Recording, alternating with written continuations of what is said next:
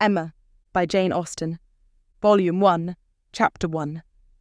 Emma Woodhouse, handsome, clever, and rich, with a comfortable home and happy disposition, seemed to unite some of the best blessings of existence, and had lived nearly 21 years in the world with very little to distress or vex her. She was the youngest of the two daughters of a most affectionate, indulgent father, and had, in consequence of her sister's marriage, been mistress of his house from a very early period. Her mother had died too long ago for her to have more than an indistinct remembrance of her caresses, and her place had been supplied by an excellent woman as governess, who had fallen little short of a mother in affection. 16 years had Miss Taylor been in Mr. Woodhouse's family, less as a governess than a friend, very fond of both daughters, but particularly of Emma. Between them it was more the intimacy of sisters. Even before Miss Taylor had ceased to hold the nominal office of governess, the mildness of her temper had hardly allowed her to impose any restraint, and the shadow of authority being now long passed away, they had been living together as friend and friend, very mutually attached, and Emma doing just what she liked, highly esteeming Miss Taylor's judgment, but directed chiefly by her own. The real evils, indeed, of Emma's situation were the power of having rather too much her own way, and a disposition to think a little too well of herself. These were the disadvantages which threatened alloy to her many enjoyments. The danger, however, was at present so unperceived that they did not by any means rank as misfortunes with her. Sorrow came, a gentle sorrow, but not at all in the shape of any disagreeable consciousness. Miss Taylor married. It was Miss Taylor's loss which first brought grief. It was on the wedding day of this beloved friend that Emma first sat in mournful thought of any continuance. The wedding over, and the bride people gone, her father and herself were left to dine together, with no prospect of a third to cheer a long evening. Her father composed himself to sleep after dinner, as usual, and she had then only to sit and think of what she had lost. The event had every promise of happiness for her friend. Mr. Weston was a man of unexceptionable character, easy fortune, suitable age, and pleasant manners, and there was some satisfaction in considering with what self-denying, generous friendship she had always wished and promoted the match. But it was a black morning's work for her. The want of Miss Taylor would be felt every hour of every day. She recalled her past kindness, the affection of 16 years, how she had taught and how she had played with her from 5 years old, how she had devoted all her powers to attach and amuse her in health, and how nursed her through the various illnesses of childhood. A large debt of gratitude was owing here, but the intercourse of the last 7 years, the equal footing and perfect unreserve which had soon followed Isabella's marriage, on their being left to each other, was yet a dearer, tenderer recollection. She had been a friend and companion such as few possessed, intelligent, well-informed, useful, gentle, knowing all the ways of the family, interested in all its concerns, and peculiarly interested in herself, in every pleasure, every scheme of hers, one to whom she could speak every thought as it arose, and who had such an affection for her as could never find fault. How was she to bear the change? It was true that her friend was going only half a mile from them, but Emma was aware that great must be the difference between a Mrs. Weston, only half a mile from them, and a Miss Taylor in the house, and with all her advantages, natural and domestic, she was now in great danger of suffering from intellectual solitude. She dearly loved her father, but he was no companion for her. He could not meet her in conversation, rational or playful. The evil of the actual disparity in their ages, and Mr. Woodhouse had not married early, was much increased by his constitution and habits, for having been a valetudinarian all his life, without activity of mind or body, he was a much older man in ways than in years, and though everywhere beloved for the friendliness of his heart and his amiable temper, his talents could not have recommended him at any time. Her sister, though comparatively but little removed by matrimony, being settled in London, only 16 miles off, was much beyond her daily reach, and many a long October and November evening must be struggled through at Hartfield before Christmas brought the next visit from Isabella and her husband and their little children to fill the house and give her pleasant society again. Highbury, the large and populous village, almost amounting to a town, to which Hartfield, in spite of its separate lawn and shrubberies and name, did really belong, afforded her no equals. The Woodhouses were first in consequence there. All looked up to them. She had many acquaintance in the place, for her father was universally civil, but not one among them who could be accepted in lieu of Miss Taylor for even half a day. It was a melancholy change, and Emma could not but sigh over it, and wish for impossible things, till her father awoke and made it necessary to be cheerful. His spirits required support. He was a nervous man, easily depressed, fond of every body that he was used to, and hating to part with them. Hating change of every kind. Matrimony, as the origin of change, was always disagreeable, and he was by no means yet reconciled to his own daughter's marrying, nor could ever speak of her, but with compassion, though it had been entirely a match of affection when he was now obliged to part with Miss Taylor too, and from his habits of gentle selfishness, and of being never able to suppose that other people could feel differently from himself, he was very much disposed to think Miss Taylor had done as sad a thing for herself as for them, and would have been a great deal happier if she had spent all the rest of her life at Hartfield. Emma smiled and chatted as cheerfully as she could to keep him from such thoughts, but when tea came, it was impossible for him not to say exactly as he had said at dinner. "Poor Miss Taylor! I wish she were here again. What a pity it is that Mr. Weston ever thought of her." "I cannot agree with you, Papa. You know I cannot. Mr. Weston is such a good-humoured, pleasant, excellent man, that he thoroughly deserves a good wife, and you would not have had Miss Taylor live with us for ever, and bear all my odd humours, when she might have a house of her own?" "A house of her own? But where is the advantage of a house of her own? This is 3 times as large. And you have never any odd humours, my dear. How often we shall be going to see them, and they coming to see us? We shall be always meeting. We must begin. We must go and pay wedding visit very soon." "My dear, how am I to get so far? Randalls is such a distance. I could not walk half so far." "No, Papa, nobody thought of your walking. We must go in the carriage, to be sure." "The carriage? But James will not like to put the horses to for such a little way. And where are the poor horses to be while we are paying our visit?" "They are to be put into Mr. Weston's stable, Papa. You know we have settled all that already. We talked it all over with Mr. Weston last night. And as for James, you may be very sure he will always like going to Randalls because of his daughter's being housemaid there. I only doubt whether he will ever take us anywhere else. That was your doing, Papa. You got Hannah that good place. Nobody thought of Hannah till you mentioned her. James is so obliged to you." "I am very glad I did think of her. It was very lucky, for I would not have had poor James think himself slighted upon any account. And I am sure she will make a very good servant. She's a civil, pretty-spoken girl. I have a great opinion of her. Whenever I see her, she always curtsies and asks me how I do, in a very pretty manner. And when you have had her here to do needlework, I observe she always turns the lock of the door the right way and never bangs it.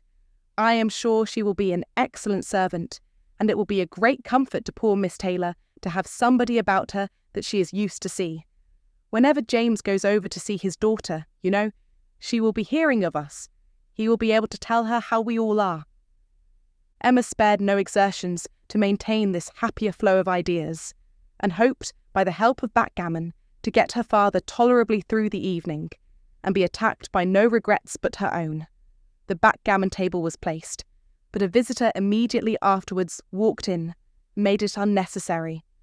Mr. Knightley, a sensible man about 7 or 38, was not only a very old and intimate friend of the family, but particularly connected with it, as the elder brother of Isabella's husband. He lived about a mile from Highbury, was a frequent visitor, and always welcome, and at this time more welcome than usual, as coming directly from their mutual connections in London. He had returned to a late dinner, after some days' absence, and now walked up to Hartfield to say that all were well in Brunswick Square. It was a happy circumstance, and animated Mr. Woodhouse for some time.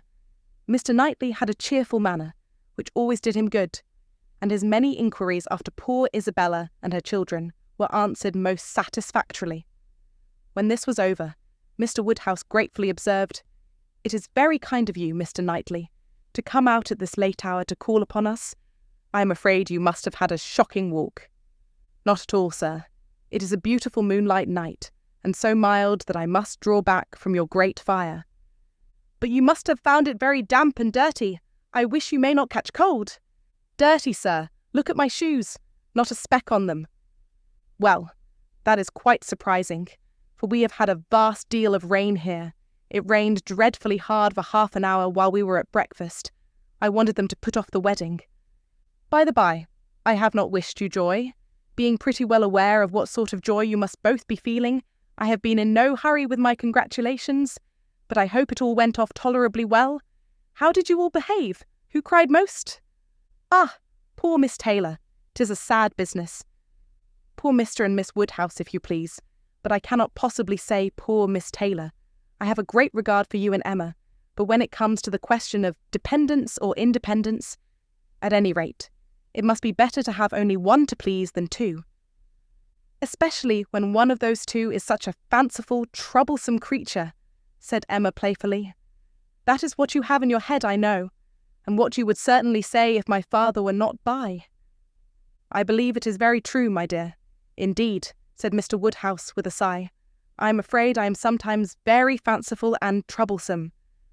"My dearest papa, you do not think I could mean you, or suppose Mr. Knightley to mean you? What a horrible idea! Oh no, I meant only myself. Mr. Knightley loves to find fault with me, you know. In a joke. It is all a joke. We always say what we like to one another." Mr. Knightley, in fact, was one of the few people who could see faults in Emma Woodhouse, and the only one who ever told her of them. And though this was not particularly agreeable to Emma herself, she knew it would be so much less so to her father, that she would not have him really suspect such a circumstance as her not being thought perfect by everybody.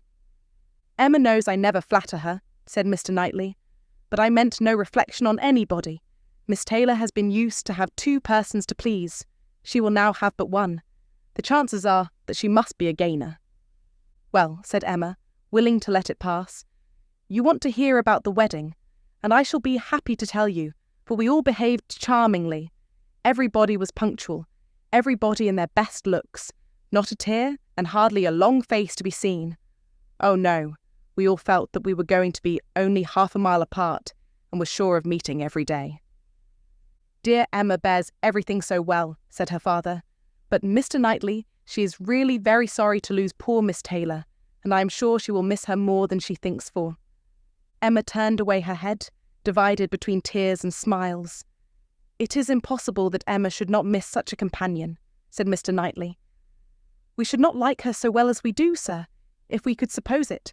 But she knows how much the marriage is to Miss Taylor's advantage.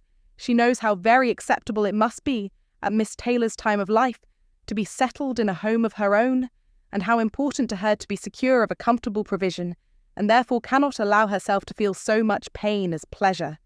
Every friend of Miss Taylor must be glad to have her so happily married."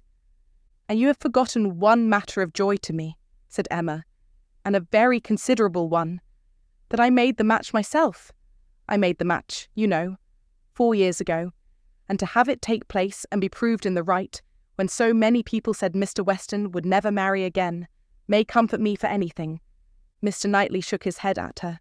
Her father fondly replied, "Ah, my dear, I wish you would not make matches and foretell things, for whatever you say always comes to pass. Pray do not make any more matches." "I promise you to make none for myself, papa, but I must indeed for other people. It is the greatest amusement in the world, and after such success, you know. Everybody said that Mr. Weston would never marry again. Oh dear, no. Mr. Weston, who had been a widower so long, and who seemed so perfectly comfortable without a wife, so constantly occupied either in his business in town or among his friends here, always acceptable wherever he went, always cheerful. Mr. Weston need not spend a single evening in the year alone if he did not like it. Oh no, Mr. Weston certainly would never marry again. Some people even talked of a promise to his wife on her deathbed, and others of the son and the uncle not letting him. All manner of solemn nonsense was talked on the subject, but I believed none of it. Ever since the day, about 4 years ago, that Miss Taylor and I met with him in Broadway Lane, when, because it began to drizzle, he darted away with so much gallantry and borrowed 2 umbrellas for us from Farmer Mitchell's. I made up my mind on the subject. I planned the match from that hour, and when such success has blessed me in this instance, dear papa, you cannot think that I shall leave off matchmaking." "I do not understand what you mean by success," said Mr. Knightley. "Success supposes endeavour. Your time has been properly and delicately spent, if you have been endeavouring for the last 4 years to bring about this marriage. A worthy employment for a young lady's mind.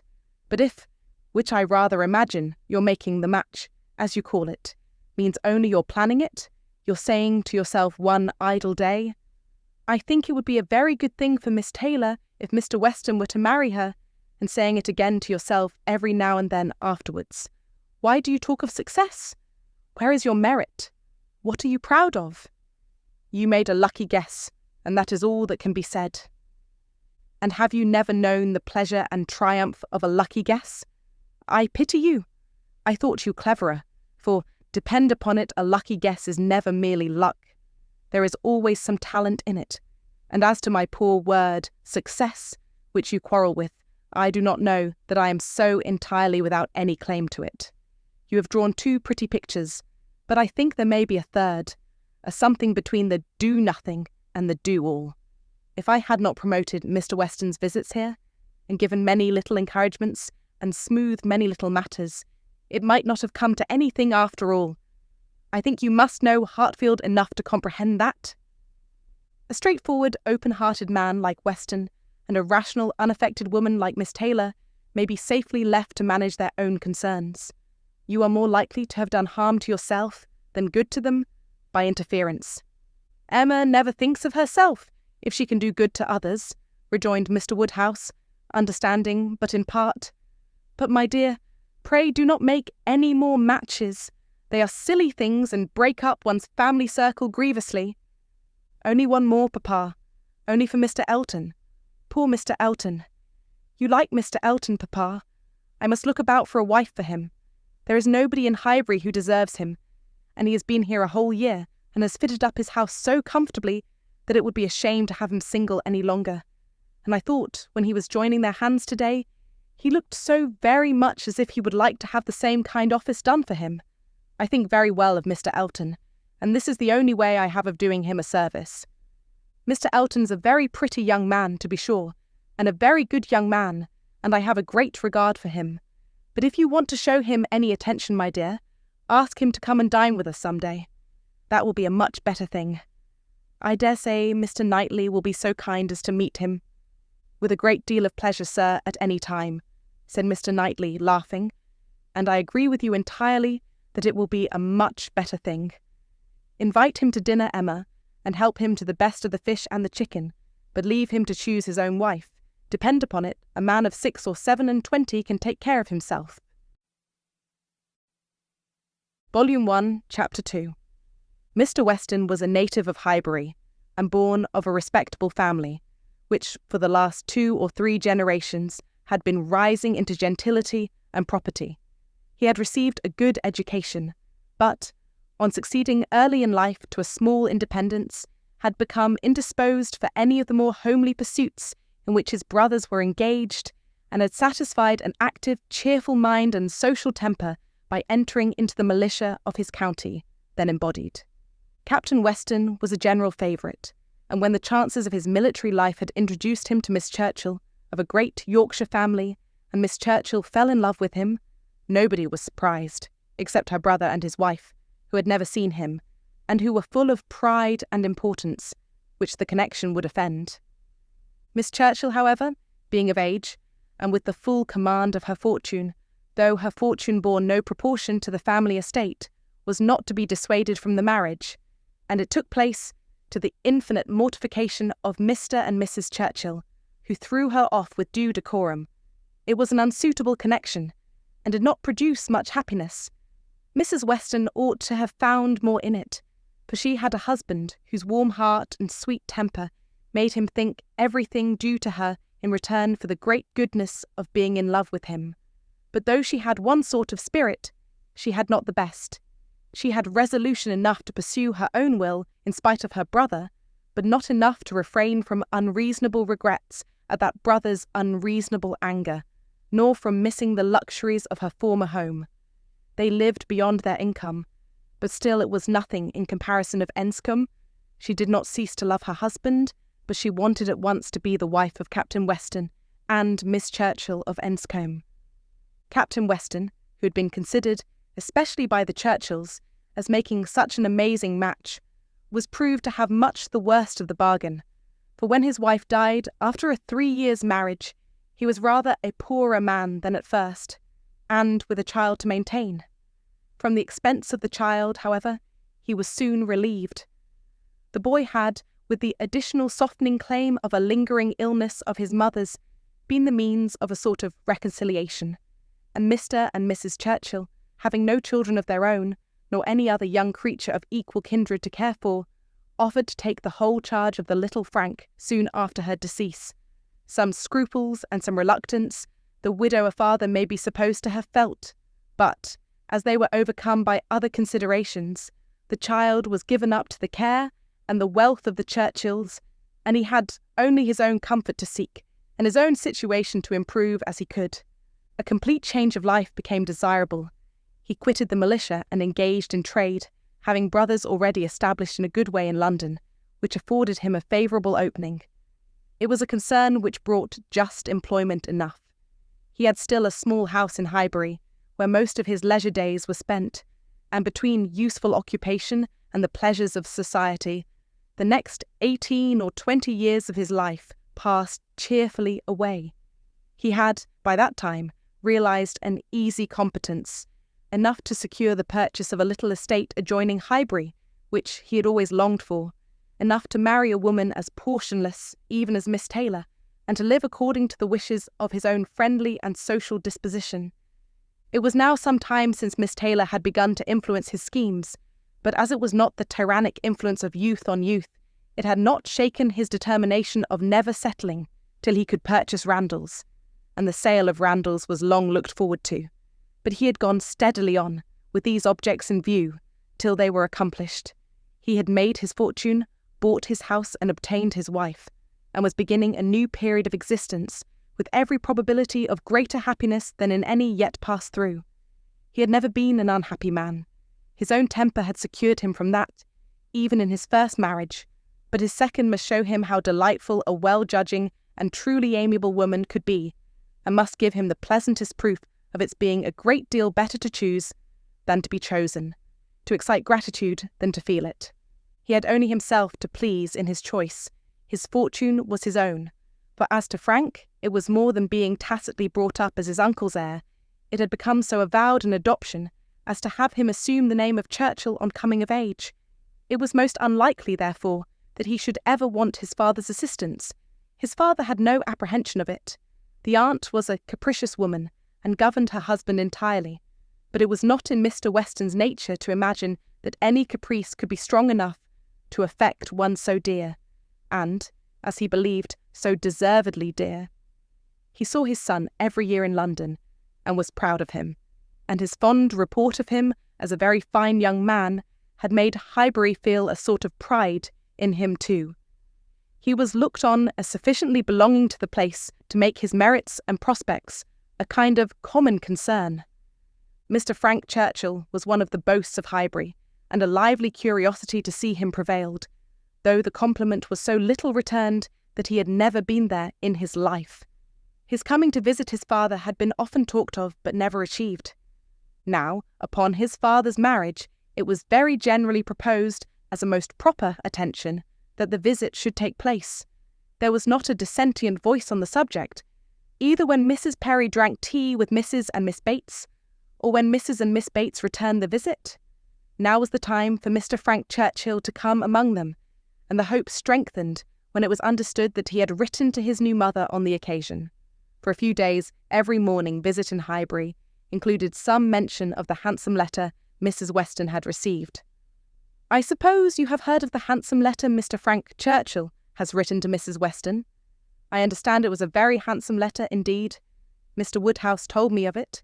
Mr. Woodhouse saw the letter, and he says he never saw such a handsome letter in his life. It was indeed a highly prized letter. Mrs. Weston had, of course, formed a very favourable idea of the young man, and such a pleasing attention was an irresistible proof of his great good sense, and a most welcome addition to every source and every expression of congratulation which her marriage had already secured. She felt herself a most fortunate woman, and she had lived long enough to know how fortunate she might well be thought, where the only regret was for a partial separation from friends whose friendship for her had never cooled, and who could ill bear to part with her. She knew that at times she must be missed, and could not think, without pain, of Emma's losing a single pleasure, or suffering an hour's ennui from the want of her companionableness. But dear Emma was of no feeble character. She was more equal to her situation than most girls would have been, and had sense and energy and spirits that might be hoped would bear her well and happily through its little difficulties and privations. And then there was such comfort in the very easy distance of Randalls from Hartfield, so convenient for even solitary female walking, and in Mr. Weston's disposition and circumstances, which would make the approaching season no hindrance to their spending half the evenings in the week together.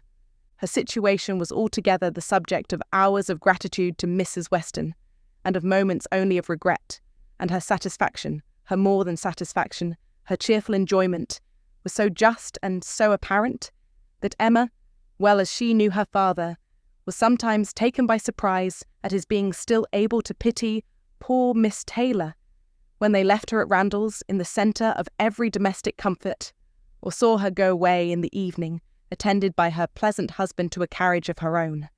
But never did she go without Mr. Woodhouse's giving a gentle sigh and saying, "Ah, poor Miss Taylor, she would be very glad to stay." There was no recovering Miss Taylor, nor much likelihood of ceasing to pity her, but a few weeks brought some alleviation to Mr. Woodhouse. The compliments of his neighbours were over. He was no longer teased by being wished joy of so sorrowful an event, and the wedding cake, which had been a great distress to him, was all eat up. His own stomach could bear nothing rich, and he could never believe other people to be different from himself. What was unwholesome to him, he regarded as unfit for any body, and he had therefore earnestly tried to dissuade them from having any wedding cake at all, and when that proved vain, as earnestly tried to prevent anybody's eating it. He had been at the pains of consulting Mr. Perry, the apothecary, on the subject. Mr. Perry was an intelligent, gentlemanlike man, whose frequent visits were one of the comforts of Mr. Woodhouse's life, and upon being applied to, he could not but acknowledge, though it seemed rather against the bias of inclination, that wedding cake might certainly disagree with many, perhaps with most people, unless taken moderately. With such an opinion, in confirmation of his own, Mr. Woodhouse hoped to influence every visitor of the newly married pair, but still the cake was eaten, and there was no rest for his benevolent nerves till it was all gone. There was a strange rumour in Highbury of all the little Perrys being seen with a slice of Mrs. Weston's wedding cake in their hands, but Mr. Woodhouse would never believe it. Volume 1, Chapter 3.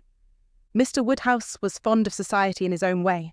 He liked very much to have his friends come and see him, and, from various united causes, from his long residence at Hartfield, and his good nature, from his fortune, his house, and his daughter, he could command the visits of his own little circle, in a great measure as he liked. He had not much intercourse with any families beyond that circle. His horror of late hours and large dinner parties made him unfit for any acquaintance but such as would visit him on his own terms. Fortunately for him, Highbury, including Randalls in the same parish, and Donwell Abbey in the parish adjoining, the seat of Mr. Knightley, comprehended many such. Not unfrequently, through Emma's persuasion, he had some of the chosen and the best to dine with him, but evening parties were what he preferred, and, unless he fancied himself at any time unequal to company, there was scarcely an evening in the week in which Emma could not make up a card table for him. Real, long-standing regard brought the Westons and Mr. Knightley, and by Mr. Elton, a young man living alone without liking it, the privilege of exchanging any vacant evening of his own blank solitude for the elegancies and society of Mr. Woodhouse's drawing-room and the smiles of his lovely daughter, was in no danger of being thrown away. After these came a second set, among the most come-at-able of whom were Mrs. and Miss Bates and Mrs. Goddard, 3 ladies almost always at the service of an invitation from Hartfield, and who were fetched and carried home so often that Mr. Woodhouse thought it no hardship for either James or the horses. Had it taken place only once a year, it would have been a grievance. Mrs. Bates, the widow of a former vicar of Highbury, was a very old lady, almost past everything but tea and quadrille. She lived with her single daughter in a very small way, and was considered with all the regard and respect which a harmless old lady, under such untoward circumstances, can excite. Her daughter enjoyed a most uncommon degree of popularity for a woman neither young, handsome, rich, nor married. Miss Bates stood in the very worst predicament in the world for having much of the public favour, and she had no intellectual superiority to make atonement to herself, or frighten those who might hate her into outward respect. She had never boasted either beauty or cleverness. Her youth had passed without distinction, and her middle of life was devoted to the care of a failing mother, and the endeavour to make a small income go as far as possible. And yet she was a happy woman, and a woman whom no one named without goodwill. It was her own universal goodwill and contented temper which worked such wonders. She loved everybody, was interested in everybody's happiness, quick-sighted to everybody's merits, thought herself a most fortunate creature, and surrounded with blessings and such an excellent mother, and so many good neighbours and friends, and a home that wanted for nothing. The simplicity and cheerfulness of her nature, her contented and grateful spirit, were a recommendation to everybody, and a mine of felicity to herself. She was a great talker upon little matters, which exactly suited Mr. Woodhouse, full of trivial communications and harmless gossip. Mrs. Goddard was the mistress of a school, not of a seminary or an establishment, or anything which professed, in long sentences of refined nonsense, to combine liberal acquirements with elegant morality upon new principles and new systems, and where young ladies for enormous pay might be screwed out of health and into vanity, but a real, honest, old-fashioned boarding school, where a reasonable quantity of accomplishments were sold at a reasonable price, and where girls might be sent to be out of the way and scramble themselves into a little education without any danger of coming back prodigies. Mrs. Goddard's school was in high repute, and very deservedly, for Highbury was reckoned a particularly healthy spot. She had an ample house and garden, gave the children plenty of wholesome food, let them run about a great deal in the summer, and in winter dressed their chilblains with her own hands. It was no wonder that a train of 20 young couple now walked after her to church.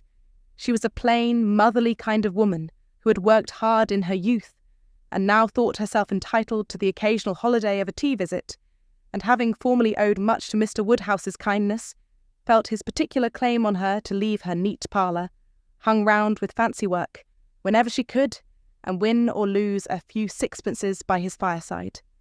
These were the ladies whom Emma found herself very frequently able to collect, and happy was she, for her father's sake, in the power, though as far as she was herself concerned, it was no remedy for the absence of Mrs. Weston.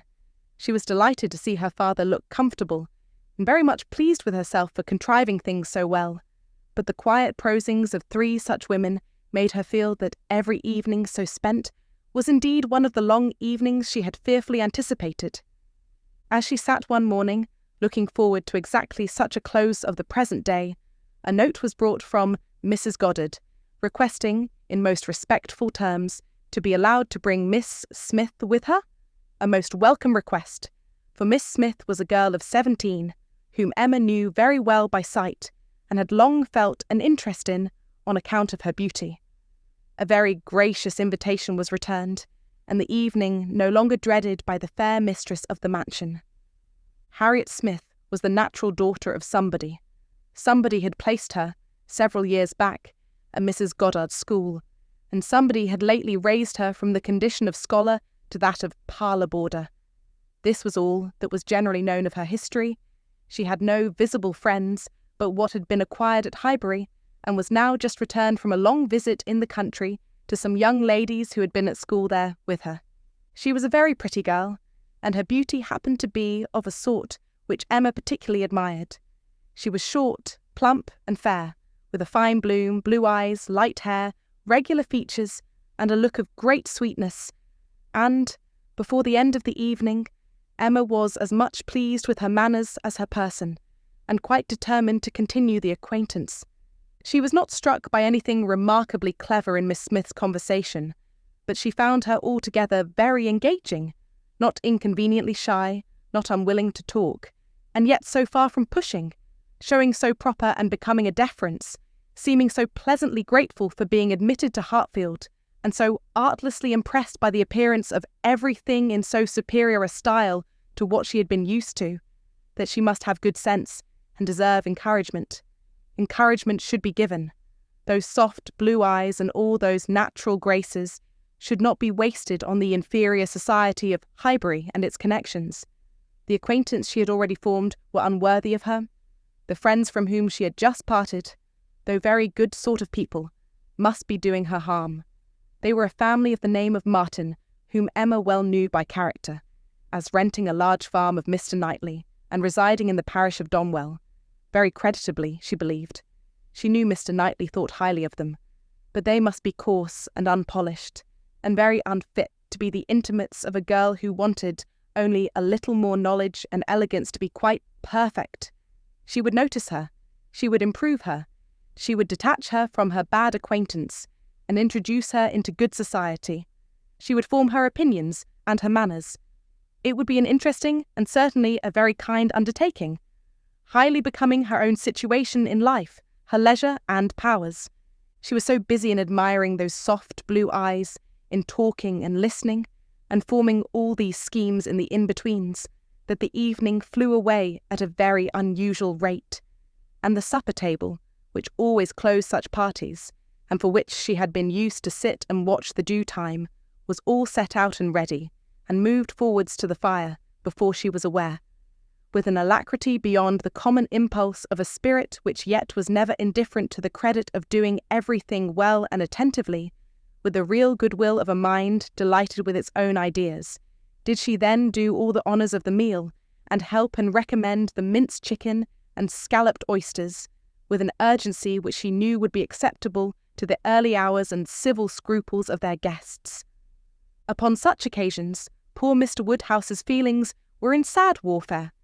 He loved to have the cloth laid because it had been the fashion of his youth, but his conviction of suppers being very unwholesome made him rather sorry to see anything put on it, and while his hospitality would have welcomed his visitors to everything, his care for their health made him grieve that they would eat. Such another small basin of thin gruel as his own was all that he could, with thorough self-approbation, recommend, though he might constrain himself, while the ladies were comfortably clearing the nicer things, to say, "Mrs. Bates, let me propose your venturing on one of these eggs. An egg boiled very soft is not unwholesome. Searle understands boiling an egg better than anybody. I would not recommend an egg boiled by anybody else. But you need not be afraid. They are very small, you see. One of our small eggs will not hurt you. Miss Bates, let Emma help you to a little bit of tart. A very little bit. Ours are all apple tarts. You need not be afraid of unwholesome preserves here. I do not advise the custard. Mrs. Goddard, what say you to half a glass of wine? A small half-glass put into a tumbler of water? I do not think it could disagree with you." Emma allowed her father to talk, but supplied her visitors in a much more satisfactory style, and on the present evening had particular pleasure in sending them away happy. The happiness of Miss Smith was quite equal to her intentions. Miss Woodhouse was so great a personage in Highbury that the prospect of the introduction had given as much panic as pleasure. But the humble, grateful little girl went off with highly gratified feelings, delighted with the affability with which Miss Woodhouse had treated her all the evening, and actually shaken hands with her at last. Volume 1, Chapter 4. Harriet Smith's intimacy at Hartfield was soon a settled thing. Quick and decided in her ways, Emma lost no time in inviting, encouraging, and telling her to come very often, and as their acquaintance increased, so did their satisfaction in each other. As a walking companion, Emma had very early foreseen how useful she might find her. In that respect, Mrs. Weston's loss had been important. Her father never went beyond the shrubbery, where 2 divisions of the ground sufficed him for his long walk or his short, as the year varied. And since Mrs. Weston's marriage, her exercise had been too much confined. She had ventured once alone to Randalls, but it was not pleasant, and a Harriet Smith, therefore, one whom she could summon at any time to a walk, would be a valuable addition to her privileges. But in every respect, as she saw more of her, she approved her, and was confirmed in all her kind designs. Harriet certainly was not clever, but she had a sweet, docile, grateful disposition, was totally free from conceit, and only desiring to be guided by anyone she looked up to. Her early attachment to herself was very amiable, and her inclination for good company and power of appreciating what was elegant and clever showed that there was no want of taste, though strength of understanding must not be expected. Altogether, she was quite convinced of Harriet Smith's being exactly the young friend she wanted, exactly the something which her home required.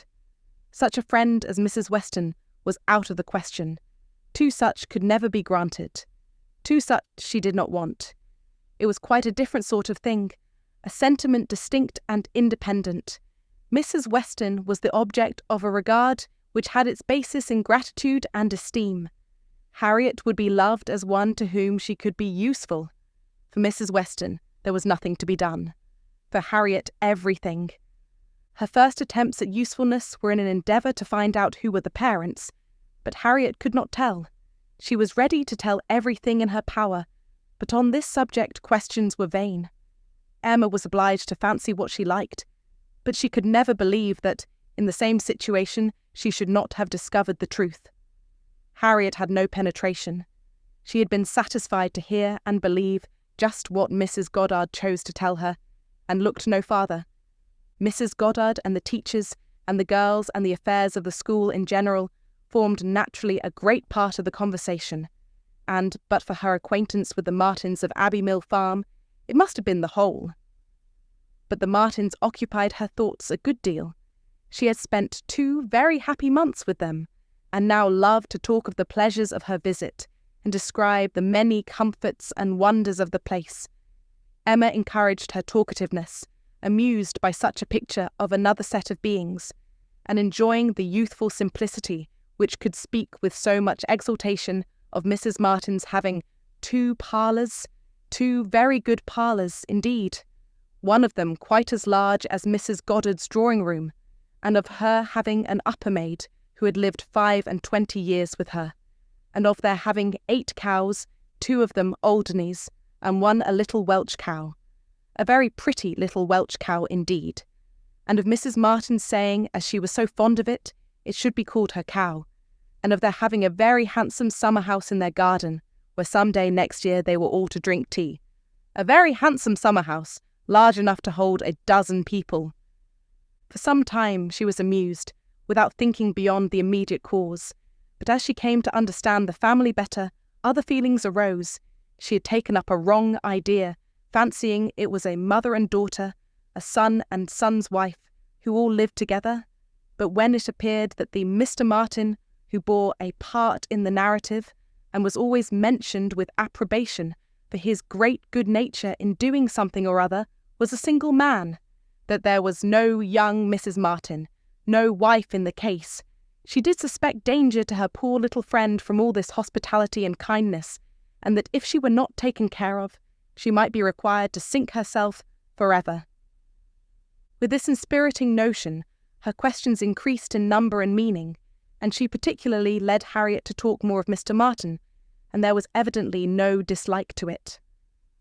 Harriet was very ready to speak of the share he had had in their moonlight walks and merry evening games, and dwelt a good deal upon his being so very good-humoured and obliging. He had gone 3 miles round one day in order to bring her some walnuts, because she had said how fond she was of them, and in everything else he was so very obliging. He had his shepherd's son into the parlour one night on purpose to sing to her. She was very fond of singing. He could sing a little himself. She believed he was very clever, and understood everything. He had a very fine flock, and, while she was with them, he had been bid more for his wool than anybody in the country. She believed everybody spoke well of him. His mother and sisters were very fond of him. Mrs. Martin had told her one day, and there was a blush as she said it, that it was impossible for anybody to be a better son, and therefore she was sure, whenever he married, he would make a good husband. Not that she wanted him to marry. She was in no hurry at all. "Well done, Mrs. Martin," thought Emma. "You know what you are about." And when she had come away, Mrs. Martin was so very kind as to send Mrs. Goddard a beautiful goose, the finest goose Mrs. Goddard had ever seen. Mrs. Goddard had dressed it on a Sunday and asked all the 3 teachers, Miss Nash and Miss Prince and Miss Richardson, to sup with her. Mr. Martin, I suppose, is not a man of information beyond the line of his own business? He does not read? Oh, yes. That is, no, I do not know. But I believe he has read a good deal, but not what you would think anything of. He reads the agricultural reports and some other books that lay in one of the window seats, but he reads all them to himself. But sometimes of an evening, before we went to cards, he would read something aloud out of the Elegant Extracts. Very entertaining. And I know he has read The Vicar of Wakefield. He never read The Romance of the Forest, nor The Children of the Abbey. He had never heard of such books before I mentioned them, but he is determined to get them now as soon as ever he can. The next question was, what sort of looking man is Mr. Martin? Oh, not handsome. Not at all handsome. I thought him very plain at first, but I do not think him so plain now. One does not, you know, after a time. But did you never see him? He is in Highbury every now and then, and he is sure to ride through every week in his way to Kingston. He has passed you very often. That may be, and I may have seen him 50 times, but without having any idea of his name. A young farmer, whether on horseback or on foot, is the very last sort of person to raise my curiosity. The yeomanry are precisely the order of people with whom I feel I can have nothing to do. A degree or 2 lower, and a creditable appearance might interest me. I might hope to be useful to their families in some way or other.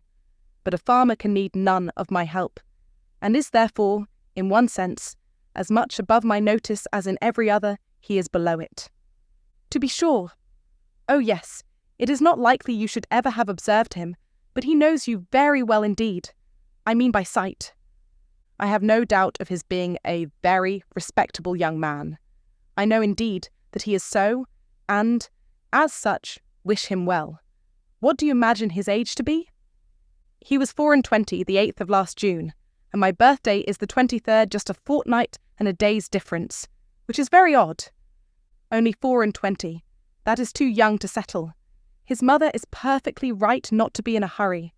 They seem very comfortable as they are, and if she were to take any pains to marry him, she would probably repent it. 6 years hence, if he could meet with a good sort of young woman in the same rank as his own, with a little money, it might be very desirable. 6 years hence?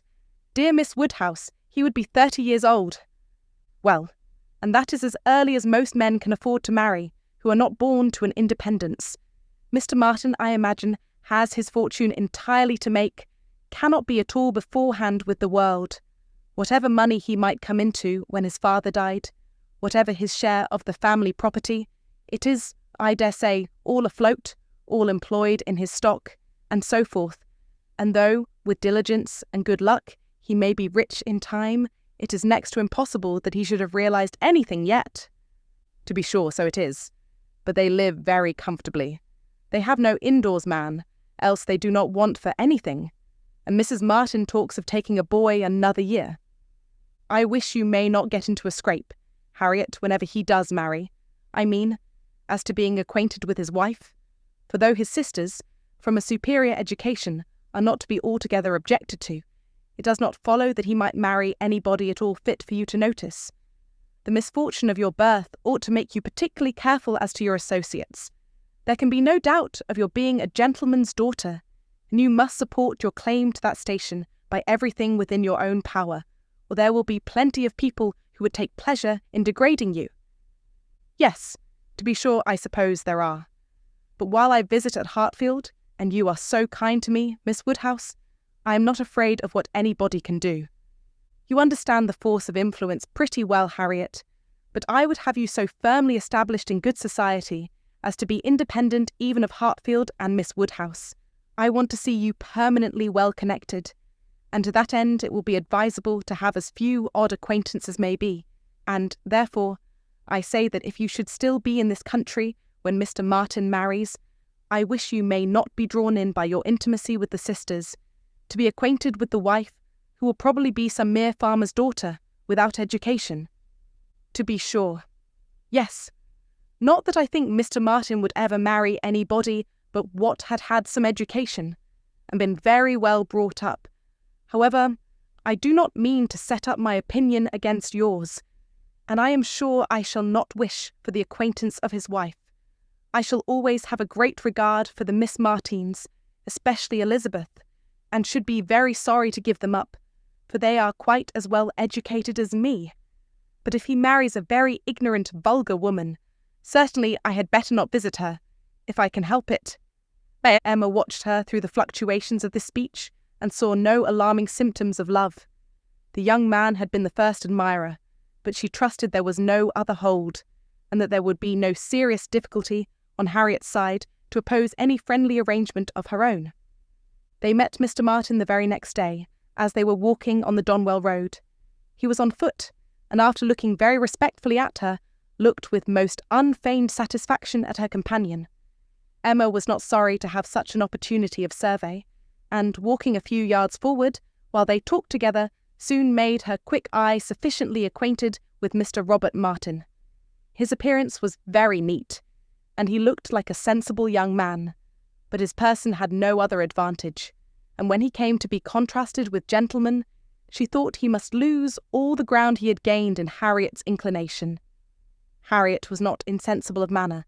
She had voluntarily noticed her father's gentleness with admiration as well as wonder. Mr. Martin looked as if he did not know what manner was. They remained but a few minutes together, as Miss Woodhouse must not be kept waiting, and Harriet then came running to her with a smiling face and in a flutter of spirits, which Miss Woodhouse hoped very soon to compose. "Only think of our happening to meet him. How very odd! It was quite a chance, he said, that he had not gone round by Randalls. He did not think we ever walked this road. He thought we walked towards Randalls most days. He has not been able to get the romance of the forest yet. He was so busy the last time he was at Kingston that he quite forgot it. But he goes again tomorrow. So very odd we should happen to meet. Well, Miss Woodhouse, is he like what you expected? What do you think of him? Do you think him so very plain?"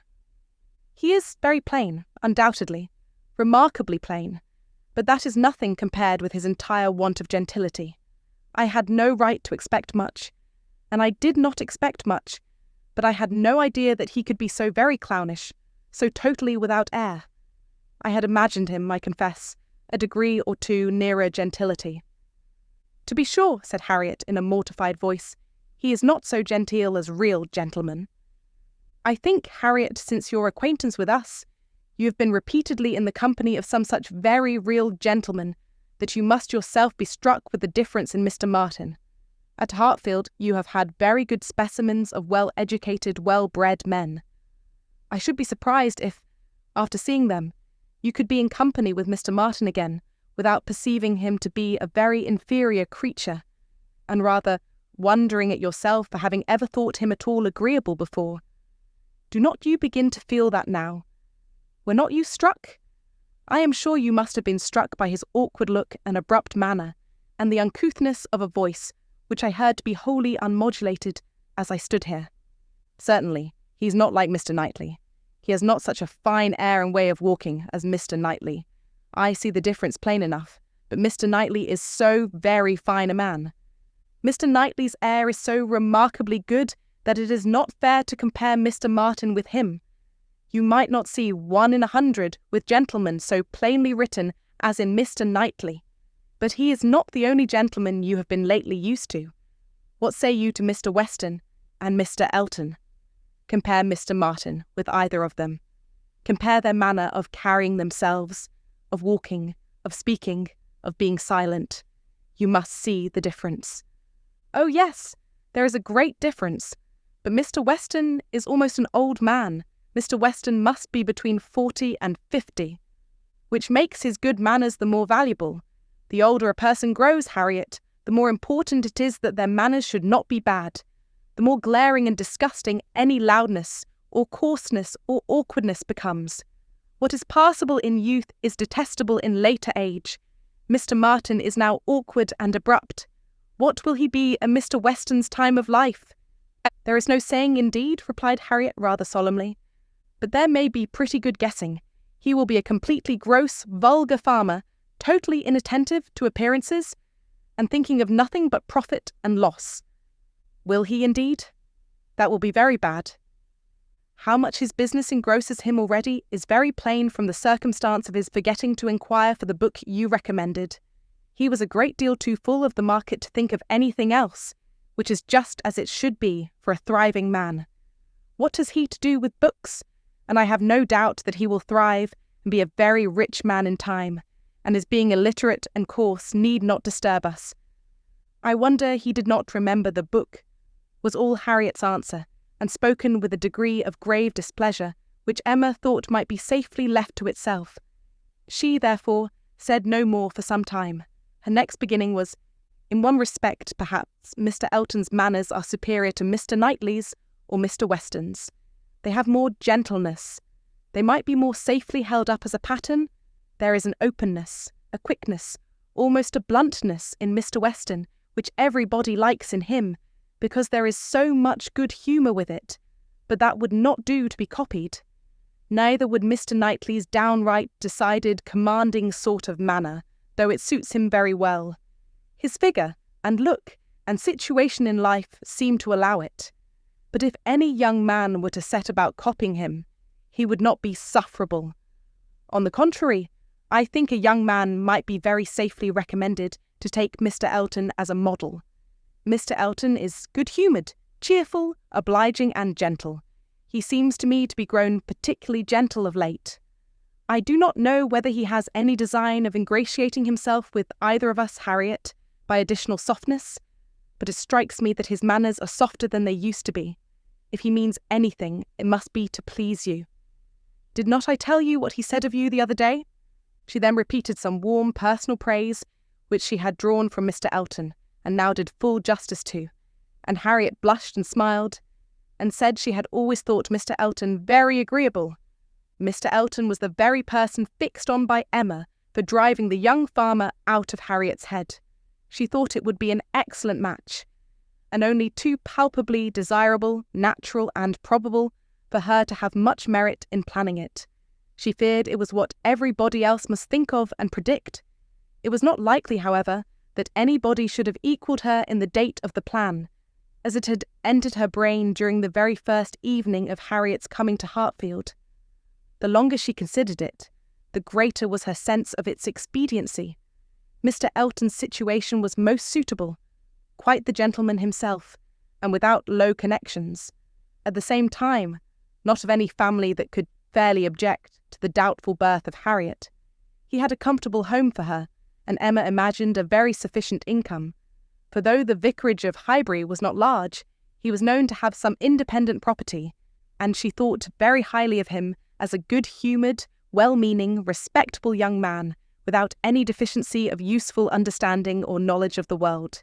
She had already satisfied herself that he thought Harriet a beautiful girl, which she trusted, with such frequent meetings at Hartfield, was foundation enough on his side, and on Harriet's. There could be little doubt that the idea of being preferred by him would have all the usual weight and efficacy.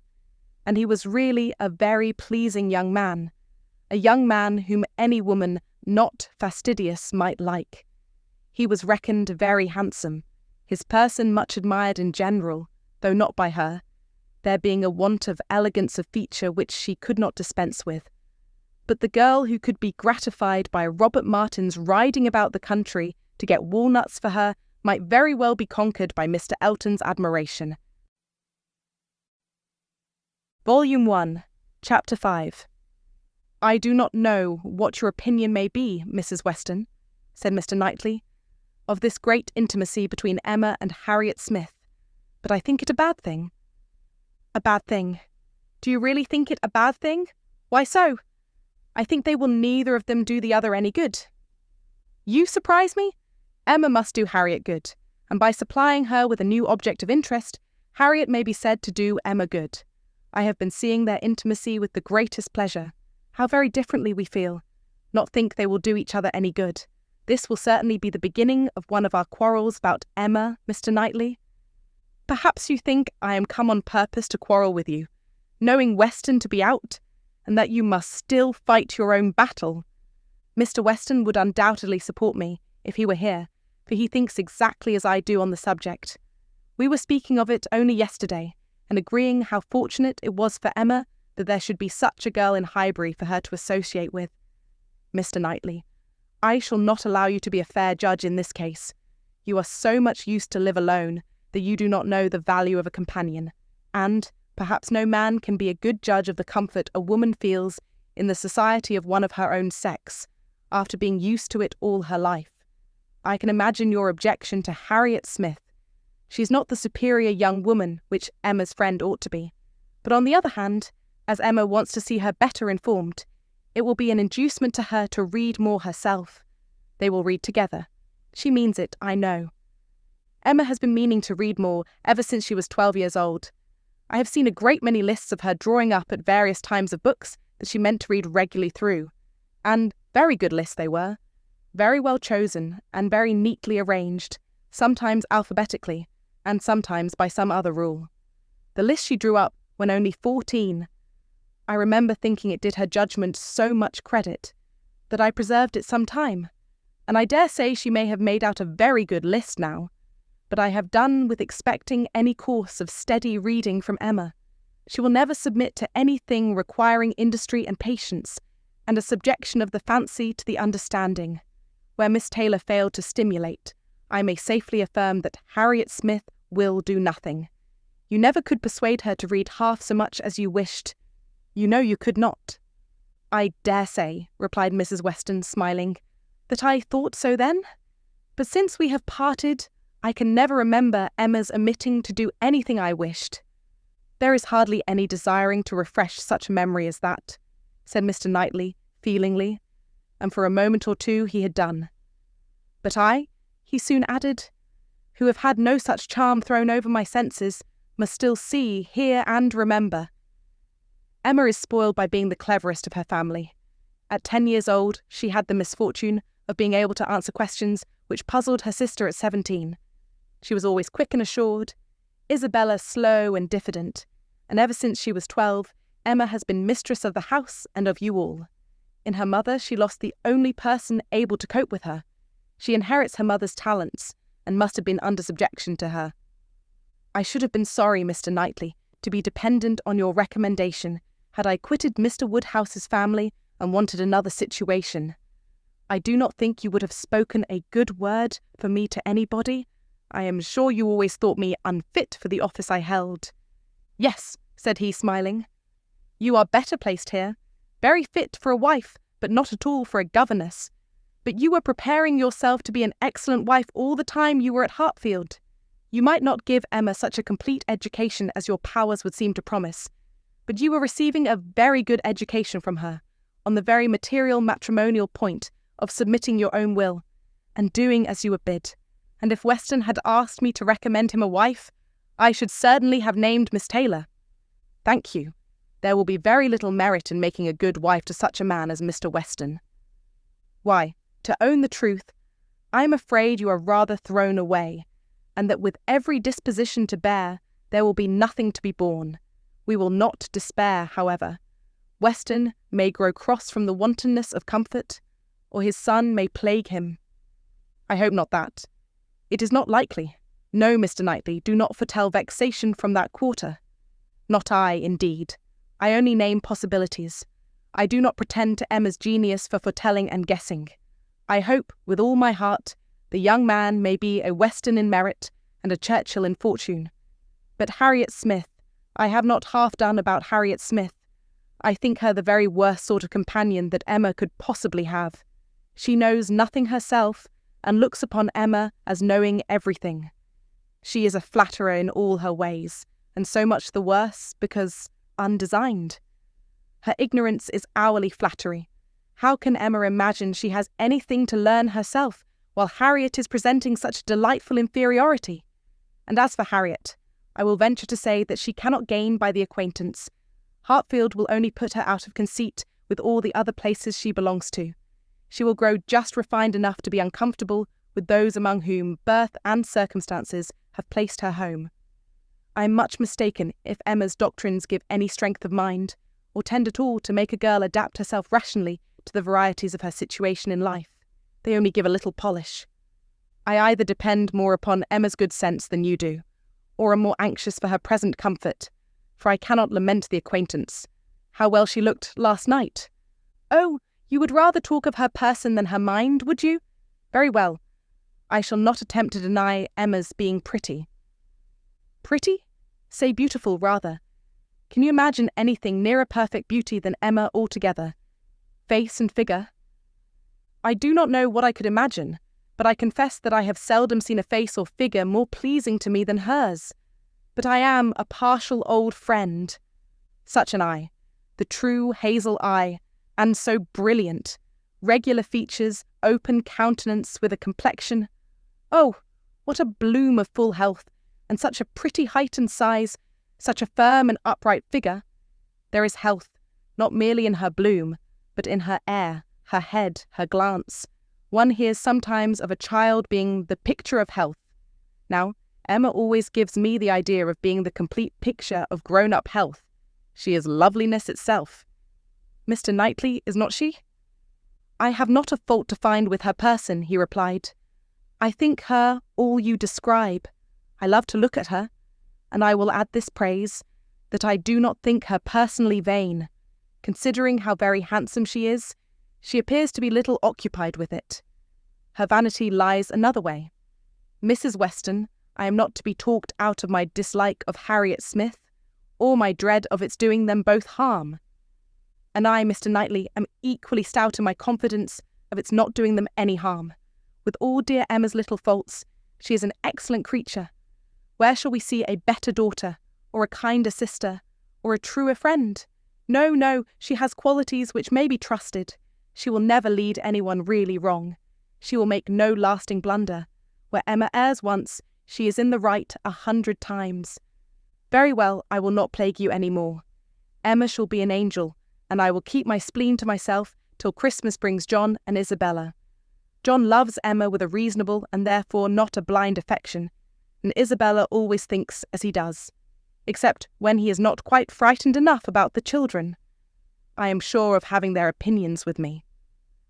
I know that you all love her really too well to be unjust or unkind, but excuse me, Mr. Knightley, if I take the liberty, I consider myself, you know, as having somewhat of the privilege of speech that Emma's mother might have had, the liberty of hinting that I do not think any possible good can arise from Harriet Smith's intimacy being made a matter of much discussion among you. Pray excuse me, but supposing any little inconvenience may be apprehended from the intimacy, it cannot be expected that Emma, accountable to nobody but her father, who perfectly approves the acquaintance, should put an end to it, so long as it is a source of pleasure to herself. It has been so many years my province to give advice, that you cannot be surprised, Mr. Knightley, at this little remains of office. Not at all, cried he. I am much obliged to you for it. It is very good advice, and it shall have a better fate than your advice has often found, for it shall be attended to. Mrs. John Knightley is easily alarmed and might be made unhappy about her sister. Be satisfied, said he. I will not raise any outcry. I will keep my ill humour to myself. I have a very sincere interest in Emma. Isabella does not seem more my sister, has never excited a greater interest, perhaps hardly so great. There is an anxiety, a curiosity in what one feels for Emma. I wonder what will become of her. So do I, said Mrs. Weston gently. Very much.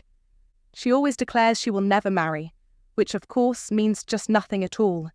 But I have no idea that she has yet ever seen a man she cared for. It would not be a bad thing for her to be very much in love with a proper object. I should like to see Emma in love, and in some doubt of a return. It would do her good. But there is nobody hereabouts to attach her, and she goes so seldom from home. There does indeed seem as little to tempt her to break her resolution at present, said Mrs. Weston, as can well be. And while she is so happy at Hartfield, I cannot wish her to be forming any attachment which would be creating such difficulties on poor Mr. Woodhouse's account.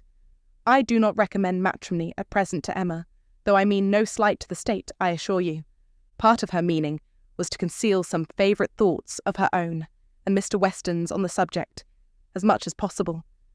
There were wishes at Randalls respecting Emma's destiny, but it was not desirable to have them suspected, and the quiet transition which Mr. Knightley soon afterwards made to "What does Weston think of the weather? Shall we have rain?" convinced her that he had nothing more to say or surmise about Hartfield. Volume 1, Chapter 6.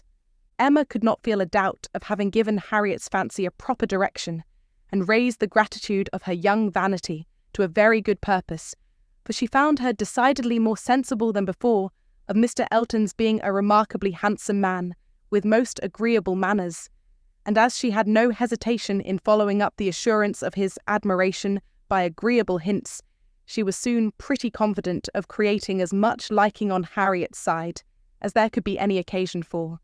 She was quite convinced of Mr. Elton's being in the fairest way of falling in love, if not in love already. She had no scruple with regard to him. He talked of Harriet and praised her so warmly that she could not suppose anything wanting which a little time would not add. His perception of the striking improvement of Harriet's manner since her introduction at Hartfield was not one of the least agreeable proofs of his growing attachment. "You have given Miss Smith all that she required," said he. "You have made her graceful and easy. She was a beautiful creature when she came to you, but, in my opinion, the attractions you have added are infinitely superior to what she received from nature. I am glad you think I have been useful to her, but Harriet only wanted drawing out, and receiving a few, very few hints.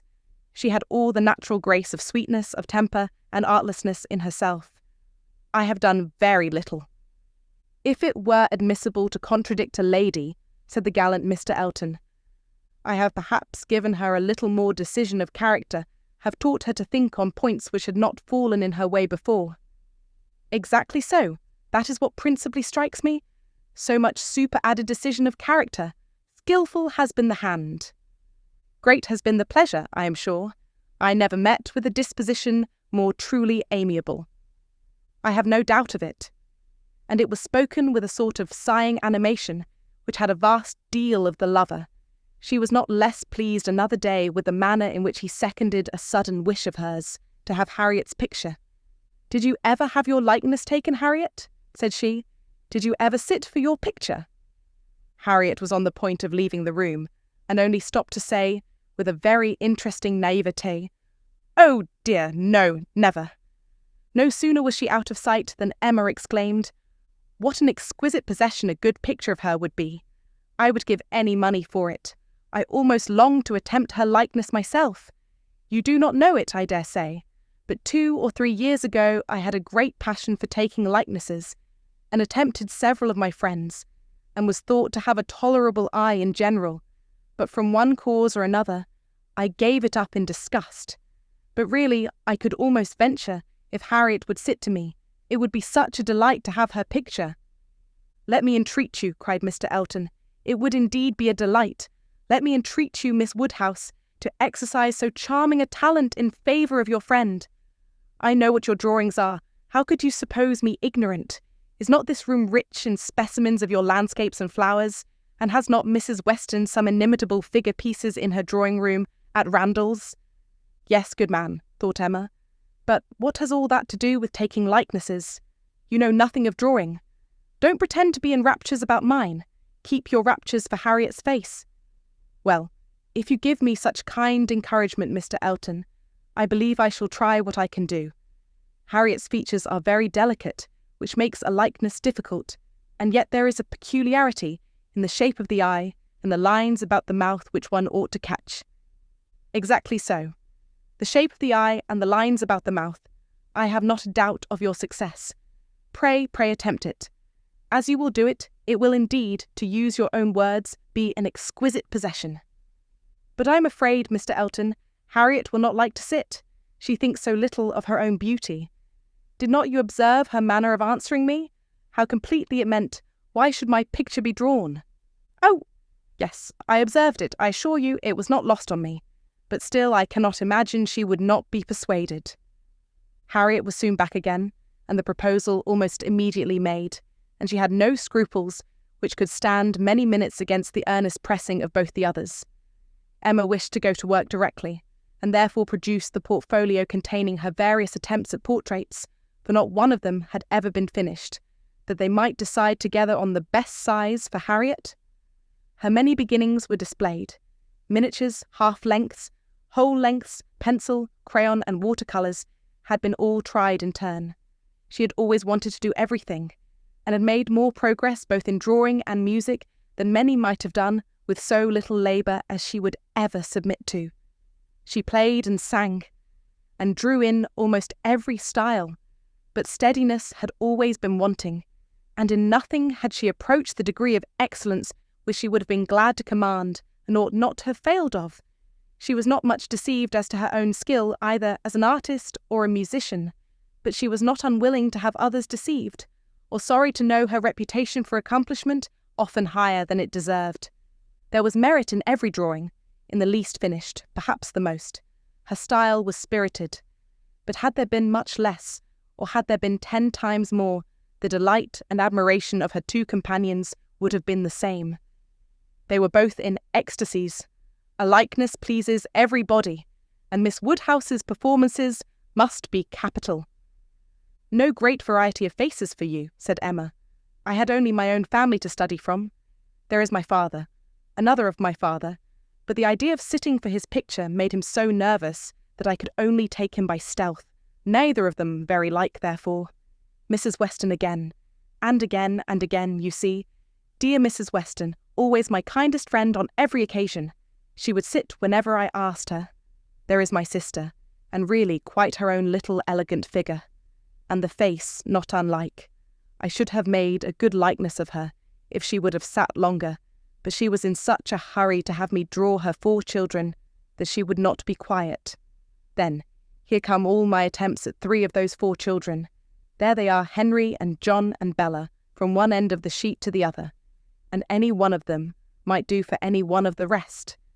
She was so eager to have them drawn that I could not refuse, but there is no making children of 3 or 4 years old stand still, you know, nor can it be very easy to take any likeness of them, beyond the air and complexion, unless they are coarser featured than any of mamma's children ever were.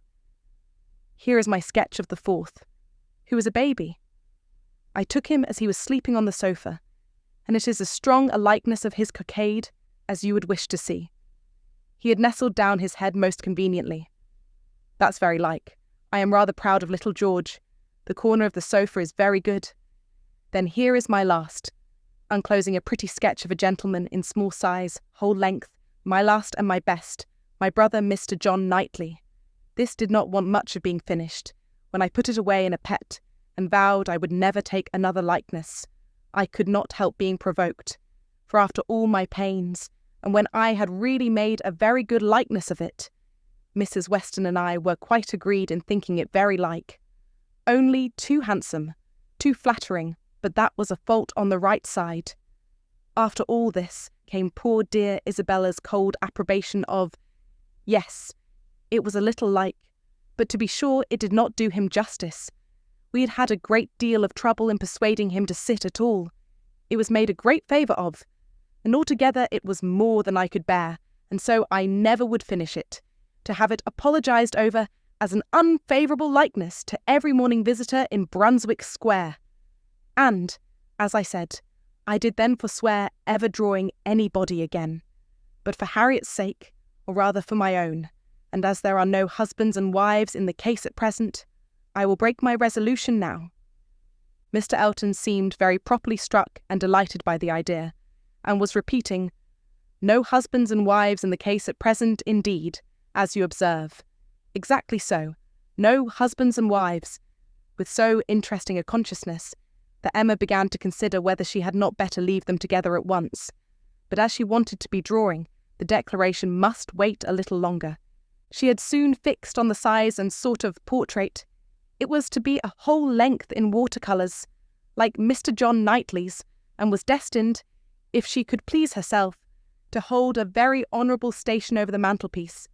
The sitting began, and Harriet, smiling and blushing, and afraid of not keeping her attitude and countenance, presented a very sweet mixture of youthful expression to the steady eyes of the artist.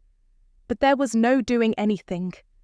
With Mr. Elton fidgeting behind her and watching every touch, she gave him credit for stationing himself where he might gaze and gaze again without offence, but was really obliged to put an end to it, and request him to place himself elsewhere. It then occurred to her to employ him in reading. If he would be so good as to read to them, it would be a kindness indeed. It would amuse away the difficulties of her part and lessen the irksomeness of Miss Smith's.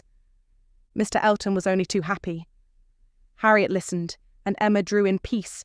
She must allow him to be still frequently coming to look. Anything less would certainly have been too little in a lover, and he was ready at the smallest intermission of the pencil to jump up and see the progress and be charmed. There was no being displeased with such an encourager, for his admiration made him discern a likeness almost before it was possible.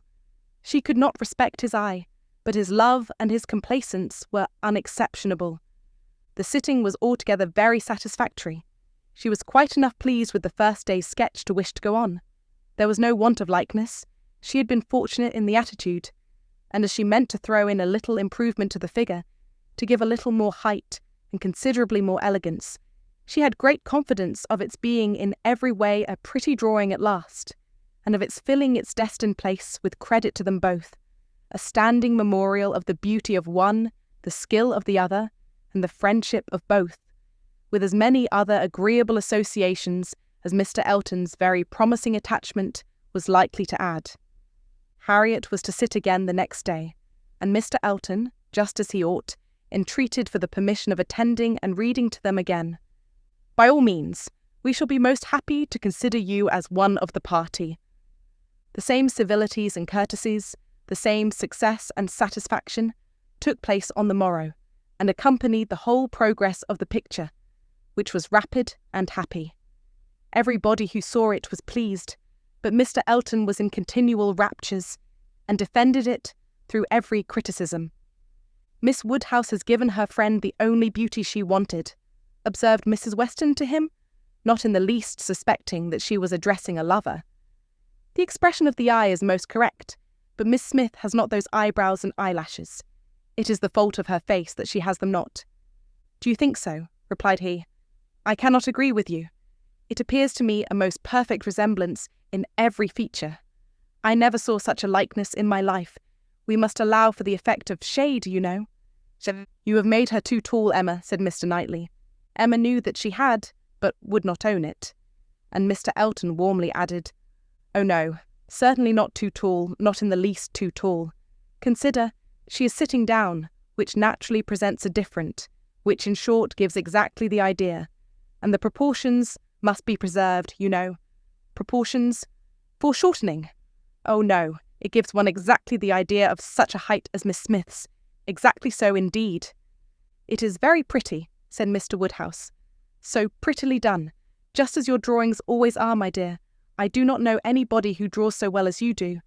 The only thing I do not thoroughly like is that she seems to be sitting out of doors, with only a little shawl over her shoulders, and it makes one think she must catch cold. But my dear papa, it is supposed to be summer, a warm day in summer. Look at the tree. But it is never safe to sit out of doors, my dear." "You, sir, may say anything," cried Mr. Elton, "but I must confess that I regard it as a most happy thought, the placing of Miss Smith out of doors, and the tree is touched with such inimitable spirit. Any other situation would have been much less in character. The naivete of Miss Smith's manners, and altogether, oh, it is most admirable. I cannot keep my eyes from it. I never saw such a likeness. The next thing wanted was to get the picture framed, and here were a few difficulties. It must be done directly. It must be done in London. The order must go through the hands of some intelligent person whose taste could be depended on. and Isabella, the usual doer of all commissions, must not be applied to, because it was December, and Mr. Woodhouse could not bear the idea of her stirring out of her house in the fogs of December. But no sooner was the distress known to Mr. Elton than it was removed. His gallantry was always on the alert. Might he be trusted with the commission? What infinite pleasure should he have in executing it? He could ride to London at any time. It was impossible to say how much he should be gratified by being employed on such an errand. He was too good. She could not endure the thought. She would not give him such a troublesome office for the world, brought on the desired repetition of entreaties and assurances. And a very few minutes settled the business. Mr. Elton was to take the drawing to London, choose the frame and give the directions, and Emma thought she could so pack it as to ensure its safety without much incommoding him, while he seemed mostly fearful of not being incommoded enough. "What a precious deposit," said he with a tender sigh, as he received it. "This man is almost too gallant to be in love," thought Emma. "I should say so, but that I suppose there may be 100 different ways of being in love. He is an excellent young man, and will suit Harriet exactly. It will be an exactly so, as he says himself, but he does sigh and languish and study for compliments rather more than I could endure as a principal. I come in for a pretty good share as a second, but it is his gratitude on Harriet's account." Volume 1, Chapter 7. The very day of Mr. Elton's going to London produced a fresh occasion for Emma's services towards her friend. Harriet had been at Hartfield, as usual, soon after breakfast, and, after a time, had gone home to return again to dinner. She returned, and sooner than had been talked of, and with an agitated, hurried look, announcing something extraordinary to have happened which she was longing to tell. Half a minute brought it all out.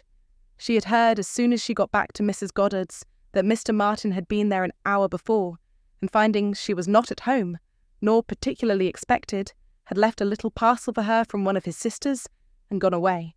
And on opening this parcel she had actually found, besides the 2 songs which she had lent Elizabeth to copy, a letter to herself, and this letter was from him, from Mr. Martin, and contained a direct proposal of marriage. Who could have thought it? She was so surprised she did not know what to do. Yes, quite a proposal of marriage, and a very good letter, at least she thought so. And he wrote, as if he really loved her very much, but she did not know. And so she was come as fast as she could to ask Miss Woodhouse what she should do. Emma was half ashamed of her friend for seeming so pleased and so doubtful. "Upon my word," she cried, "the young man is determined not to lose anything for want of asking. He will connect himself well if he can." "Will you read the letter?" cried Harriet. "Pray do. I'd rather you would." Emma was not sorry to be pressed. She read, and was surprised. The style of the letter was much above her expectation. There were not merely no grammatical errors, but as a composition it would not have disgraced a gentleman. The language, though plain, was strong and unaffected, and the sentiments it conveyed very much to the credit of the writer. It was short, but expressed good sense, warm attachment, liberality, propriety, even delicacy of feeling. She paused over it, while Harriet stood anxiously watching for her opinion, with a well, and was at last forced to add, "Is it a good letter, or is it too short?" "Yes, indeed, a very good letter," replied Emma rather slowly. "So good a letter, Harriet, that everything considered, I think one of his sisters must have helped him. I can hardly imagine the young man whom I saw talking with you the other day could express himself so well, if left quite to his own powers, and yet it is not the style of a woman. No, certainly, it is too strong and concise, not diffuse enough for a woman. No doubt he is a sensible man, and I suppose may have a natural talent for thinks strongly and clearly, and when he takes a pen in hand, his thoughts naturally find proper words. It is so with some men. Yes, I understand the sort of mind, vigorous, decided, with sentiments to a certain point, not coarse. A better written letter, Harriet, returning it, than I had expected." "Well," said the still waiting Harriet, "well, and what shall I do?" "What shall you do? In what respect? Do you mean with regard to this letter?" "Yes. But what are you in doubt of? You must answer it, of course, and speedily. Yes, but what shall I say? Dear Miss Woodhouse, do advise me. Oh, no, no, the letter had much better be all your own. You will express yourself very properly, I am sure. There is no danger of your not being intelligible, which is the first thing. Your meaning must be unequivocal, no doubts or demurs, and such expressions of gratitude and concern for the pain you are inflicting as propriety requires will present themselves unbidden to your mind, I am persuaded. You need not be prompted to write with the appearance of sorrow for his disappointment. You think I ought to refuse him then? Said Harriet, looking down. Ought to refuse him? My dear Harriet, what do you mean? Are you in any doubt as to that? I thought, but I beg your pardon, perhaps I have been under a mistake. I certainly have been misunderstanding you, if you feel in doubt as to the purport of your answer. I had imagined you were consulting me only as to the wording of it. Harriet was silent. With a little reserve of manner, Emma continued. You mean to return a favourable answer, I collect? No, I do not. That is, I do not mean. What shall I do? What would you advise me to do? Pray, dear Miss Woodhouse, tell me what I ought to do. I shall not give you any advice, Harriet. I will have nothing to do with it. This is a point which you must settle with your feelings. I had no notion that he liked me so very much, said Harriet, contemplating the letter. For a little while, Emma persevered in her silence, but beginning to apprehend the bewitching flattery of that letter might be too powerful, she thought it best to say, I lay it down as a general rule, Harriet, that if a woman doubts as to whether she should accept a man or not, she certainly ought to refuse him. If she can hesitate as to yes, she ought to say no directly. It is not a state to be safely entered into with doubtful feelings, with half a heart. I thought it my duty as a friend, and older than yourself, to say thus much to you, but do not imagine that I want to influence you. Oh, no, I am sure you are a great deal too kind to, but if you would just advise me what I had best do. No, I do not mean that. As you say, one's mind ought to be quite made up. One should not be hesitating. It is a very serious thing. It will be safer to say no, perhaps. Do you think I had better say no? Not for the world, said Emma, smiling graciously. Would I advise you either way? You must be the best judge of your own happiness. If you prefer Mr. Martin to every other person, if you think him the most agreeable man you have ever been in company with, why should you hesitate? You blush, Harriet. Does anybody else occur to you at this moment under such a definition? Harriet, do not deceive yourself. Do not be run away with by gratitude and compassion. At this moment, whom are you thinking of? The symptoms were favourable.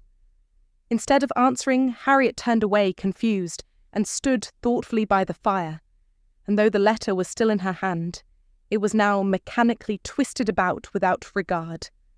Emma waited the result with impatience, but not without strong hopes. At last, with some hesitation, Harriet said, Miss Woodhouse, as you will not give me your opinion, I must do as well as I can by myself, and I have now quite determined and really almost made up my mind to refuse Mr. Martin. Do you think I'm right? Perfectly right, my dearest Harriet. You are doing just what you ought. While you were at all in suspense, I kept my feelings to myself.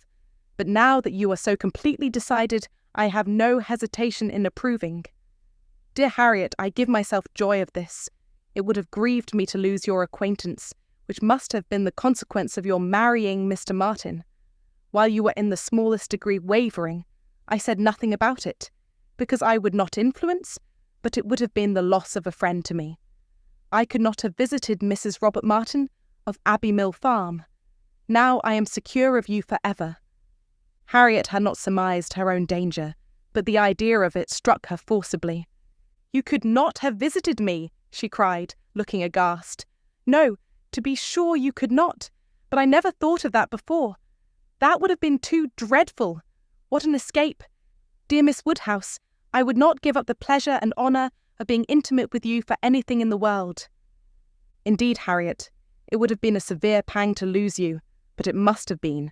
You would have thrown yourself out of all good society. I must have given you up. Dear me, how should I ever have borne it? It would have killed me never to come to Hartfield any more. dear affectionate creature, you banished to Abbey Mill Farm, you confined to the society of the illiterate and vulgar all your life. I wonder how the young man could have the assurance to ask it. He must have a pretty good opinion of himself. I do not think he is conceited either in general, said Harriet, her conscience opposing such censure. At least, he is very good-natured, and I shall always feel much obliged to him, and have a great regard for, but that is quite a different thing from, and you know, though he may like me, it does not follow that I should, and certainly I must confess that since my visiting here I have seen people, and if one comes to compare them, person and manners, there is no comparison at all. One is so very handsome and agreeable. However, I do really think Mr. Martin a very amiable young man, and have a great opinion of him, and his being so much attached to me, and his writing such a letter. But as to leaving you, it is what I would not do upon any consideration. Thank you, my own sweet little friend. We will not be parted. A woman is not to marry a man merely because she is asked, or because he is attached to her, and can write a tolerable letter. Oh no, and it is but a short letter too. Emma felt the bad taste of her friend, but let it pass with a very true, and it would be a small consolation to her, for the clownish manner which might be offending her every hour of the day, to know that her husband could write a good letter. Oh, yes, very. Nobody cares for a letter. The thing is to be always happy with pleasant companions. I'm quite determined to refuse him. But how shall I do? What shall I say? Emma assured her there would be no difficulty in the answer, and advised its being written directly, which was agreed to, in the hope of her assistance. And though Emma continued to protest against any assistance being wanted, it was in fact given in the formation of every sentence. The looking over his letter again, in replying to it, had such a softening tendency that it was particularly necessary to brace her up with a few decisive expressions, and she was so very much concerned at the idea of making him unhappy, and thought so much of what his mother and sisters would think and say, and was so anxious that they should not fancy her ungrateful, that Emma believed if the young man had come in her way at that moment, he would have been accepted after all. This letter, however, was written and sealed and sent. The business was finished, and Harriet safe. She was rather low all the evening, but Emma could allow for her amiable regrets, and sometimes relieved them by speaking of her own affection, sometimes by bringing forward the idea of Mr. Elton. I shall never be invited to Abbey Mill again, was said in rather a sorrowful tone. Nor if you were, could I ever bear to part with you, my Harriet. You were a great deal too necessary at Hartfield to be spared to Abbey Mill. And I am sure I should never want to go there, for I am never happy but at Hartfield. Some time afterwards it was, I think Mrs. Goddard would be very much surprised if she knew what had happened. I am sure Miss Nash would, for Miss Nash thinks her own sister very well married, and it is only a linen draper. One should be sorry to see greater pride or refinement in the teacher of a school, Harriet. I dare say Miss Nash would envy you such an opportunity as this of being married. Even this conquest would appear valuable in her eyes. As to anything superior for you, I suppose she is quite in the dark. The attentions of a certain person can hardly be among the tittle-tattle of Highbury yet. Hitherto, I fancy you and I are the only people to whom his looks and manners have explained themselves. Harriet blushed and smiled, and said something about wondering that people should like her so much. The idea of Mr. Elton was certainly cheering, but still, after a time, she was tender-hearted again towards the rejected Mr. Martin. Now he has got my letter, said she softly. I wonder what they are all doing. Whether his sisters know. If he is unhappy, they will be unhappy too. I hope he will not mind it so very much. Let us think of those among our absent friends who are more cheerfully employed, cried Emma. At this moment, perhaps, Mr. Elton is showing your picture to his mother and sisters, telling how much more beautiful is the original, and after being asked for it 5 or 6 times, allowing them to hear your name, your own dear name. My picture! But he has left my picture in Bond Street. Has he so? Then I know nothing of Mr. Elton. No, my dear little modest Harriet, depend upon it, the picture will not be in Bond Street till just before he mounts his horse tomorrow. It is his companion all this evening, his solace, his delight. It opens his designs to his family, it introduces you among them, it diffuses through the party those pleasantest feelings of our nature, eager curiosity and warm prepossession. How cheerful, how animated, how suspicious, how busy their imaginations all are. Harriet smiled again, and her smiles grew stronger. Volume 1, Chapter 8. Harriet slept at Hartfield that night. For some weeks past she had been spending more than half her time there, and gradually getting to have a bedroom appropriated to herself, and Emma judged it best in every respect, safest and kindest, to keep her with them as much as possible just at present. She was obliged to go the next morning for an hour or two to Mrs. Goddard's, but it was then to be settled that she should return to Hartfield, to make a regular visit of some days.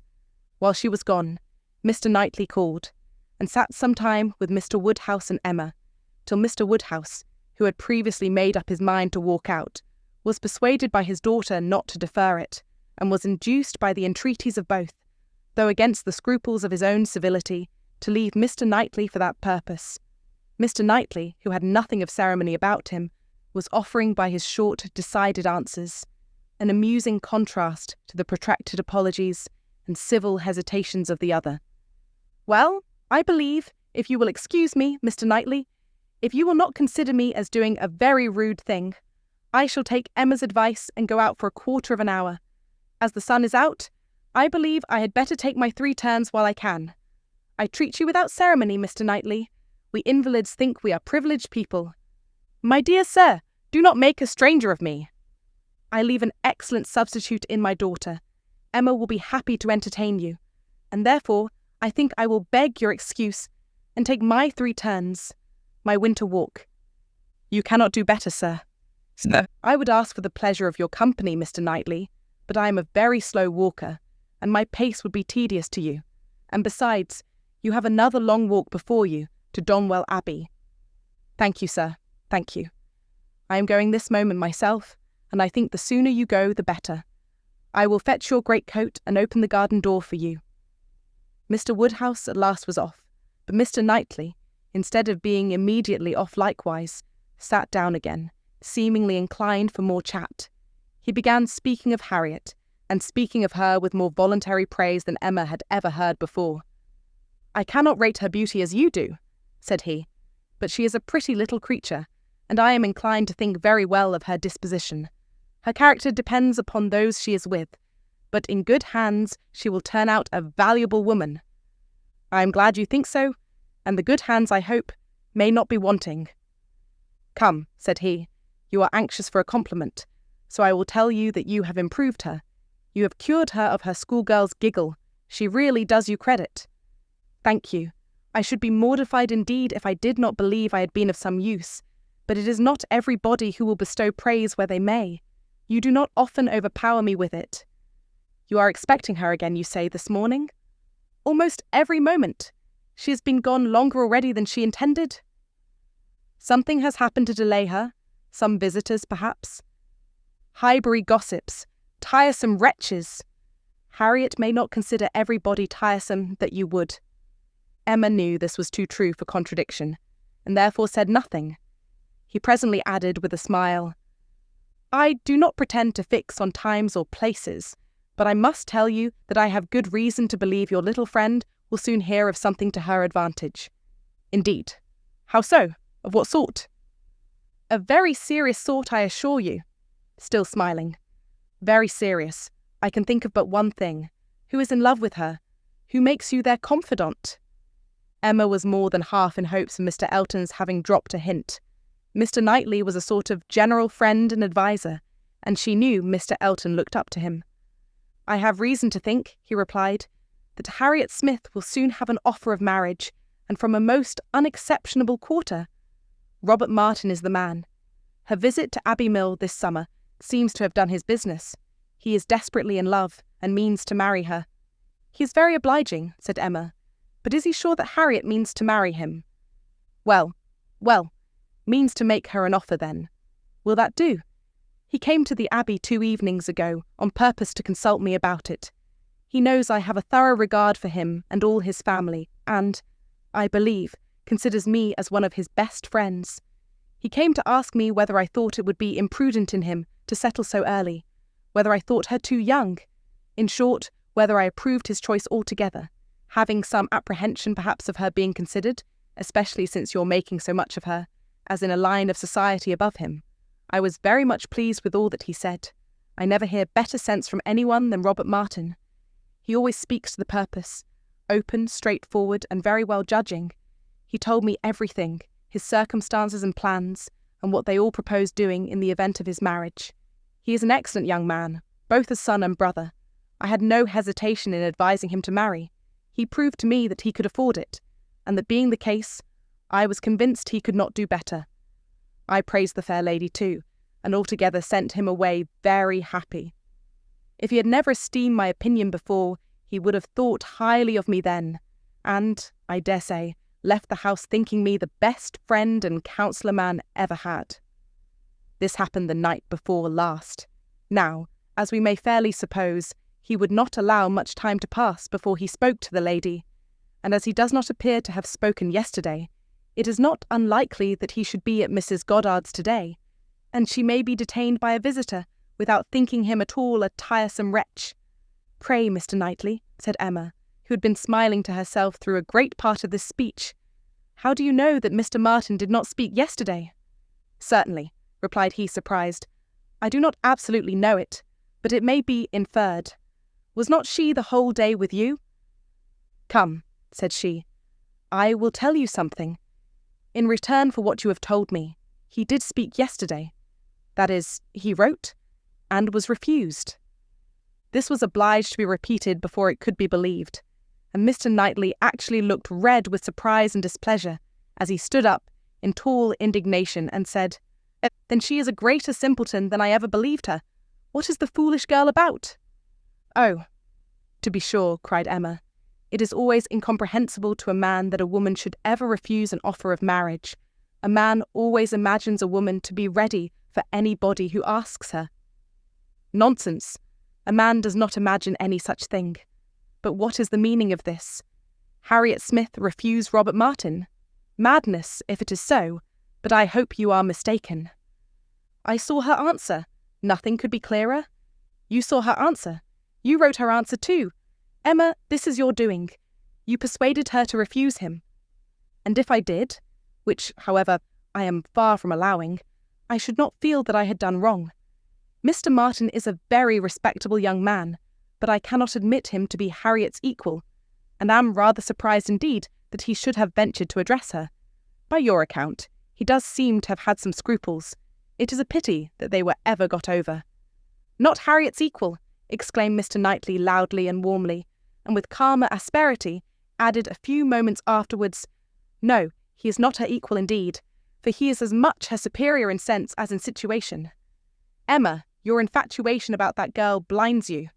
What are Harriet Smith's claims, either of birth, nature, or education, to any connection higher than Robert Martin? She is the natural daughter of nobody knows whom, with probably no settled provision at all, and certainly no respectable relations. She is known only as parlour boarder at a common school. She is not a sensible girl, nor a girl of any information. She has been taught nothing useful, and is too young and too simple to have acquired anything herself. At her age she can have no experience, and with her little wit is not very likely ever to have any that can avail her. She is pretty, and she is good-tempered, and that is all. My only scruple in advising the match was on his account, as being beneath his deserts, and a bad connection for him. I felt that, as to fortune, in all probability he might do much better, and that, as to a rational companion or useful helpmate, he could not do worse. But I could not reason so to a man in love, and was willing to trust to there being no harm in her, to her having that sort of disposition which, in good hands like his, might be easily led aright and turn out very well. The advantage of the match I felt to be all on her side, and had not the smallest doubt, nor have I now, that there would be a general cry out upon her extreme good luck. Even your satisfaction I made sure of. It crossed my mind immediately that you would not regret your friend's leaving Highbury for the sake of her being settled so well. I remember saying to myself, even Emma, with all her partiality for Harriet, will think this a good match. I cannot help wondering at your knowing so little of Emma as to say any such thing. What? Think a farmer, and with all his sense and all his merit Mr. Martin is nothing more. A good match for my intimate friend. Not regret her leaving Highbury for the sake of marrying a man whom I could never admit as an acquaintance of my own. I wonder you should think it possible for me to have such feelings. I assure you mine are very different. I must think your statement by no means fair. You are not just to Harriet's claims. They would be estimated very differently by others as well as myself. Mr. Martin may be the richest of the two, but he is undoubtedly her inferior as to rank in society. The sphere in which she moves is much above his. It would be a degradation. A degradation to illegitimacy and ignorance, to be married to a respectable, intelligent gentleman farmer. As to the circumstances of her birth, though in a legal sense she may be called nobody, it will not hold in common sense. She is not to pay for the offence of others by being held below the level of those with whom she is brought up. There can scarcely be a doubt that her father is a gentleman, and a gentleman of fortune. Her allowance is very liberal. Nothing has ever been grudged for her improvement or comfort. That she is a gentleman's daughter is indubitable to me. That she associates with gentlemen's daughters, no one, I apprehend, will deny. She is superior to Mr. Robert Martin. Whoever might be her parents, said Mr. Knightley, whoever may have had the charge of her, it does not appear to have been any part of their plan to introduce her into what you would call good society.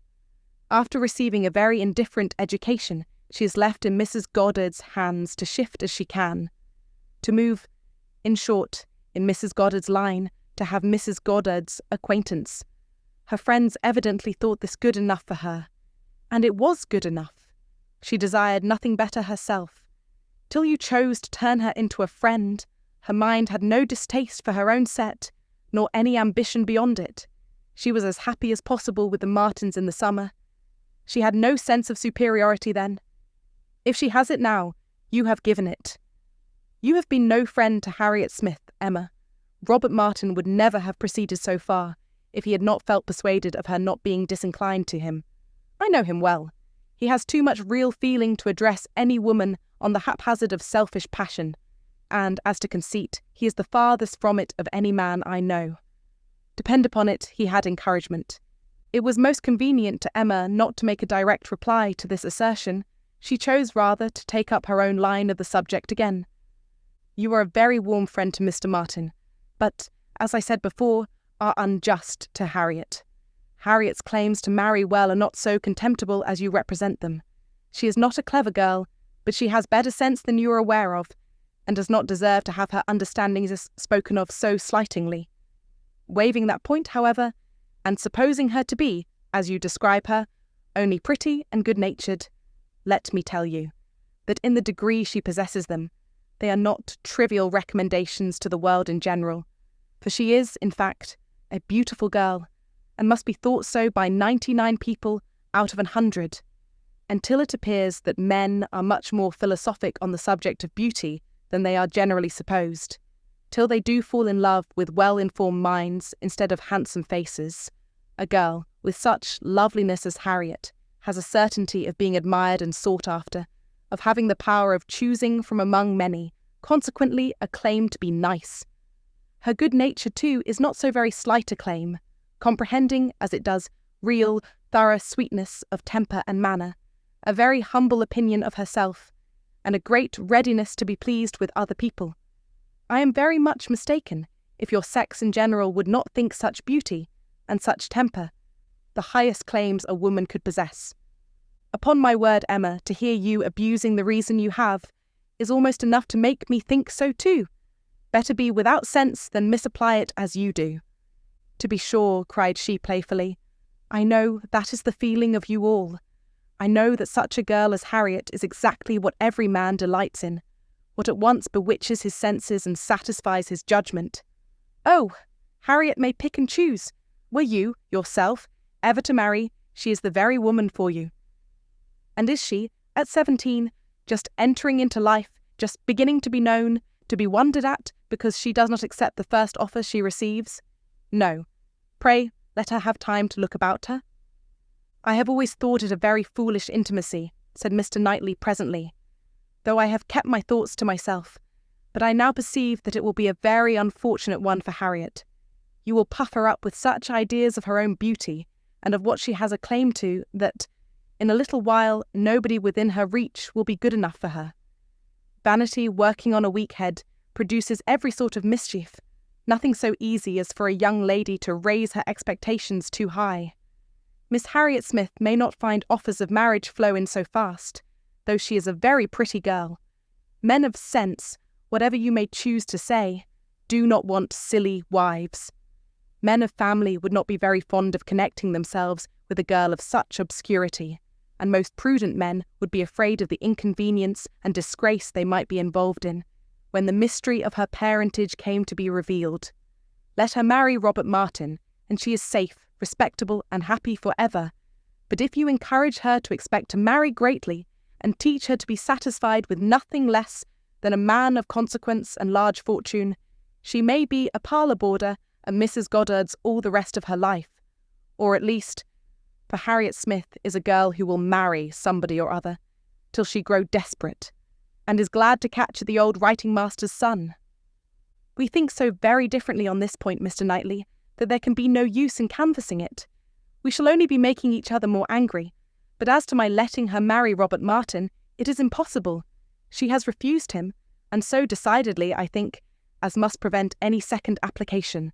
She must abide by the evil of having refused him, whatever it may be, and as to the refusal itself, I will not pretend to say that I might not influence her a little, but I assure you there was very little for me or for anybody to do. His appearance is so much against him, and his manner so bad, that if she ever were disposed to favour him, she is not now. I can imagine that before she had seen anybody superior, she might tolerate him.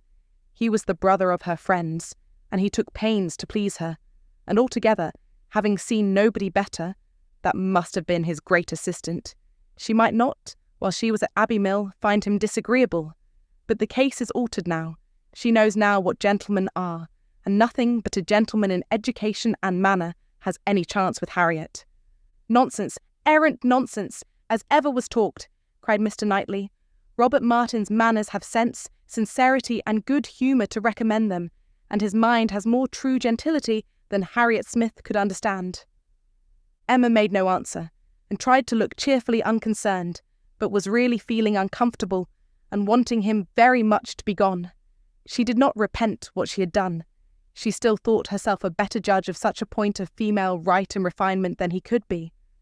But yet she had a sort of habitual respect for his judgment in general, which made her dislike having it so loudly against her, and to have him sitting just opposite to her in an angry state was very disagreeable. Some minutes passed in this unpleasant silence, with only one attempt on Emma's side to talk of the weather, but he made no answer. He was thinking. The result of his thoughts appeared at last in these words: "Robert Martin has no great loss, if he can but think so, and I hope it will not be long before he does. Your views for Harriet are best known to yourself, but as you make no secret of your love of matchmaking, it is fair to suppose that views and plans and projects you have, and as a friend I shall just hint to you that if Elton is the man, I think it will be all labour in vain." Emma laughed and disclaimed. He continued, "Depend upon it, Elton will not do. Elton is a very good sort of man, and a very respectable vicar of Highbury, but not at all likely to make an imprudent match. He knows the value of a good income as well as anybody. Elton may talk sentimentally, but he will act rationally. He is as well acquainted with his own claims as you can be with Harriet's.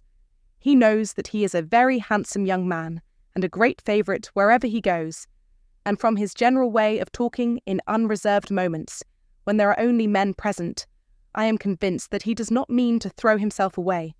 I have heard him speak with great animation of a large family of young ladies that his sisters are intimate with, who have all £20,000 apiece." "I am very much obliged to you," said Emma, laughing again. "If I had set my heart on Mr. Elton's marrying Harriet, it would have been very kind to open my eyes. But at present I only want to keep Harriet to myself. I have done with matchmaking indeed. I could never hope to equal my own doings at Randalls. I shall leave off while I am well." "Good morning to you," said he, rising and walking off abruptly. He was very much vexed. He felt the disappointment of the young man, and was mortified to have been the means of promoting it by the sanction he had given, and the part which he was persuaded Emma had taken in the affair was provoking him exceedingly. Emma remained in a state of vexation too, but there was more indistinctness in the causes of hers than in his. She did not always feel so absolutely satisfied with herself, so entirely convinced that her opinions were right and her adversaries wrong, as Mr. Knightley. He walked off in more complete self-approbation than he left for her. She was not so materially cast down, however, but that a little time and the return of Harriet were very adequate restoratives. Harriet's staying away so long was beginning to make her uneasy. The possibility of the young man's coming to Mrs. Goddard's that morning, and meeting with Harriet and pleading his own cause, gave alarming ideas. The dread of such a failure, after all, became the prominent uneasiness, and when Harriet appeared, and in very good spirits, and without having any such reason to give for her long absence, she felt a satisfaction which settled her with her own mind, and convinced her that let Mr. Knightley think or say what he would, she had done nothing which woman's friendship and woman's feelings would not justify. He had frightened her a little about Mr. Elton, but when she considered that Mr. Knightley could not have observed him, as she had done, neither with the interest, nor, she must be allowed to tell herself in spite of Mr. Knightley's pretensions, with the skill of such an observer on such a question as herself, that he had spoken it hastily and in anger, she was able to believe that he had rather said what he wished resentfully to be true than what he knew anything about. He certainly might have heard Mr. Elton speak with more unreserve than she had ever done, and Mr. Elton might not be of an imprudent, inconsiderate disposition as to money matters. He might naturally be rather attentive than otherwise to them, but then Mr. Knightley did not make due allowance for the influence of a strong, passionate war with all interested motives. Mr. Knightley saw no such passion, and of course thought nothing of its effects, but she saw too much of it to feel a doubt of its overcoming any hesitations that a reasonable prudence might originally suggest, and more than a reasonable, becoming degree of prudence, she was very sure did not belong to Mr. Elton. Harriet's cheerful look and manner established hers. She came back, not to think of Mr. Martin, but to talk of Mr. Elton. Miss Nash had been telling her something, which she repeated immediately with great delight. Mr. Perry had been to Mrs. Goddard's to attend a sick child, and Miss Nash had seen him, and he had told Miss Nash that as he was coming back yesterday from Clayton Park, he had met Mr. Elton, and found to his great surprise that Mr. Elton was actually on his road to London, and not meaning to return till the morrow, though it was the whist club night, which he had been never known to miss before, and Mr. Perry had remonstrated with him about it, and told him how shabby it was in him, their best player, to absent himself, and tried very much to persuade him to put off his journey only one day, but it would not do. Mr. Elton had been determined to go on, and had said in a very particular way indeed that he was going on business which he would not put off for any inducement in the world, and something about a very enviable commission, and being the bearer of something exceedingly precious. Mr. Perry could not quite understand him, but he was very sure there must be a lady in the case, and he told him so, and Mr. Elton only looked very conscious and smiling, and rode off in great spirits. Miss Nash had told her all this, and had talked a great deal more about Mr. Elton, and said, looking so very significantly at her, that she did not pretend to understand what his business might be, but she only knew that any woman whom Mr. Elton could prefer, she should think the luckiest woman in the world, for beyond a doubt, Mr. Elton had not his equal for beauty or agreeableness. Volume 1, Chapter 9. Mr. Knightley might quarrel with her, but Emma could not quarrel with herself. He was so much displeased that it was longer than usual before he came to Hartfield again, and when they did meet, his grave looks showed that she was not forgiven. She was sorry, but could not repent. On the contrary, her plans and proceedings were more and more justified and endeared to her by the general appearances of the next few days. The picture, elegantly framed, came safely to hand soon after Mr. Elton's return, and being hung over the mantelpiece of the common sitting-room, he got up to look at it, and sighed out his half-sentences of admiration just as he ought. And as for Harriet's feelings, they were visibly forming themselves into as strong and steady an attachment as her youth and sort of mind admitted. Emma was soon perfectly satisfied of Mr. Martin's being no otherwise remembered than, as he furnished a contrast with Mr. Elton, of the utmost advantage to the latter. Her views of improving her little friend's mind by a great deal of useful reading and conversation had never yet led to more than a few first chapters, and the intention of going on tomorrow. It was much easier to chat than to study, much pleasanter to let her imagination range and work at Harriet's fortune than to be labouring to enlarge her comprehension or exercise it on sober facts. And the only literary pursuit which engaged Harriet at present, the only mental provision she was making for the evening of life, was the collecting and transcribing all the riddles of every sort that she could meet with, into a thin quarto of hot-pressed paper, made up by her friend, and ornamented with ciphers and trophies. In this age of literature, such collections on a very grand scale are not uncommon. Miss Nash, head teacher at Mrs. Goddard's, had written out at least 300, and Harriet, who had taken the first hint of it from her, hoped, with Miss Woodhouse's help, to get a great many more. Emma assisted with her invention, memory and taste, and as Harriet wrote a very pretty hand, it was likely to be an arrangement of the first order, in form as well as quantity. Mr. Woodhouse was almost as much interested in the business as the girls, and tried very often to recollect something worth their putting in. So many clever riddles as there used to be when he was young, he wondered he could not remember them, but he hoped he should in time. And it always ended in Kitty, a fair but frozen maid. His good friend Perry, too, whom he had spoken to on the subject, did not at present recollect anything of the riddle kind, but he had desired Perry to be upon the watch, and as he went about so much, something, he thought, might come from that quarter. It was by no means his daughter's wish that the intellects of Highbury in general should be put under requisition. Mr. Elton was the only one whose assistance she asked.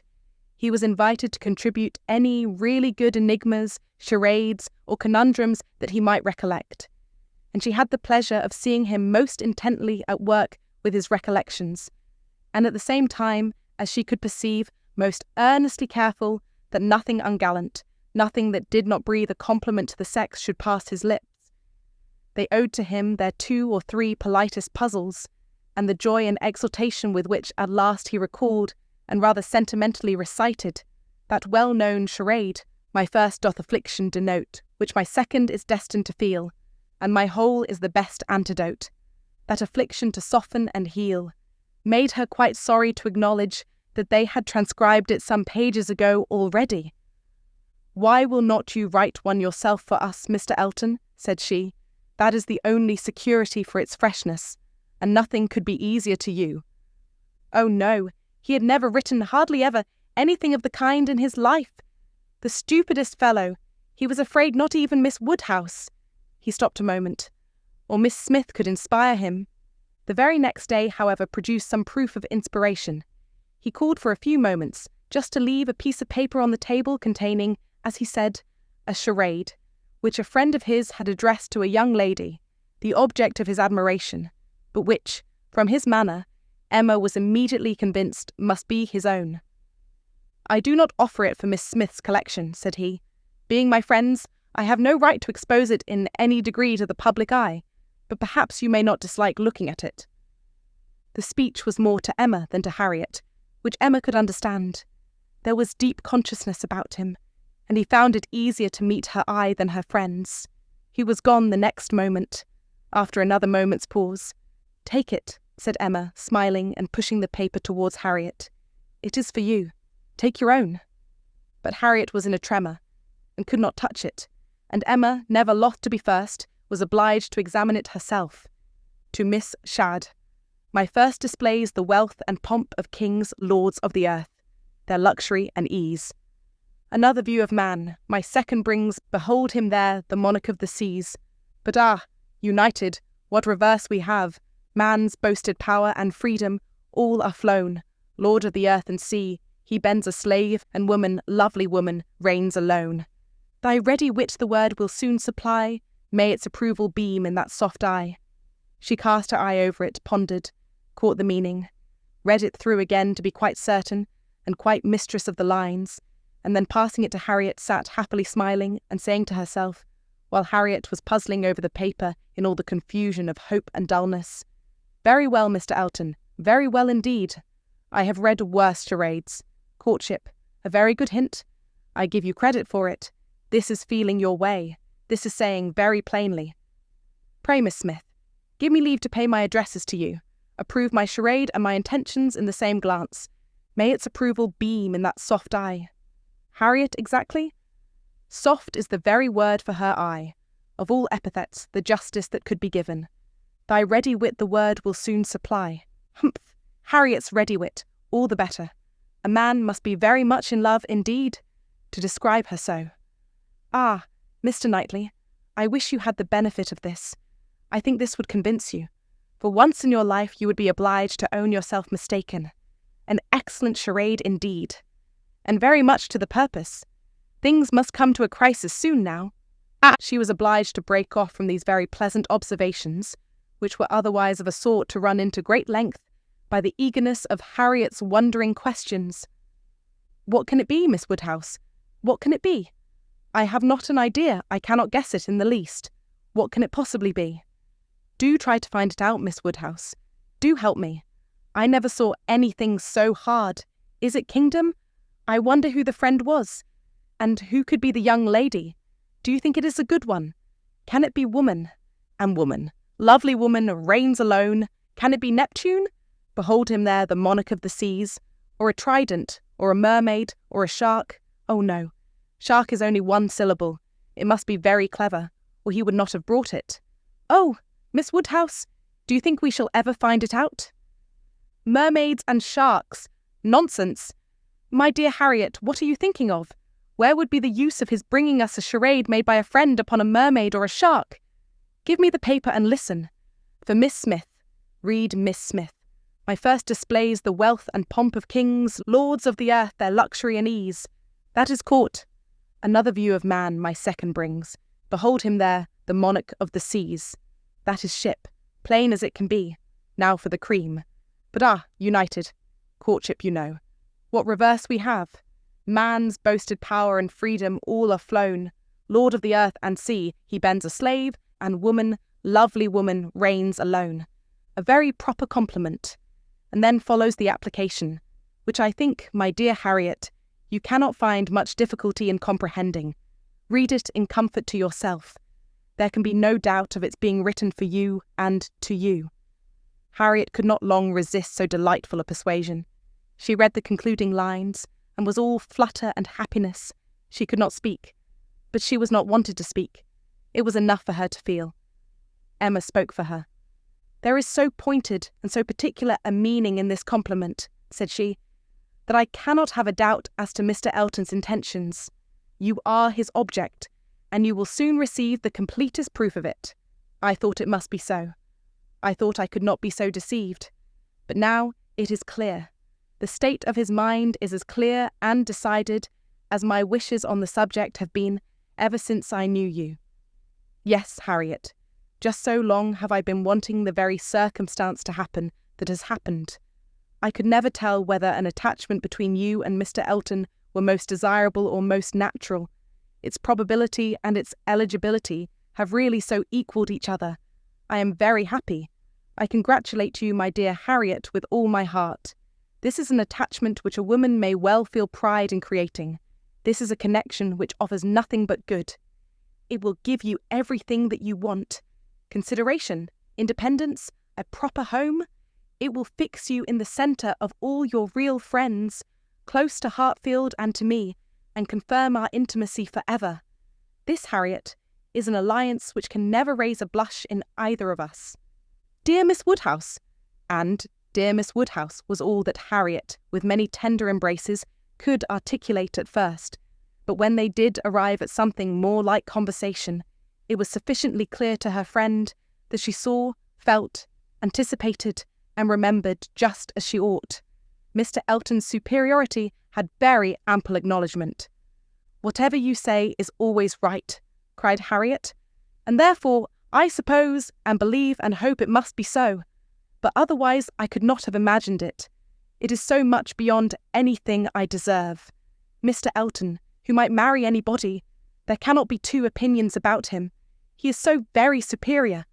Only think of those sweet verses to Miss... Dear me, how clever. Could it really be meant for me? I cannot make a question or listen to a question about that. It is a certainty. Receive it on my judgment. It is a sort of prologue to the play, a motto to the chapter, and will be soon followed by matter-of-fact prose. It is a sort of thing which nobody could have expected. I am sure, a month ago, I had no more idea myself. The strangest things do take place. When Miss Smiths and Mr. Eltons get acquainted, they do indeed. And really it is strange. It is out of the common course that what is so evidently, so palpably desirable, what courts the prearrangement of other people, should so immediately shape itself into the proper form. You and Mr. Elton are by situation called together. You belong to one another by every circumstance of your respective homes. Your marrying will be equal to the match at Randalls. There does seem to be a something in the air of Hartfield which gives love exactly the right direction, and sends it into the very channel where it ought to flow. The course of true love never did run smooth. A Hartfield edition of Shakespeare would have a long note on that passage. That Mr. Elton should really be in love with me, of all people who did not know him, to speak to him at Michaelmas, and he, the very handsomest man that ever was, and a man that everybody looks up to, quite like Mr. Knightley. His company so sought after, that everybody says he need not eat a single meal by himself, if he does not choose it. That he has more invitations than there are days in the week. And so excellent in the church. Miss Nash has put down all the texts he has ever preached from since he came to Highbury. Dear me, when I look back to the first time I saw him, how little did I think? The two abbots and I ran into the front room and peeped through the blind when we heard he was going by. Miss Nash came and scolded us away, and stayed to look through herself. However, she called me back presently, and let me look too, which was very good-natured. And how beautiful we thought he looked. He was arm in arm with Mr. Cole. This is an alliance which whatever your friends may be, must be agreeable to them, provided at least they have common sense, and we are not to be addressing our conduct to fools. If they are anxious to see you happily married, here is a man whose amiable character gives every assurance of it. If they wish to have you settled in the same country and circle which they have chosen to place you in, here it will be accomplished. And if their only object is that you should, in the common phrase, be well married, here is the comfortable fortune, the respectable establishment, the rise in the world which must satisfy them. Yes, very true. How nicely you talk. I love to hear you. You understand everything. You and Mr. Elton are one as clever as the other. This charade, if I had studied a 12-month, I could never have made anything like it. I thought he meant to try his skill, by his manner of declining it yesterday. I do think it is, without exception, the best charade I ever read. I never read one more to the purpose, certainly. It is as long again as almost all we have had before. I do not consider its length as particularly in its favour. Such things in general cannot be too short. Harriet was too intent on the lines to hear. The most satisfactory comparisons were rising in her mind. It is one thing, said she, presently, her cheeks in a glow, to have very good sense in a common way, like everybody else, and, if there is anything to say, to sit down and write a letter and say just what you must in a short way, and another to write verses and charades like this. Emma could not have desired a more spirited rejection of Mr. Martin's prose. Such sweet lines, continued Harriet, these two last, but how shall I ever be able to return the paper or say I have found it out? Oh, Miss Woodhouse, what can we do about that? Leave it to me. You do nothing. He will be here this evening, I dare say, and then I will give it him back, and some nonsense or other will pass between us, and you shall not be committed. Your soft eyes shall choose their own time for beaming. Trust to me. Oh, Miss Woodhouse, what a pity that I must not write this beautiful charade into my book. I am sure I have not got one half so good. Leave out the 2 last lines, and there is no reason why you should not write it into your book. Oh, but those 2 lines are the best of all. Granted, for private enjoyment, and for private enjoyment keep them. They are not at all the less written, you know, because you divide them. The couplet does not cease to be, nor does its meaning change. But take it away, and all appropriation ceases, and a very pretty, gallant charade remains, fit for any collection. Depend upon it, he would not like to have his charade slighted, much better than his passion. A poet in love must be encouraged in both capacities, or neither. Give me the book, I will write it down, and then there can be no possible reflection on you.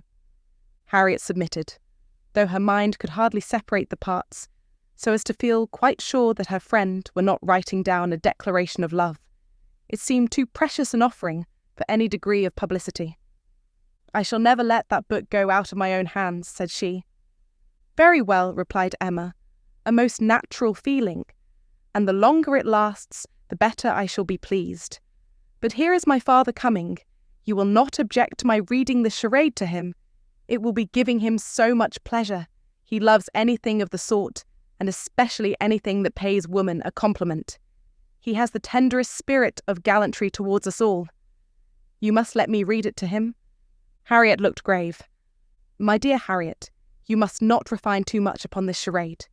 You will betray your feelings improperly if you are too conscious and too quick, and appear to affix more meaning, or even quite all the meaning which may be affixed to it. Do not be overpowered by such a little tribute of admiration. If he had been anxious for secrecy, he would not have left the paper while I was by, but he rather pushed it towards me than towards you. Do not let us be too solemn on the business. He has encouragement enough to proceed, without our sighing out our souls over this charade. Oh, no, I hope I shall not be ridiculous about it. Do as you please. Mr. Woodhouse came in, and very soon led to the subject again, by the recurrence of his very frequent inquiry of, Well, my dears, how does your book go on? Have you got anything fresh? Yes, Papa, we have something to read you, something quite fresh. A piece of paper was found on the table this morning, dropped, we suppose, by a fairy, containing a very pretty charade, and we have just copied it in. She read it to him, just as he liked to have anything read, slowly and distinctly, and 2 or 3 times over, with explanations of every part as she proceeded, and he was very much pleased, and, as she had foreseen, especially struck with the complimentary conclusion. Aye, that's very just, indeed, that's very properly said. Very true. Woman, lovely woman. It is such a pretty charade, my dear, that I can easily guess what fairy brought it. Nobody could have written so prettily but you, Emma. Emma only nodded and smiled. After a little thinking, and a very tender sigh, he added, Ah, it is no difficulty to see who you take after. Your dear mother was so clever at all those things. If I had but her memory, but I can remember nothing, not even that particular riddle which you have heard me mention. I can only recollect the first stanza, and there are several. Kitty, a fair but frozen maid, kindled a flame I yet deplore. The hoodwinked boy I call to aid, though of his near approach, afraid, so fatal to my suit before. And that is all that I can recollect of it, but it is very clever all the way through. But I think, my dear, you said you had got it. Yes, Papa, it is written out in our second page. We copied it from the elegant extracts. It was Garrick's, you know. Aye, very true. I wish I could recollect more of it. Kitty, a fair but frozen maid. The name makes me think of poor Isabella, for she was very near being christened Catherine after her grandmamma. I hope we shall have her here next week. Have you thought, my dear, where you shall put her, and what room there will be for the children? Oh, yes, she will have her own room, of course, the room she always has, and there is the nursery for the children, just as usual, you know. Why should there be any change? I do not know, my dear, but it is so long since she was here. Not since last Easter, and then only for a few days. Mr. John Knightley's being a lawyer is very inconvenient. Poor Isabella, she is sadly taken away from us all, and how sorry she will be when she comes, not to see Miss Taylor here. She will not be surprised, Papa, at least.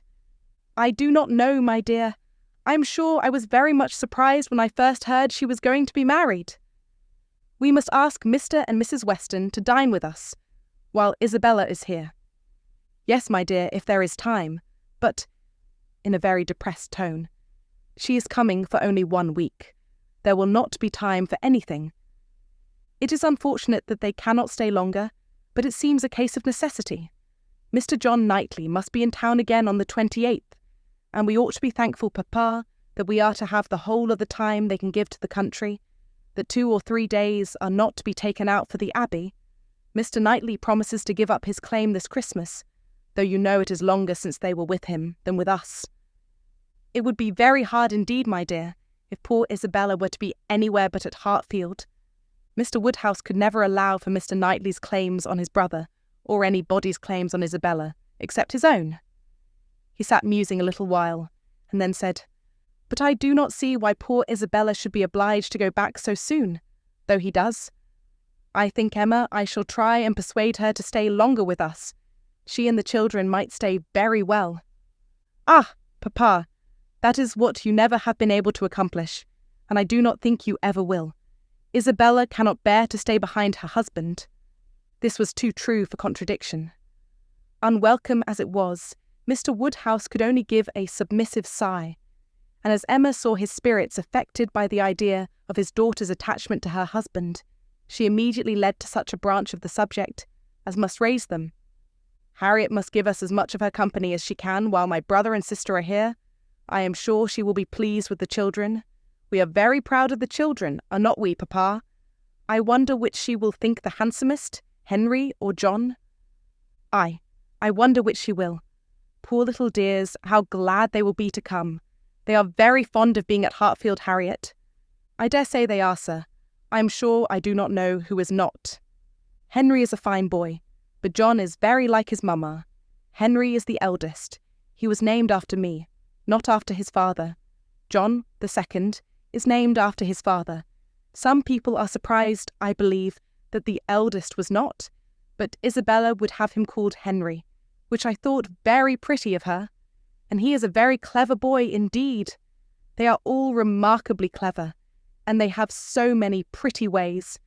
They will come and stand by my chair and say, Grandpapa, can you give me a bit of string? And once Henry asked me for a knife, but I told him knives were only made for grandpapas. I think their father is too rough with them very often. He appears rough to you, said Emma, because you are so very gentle yourself. But if you could compare him with other papas, you would not think him rough.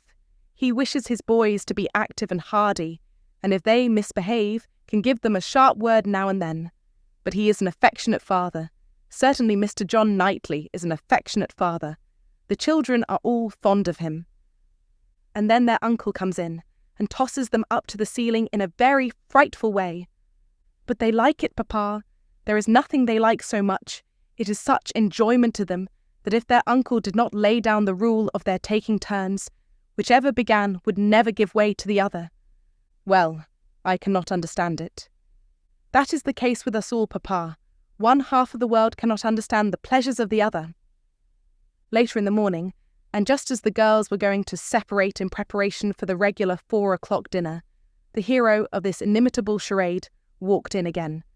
Harriet turned away, but Emma could receive him with the usual smile, and her quick eye soon discerned in his the consciousness of having made a push, of having thrown a die, and she imagined he was come to see how it might turn up. His ostensible reason, however, was to ask whether Mr. Woodhouse's party could be made up in the evening without him, or whether he should be in the smallest degree necessary at Hartfield. If he were, everything else must give way. But otherwise his friend Cole had been saying so much about his dining with him, had made such a point of it, that he had promised him conditionally to come. Emma thanked him, but could not allow of his disappointing his friend on their account. Her father was sure of his rubber. He re-urged, she re-declined, and he seemed then about to make his bow, when taking the paper from the table she returned it. Oh, here is the charade you were so obliging as to leave with us.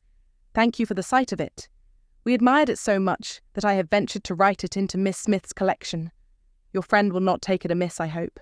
Of course I have not transcribed beyond the first 8 lines. Mr. Elton certainly did not very well know what to say.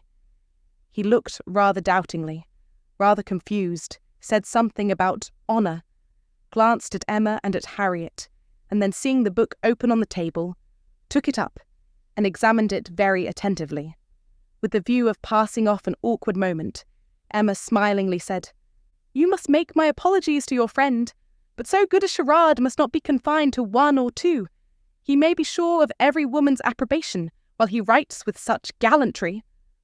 "I have no hesitation in saying," replied Mr. Elton, though hesitating a good deal while he spoke, "I have no hesitation in saying, at least if my friend feels at all as I do, I have not the smallest doubt that, could he see his little effusion honoured as I see it, looking at the book again, and replacing it on the table, he would consider it as the proudest moment of his life."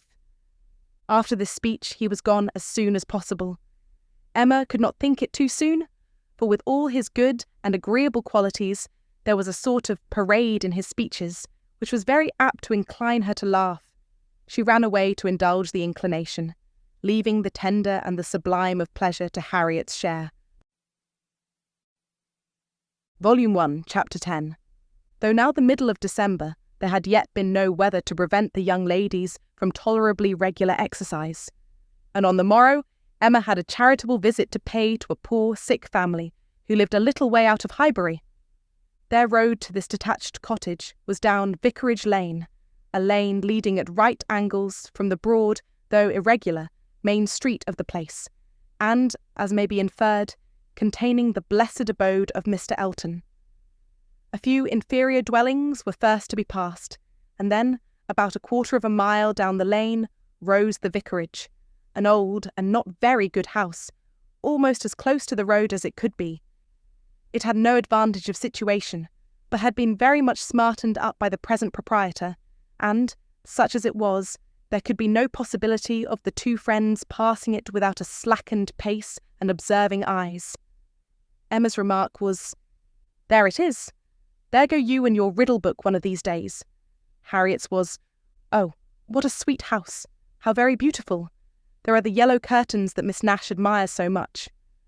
"I do not often walk this way now," said Emma, as they proceeded, "but then there will be an inducement, and I shall gradually get intimately acquainted with all the hedges, gates, pools, and pollards of this part of Highbury." Harriet, she found, had never in her life been inside the vicarage, and her curiosity to see it was so extreme that, considering exteriors and probabilities, Emma could only class it as a proof of love, with Mr. Elton's seeing ready wit in her. "I wish we could contrive it," said she, "but I cannot think of any tolerable pretence for going in. No servant that I want to inquire about of his housekeeper, no message from my father." She pondered, but could think of nothing. After a mutual silence of some minutes, Harriet thus began again. "I do so wonder, Miss Woodhouse, that you should not be married, or going to be married, so charming as you are." Emma laughed and replied, "My being charming, Harriet, is not quite enough to induce me to marry. I must find other people charming, one other person at least, and I am not only not going to be married at present, but have very little intention of ever marrying at all." "Ah, so you say, but I cannot believe it. I must see somebody very superior to anyone I have seen yet, to be tempted. Mr. Elton, you know," recollecting herself, "is out of the question. And I do not wish to see any such person. I would rather not be tempted. I cannot really change for the better. If I were to marry, I must expect to repent it. Dear me, it is so odd to hear a woman talk so. I have none of the usual inducements of women to marry. Were I to fall in love, indeed, it would be a different thing. But I never have been in love. It is not my way or my nature, and I do not think I ever shall. And, without love, I am sure I should be a fool to change such a situation as mine. Fortune I do not want. Employment I do not want. Consequence I do not want. I believe few married women are half as much mistress of their husband's house as I am of Hartfield, and never, never could I expect to be so truly beloved and important, so always first and always right in any man's eyes, as I am in my father's. But then, to be an old maid at last, like Miss Bates. That is as formidable an image as you could present, Harriet, and if I thought I should ever be like Miss Bates, so silly, so satisfied, so smiling, so prosing, so undistinguishing and unfastidious, and so apt to tell everything relative to everybody about me, I would marry tomorrow, but between us I am convinced there never can be any likeness, except in being unmarried. But still, you will be an old maid, and that's so dreadful. Never mind, Harriet, I shall not be a poor old maid, and it is poverty only which makes celibacy contemptible to a generous public. A single woman with a very narrow income must be a ridiculous, disagreeable old maid. The proper sport of boys and girls, but a single woman of good fortune is always respectable, and may be as sensible and pleasant as anybody else. And the distinction is not quite so much against the candour and common sense of the world as appears at first, for a very narrow income has a tendency to contract the mind and sour the temper.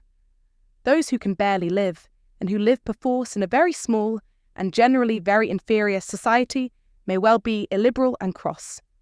This does not apply, however, to Miss Bates. She is only too good-natured and too silly to suit me, but in general she is very much to the taste of everybody, though single and though poor. Poverty certainly has not contracted her mind. I really believe, if she had only a shilling in the world, she would be very likely to give away sixpence of it, and nobody is afraid of her. That is a great charm. Dear me, but what shall you do? How shall you employ yourself when you grow old? If I know myself, Harriet, mine is an active, busy mind, with a great many independent resources, and I do not perceive why I should be more in want of employment at 40 or 50 than 21. Woman's usual occupations of hand and mind will be as open to me then as they are now, or with no important variation. If I draw less, I shall read more. If I give up music, I shall take to carpet work. And as for objects of interest, objects for the affections, which is in truth the great point of inferiority, the want of which is really the great evil to be avoided in not marrying, I shall be very well off, with all the children of a sister I love so much, to care about. There will be enough of them, in all probability, to supply every sort of sensation the declining life can need. There will be enough for every hope and every fear, and though my attachment to none can equal that of a parent, it suits my ideas of comfort better than what is warmer and blinder. My nephews and nieces, I shall often have a niece with me. Do you know Miss Bates's niece? That is, I know you must have seen her 100 times, but are you acquainted? Oh, yes. We are always forced to be acquainted whenever she comes to Highbury. By the by, that is almost enough to put one out of conceit with a niece. Heaven forbid, at least, that I should ever bore people half so much about all the Knightleys together as she does about Jane Fairfax. One is sick of the very name of Jane Fairfax. Every letter from her is read 40 times over. Her compliments to all friends go round and round again. And if she does but send her aunt the pattern of a stomacher, or knit a pair of garters for her grandmother, one hears of nothing else for a month. I wish Jane Fairfax very well, but she tires me to death. They were now approaching the cottage, and all idle topics were superseded. Emma was very compassionate, and the distresses of the poor were as sure of relief from her personal attention and kindness, her counsel and her patience, as from her purse. She understood their ways, could allow for their ignorance and their temptations, had no romantic expectations of extraordinary virtue from those for whom education had done so little, entered into their troubles with ready sympathy, and always gave her assistance with as much intelligence as goodwill. In the present instance, it was sickness and poverty together which she came to visit, and after remaining there as long as she could give comfort or advice, she quitted the cottage with such an impression of the scene as made her say to Harriet as they walked away, "These are the sights, Harriet, to do one good. How trifling they make everything else appear! I feel now as if I could think of nothing but these poor creatures all the rest of the day. And yet, who can say how soon it may all vanish from my mind?" "Very true," said Harriet. "Poor creatures. One can think of nothing else." "And really, I do not think the impression will soon be over," said Emma, as she crossed the low hedge, and tottering footstep which ended the narrow, slippery path through the cottage garden and brought them into the lane again. "I do not think it will," stopping to look once more at all the outward wretchedness of the place, and recall the still greater within. "Oh, dear, no," said her companion. They walked on. The lane made a slight bend, and when that bend was passed, Mr. Elton was immediately in sight, and so near as to give Emma time only to say farther, "Ah, Harriet, here comes a very sudden trial of our stability in good thoughts. Well," smiling, "I hope it may be allowed that if compassion has produced exertion and relief to the sufferers, it has done all that is truly important. If we feel for the wretched enough to do all we can for them, the rest is empty sympathy, only distressing to ourselves." Harriet could just answer, "Oh dear, yes," before the gentleman joined them. The wants and sufferings of the poor family, however, were the first subject on meeting. He had been going to call on them. His visit he would now defer, but they had a very interesting parley about what could be done and should be done. Mr. Elton then turned back to accompany them. To fall in with each other on such an errand as this, thought Emma, to meet in a charitable scheme. This will bring a great increase of love on each side. I should not wonder if it were to bring on the declaration. It must, if I were not here. I wish I were anywhere else. Anxious to separate herself from them as far as she could, she soon afterwards took possession of a narrow footpath, a little raised on one side of the lane, leaving them together in the main road. But she had not been there 2 minutes when she found that Harriet's habits of dependence and imitation were bringing her up too, and that, in short, they would both be soon after her. This would not do. She immediately stopped.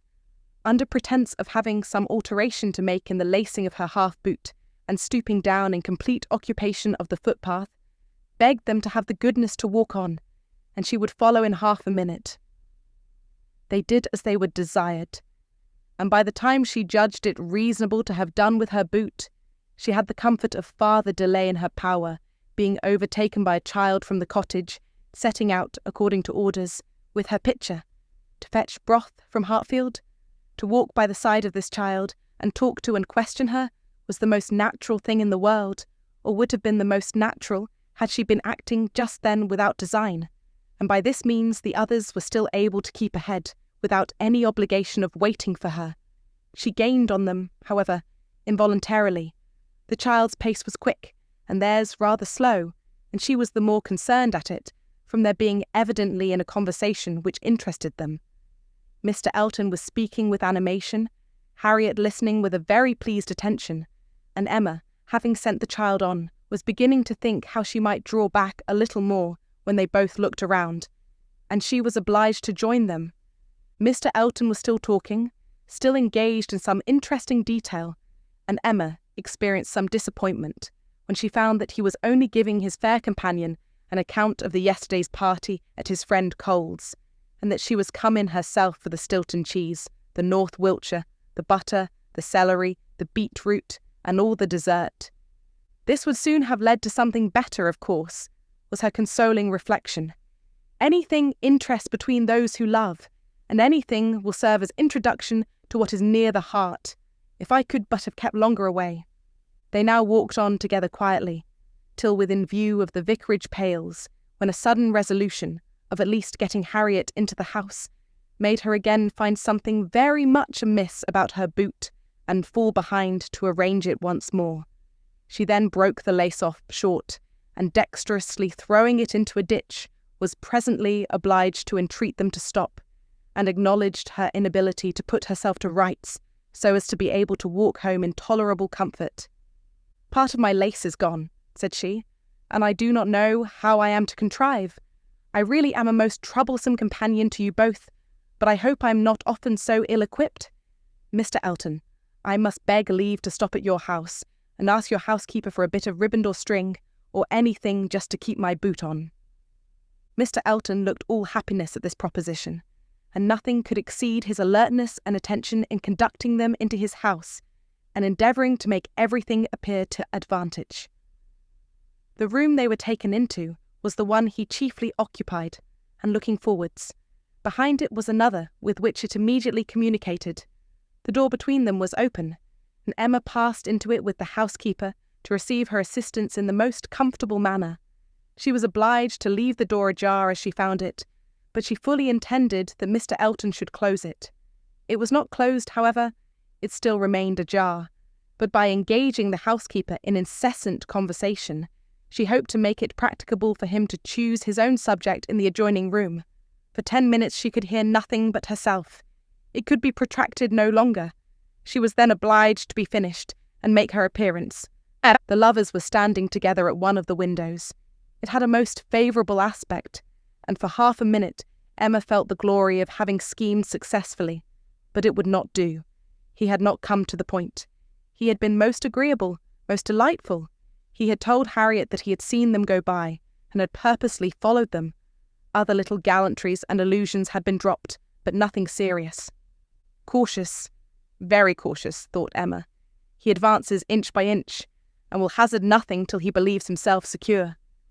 Still, however, though everything had not been accomplished by her ingenious device, she could not but flatter herself that it had been the occasion of much present enjoyment to both, and must be leading them forward to the great event. Volume 1, Chapter 11. Mr. Elton must now be left to himself. It was no longer in Emma's power to superintend his happiness or quicken his measures. The coming of her sister's family was so very near at hand that first in anticipation and then in reality, it became henceforth her prime object of interest. And during the 10 days of their stay at Hartfield, it was not to be expected, she did not herself expect, that anything beyond occasional fortuitous assistance could be afforded by her to the lovers. They might advance rapidly if they would, however. They must advance somehow or other, whether they would or no. She hardly wished to have more leisure for them. There are people who the more you do for them, the less they will do for themselves. Mr. and Mrs. John Knightley, from having been longer than usual absent from Surrey, were exciting, of course, rather more than the usual interest. Till this year, every long vacation since their marriage had been divided between Hartfield and Donwell Abbey, but all the holidays of this autumn had been given to sea-bathing for the children, and it was therefore many months since they had been seen in a regular way by their Surrey connections, or seen at all by Mr. Woodhouse, who could not be induced to get so far as London, even for poor Isabella's sake, and who consequently was now most nervously and apprehensively happy in forestalling this too short visit. He thought much of the evils of the journey for her, and not a little of the fatigues of his own horses and coachmen who were to bring some of the party the last half of the way. But his alarms were needless, the 16 miles being happily accomplished, and Mr. and Mrs. John Knightley, their 5 children, and a competent number of nursery maids, all reaching Hartfield in safety. The bustle and joy of such an arrival, the many to be talked to, welcomed, encouraged, and variously dispersed and disposed of, produced a noise and confusion which his nerves could not have borne under any other cause, nor have endured much longer even for this.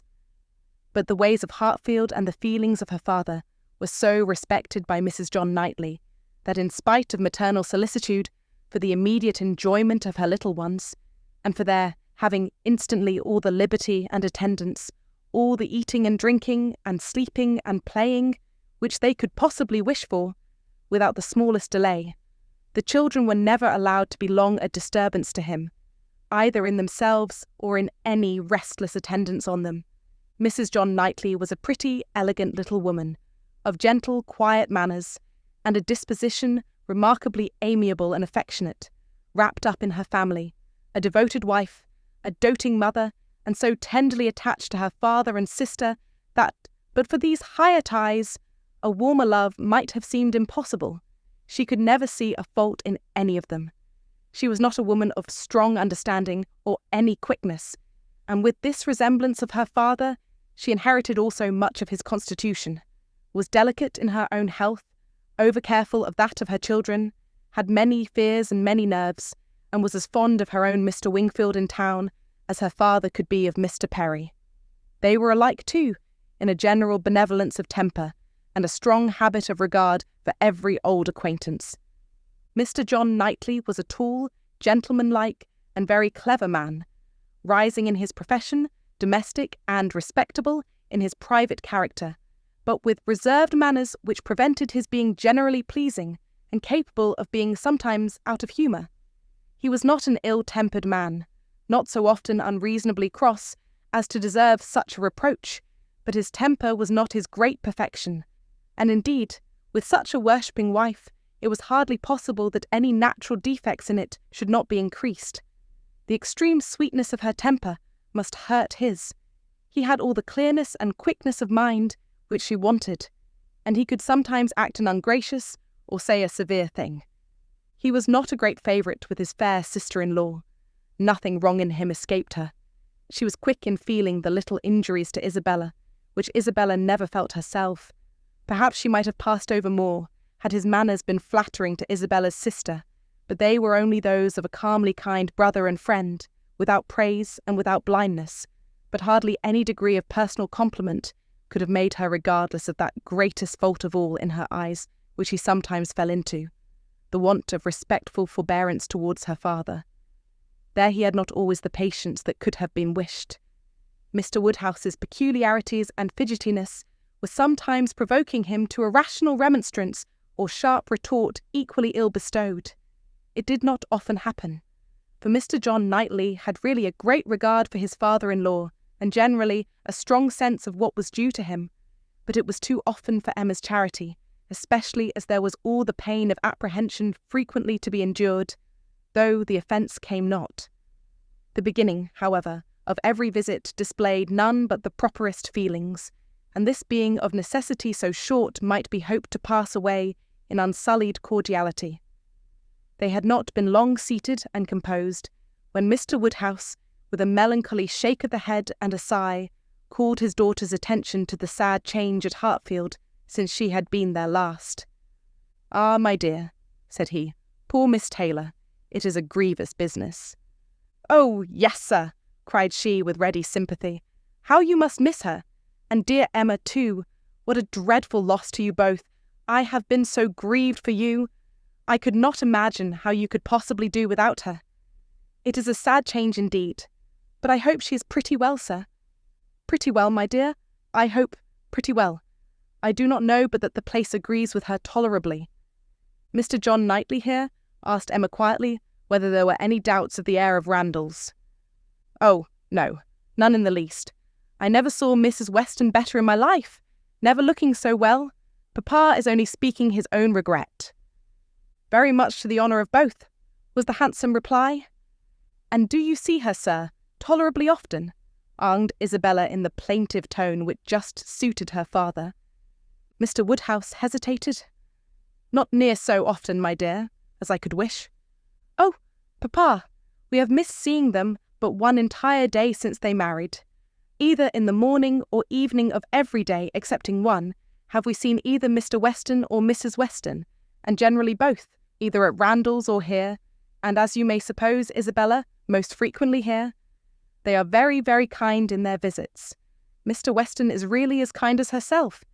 Papa, if you speak in that melancholy way, you will be giving Isabella a false idea of us all. Everybody must be aware that Miss Taylor must be missed, but everybody ought also to be assured that Mr. and Mrs. Weston do really prevent our missing her by any means, to the extent we ourselves anticipated, which is the exact truth." "Just as it should be," said Mr. John Knightley, "and just as I hoped it was from your letters. Her wish of showing you attention could not be doubted, and his being a disengaged and social man makes it all easy. I have been always telling you, my love, that I had no idea of the change being so very material to Hartfield as you apprehended, and now you have Emma's account. I hope you will be satisfied." "Why, to be sure," said Mr. Woodhouse. "Yes, certainly. I cannot deny that Mrs. Weston, poor Mrs. Weston, does come and see us pretty often, but then she is always obliged to go away again. It would be very hard upon Mr. Weston if she did not, papa. You quite forget poor Mr. Weston." "I think, indeed," said John Knightley pleasantly, "that Mr. Weston has some little claim. You and I, Emma, will venture to take the part of the poor husband. I, being a husband, and you not being a wife, the claims of the man may very likely strike us with equal force, As for Isabella, she has been married long enough to see the convenience of putting all the Mr. Westons aside as much as she can." "Me, my love?" cried his wife, hearing and understanding only in part. "Are you talking about me? I am sure nobody ought to be, or can be, a greater advocate for matrimony than I am. And if it had not been for the misery of her leaving Hartfield, I should never have thought of Miss Taylor but as the most fortunate woman in the world. And as to slighting Mr. Weston, that excellent Mr. Weston, I think there is nothing he does not deserve. I believe he is one of the very best-tempered men that ever existed. Excepting yourself and your brother, I do not know his equal for temper. I shall never forget his flying Henry's kite for him that very windy day last Easter, and ever since his particular kindness last September 12th in writing that note at 12 o'clock at night, on purpose to assure me that there was no scarlet fever at Cobham. I have been convinced there could not be a more feeling heart nor a better man in existence. If anybody can deserve him, it must be Miss Taylor." "Where is the young man?" said John Knightley. "Has he been here on this occasion, or has he not?" "He has not been here yet," replied Emma. "There was a strong expectation of his coming soon after the marriage, but it ended in nothing, and I have not heard him mentioned lately." "But you should tell them of the letter, my dear," said her father. "He wrote a letter to poor Mrs. Weston to congratulate her, and a very proper, handsome letter it was. She showed it to me. I thought it very well done of him indeed. Whether it was his own idea, you know, one cannot tell. He is but young, and his uncle, perhaps. My dear papa, he is 23. You forget how time passes." 23. Is he indeed? Well, I could not have thought it, and he was but 2 years old when he lost his poor mother. Well, time does fly indeed, and my memory is very bad. However, it was an exceeding good, pretty letter, and gave Mr. and Mrs. Weston a great deal of pleasure. I remember it was written from Weymouth, and dated September 28th, and began, "My dear Madam," but I forget how it went on, and it was signed F. C. Weston Churchill. I remember that perfectly. "How very pleasing and proper of him," cried the good-hearted Mrs. John Knightley.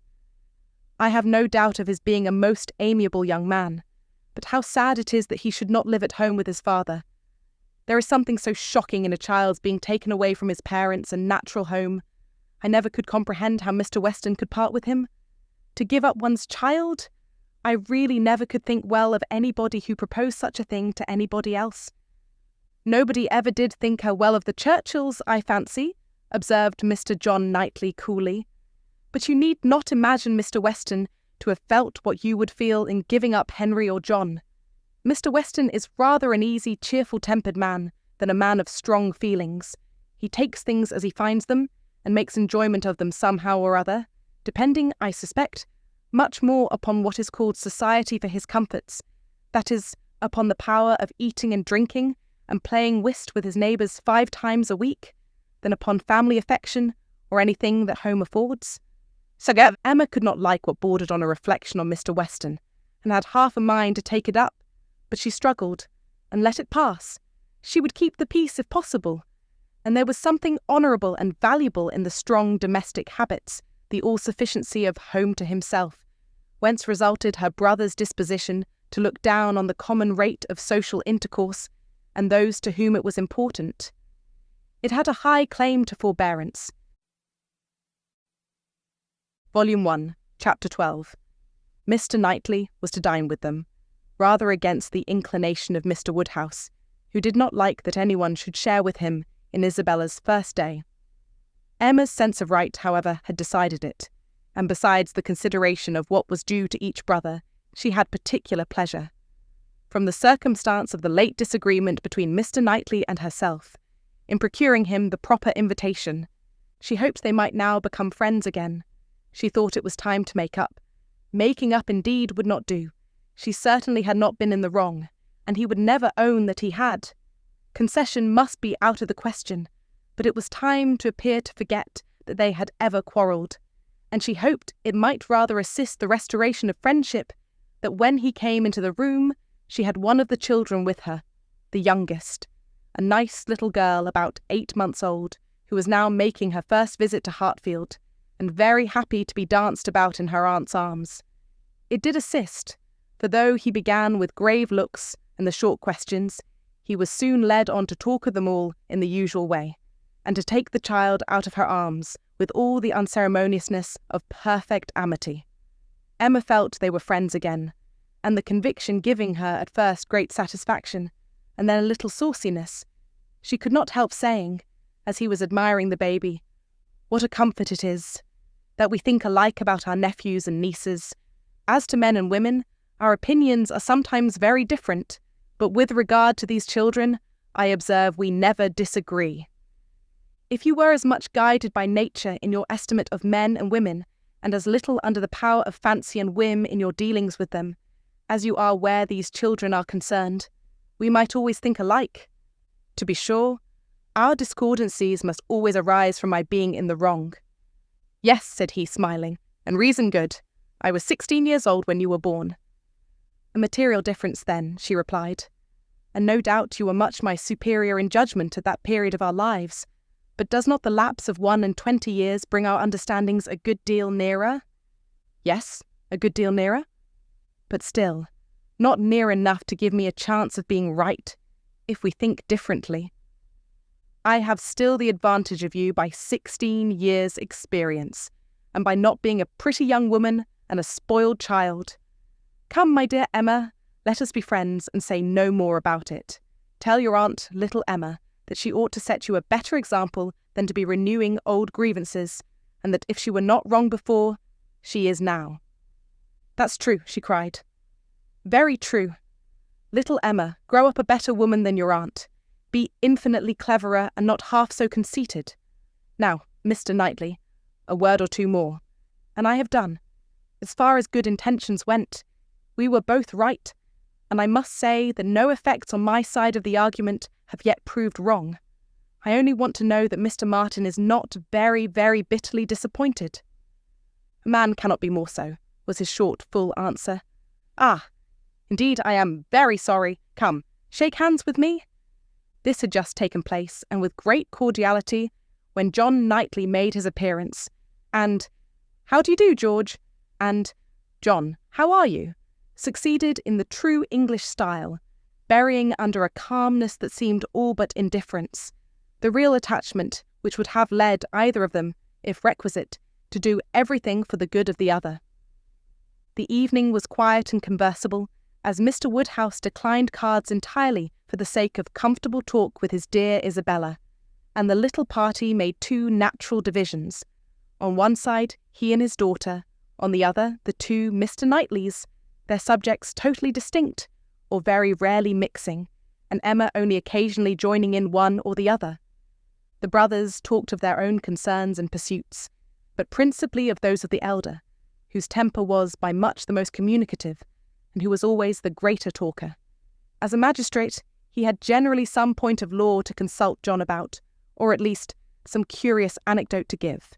And as a farmer, as keeping in hand the home farm at Donwell, he had to tell what every field was to bear next year, and to give all such local information as could not fail of being interesting to a brother whose home it had equally been the longest part of his life, and whose attachments were strong.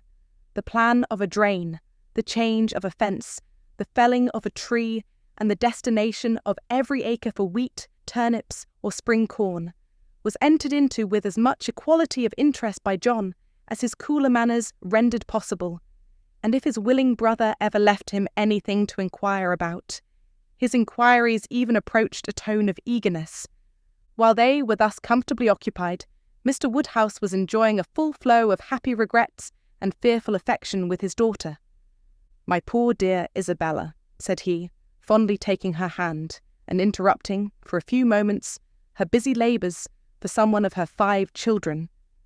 "How long it is, how terribly long since you were here, and how tired you must be after your journey. You must go to bed early, my dear, and I recommend a little gruel to you before you go. You and I will have a nice basin of gruel together.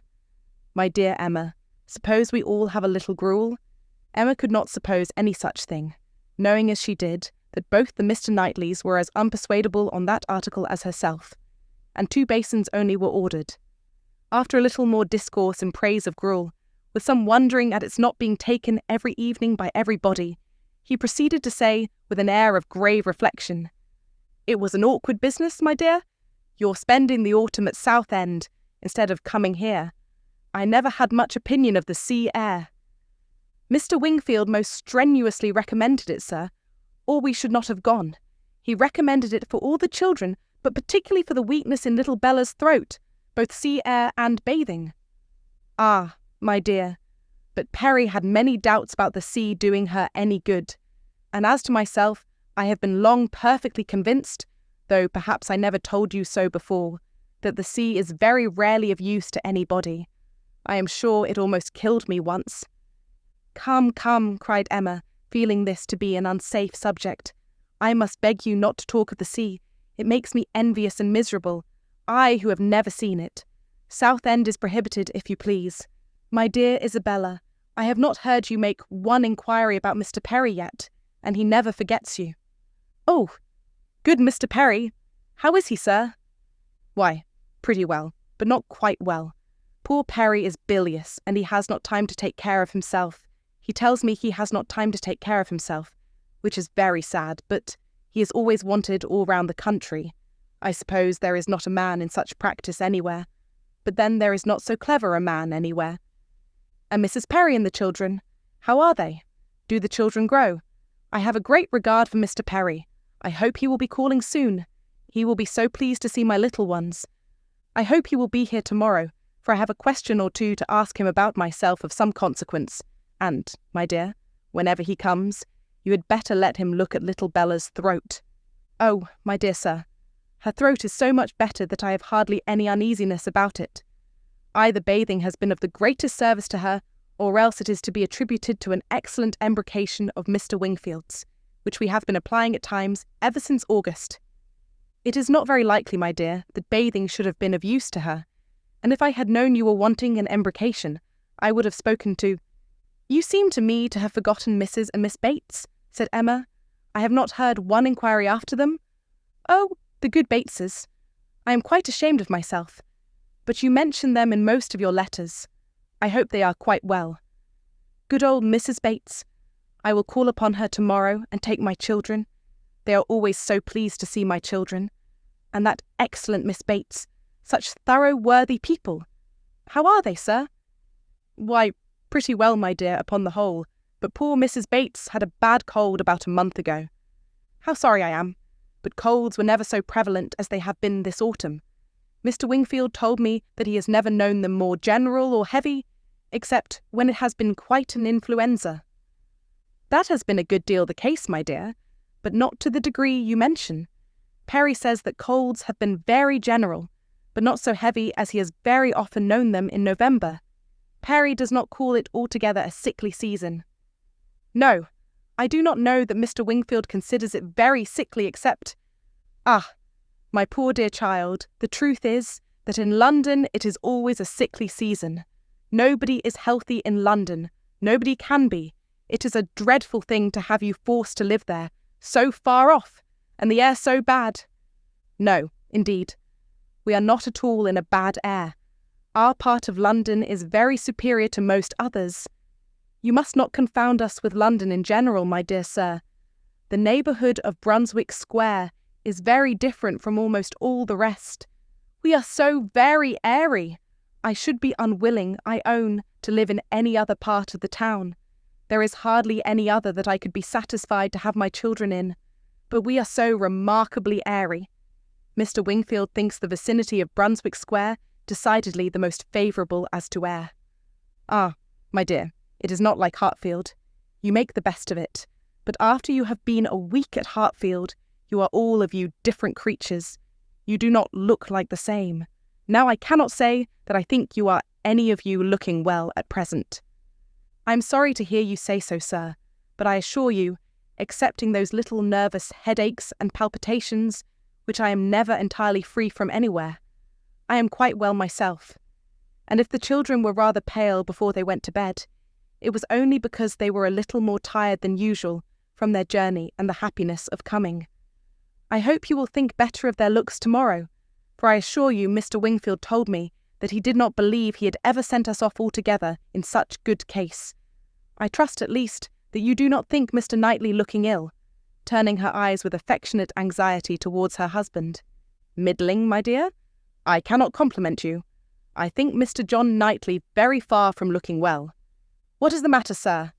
Did you speak to me? Cried Mr. John Knightley, hearing his own name.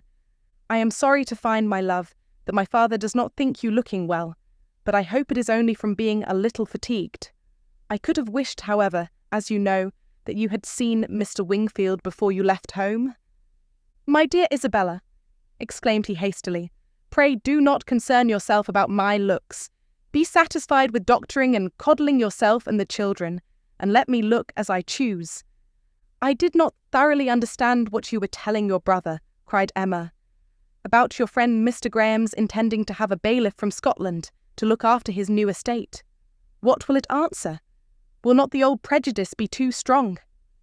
And she talked in this way so long and successfully that when forced to give her attention again to her father and sister, she had nothing worse to hear than Isabella's kind inquiry after Jane Fairfax.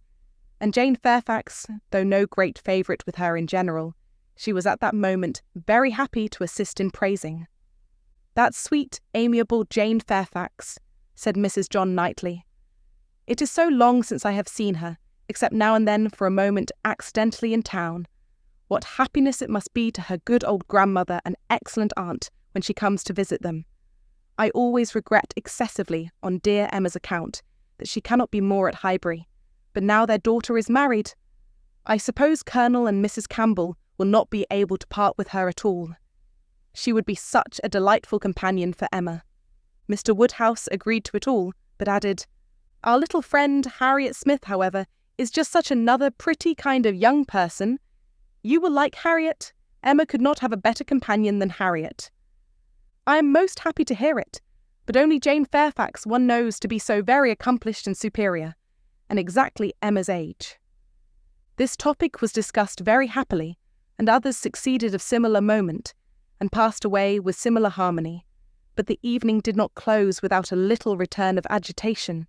The gruel came and supplied a great deal to be said, much praise and many comments, undoubting decision of its wholesomeness for every constitution, and pretty severe philippics upon the many houses where it was never met with tolerably.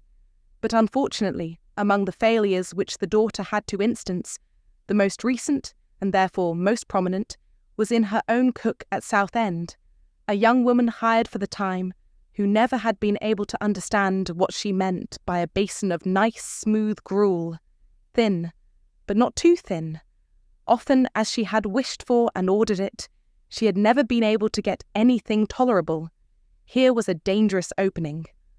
Ah, said Mr. Woodhouse, shaking his head and fixing his eyes on her with tender concern. The ejaculation in Emma's ear expressed, Ah, there is no end of the sad consequences of your going to Southend. It does not bear talking of. And for a little while she hoped he would not talk of it, and that a silent rumination might suffice to restore him to the relish of his own smooth gruel. After an interval of some minutes, however, he began with, I shall always be very sorry that you went to the sea this autumn instead of coming here. But why should you be sorry, sir? I assure you, it did the children a great deal of good. And, moreover, if you must go to the sea, it had better not have been to Southend. Southend is an unhealthy place. Perry was surprised to hear you had fixed upon Southend. I know there is such an idea with many people, but indeed it is quite a mistake, sir. We all had our health perfectly well there, never found the least inconvenience from the mud, and Mr. Wingfield says it is entirely a mistake to suppose the place unhealthy, and I am sure he may be depended on, for he thoroughly understands the nature of the air, and his own brother and family have been there repeatedly. You should have gone to Cromer, my dear, if you went anywhere. Perry was a week at Cromer once, and he holds it to be the best of all the sea-bathing places. A fine open sea, he says, and very pure air. And, by what I understand, you might have had lodgings there quite away from the sea, a quarter of a mile off. Very comfortable. You should have consulted Perry. But, my dear sir, the difference of the journey. Only consider how great it would have been. 100 miles, perhaps, instead of 40. Ah, my dear, as Perry says, where health is at stake, nothing else should be considered. And if one is to travel, there is not much to choose between 40 miles and 100. Better not move at all. Better stay in London altogether than travel 40 miles to get into a worse air. This is just what Perry said.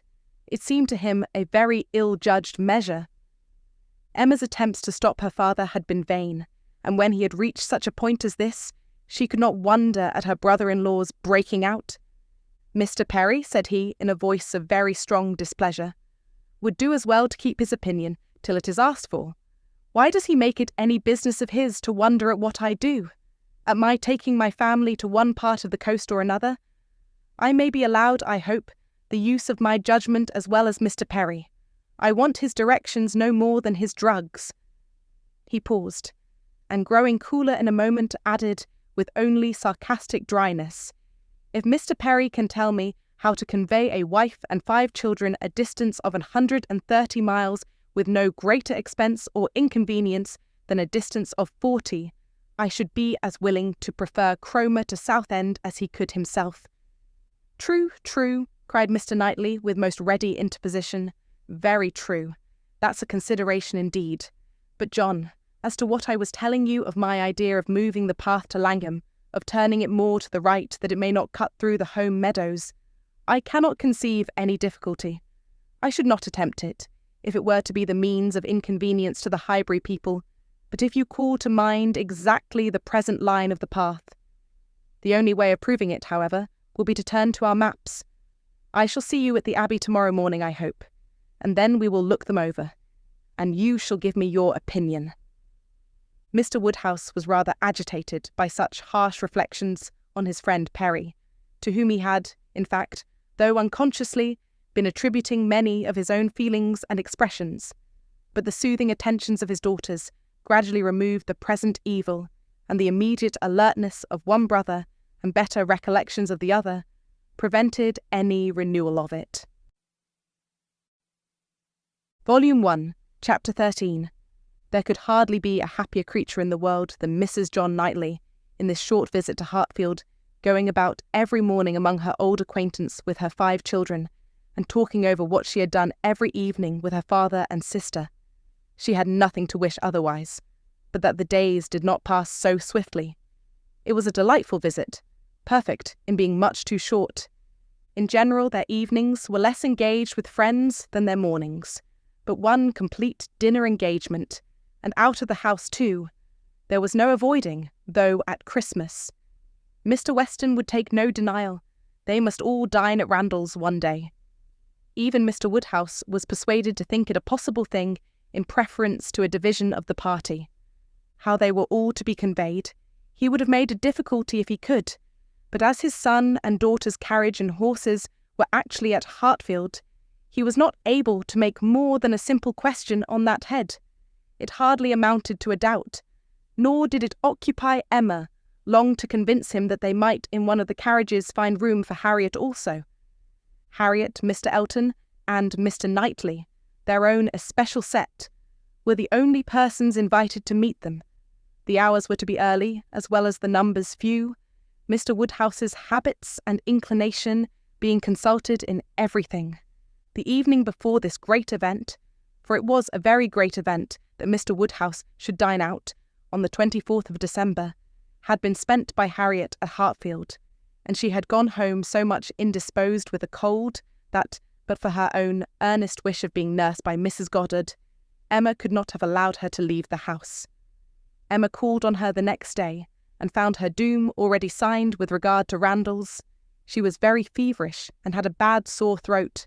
Mrs. Goddard was full of care and affection, Mr. Perry was talked of, and Harriet herself was too ill and low to resist the authority which excluded her from this delightful engagement, though she could not speak of her loss without many tears.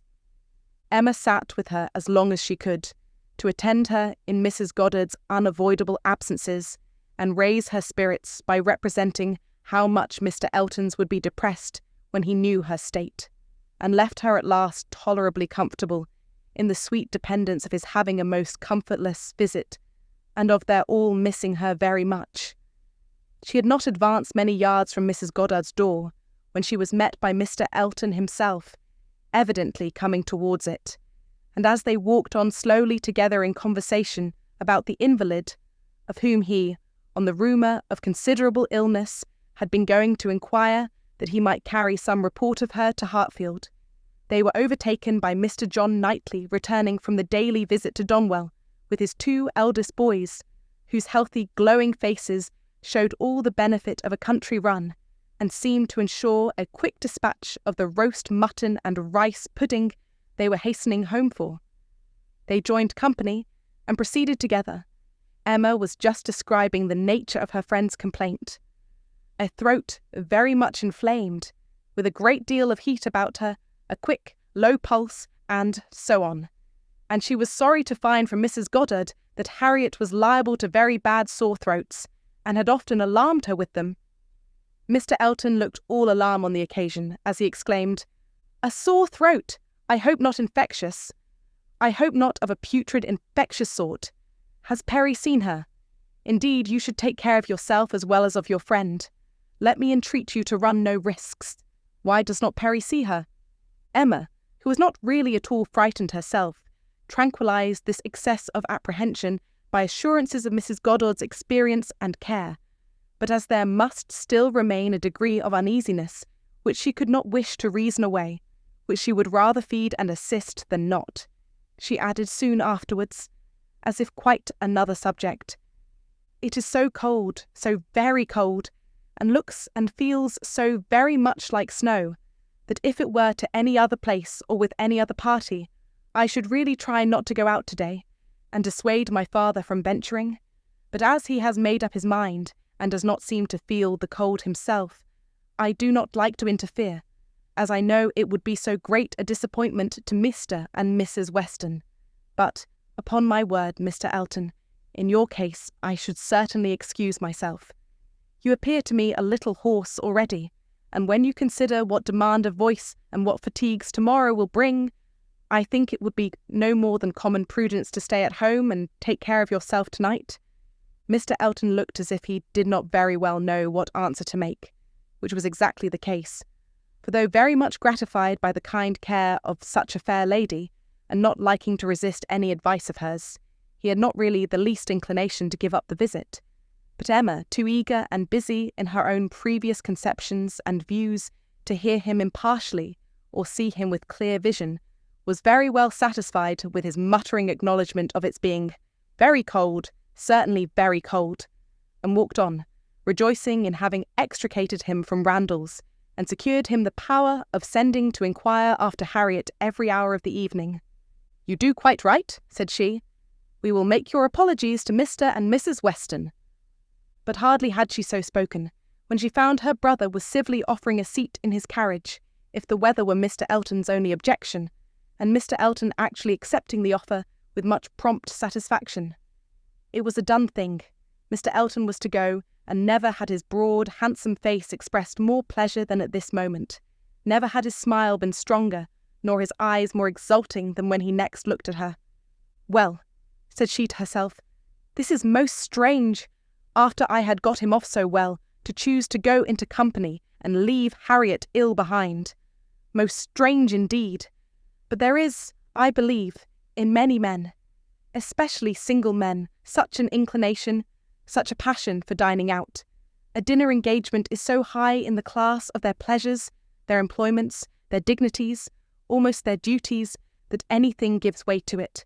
And this must be the case with Mr. Elton, a most valuable, amiable, pleasing young man undoubtedly, and very much in love with Harriet. But still, he cannot refuse an invitation. He must dine out wherever he is asked. What a strange thing love is! He can see ready wit in Harriet, but will not dine alone for her. Soon afterwards, Mr. Elton quitted them, and she could not but do him the justice of feeling that there was a great deal of sentiment in his manner of naming Harriet at parting. In the tone of his voice, while assuring her that he should call at Mrs. Goddard's for news of her fair friend, the last thing before he prepared for the happiness of meeting her again, when he hoped to be able to give a better report. and he sighed and smiled himself off in a way that left the balance of approbation much in his favour. After a few minutes of entire silence between them, John Knightley began with, "I never in my life saw a man more intent on being agreeable than Mr. Elton. It is downright labour to him where ladies are concerned. With men he can be rational and unaffected, but when he has ladies to please, every feature works." "Mr. Elton's manners are not perfect," replied Emma, "but where there is a wish to please, one ought to overlook, and one does overlook a great deal. Where a man does his best with only moderate powers, he will have the advantage over negligent superiority. There is such perfect good temper and good will in Mr. Elton as one cannot but value." "Yes," said Mr. John Knightley presently, with some slyness, "he seems to have a great deal of goodwill towards you." "Me?" she replied with a smile of astonishment. "Are you imagining me to be Mr. Elton's object?" "Such an imagination has crossed me, I own, Emma, and if it never occurred to you before, you may as well take it into consideration now. Mr. Elton in love with me. What an idea!" "I do not say it is so, but you will do well to consider whether it is so or not, and to regulate your behaviour accordingly. I think your manners to him encouraging. I speak as a friend, Emma. You had better look about you, and ascertain what you do, and what you mean to do." "I thank you, but I assure you you are quite mistaken. Mr. Elton and I are very good friends, and nothing more." And she walked on, amusing herself in the consideration of the blunders which often arise from a partial knowledge of circumstances, of the mistakes which people of high pretensions to judgment are for ever falling into, and not very well pleased with her brother for imagining her blind and ignorant and in want of counsel. He said no more. Mr. Woodhouse had so completely made up his mind to the visit that in spite of the increasing coldness, he seemed to have no idea of shrinking from it, and set forward at last most punctually with his eldest daughter in his own carriage, with less apparent consciousness of the weather than either of the others, too full of the wonder of his own going, and the pleasure it was to afford at Randalls to see that it was cold, and too well wrapped up to feel it. The cold, however, was severe, and by the time the second carriage was in motion, a few flakes of snow were finding their way down, and the sky had the appearance of being so overcharged as to want only a milder air to produce a very white world in a very short time. Emma soon saw that her companion was not in the happiest humour. The preparing and the going abroad in such weather, with the sacrifice of his children after dinner, were evils, were disagreeables at least, which Mr. John Knightley did not by any means like. He anticipated nothing in the visit that could be, at all, worth the purchase, and the whole of their drive to the vicarage was spent by him in expressing his discontent. "A man," said he, "must have a very good opinion of himself when he asks people to leave their own fireside, and encounter such a day as this, for the sake of coming to see him. He must think himself a most agreeable fellow. I could not do such a thing. It is the greatest absurdity, actually snowing at this moment, the folly of not allowing people to be comfortable at home, and the folly of people's not staying comfortably at home when they can. If we were obliged to go out such an evening as this, by any call of duty or business, what a hardship we should deem it. And here are we, probably with rather thinner clothing than usual, setting forward voluntarily without excuse, in defiance of the voice of nature, which tells man, in everything given to his view or his feelings, to stay at home himself, and keep all under shelter that he can. Here are we setting forward to spend 5 dull hours in another man's house, with nothing to say or to hear that was not said and heard yesterday, and may not be said and heard again tomorrow. Going in dismal weather, to return probably in worse. 4 horses and 4 servants taken out for nothing, but to convey 5 idle, shivering creatures into colder rooms and worse company than they might have had at home." Emma did not find herself equal to give the pleased assent, which no doubt he was in the habit of receiving, to emulate the very true "my love," which must have been usually administered by his travelling companion, but she had resolution enough to refrain from making any answer at all. She could not be complying. She dreaded being quarrelsome. Her heroism reached only to silence. She allowed him to talk, and arranged the glasses, and wrapped herself up without opening her lips. They arrived. The carriage turned, the step was let down, and Mr. Elton, spruce, black, and smiling, was with them instantly. Emma thought with pleasure of some change of subject. Mr. Elton was all obligation and cheerfulness. He was so very cheerful in his civilities, indeed, that she began to think he must have received a different account of Harriet from what had reached her. She had sent while dressing, and the answer had been, much the same, not better. "My report from Mrs. Goddard's," said she presently, "was not so pleasant as I had hoped. Not better was my answer." His face lengthened immediately, and his voice was the voice of sentiment as he answered, "Oh, no, I am grieved to find. I was on the point of telling you that, when I called at Mrs. Goddard's door, which I did the very last thing before I returned to dress, I was told that Miss Smith was not better, by no means better, rather worse. Very much grieved and concerned. I had flattered myself that she must be better after such a cordial as I knew had been given her in the morning."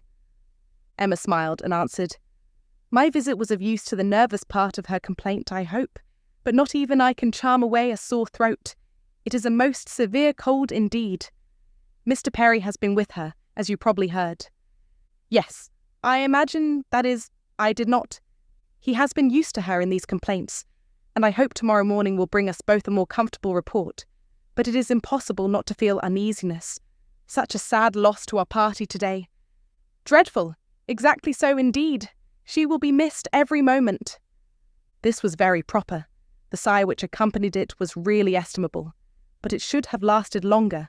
Emma was rather in dismay when only half a minute afterwards he began to speak of other things, and in a voice of the greatest alacrity and enjoyment.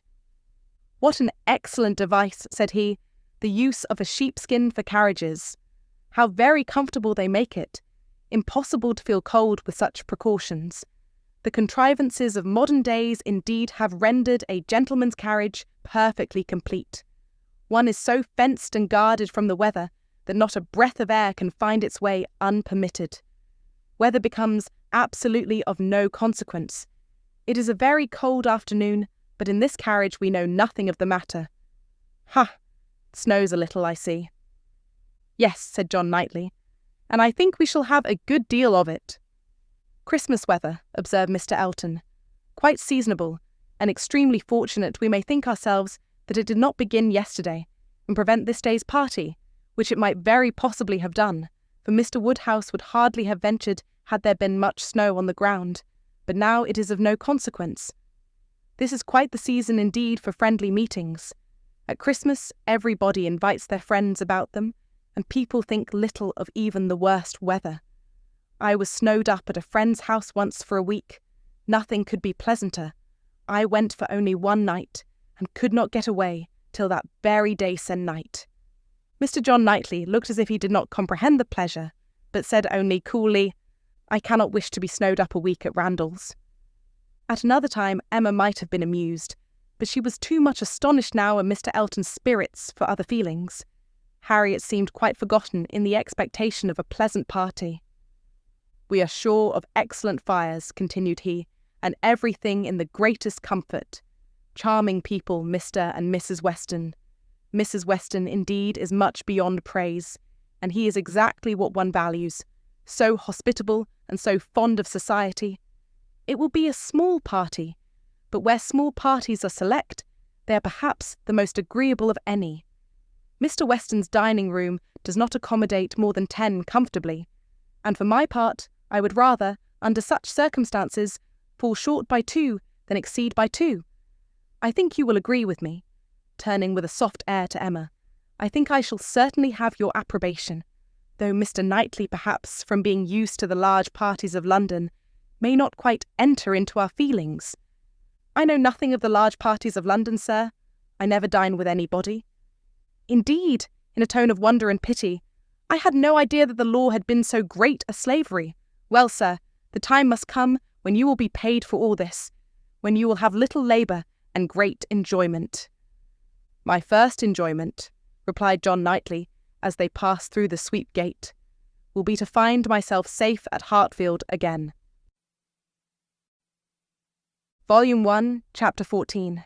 Some change of countenance was necessary for each gentleman as they walked into Mrs. Weston's drawing-room. Mr. Elton must compose his joyous looks, and Mr. John Knightley disperse his ill humour, Mr. Elton must smile less, and Mr. John Knightley more, to fit them for the place. Emma only might be as nature prompted, and show herself just as happy as she was.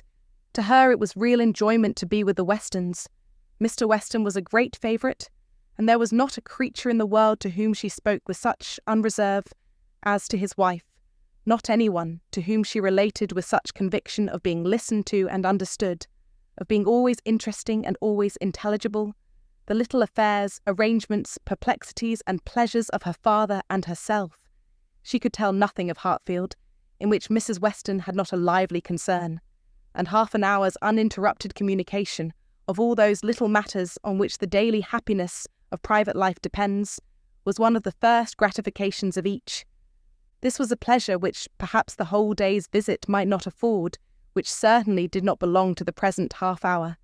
But the very sight of Mrs. Weston, her smile, her touch, her voice was grateful to Emma, and she determined to think as little as possible of Mr. Elton's oddities, or of anything else unpleasant, and enjoy all that was enjoyable to the utmost. The misfortune of Harriet's cold had been pretty well gone through before her arrival. Mr. Woodhouse had been safely seated long enough to give the history of it, besides all the history of his own and Isabella's coming, and of Emma's being to follow, and had indeed just got to the end of his satisfaction that James should come and see his daughter, when the others appeared, and Mrs. Weston, who had been almost wholly engrossed by her attentions to him, was able to turn away and welcome her dear Emma. Emma's project of forgetting Mr. Elton for a while made her rather sorry to find, when they had all taken their places, that he was close to her. The difficulty was great of driving his strange insensibility towards Harriet from her mind, while he not only sat at her elbow, but was continually obtruding his happy countenance on her notice, and solicitously addressing her upon every occasion. Instead of forgetting him, his behaviour was such that she could not avoid the internal suggestion of, "Can it really be as my brother imagined? Can it be possible for this man to be beginning to transfer his affections from Harriet to me? Absurd and insufferable! Yet he would be so anxious for her being perfectly warm, would be so interested about her father, and so delighted with Mrs. Weston, and at last would begin admiring her drawings with so much zeal and so little knowledge as seemed terribly like a would-be lover, and made it some effort with her to preserve her good manners. For her own sake she could not be rude, and for Harriet's, in the hope that all would yet turn out right, she was even positively civil. But it was an effort, especially as something was going on amongst the others, in the most overpowering period of Mr. Elton's nonsense, which she particularly wished to listen to. She heard enough to know that Mr. Weston was giving some information about his son. She heard the words "my son" and "Frank" and "my son" repeated several times over, and, from a few other half-syllables, very much suspected that he was announcing an early visit from his son. But before she could quiet Mr. Elton, the subject was so completely past that any reviving question from her would have been awkward. Now, it so happened that in spite of Emma's resolution of never marrying, there was something in the name, in the idea of Mr. Frank Churchill, which always interested her. She had frequently thought, especially since his father's marriage with Miss Taylor, that if she were to marry, he was the very person to suit her in age, character, and condition. He seemed by this connection between the families quite to belong to her. She could not but suppose it to be a match that everybody who knew them must think of. That Mr. and Mrs. Weston did think of it, she was very strongly persuaded, and though not meaning to be induced by him, or by anybody else, to give up a situation which she believed more replete with good than any she could change it for, she had a great curiosity to see him, a decided intention of finding him pleasant, of being liked by him to a certain degree, and a sort of pleasure in the idea of their being coupled in their friends' imaginations. With such sensations, Mr. Elton's civilities were dreadfully ill-timed, but she had the comfort of appearing very polite, while feeling very cross, and of thinking that the rest of the visit could not possibly pass without bringing forward the same information again, or the substance of it, from the open-hearted Mr. Weston. So it proved, for when happily released from Mr. Elton and seated by Mr. Weston at dinner, he made use of the very first interval in the cares of hospitality, the very first leisure from the saddle of mutton, to say to her, We want only 2 more to be just the right number. I should like to see 2 more here, your pretty little friend Miss Smith and my son, and then I should say we were quite complete. I believe you did not hear me telling the others in the drawing-room that we are expecting Frank. I had a letter from him this morning, and he will be with us within a fortnight." Emma spoke with a very proper degree of pleasure, and fully assented to his proposition of Mr. Frank Churchill and Miss Smith making their party quite complete. "He has been wanting to come to us," continued Mr. Weston, "ever since September.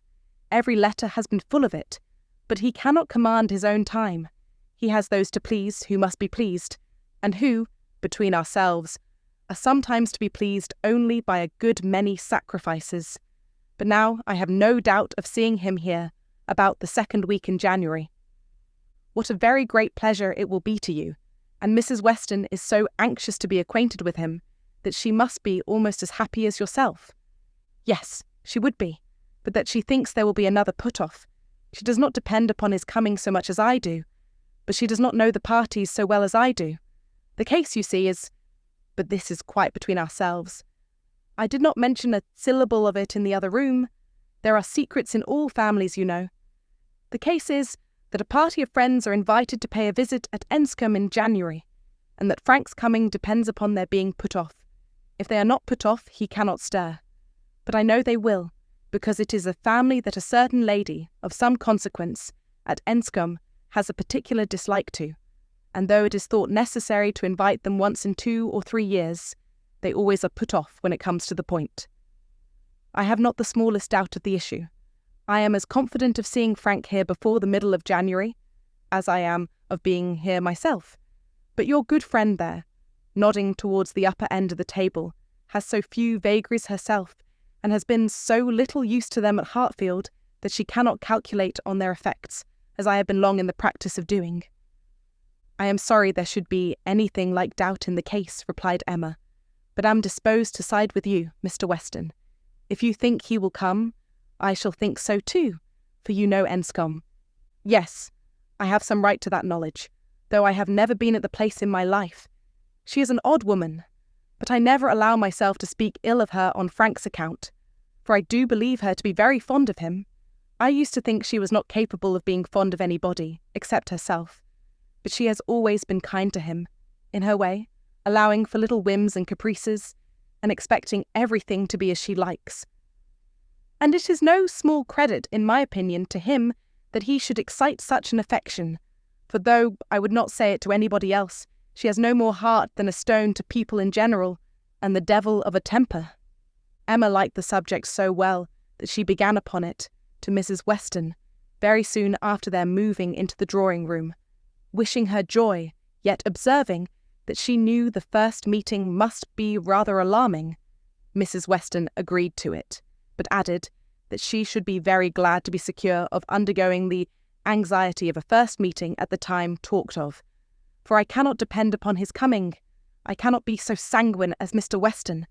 I am very much afraid that it will all end in nothing. Mr. Weston, I dare say, has been telling you exactly how the matter stands?" "Yes, it seems to depend upon nothing but the ill humour of Mrs. Churchill, which I imagine to be the most certain thing in the world." "My Emma," replied Mrs. Weston, smiling, "what is the certainty of caprice?" Then turning to Isabella, who had not been attending before, "You must know, my dear Mrs. Knightley, that we are by no means so sure of seeing Mr. Frank Churchill, in my opinion, as his father thinks. It depends entirely upon his aunt's spirits and pleasure, in short, upon her temper. To you, to my 2 daughters, I may venture on the truth. Mrs. Churchill rules at Enscombe, and is a very odd-tempered woman, and his coming now depends upon her being willing to spare him." "Oh, Mrs. Churchill, everybody knows Mrs. Churchill," replied Isabella, "and I am sure I never think of that poor young man without the greatest compassion. To be constantly living with an ill-tempered person must be dreadful. It is what we happily have never known anything of, but it must be a life of misery. What a blessing that she never had any children! Poor little creatures, how unhappy she would have made them." Emma wished she had been alone with Mrs. Weston. She should then have heard more. Mrs. Weston would speak to her with a degree of unreserve which she would not hazard with Isabella, and, she really believed, would scarcely try to conceal anything relative to the Churchills from her, excepting those views on the young man, of which her own imagination had already given her such instinctive knowledge. But at present there was nothing more to be said. Mr. Woodhouse very soon followed them into the drawing-room. To be sitting long after dinner was a confinement that he could not endure. Neither wine nor conversation was anything to him, and gladly did he move to those with whom he was always comfortable. While he talked to Isabella, however, Emma found an opportunity of saying, "And so you do not consider this visit from your son as by any means certain. I am sorry for it. The introduction must be unpleasant whenever it takes place, and the sooner it could be over, the better." "Yes, and every delay makes one more apprehensive of other delays. Even if this family, the Braithwaites, are put off, I am still afraid that some excuse may be found for disappointing us. I cannot bear to imagine any reluctance on his side, but I am sure there is a great wish on the Churchills to keep him to themselves. There is jealousy. They are jealous even of his regard for his father. In short, I can feel no dependence on his coming, and I wish Mr. Weston were less sanguine." "He ought to come," said Emma. "If he could stay only a couple of days, he ought to come, and one can hardly conceive a young man's not having it in his power to do as much as that. A young woman, if she fall into bad hands, may be teased and kept at a distance from those she wants to be with, but one cannot comprehend a young man's being under such restraint as not to be able to spend a week with his father if he likes it. One ought to be at Enscombe and know the ways of the family before one decides upon what he can do," replied Mrs. Weston. "One ought to use the same caution, perhaps, in judging of the conduct of any one individual of any one family. But Enscombe, I believe, certainly must not be judged by general rules. She is so very unreasonable, and everything gives way to her." "But she is so fond of the nephew. He is so very great a favourite. Now, according to my idea of Mrs. Churchill, it would be most natural that while she makes no sacrifice for the comfort of the husband to whom she owes everything, while she exercises incessant caprice towards him, she should frequently be governed by the nephew to whom she owes nothing at all. My dearest Emma, do not pretend with your sweet temper to understand a bad one, or to lay down rules for it. You must let it go its own way. I have no doubt of his having, at times, considerable influence, but it may be perfectly impossible for him to know beforehand when it will be." Emma listened, and then coolly said, "I shall not be satisfied unless he comes."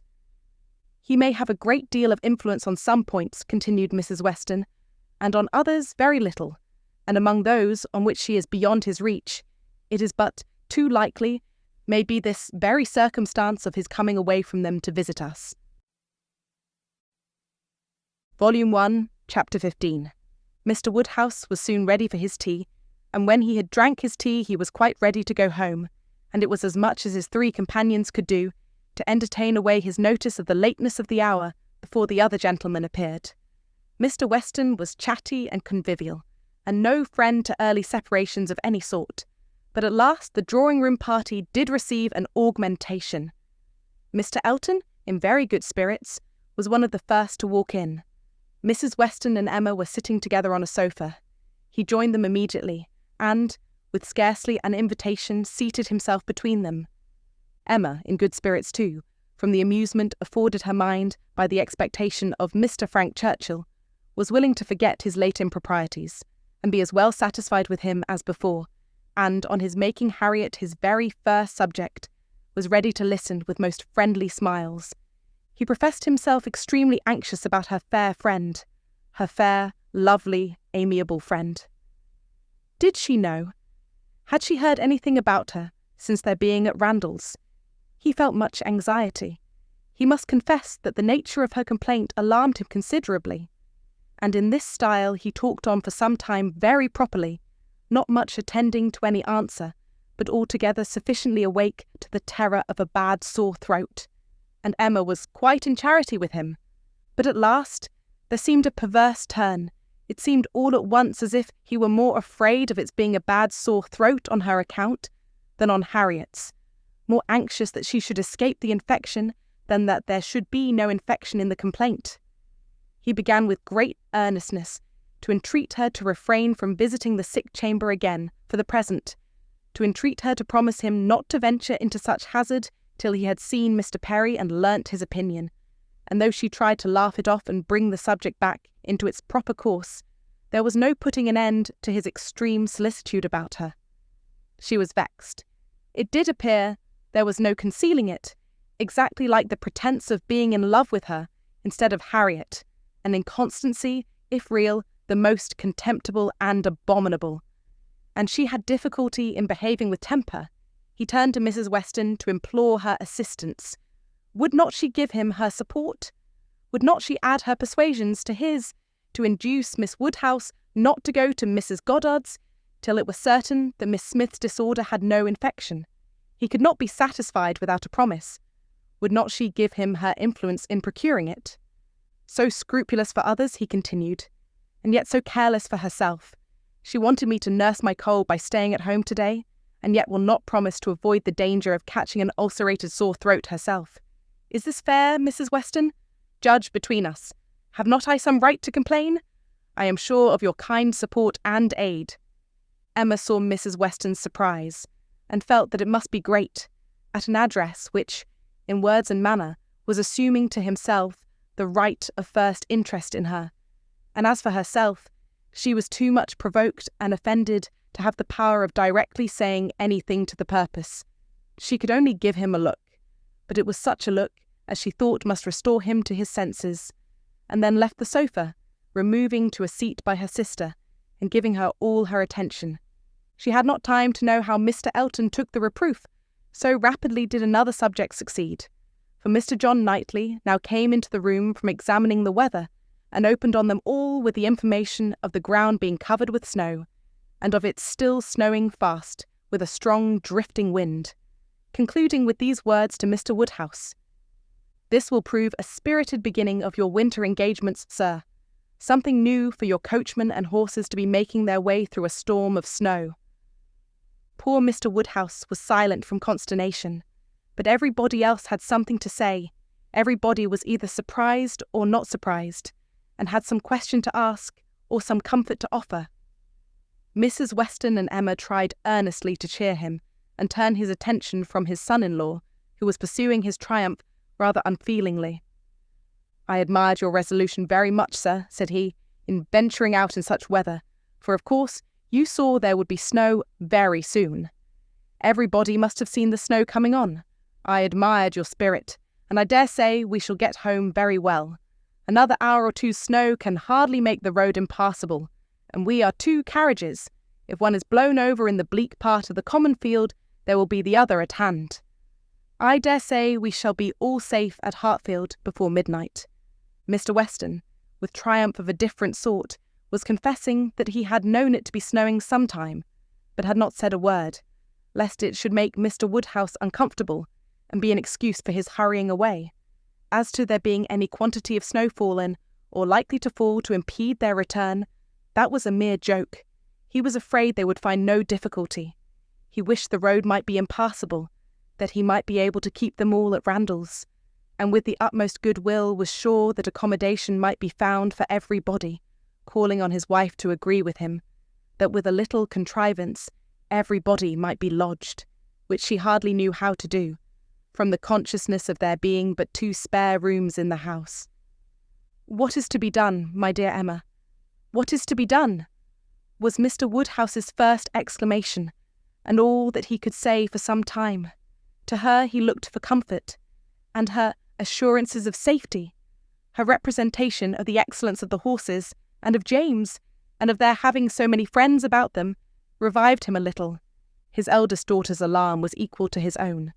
The horror of being blocked up at Randalls, while her children were at Hartfield, was full in her imagination, and fancying the road to be now just passable for adventurous people, but in a state that admitted no delay, she was eager to have it settled, that her father and Emma should remain at Randalls, while she and her husband set forward instantly through all the possible accumulations of drifted snow that might impede them. "You had better order the carriage directly, my love," said she. "I dare say we shall be able to get along if we set off directly, and if we do come to anything very bad, I can get out and walk. I am not at all afraid. I should not mind walking half the way. I could change my shoes, you know, the moment I got home, and it is not the sort of thing that gives me cold." "Indeed," replied he. "Then, my dear Isabella, it is the most extraordinary sort of thing in the world, for in general everything does give you cold. Walk home. You are prettily shod for walking home, I dare say. It will be bad enough for the horses." Isabella turned to Mrs. Weston for her approbation of the plan. Mrs. Weston could only approve. Isabella then went to Emma, but Emma could not so entirely give up the hope of their being all able to get away, and they were still discussing the point, when Mr. Knightley, who had left the room immediately after his brother's first report of the snow, came back again, and told them that he had been out of doors to examine, and could answer for there not being the smallest difficulty in their getting home, whenever they liked it, either now or an hour hence. He had gone beyond the sweep. Some way along the Highbury road, the snow was nowhere above half an inch deep, in many places hardly enough to whiten the ground.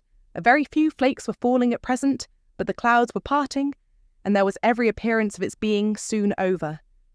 He had seen the coachman, and they both agreed with him in there being nothing to apprehend.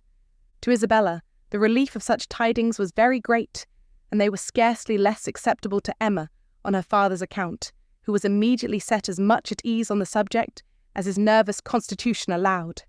But the alarm that had been raised could not be appeased so as to admit of any comfort for him while he continued at Randalls. He was satisfied of there being no present danger in returning home, but no assurances could convince him that it was safe to stay, and while the others were variously urging and recommending, Mr. Knightley and Emma settled it in a few brief sentences. Thus, "Your father will not be easy. Why do not you go?" "I am ready, if the others are." "Shall I ring the bell?" "Yes, do." And the bell was rung, and the carriages spoken for. A few minutes more, and Emma hoped to see one troublesome companion deposited in his own house, to get sober and cool, and the other recover his temper and happiness when this visit of hardship were over. The carriage came, and Mr. Woodhouse, always the first object on such occasions, was carefully attended to his own by Mr. Knightley and Mr. Weston, but not all that either could say could prevent some renewal of alarm at the sight of the snow which had actually fallen, and the discovery of a much darker night than he had been prepared for. He was afraid they should have a very bad drive. He was afraid poor Isabella would not like it, and there would be poor Emma in the carriage behind. He did not know what they had best do. They must keep as much together as they could.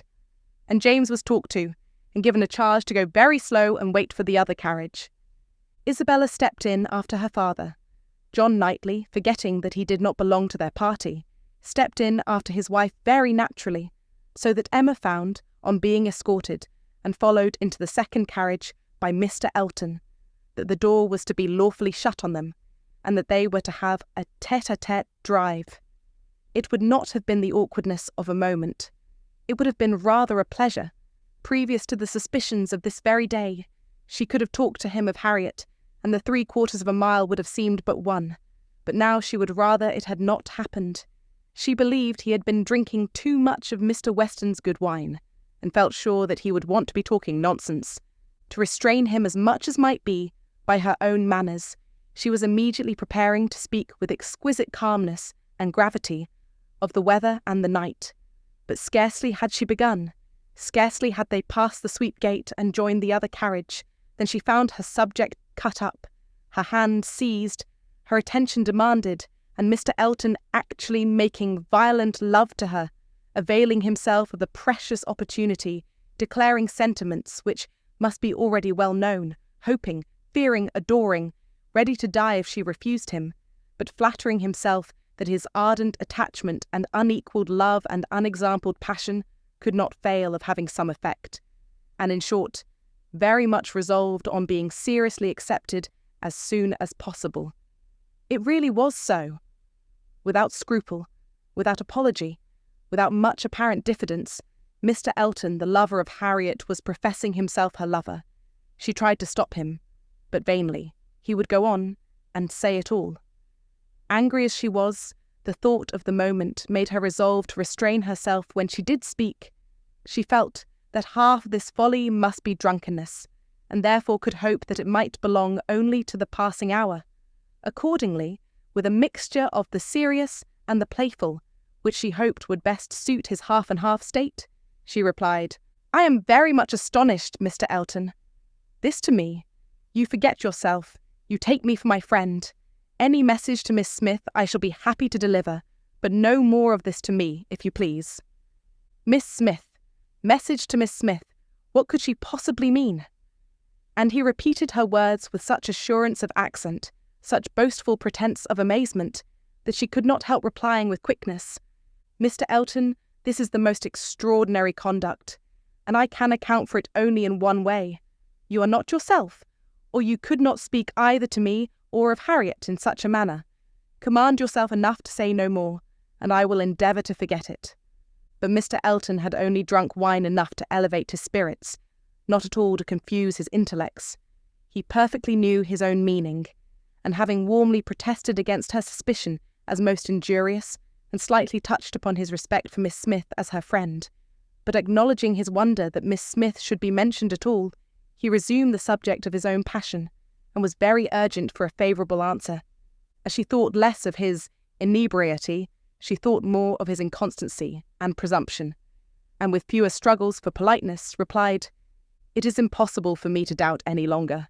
You have made yourself too clear. Mr. Elton, my astonishment is much beyond anything I can express.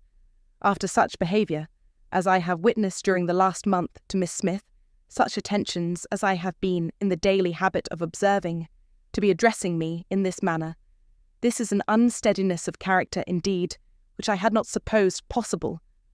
Believe me, sir, I am far, very far, from gratified in being the object of such professions." "Good heaven!" cried Mr. Elton. "What can be the meaning of this? Miss Smith. I never thought of Miss Smith in the whole course of my existence, never paid her any attentions, but as your friend, never cared whether she were dead or alive, but as your friend. If she has fancied otherwise, her own wishes have misled her, and I am very sorry, extremely sorry. But Miss Smith, indeed. Oh, Miss Woodhouse! Who can think of Miss Smith when Miss Woodhouse is near? No, upon my honour, there is no unsteadiness of character. I have thought only of you. I protest against having paid the smallest attention to anyone else. Everything that I have said or done for many weeks past has been with the sole view of marking my adoration of yourself. You cannot really, seriously doubt it.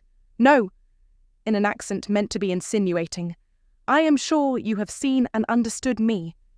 It would be impossible to say what Emma felt on hearing this, which of all her unpleasant sensations was uppermost. She was too completely overpowered to be immediately able to reply, and 2 moments of silence being ample encouragement for Mr. Elton's sanguine state of mind, he tried to take her hand again, as he joyously exclaimed, "Charming Miss Woodhouse, allow me to interpret this interesting silence. It confesses that you have long understood me."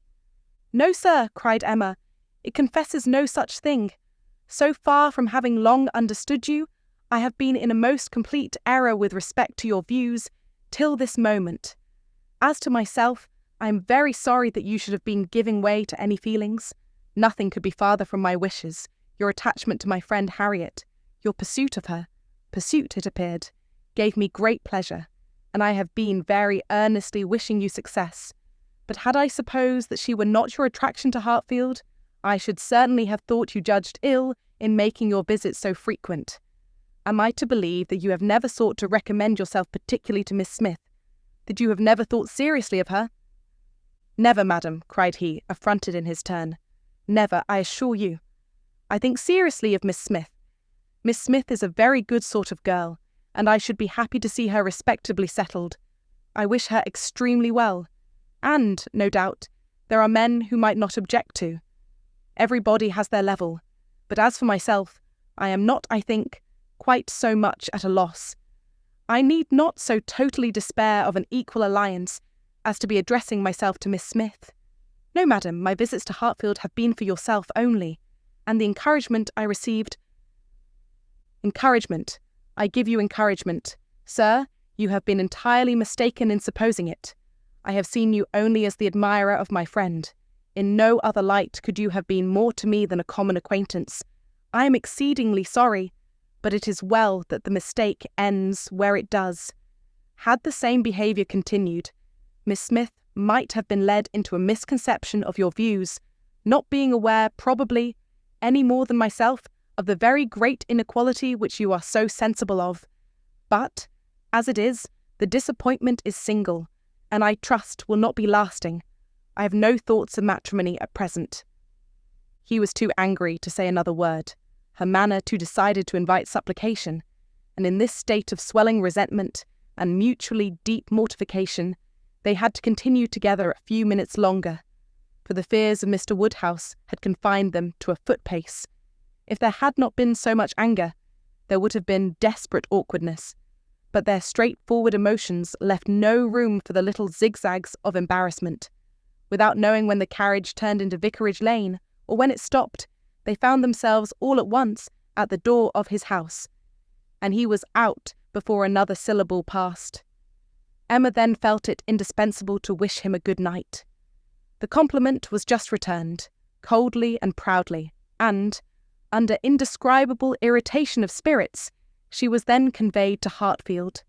There she was welcomed with the utmost delight by her father, who had been trembling for the dangers of a solitary drive from Vicarage Lane, turning a corner which he could never bear to think of, and in strange hands, a mere common coachman, no James, and there it seemed as if her return only were wanted to make everything go well, for Mr. John Knightley, ashamed of his ill humour, was now all kindness and attention, and so particularly solicitous for the comfort of her father, as to seem, if not quite ready to join him in a basin of gruel, perfectly sensible of its being exceedingly wholesome, and the day was concluding in peace and comfort to all their little party, except herself. But her mind had never been in such perturbation, and it needed a very strong effort to appear attentive and cheerful, till the usual hour of separating allowed her the relief of quiet reflection. Volume 1, Chapter 16. The hair was curled and the maid sent away, and Emma sat down to think and be miserable. It was a wretched business indeed. Such an overthrow of everything she had been wishing for, such a development of everything most unwelcome, such a blow for Harriet. That was the worst of all. Every part of it brought pain and humiliation of some sort or other. But, compared with the evil to Harriet, all was light, and she would gladly have submitted to feel yet more mistaken, more in error, more disgraced by misjudgment than she actually was, could the effects of her blunders have been confined to herself. If I had not persuaded Harriet into liking the man, I could have borne anything. He might have doubled his presumption to me, but poor Harriet! How she could have been so deceived! He protested that he had never thought seriously of Harriet, never. She looked back as well as she could, but it was all confusion. She had taken up the idea, she supposed, and made everything bend to it. His manners, however, must have been unmarked, wavering, dubious, or she could not have been so misled. The picture!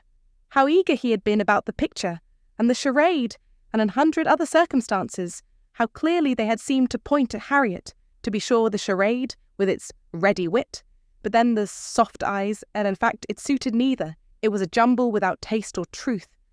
Who could have seen through such thick-headed nonsense?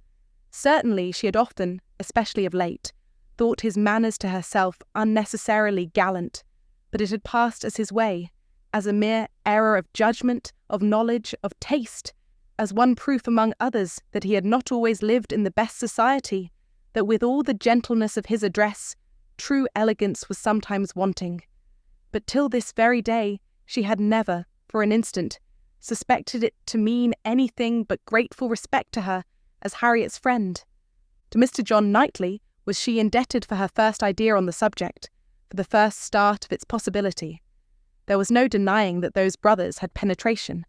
She remembered what Mr. Knightley had once said to her about Mr. Elton, the caution he had given, the conviction he had professed that Mr. Elton would never marry indiscreetly, and blushed to think how much truer a knowledge of his character had been there shown than any she had reached herself. It was dreadfully mortifying, but Mr. Elton was proving himself in many respects, the very reverse of what she had meant and believed him. Proud, assuming, conceited, very full of his own claims, and little concerned about the feelings of others. Contrary to the usual course of things, Mr. Elton's wanting to pay his addresses to her had sunk him in her opinion. His professions and his proposals did him no service. She thought nothing of his attachment, and was insulted by his hopes. He wanted to marry well, and having the arrogance to raise his eyes to her, pretended to be in love. But she was perfectly easy as to his not suffering any disappointment that need be cared for. There had been no real affection either in his language or manners. Sighs and fine words had been given in abundance, but she could hardly devise any set of expressions or fancy any tone of voice less allied with real love. She need not trouble herself to pity him. He only wanted to aggrandize and enrich himself, and if Miss Woodhouse of Hartfield, the heiress of £30,000, were not quite so easily obtained as he had fancied, he would soon try for Miss Somebody else with 20 or with 10. But that he should talk of encouragement, should consider her as aware of his views, accepting his attentions, meaning, in short, to marry him, should suppose himself her equal in connection or mind, look down upon her friend, so well understanding the gradations of rank below him, and be so blind to what rose above, as to fancy himself showing no presumption in addressing her. It was most provoking. Perhaps it was not fair to expect him to feel how very much he was her inferior in talent and all the elegancies of mind. The very want of such a quality might prevent his perception of it, but he must know that in fortune and consequence she was greatly his superior. He must know that the Woodhouses had been settled for several generations at Hartfield, the younger branch of a very ancient family, and that the Eltons were nobody. The landed property of Hartfield certainly was inconsiderable, being but a sort of notch in the Donwell Abbey estate, to which all the rest of Highbury belonged, but their fortune, from other sources, was such as to make them scarcely secondary to Donwell Abbey itself, in every other kind of consequence, and the Woodhouses had long held a high place in the consideration of the neighbourhood, which Mr. Elton had first entered not 2 years ago to make his way as he could, without any alliances but in trade, or anything to recommend him to notice but his situation and his civility. But he had fancied her in love with him. That evidently must have been his dependence, and after raving a little about the seeming incongruity of gentle manners and a conceited head, Emma was obliged in common honesty to stop and admit that her own behaviour to him had been so complacent and obliging, so full of courtesy and attention, as, supposing her real motive unperceived, might warrant a man of ordinary observation and delicacy, like Mr. Elton, in fancying himself a very decided favourite. If she had so misinterpreted his feelings, she had little right to wonder that he, with self-interest to blind him, should have mistaken hers. The first error and the worst lay at her door. It was foolish, it was wrong, to take so active a part in bringing any two people together. It was adventuring too far, assuming too much, making light of what ought to be serious, a trick of what ought to be simple. She was quite concerned and ashamed, and resolved to do such things no more. Here have I, said she, actually talked poor Harriet into being very much attached to this man. She might never have thought of him but for me, and certainly never would have thought of him with hope, if I had not assured her of his attachment, for she is as modest and humble as I used to think him. Oh, that I had been satisfied with persuading her not to accept young Martin. There I was quite right. That was well done of me. But there I should have stopped, and left the rest to time and chance. I was introducing her into good company, and giving her the opportunity of pleasing someone worth having. I ought not to have attempted more. But now, poor girl, her peace is cut up for some time. I have been but half a friend to her, and if she were not to feel this disappointment so very much, I am sure I have not an idea of anybody else who would be at all desirable for her. William Cox. Oh, no, I could not endure William Cox. A pert young lawyer. She stopped to blush and laugh at her own relapse, and then resumed a more serious, more dispiriting cogitation upon what had been, and might be, and must be.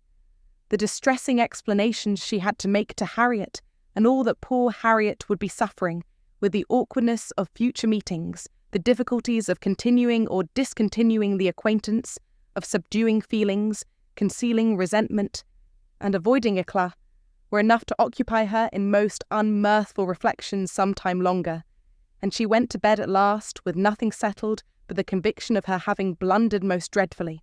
To youth and natural cheerfulness like Emma's, though under temporary gloom at night, the return of day will hardly fail to bring return of spirits. The youth and cheerfulness of morning are in happy analogy and of powerful operation, and if the distress be not poignant enough to keep the eyes unclosed, they will be sure to open to sensations of softened pain and brighter hope. Emma got up on the morrow more disposed for comfort than she had gone to bed, more ready to see alleviations of the evil before her, and to depend on getting tolerably out of it.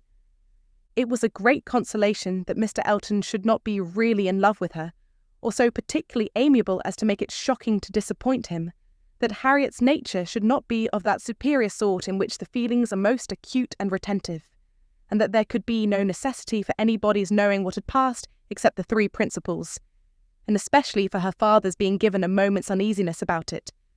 These were very cheering thoughts, and the sight of a great deal of snow on the ground did her further service, for anything was welcome that might justify their all three being quite asunder at present.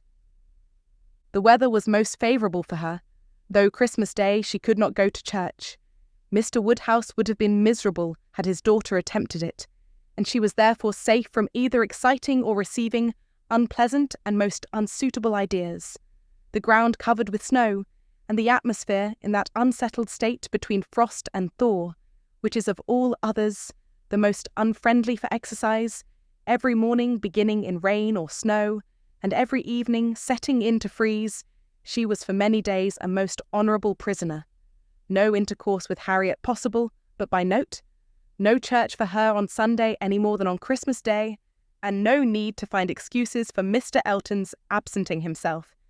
It was weather which might fairly confine everybody at home, and though she hoped and believed him to be really taking comfort in some society or other, it was very pleasant to have her father so well satisfied with his being all alone in his own house, too wise to stir out, and to hear him say to Mr. Knightley, whom no weather could keep entirely from them, "Ah, Mr. Knightley, why do not you stay at home like poor Mr. Elton?" These days of confinement would have been, but for her private perplexities, remarkably comfortable, as such seclusion exactly suited her brother, whose feelings must always be of great importance to his companions, and he had besides so thoroughly cleared off his ill humour at Randalls that his amiableness never failed him during the rest of his stay at Hartfield. He was always agreeable and obliging, and speaking pleasantly of everybody, but with all the hopes of cheerfulness, and all the present comfort of delay, there was still such an evil hanging over her in the hour of explanation with Harriet, as made it impossible for Emma to be ever perfectly at ease. Volume 1, Chapter 17. Mr. and Mrs. John Knightley were not detained long at Hartfield. The weather soon improved enough for those to move who must move, and Mr. Woodhouse, having, as usual, tried to persuade his daughter to stay behind with all her children, was obliged to see the whole party set off, and return to his lamentations over the destiny of poor Isabella, which poor Isabella, passing her life with those she doted on, full of their merits, blind to their faults, and always innocently busy, might have been a model of right feminine happiness. The evening of the very day on which they went brought a note from Mr. Elton to Mr. Woodhouse, a long, civil, ceremonious note, to say, with Mr. Elton's best compliments, that he was proposing to leave Highbury the following morning in his way to Bath, where, in compliance with the pressing entreaties of some friends, he had engaged to spend a few weeks, and very much regretted the impossibility he was under, from various circumstances of weather and business, of taking a personal leave of Mr. Woodhouse, of whose friendly civilities he should ever retain a grateful sense, and had Mr. Woodhouse any commands, should be happy to attend to them. Emma was most agreeably surprised. Mr. Elton's absence just at this time was the very thing to be desired. She admired him for contriving it, though not able to give him much credit for the manner in which it was announced. Resentment could not have been more plainly spoken than in a civility to her father, from which she was so pointedly excluded. She had not even a share in his opening compliments. Her name was not mentioned, and there was so striking a change in all this, and such an ill-judged solemnity of leave-taking in his graceful acknowledgments, as she thought, at first, could not escape his father's suspicion. It did, however. Her father was quite taken up with the surprise of so sudden a journey, and his fears that Mr. Elton might never get safely to the end of it, and saw nothing extraordinary in his language. It was a very useful note, for it supplied them with fresh matter for thought and conversation during the rest of their lonely evening. Mr. Woodhouse talked over his alarms, and Emma was in spirits to persuade them away with all her usual promptitude. She now resolved to keep Harriet no longer in the dark. She had reason to believe her nearly recovered from her cold, and it was desirable that she should have as much time as possible for getting the better of her other complaint before the gentleman's return. She went to Mrs. Goddard's accordingly the very next day, to undergo the necessary penance of communication, and a severe one it was.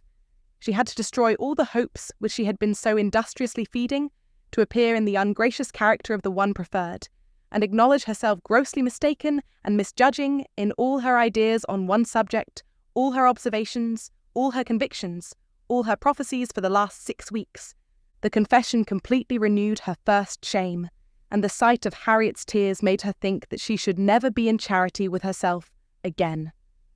Harriet bore the intelligence very well, blaming nobody, and in everything testifying such an ingenuousness of disposition and lowly opinion of herself, as must appear with particular advantage at that moment to her friend. Emma was in the humour to value simplicity and modesty to the utmost, and all that was amiable, all that ought to be attaching, seemed on Harriet's side, not her own. Harriet did not consider herself as having anything to complain of. The affection of such a man as Mr. Elton would have been too great a distinction. She never could have deserved him, and nobody but so partial and kind a friend as Miss Woodhouse would have thought it possible. Her tears fell abundantly, but her grief was so truly artless that no dignity could have made it more respectable in Emma's eyes, and she listened to her and tried to console her with all her heart and understanding, really for the time convinced that Harriet was the superior creature of the two, and that to resemble her would be more for her own welfare and happiness than all that genius or intelligence could do. It was rather too late in the day to set about being simple-minded and ignorant, but she left her with every previous resolution confirmed of being humble and discreet, and repressing imagination all the rest of her life.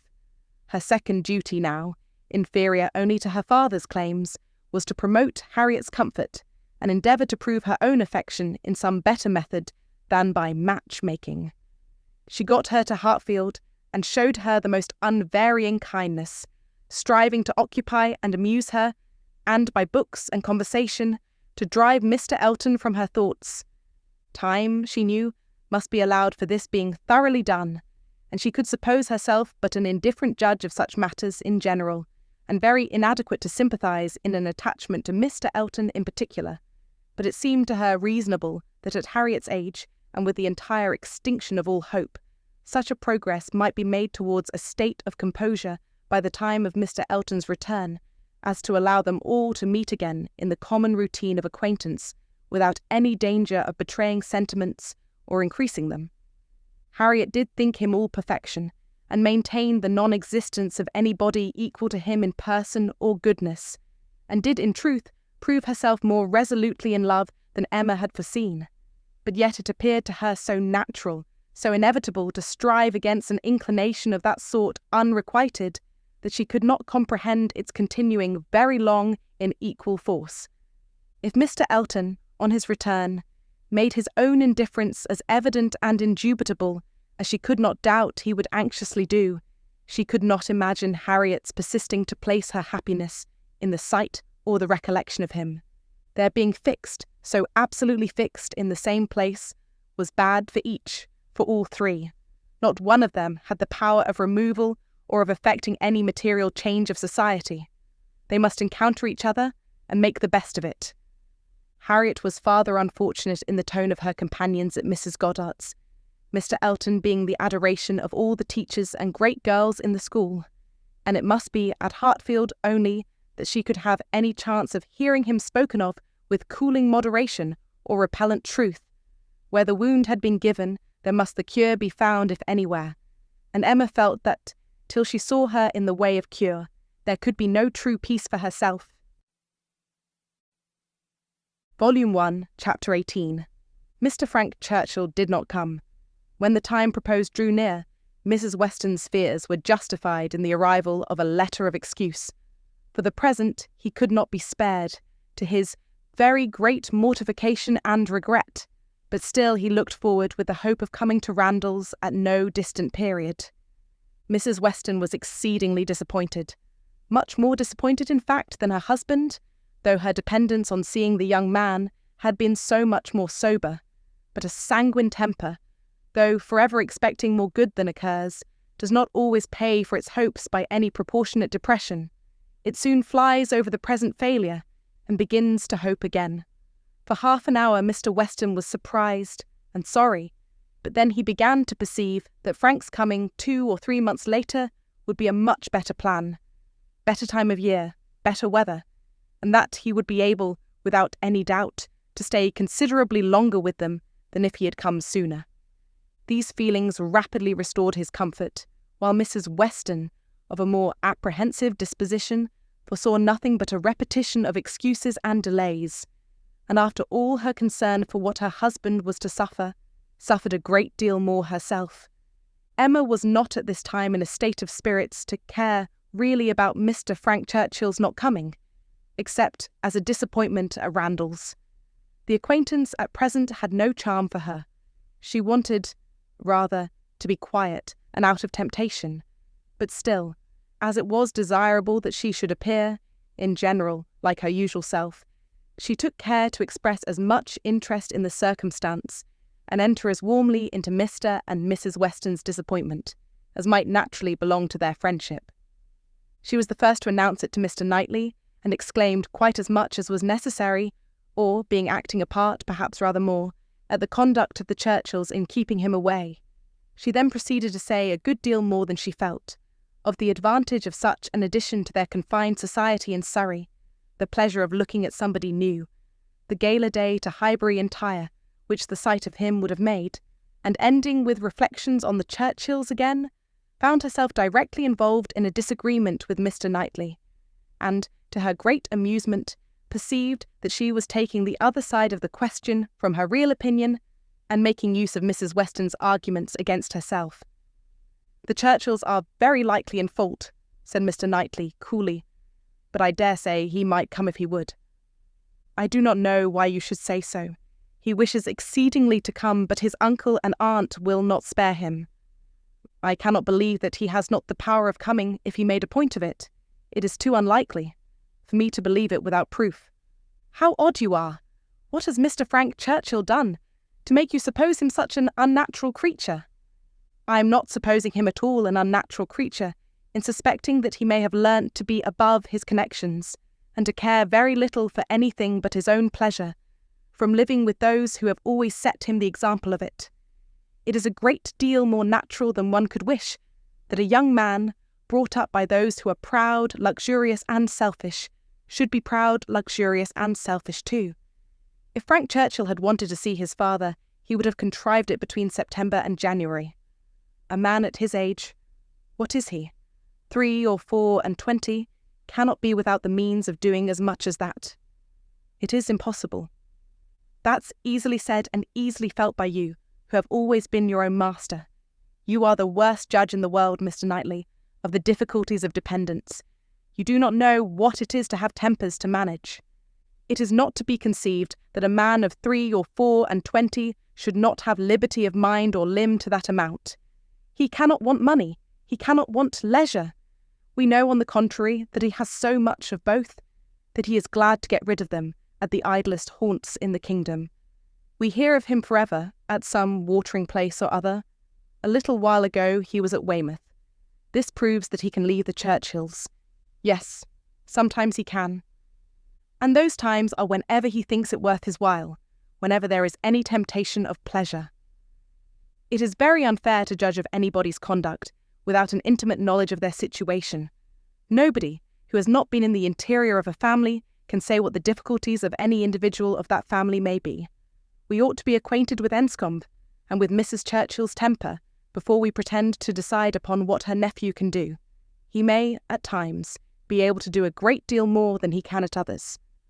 There is one thing, Emma, which a man can always do, if he chooses, and that is his duty, not by manoeuvring and finessing, but by vigour and resolution.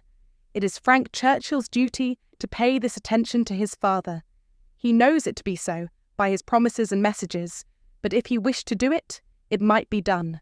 A man who felt rightly would say at once, simply and resolutely, to Mrs. Churchill, "Every sacrifice of mere pleasure you will always find me ready to make to your convenience, but I must go and see my father immediately. I know he would be hurt by my failing in such a mark of respect to him on the present occasion. I shall, therefore, set off tomorrow."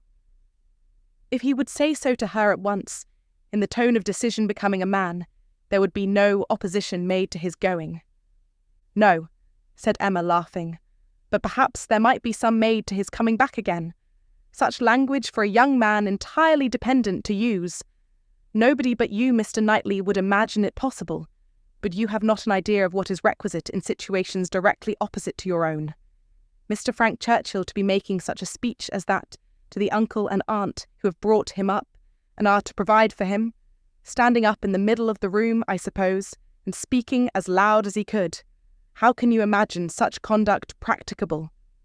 Depend upon it, Emma, a sensible man would find no difficulty in it.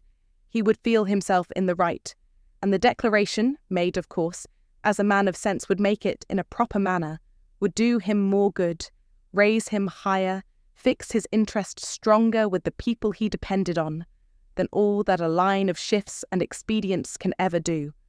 Respect would be added to affection. They would feel that they could trust him, that the nephew who had done rightly by his father would do rightly by them. For they know, as well as he does, as well as all the world must know, that he ought to pay this visit to his father, and while meanly exerting their power to delay it, are in their hearts not thinking the better of him for submitting to their whims. Respect for right conduct is felt by everybody. If he would act in this sort of manner, on principle, consistently, regularly, their little minds would bend to his. I rather doubt that. You are very fond of bending little minds, but where little minds belong to rich people in authority, I think they have a knack of swelling out till they are quite as unmanageable as great ones. I can imagine that if you, as you are, Mr. Knightley, were to be transported and placed all at once in Mr. Frank Churchill's situation, you would be able to say and do just what you have been recommending for him, and it might have a very good effect. The Churchills might not have a word to say in return, but then you would have no habits of early obedience and long observance to break through. To him who has, it might not be so easy to burst forth at once into perfect independence and set all their claims on his gratitude and regard at naught. He may have as strong a sense of what would be right as you can have, without being so equal under particular circumstances to act up to it. Then it would not be so strong a sense. If it failed to produce equal exertion, it could not be an equal conviction. Oh, the difference of situation and habit. I wish you would try to understand what an amiable young man may be likely to feel in directly opposing those, whom as child and boy he has been looking up to all his life.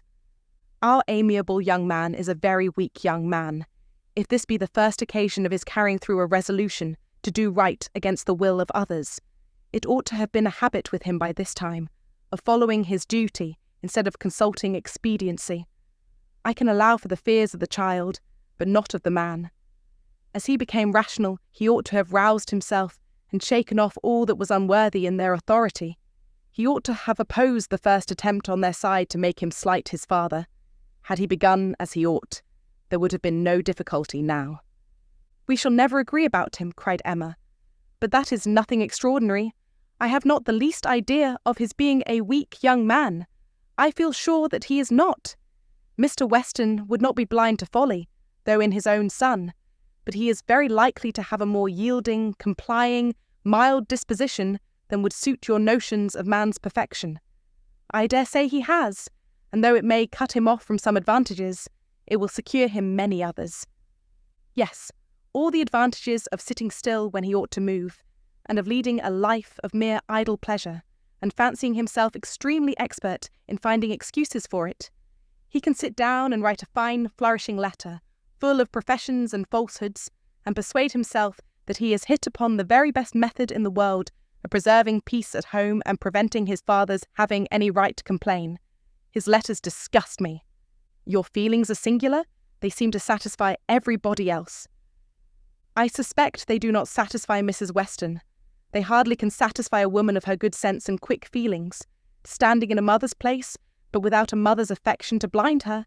It is on her account that attention to Randalls is doubly due, and she must doubly feel the omission. Had she been a person of consequence herself, he would have come, I dare say, and it would not have signified whether he did or no. Can you think your friend behindhand in these sort of considerations? Do you suppose she does not often say all this to herself?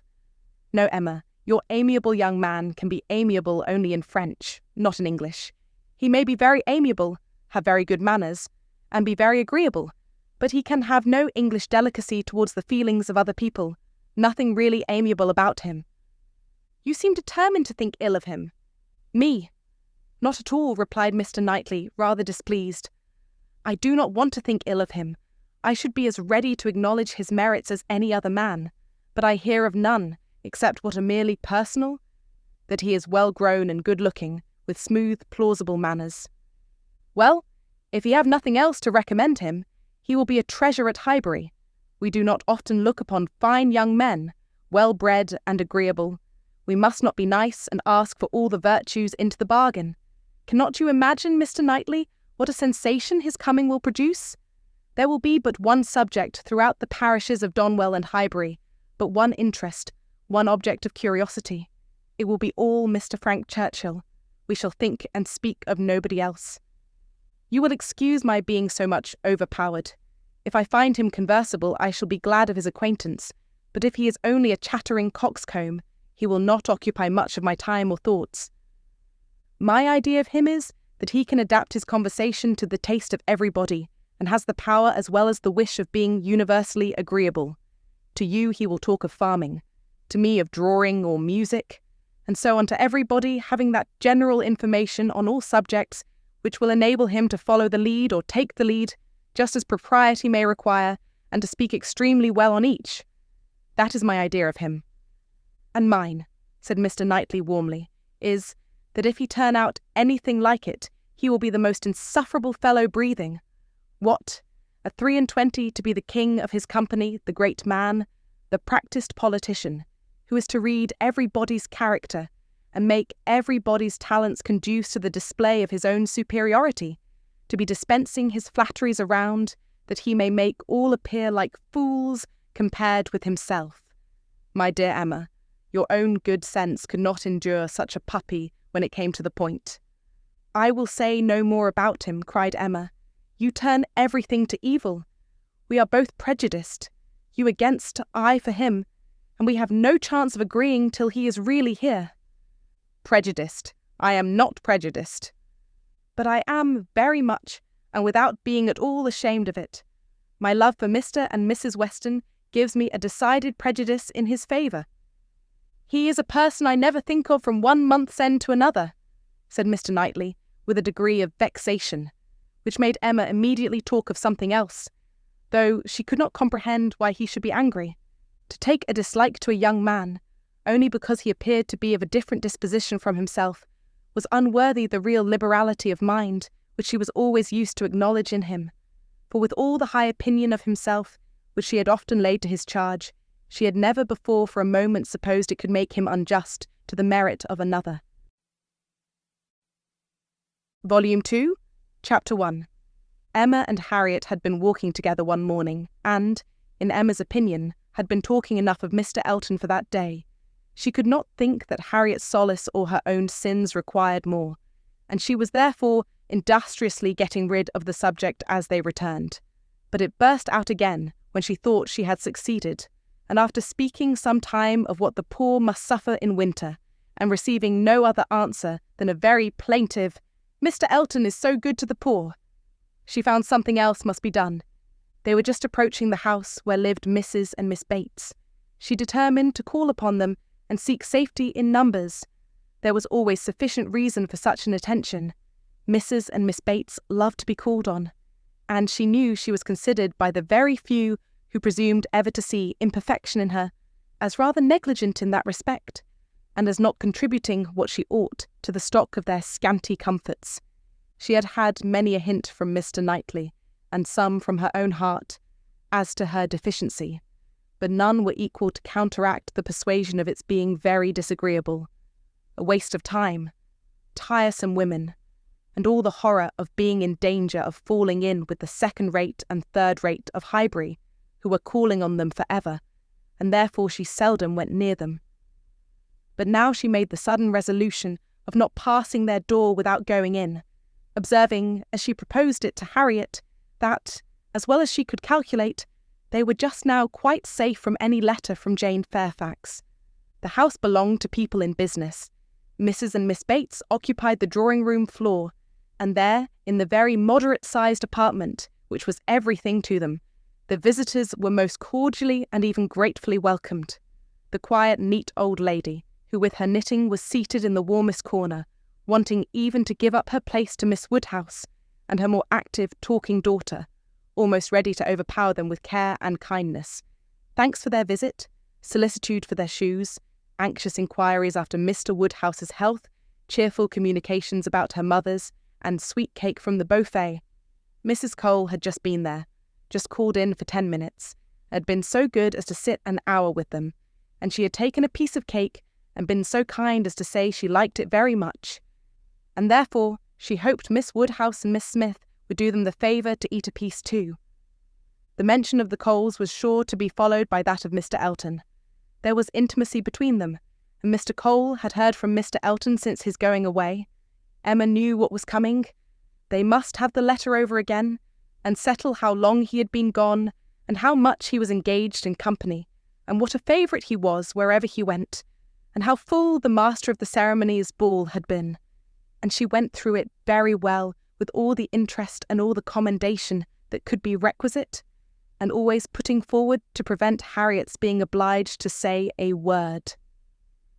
This she had been prepared for when she entered the house, but meant, having once talked him handsomely over, to be no farther incommoded by any troublesome topic, and to wander at large amongst all the mistresses and misses of Highbury, and their card parties. She had not been prepared to have Jane Fairfax succeed Mr. Elton, but he was actually hurried off by Miss Bates. She jumped away from him at last, abruptly to the Coles, to usher in a letter from her niece. "Oh, yes, Mr. Elton, I understand. Certainly as to dancing. Mrs. Cole was telling me that dancing at the rooms at Bath was... Mrs. Cole was so kind as to sit some time with us, talking of Jane. For as soon as she came in, she began inquiring after her.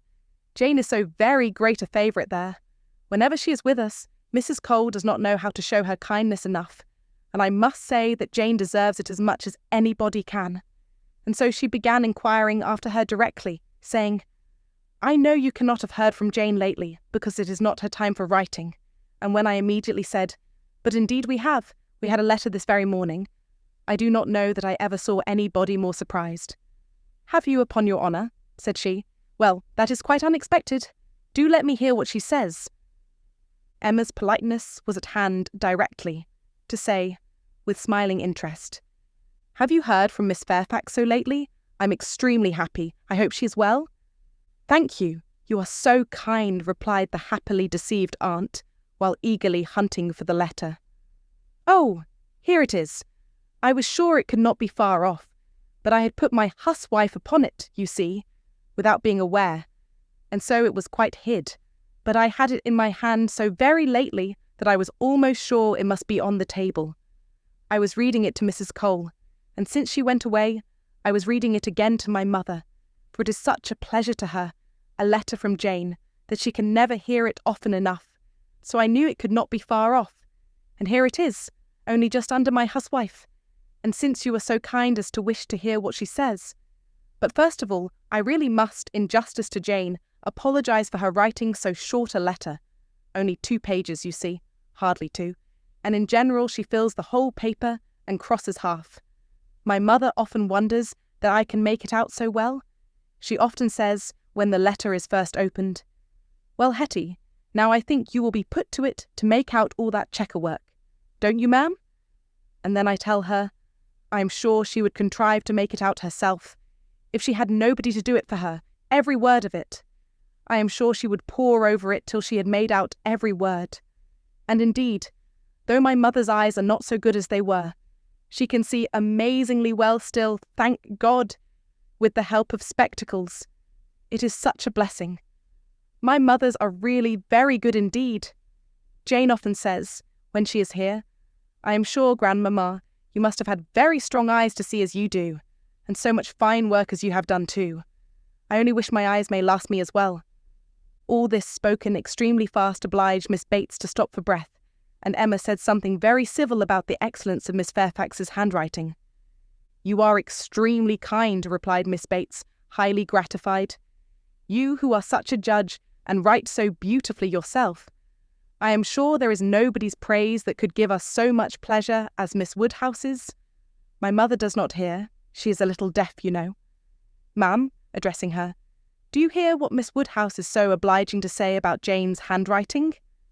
And Emma had the advantage of hearing her own silly compliment repeated twice over before the good old lady could comprehend it. She was pondering in the meanwhile upon the possibility, without seeming very rude, of making her escape from Jane Fairfax's letter, and had almost resolved on hurrying away directly under some slight excuse, when Miss Bates turned to her again and seized her attention. "My mother's deafness is very trifling, you see, just nothing at all. By only raising my voice and saying anything 2 or 3 times over, she is sure to hear, but then she is used to my voice. But it is very remarkable that she should always hear Jane better than she does me. Jane speaks so distinct.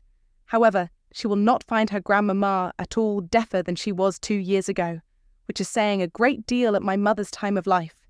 And it really is full 2 years, you know, since she was here. We never were so long without seeing her before, and, as I was telling Mrs. Cole, we shall hardly know how to make enough of her now." "Are you expecting Miss Fairfax here soon?" "Oh yes, next week." "Indeed. That must be a very great pleasure." "Thank you. You are very kind. Yes, next week. Everybody is so surprised, and everybody says the same obliging things. I am sure she will be as happy to see her friends at Highbury as they can be to see her. Yes, Friday or Saturday. She cannot say which, because Colonel Campbell will be wanting the carriage himself one of those days. So very good of them to send her the whole way. But they always do, you know. Oh yes, Friday or Saturday next. That is what she writes about. That is the reason of her writing out of rule, as we call it. For in the common course, we should not have heard from her before next Tuesday or Wednesday." "Yes, so I imagined. I was afraid there could be little chance of my hearing anything of Miss Fairfax today." "So obliging of you. No, we should not have heard, if it had not been for this particular circumstance, of her being to come here so soon. My mother is so delighted, for she is to be 3 months with us at least. 3 months, she says so positively, as I am going to have the pleasure of reading to you. The case is, you see, that the Campbells are going to Ireland. Mrs. Dixon has persuaded her father and mother to come over and see her directly. They had not intended to go over till the summer, but she is so impatient to see them again, for till she married last October, she was never away from them so much as a week, which must make it very strange to be in different kingdoms, I was going to say, but however different countries, and so she wrote a very urgent letter to her mother, or her father. I declare I do not know which it was, but we shall see presently in Jane's letter, wrote in Mr. Dixon's name as well as her own, to press their coming over directly, and they would give them the meeting in Dublin and take them back to their country seat, Bailey Craig, a beautiful place, I fancy. Jane has heard a great deal of its beauty, from Mr. Dixon I mean. I do not know that she ever heard about it from anybody else, but it was very natural, you know, that he should like to speak of his own place while he was paying his addresses, and as Jane used to be very often walking out with them, for Colonel and Mrs. Campbell were very particular about their daughters not walking out often with only Mr. Dixon, for which I do not at all blame them. Of course, she heard everything he might be telling Miss Campbell about his own home in Ireland, and I think she wrote us word that he had shown them some drawings of the place, views that he had taken himself. He is a most amiable, charming young man, I believe. Jane was quite longing to go to Ireland, from his account of things." At this moment, an ingenious and animating suspicion entering Emma's brain with regard to Jane Fairfax, this charming Mr. Dixon, and the not going to Ireland, she said, with the insidious design of farther discovery, "You must feel it very fortunate that Miss Fairfax should be allowed to come to you at such a time. Considering the very particular friendship between her and Mrs. Dixon, you could hardly have expected her to be excused from accompanying Colonel and Mrs. Campbell." Very true indeed.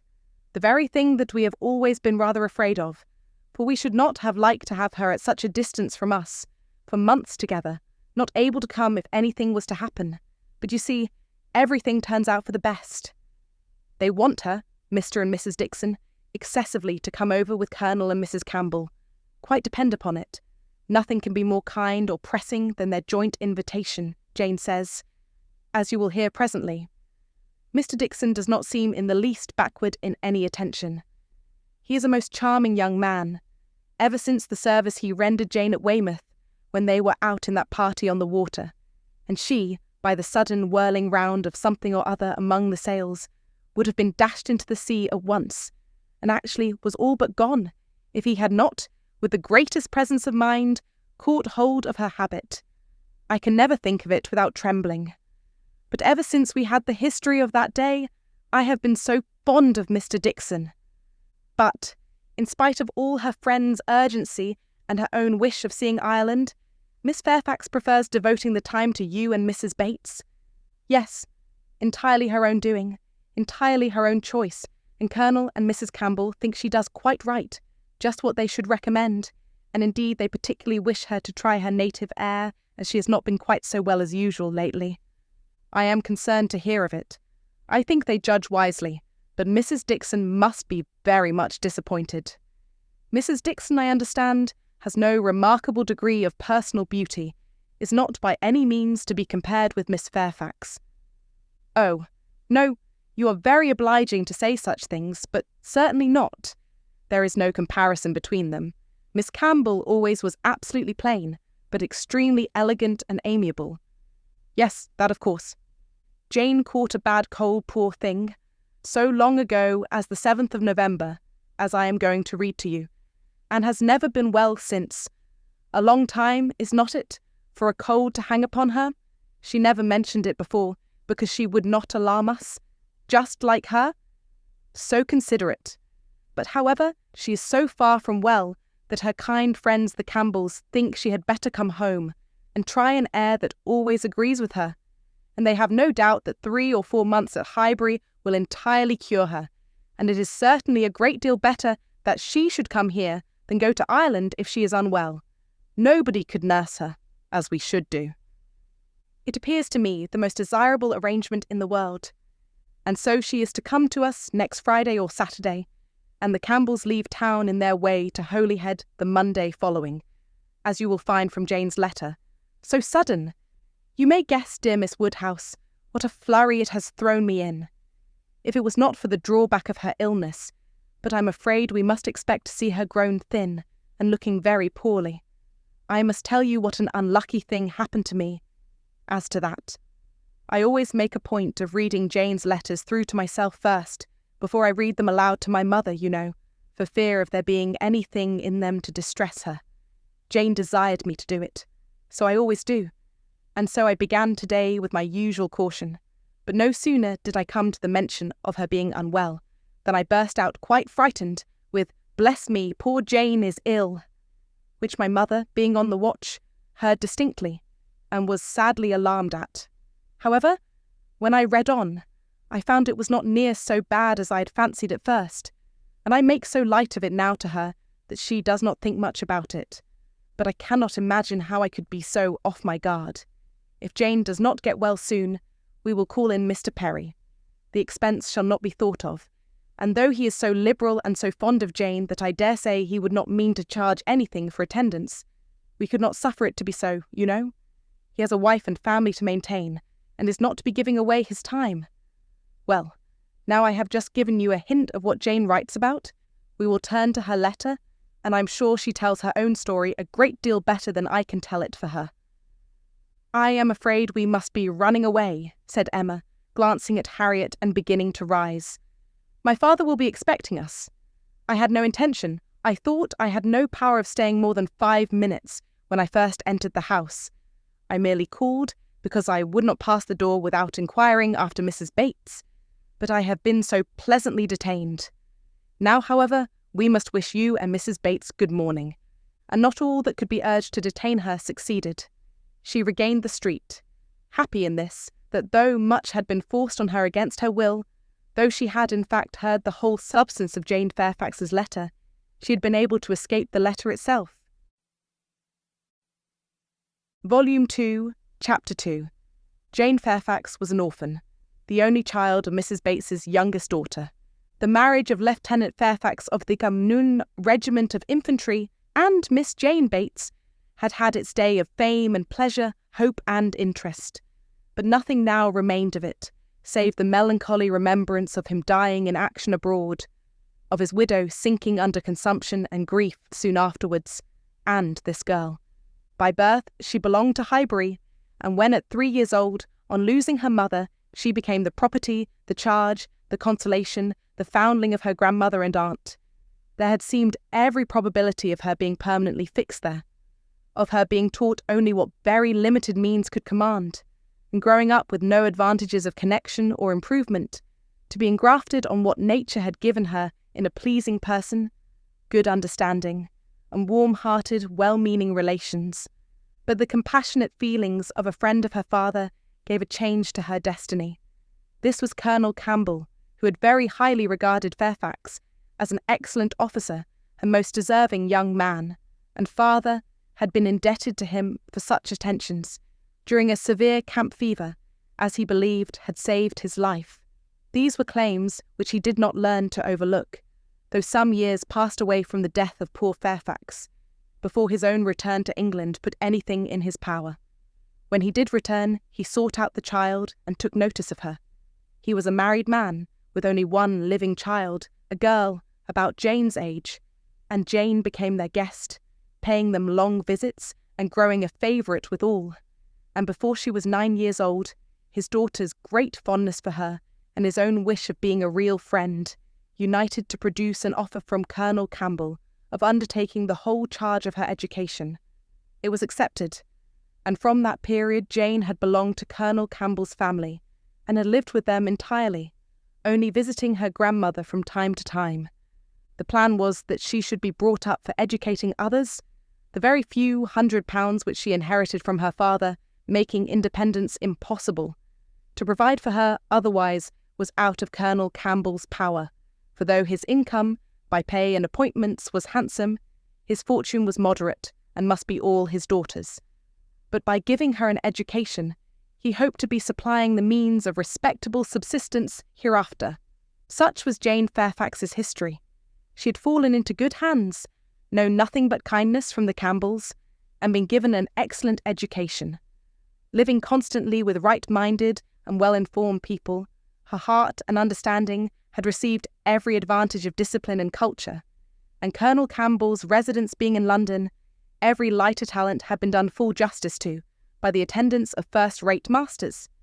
Her disposition and abilities were equally worthy of all that friendship could do, and at 18 or 19 she was, as far as such an early age can be qualified for the care of children, fully competent to the office of instruction herself. But she was too much beloved to be parted with. Neither father nor mother could promote, and the daughter could not endure it. The evil day was put off. It was easy to decide that she was still too young, and Jane remained with them, sharing, as another daughter, in all the rational pleasures of an elegant society and a judicious mixture of home and amusement, with only the drawback of the future, the sobering suggestions of her own good understanding, to remind her that all this might soon be over. The affection of the whole family, the warm attachment of Miss Campbell in particular, was the more honourable to each party, from the circumstance of Jane's decided superiority both in beauty and acquirements. That nature had given it in feature could not be unseen by the young woman, nor could her higher powers of mind be unfelt by the parents. They continue together with unabated regard, however, till the marriage of Miss Campbell, who, by that chance, that luck the which so often defies anticipation in matrimonial affairs, giving attraction to what is moderate rather than to what is superior, engaged the affections of Mr. Dixon, a young man, rich and agreeable almost as soon as they were acquainted, and was eligibly and happily settled, while Jane Fairfax had yet her bread to earn.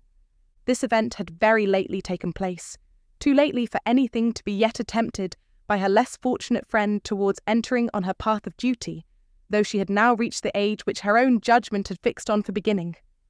She had long resolved that 21 should be the period. With the fortitude of a devoted novitiate, she had resolved at 21 to complete the sacrifice, and retire from all the pleasures of life, of rational intercourse, equal society, peace and hope, to penance and mortification for ever. The good sense of Colonel and Mrs. Campbell could not oppose such a resolution, though their feelings did. As long as they lived, no exertions would be necessary. Their home might be hers for ever, and for their own comfort they would have retained her wholly. But this would be selfishness. What must be at last had better be soon. Perhaps they began to feel it might have been kinder and wiser to have resisted the temptation of any delay, and spared her from a taste of such enjoyments of ease and leisure as must now be relinquished. Still, however, affection was glad to catch at any reasonable excuse for not hurrying on the wretched moment. She had never been quite well since the time of their daughter's marriage.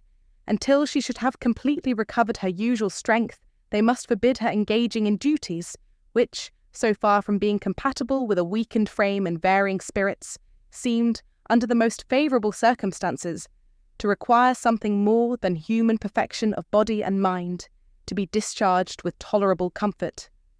With regard to her not accompanying them to Ireland, her account to her aunt contained nothing but truth, though there might be some truths not told.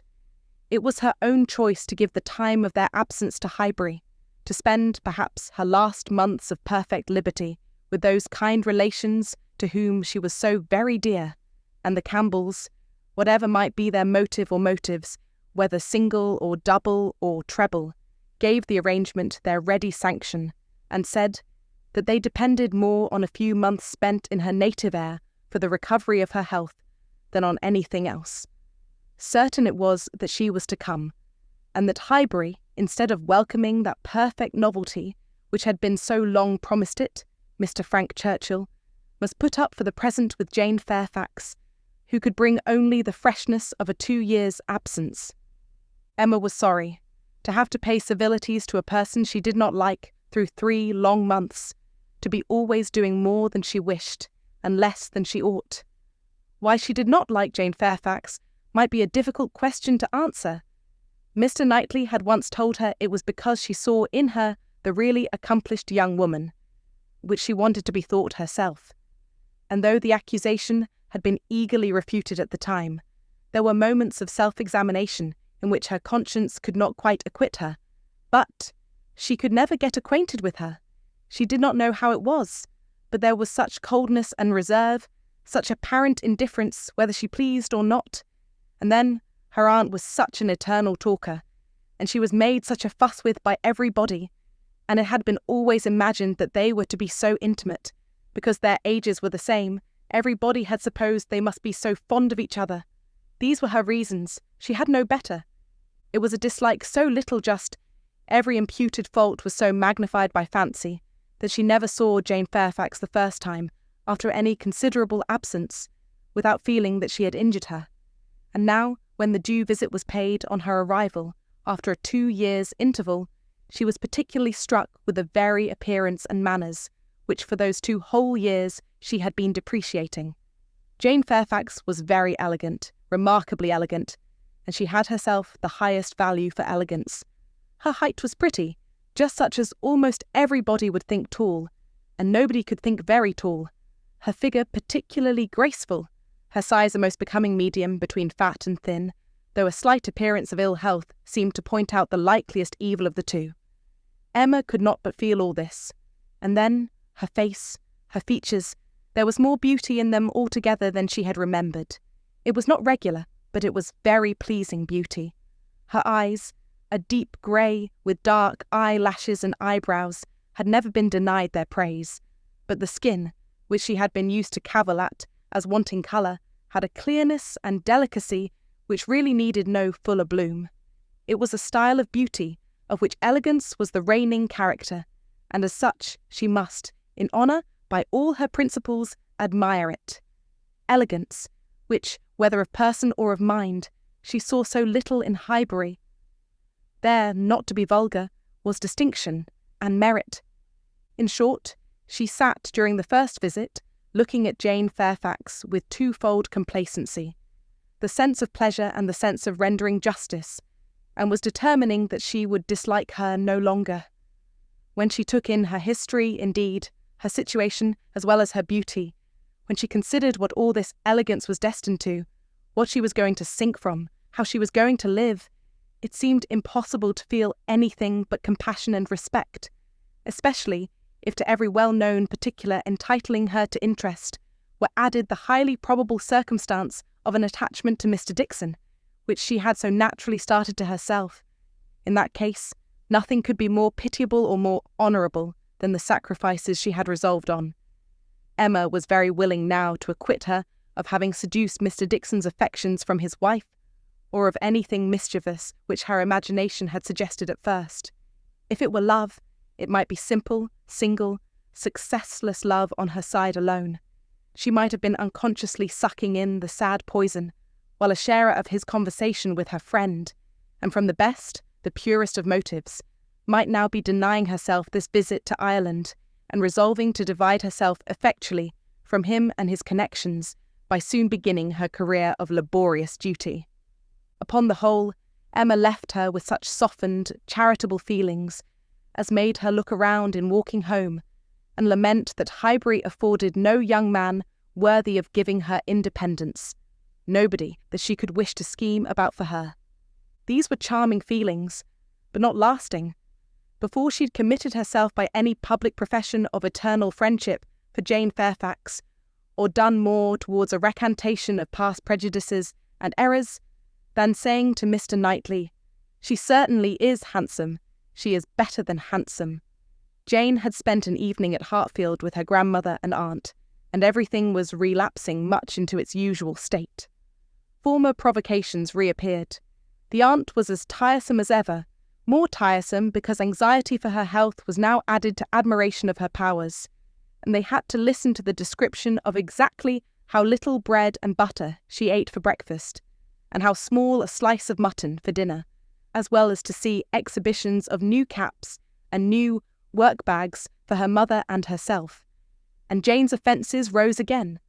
They had music, Emma was obliged to play, and the thanks and praise which necessarily followed appeared to her an affectation of candour, an air of greatness, meaning only to show off in higher style her own very superior performance. She was, besides, which was the worst of all, so cold, so cautious. There was no getting at her real opinion. Wrapped up in a cloak of politeness, she seemed determined to hazard nothing. She was disgustingly, was suspiciously reserved. If anything could be more, where all was most, she was more reserved on the subject of Weymouth and the Dixons than anything. She seemed bent on giving no real insight into Mr. Dixon's character, or her own value for his company, or opinion of the suitableness of the match. It was all general approbation and smoothness, nothing delineated or distinguished. It did her no service, however. Her caution was thrown away. Emma saw its artifice, and returned to her first surmises. There probably was something more to conceal than her own preference. Mr. Dixon, perhaps, had been very near changing one friend for the other, or been fixed only to Miss Campbell, for the sake of the future £12,000. The like reserve prevailed on other topics. She and Mr. Frank Churchill had been at Weymouth at the same time. It was known that they were a little acquainted, but not a syllable of real information could Emma procure as to what he truly was. Was he handsome? She believed he was reckoned a very fine young man. Was he agreeable? He was generally thought so. Did he appear a sensible young man, a young man of information? At a watering place, or in a common London acquaintance, It was difficult to decide on such points. Manners were all that could be safely judged of. Under a much longer knowledge than they had yet had of Mr. Churchill, she believed everybody found his manners pleasing. Emma could not forgive her. Volume 2, Chapter 3. Emma could not forgive her. But as neither provocation nor resentment were discerned by Mr. Knightley, who had been of the party, and had seen only proper attention and pleasing behaviour on each side, he was expressing the next morning, being at Hartfield again on business with Mr. Woodhouse, his approbation of the whole, not so openly as he might have done had her father been out of the room, but speaking plain enough to be very intelligible to Emma.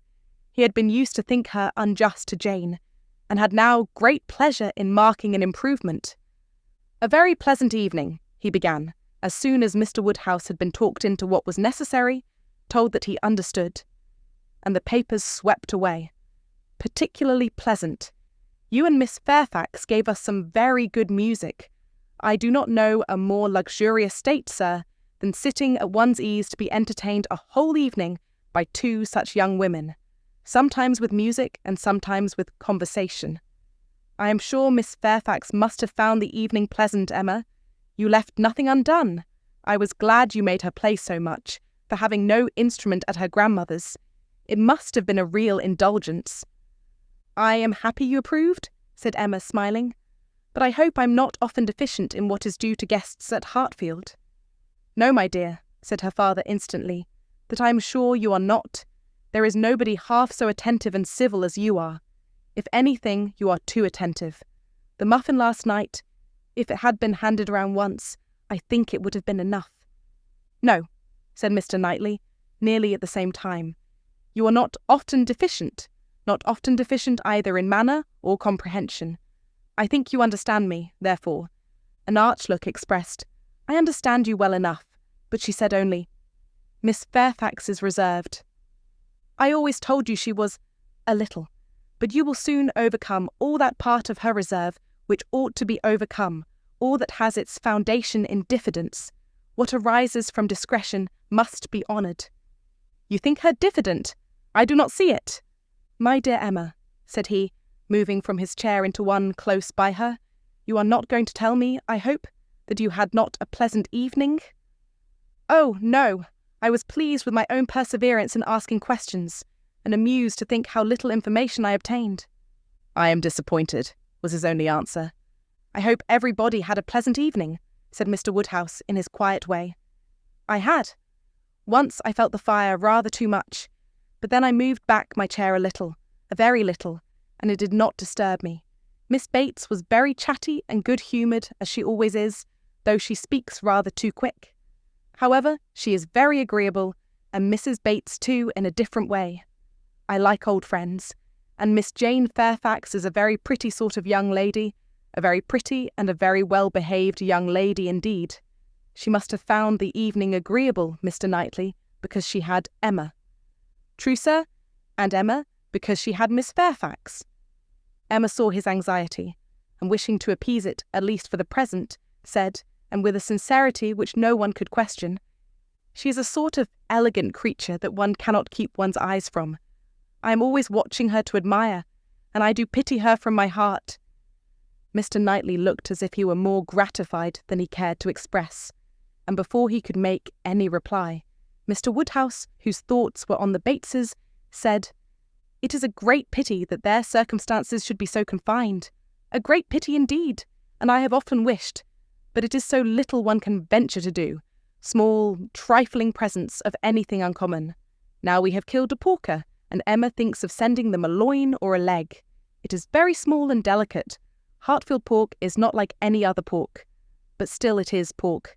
And, my dear Emma, unless one could be sure of their making it into steaks, nicely fried as ours are fried, without the smallest grease, and not roast it, for no stomach can bear roast pork, I think we had better send the leg. Do not you think so, my dear?" "My dear papa, I sent the whole hind quarter. I knew you would wish it. There will be the leg to be salted, you know, which is so very nice, and the loin to be dressed directly in any manner they like." "That's right, my dear, very right. I had not thought of it before, but that is the best way. They must not oversalt the leg, and then, if it is not oversalted, and if it is very thoroughly boiled, just as Searle boils ours, and eaten very moderately of with a boiled turnip and a little carrot or parsnip, I do not consider it unwholesome. Emma, said Mr. Knightley presently, I have a piece of news for you. You like news, and I heard an article in my way hither that I think will interest you. News? Oh, yes, I always like news. What is it? Why do you smile so? Where did you hear it? At Randall's. He had time only to say, No, not at Randall's. I have not been near Randall's, when the door was thrown open, and Miss Bates and Miss Fairfax walked into the room.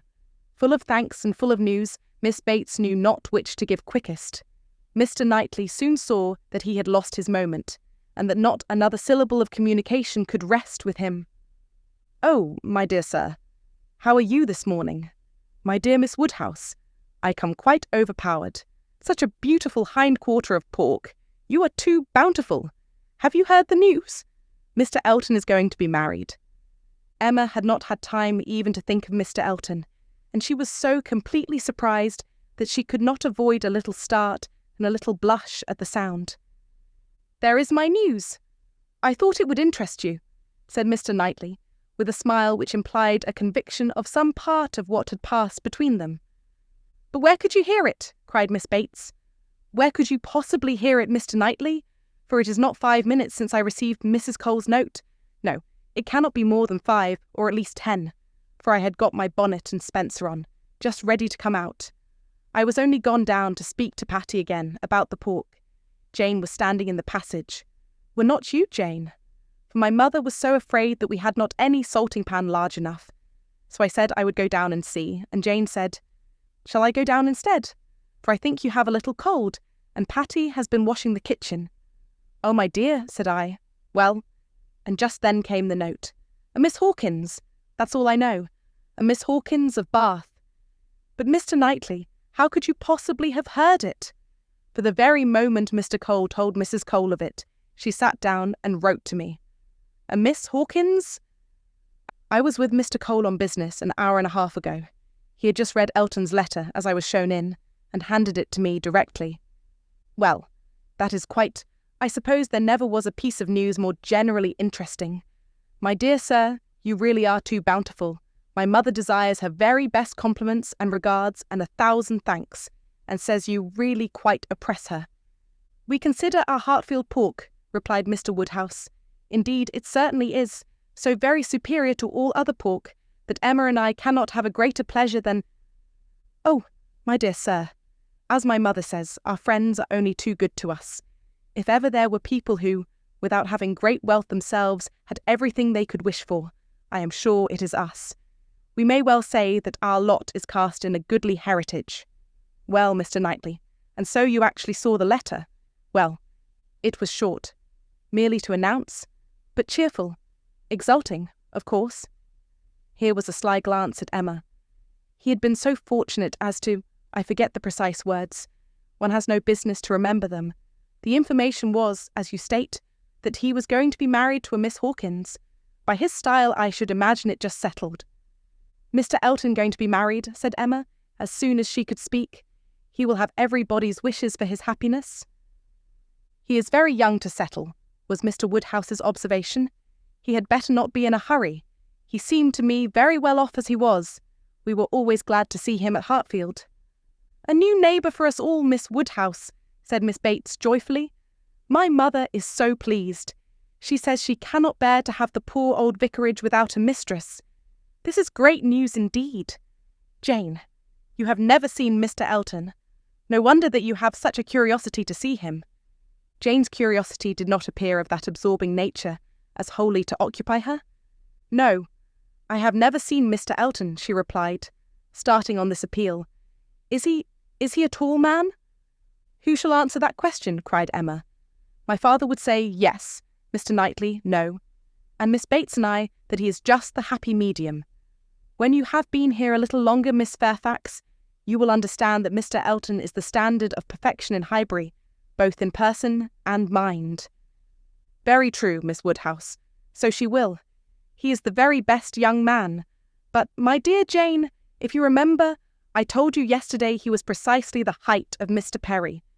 Miss Hawkins, I dare say, an excellent young woman. His extreme attention to my mother, wanting her to sit in the vicarage pew that she might hear the better, for my mother is a little deaf, you know. It is not much, but she does not hear quite quick. Jane says that Colonel Campbell is a little deaf. He fancied bathing might be good for it, the warm bath, but she says it did him no lasting benefit. Colonel Campbell, you know, is quite our angel, and Mr. Dixon seems a very charming young man, quite worthy of him. It is such a happiness when good people get together, and they always do. Now, here will be Mr. Elton and Miss Hawkins, and there are the Coles, such very good people, and the Perrys. I suppose there never was a happier or a better couple than Mr. and Mrs. Perry. I say, sir, turning to Mr. Woodhouse, I think there are few places with such society as Highbury. I always say we are quite blessed in our neighbours. My dear sir, if there is one thing my mother loves better than another, it is pork, a roast loin of pork. As to who or what Miss Hawkins is, or how long he has been acquainted with her, said Emma, nothing, I suppose, can be known. One feels that it cannot be a very long acquaintance. He has been gone only 4 weeks. Nobody had any information to give, and, after a few more wonderings, Emma said, You are silent, Miss Fairfax, but I hope you mean to take an interest in this news. You, who have been hearing and seeing so much of late on these subjects, who must have been so deep in the business on Miss Campbell's account, we shall not excuse your being indifferent about Mr. Elton and Miss Hawkins. When I have seen Mr. Elton, replied Jane, I dare say I shall be interested, but I believe it requires that with me. And as it is some months since Miss Campbell married, the impression may be a little worn off. Yes, he has been gone just 4 weeks, as you observe, Miss Woodhouse, said Miss Bates. 4 weeks yesterday. A Miss Hawkins. Well, I had always rather fancied it would be some young lady hereabouts. Not that I ever, Mrs. Cole once whispered to me, but I immediately said, No, Mr. Elton is a most worthy young man, but, in short, I do not think I am particularly quick at those sort of discoveries. I do not pretend to it. What is before me, I see. At the same time, nobody could wonder if Mr. Elton should have aspired. Miss Woodhouse lets me chatter on, so good-humouredly. She knows I would not offend for the world. How does Miss Smith do? She seems quite recovered now. Have you heard from Mrs. John Knightley lately? Oh, those dear little children. Jane, do you know I always fancy Mr. Dixon like Mr. John Knightley? I mean in person, tall and with that sort of look, and not very talkative. Quite wrong, my dear aunt. There is no likeness at all. Very odd, but one never does form a just idea of anybody beforehand. One takes up a notion and runs away with it. Mr. Dixon, you say, is not, strictly speaking, handsome? Handsome? Oh, no, far from it, certainly plain. I told you he was plain. My dear, you said that Miss Campbell would not allow him to be plain, and that you yourself— Oh, as for me, my judgment is worth nothing. Where I have a regard, I always think a person well-looking. But I gave what I believed the general opinion when I called him plain. Well, my dear Jane, I believe we must be running away. The weather does not look well, and grandmamma will be uneasy. You are too obliging, my dear Miss Woodhouse, but we really must take leave. This has been a most agreeable piece of news indeed. I shall just go round by Mrs. Cole's, but I shall not stop 3 minutes. And, Jane, you had better go home directly. I would not have you out in a shower. We think she is the better for Highbury already. Thank you, we do indeed. I shall not attempt calling on Mrs. Goddard, for I really do not think she cares for anything but boiled pork. When we dress the leg, it will be another thing. Good morning to you, my dear sir. Oh, Mr. Knightley is coming too. Well, that is so very. I am sure if Jane is tired, you will be so kind as to give her your arm. Mr. Elton, and Miss Hawkins, good morning to you. Emma, alone with her father, had half her attention wanted by him, while he lamented that young people would be in such a hurry to marry, and to marry strangers too, and the other half she could give to her own view of the subject. It was to herself an amusing and a very welcome piece of news, as proving that Mr. Elton could not have suffered long. But she was sorry for Harriet. Harriet must feel it, and all that she could hope was, by giving the first information herself, to save her from hearing it abruptly from others. It was now about the time that she was likely to call, if she were to meet Miss Bates in her way. And upon its beginning to rain, Emma was obliged to expect that the weather would be detaining her at Mrs. Goddard's, and that the intelligence would undoubtedly rush upon her without preparation. The shower was heavy, but short, and it had not been over 5 minutes when in came Harriet with just the heated, agitated look which hurrying thither with a full heart was likely to give. And the, "Oh, Miss Woodhouse, what do you think has happened?" which instantly burst forth, had all the evidence of corresponding perturbation. As the blow was given, Emma felt that she could not now show greater kindness than in listening, and Harriet, unchecked, ran eagerly through what she had to tell. She had set out from Mrs. Goddard's half an hour ago. She had been afraid it would rain. She had been afraid it would pour down every moment. But she thought she might get to Hartfield first. She had hurried on as fast as possible. But then, as she was passing by the house where a young woman was making up a gown for her, she thought she would just step in and see how it went on. And though she did not seem to stay half a moment there, soon after she came out, it began to rain, and she did not know what to do. So she ran on directly, as fast as she could, and took shelter at Ford's. Ford's was the principal woolen draper, linen draper, and haberdasher's shop united, the shop first in size and fashion in the place. And so, there she had sat, without an idea of anything in the world, full 10 minutes perhaps, when, all of a sudden, who should come in? To be sure, it was so very odd. But they always dealt at Ford's. Who should come in but Elizabeth Martin and her brother? Dear Miss Woodhouse, only think, I thought I should have fainted. I did not know what to do. I was sitting near the door. Elizabeth saw me directly, but he did not. He was busy with the umbrella. I am sure she saw me, but she looked away directly and took no notice, and they both went to quite the farther end of the shop, and I kept sitting near the door. Oh dear, I was so miserable. I am sure I must have been as white as my gown. I could not go away, you know, because of the rain, but I did so wish myself anywhere in the world but there. Oh dear Miss Woodhouse. Well, at last, I fancy, he looked round and saw me, for instead of going on with her buyings, they began whispering to one another. I am sure they were talking of me, and I could not help thinking that he was persuading her to speak to me. Do you think he was, Miss Woodhouse? For presently she came forward, came quite up to me, and asked me how I did, and seemed ready to shake hands if I would. She did not do any of it in the same way that she used. I could see she was altered, but however, she seemed to try to be very friendly, and we shook hands, and stood talking some time. But I know no more what I said. I was in such a tremble. I remember she said she was sorry we never met now, which I thought almost too kind. Dear Miss Woodhouse, I was absolutely miserable. By that time, it was beginning to hold up, and I was determined that nothing should stop me from getting away. And then, only think, I found he was coming up towards me too, slowly, you know, and as if he did not quite know what to do. And so he came and spoke, and I answered, and I stood for a minute, feeling dreadfully, you know, one can't tell how, and then I took courage, and said it did not rain, and I must go. And so off I set, and I had not got 3 yards from the door when he came after me, only to say, if I was going to Hartfield, he thought I had much better go round by Mr. Cole's stables, for I should find the near way quite floated by this rain.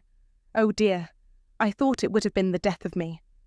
So I said, I was very much obliged to him. You know I could not do less.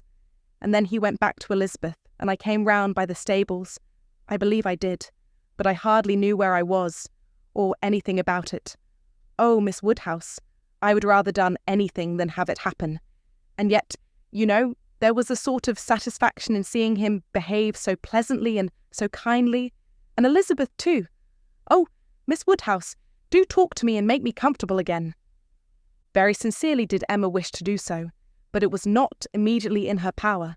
She was obliged to stop and think. She was not thoroughly comfortable herself.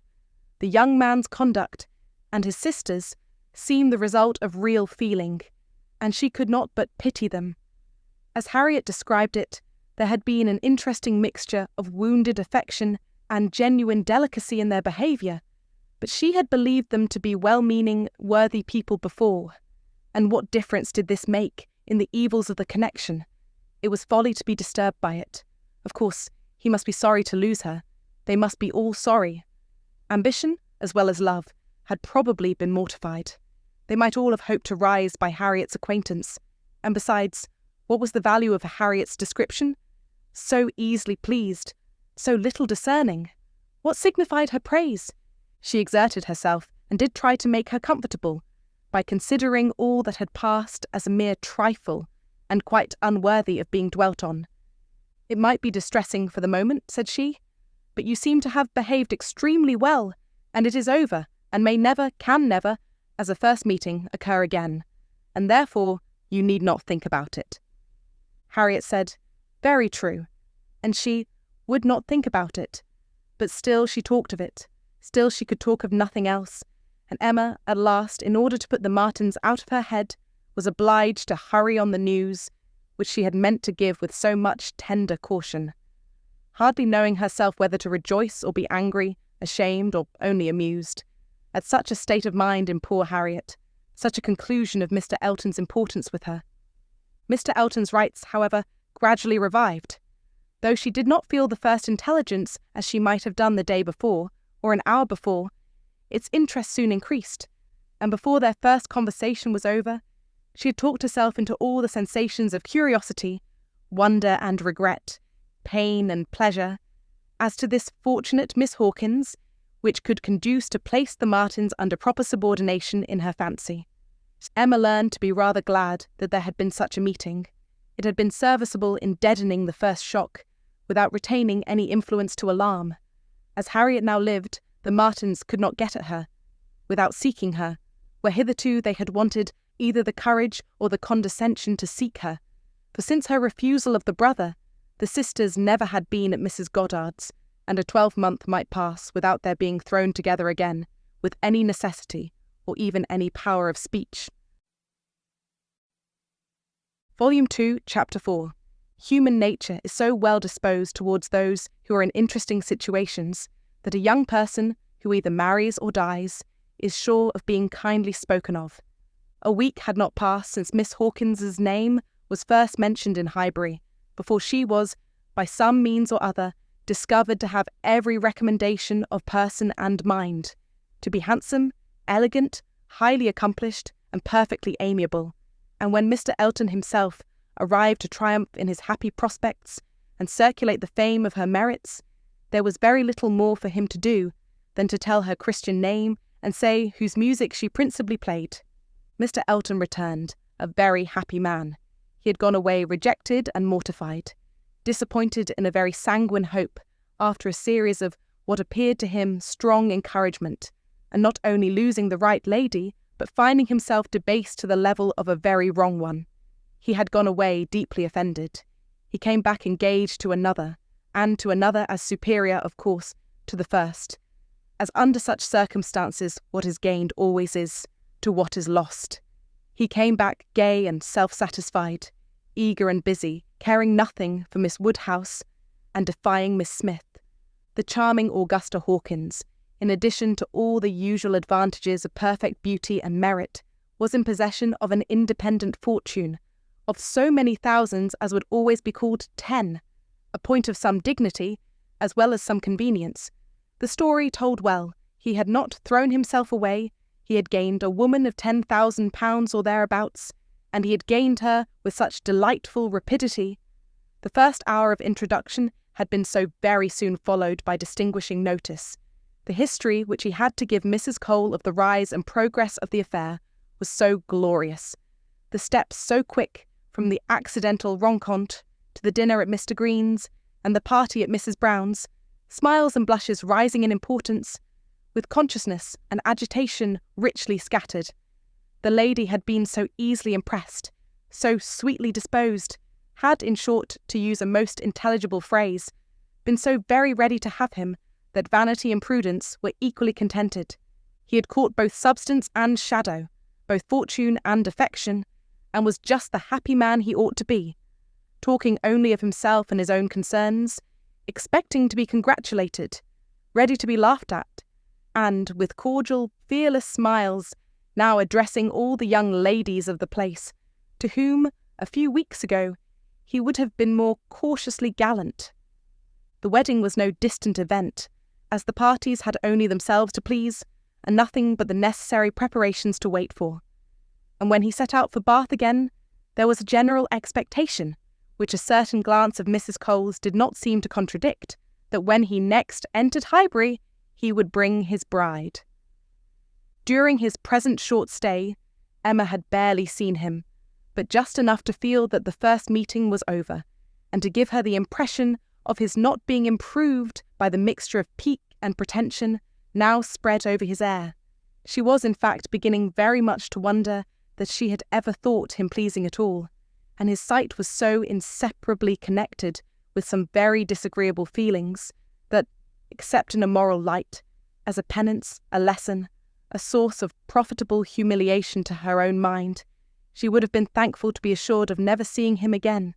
She wished him very well, but he gave her pain, and his welfare 20 miles off would administer most satisfaction. The pain of his continued residence in Highbury, however, must certainly be lessened by his marriage. Many vain solicitudes would be prevented, many awkwardnesses smoothed by it, and Mrs. Elton would be an excuse for any change of intercourse. Former intimacy might sink without remark. It would be almost beginning their life of civility again. Of the lady individually, Emma thought very little. She was good enough for Mr. Elton, no doubt, accomplished enough for Highbury, handsome enough, to look plain, probably, by Harriet's side. As to connection, there Emma was perfectly easy, persuaded that after all his own vaunted claims and disdain of Harriet, he had done nothing. On that article, truth seemed attainable. What she was must be uncertain, but who she was might be found out. And setting aside the £10,000, it did not appear that she was at all Harriet's superior. She brought no name, no blood, no alliance. Miss Hawkins was the youngest of the 2 daughters of a Bristol merchant, of course, he must be called, but as the whole of the profits of his mercantile life appeared so very moderate, it was not unfair to guess the dignity of his line of trade had been very moderate also.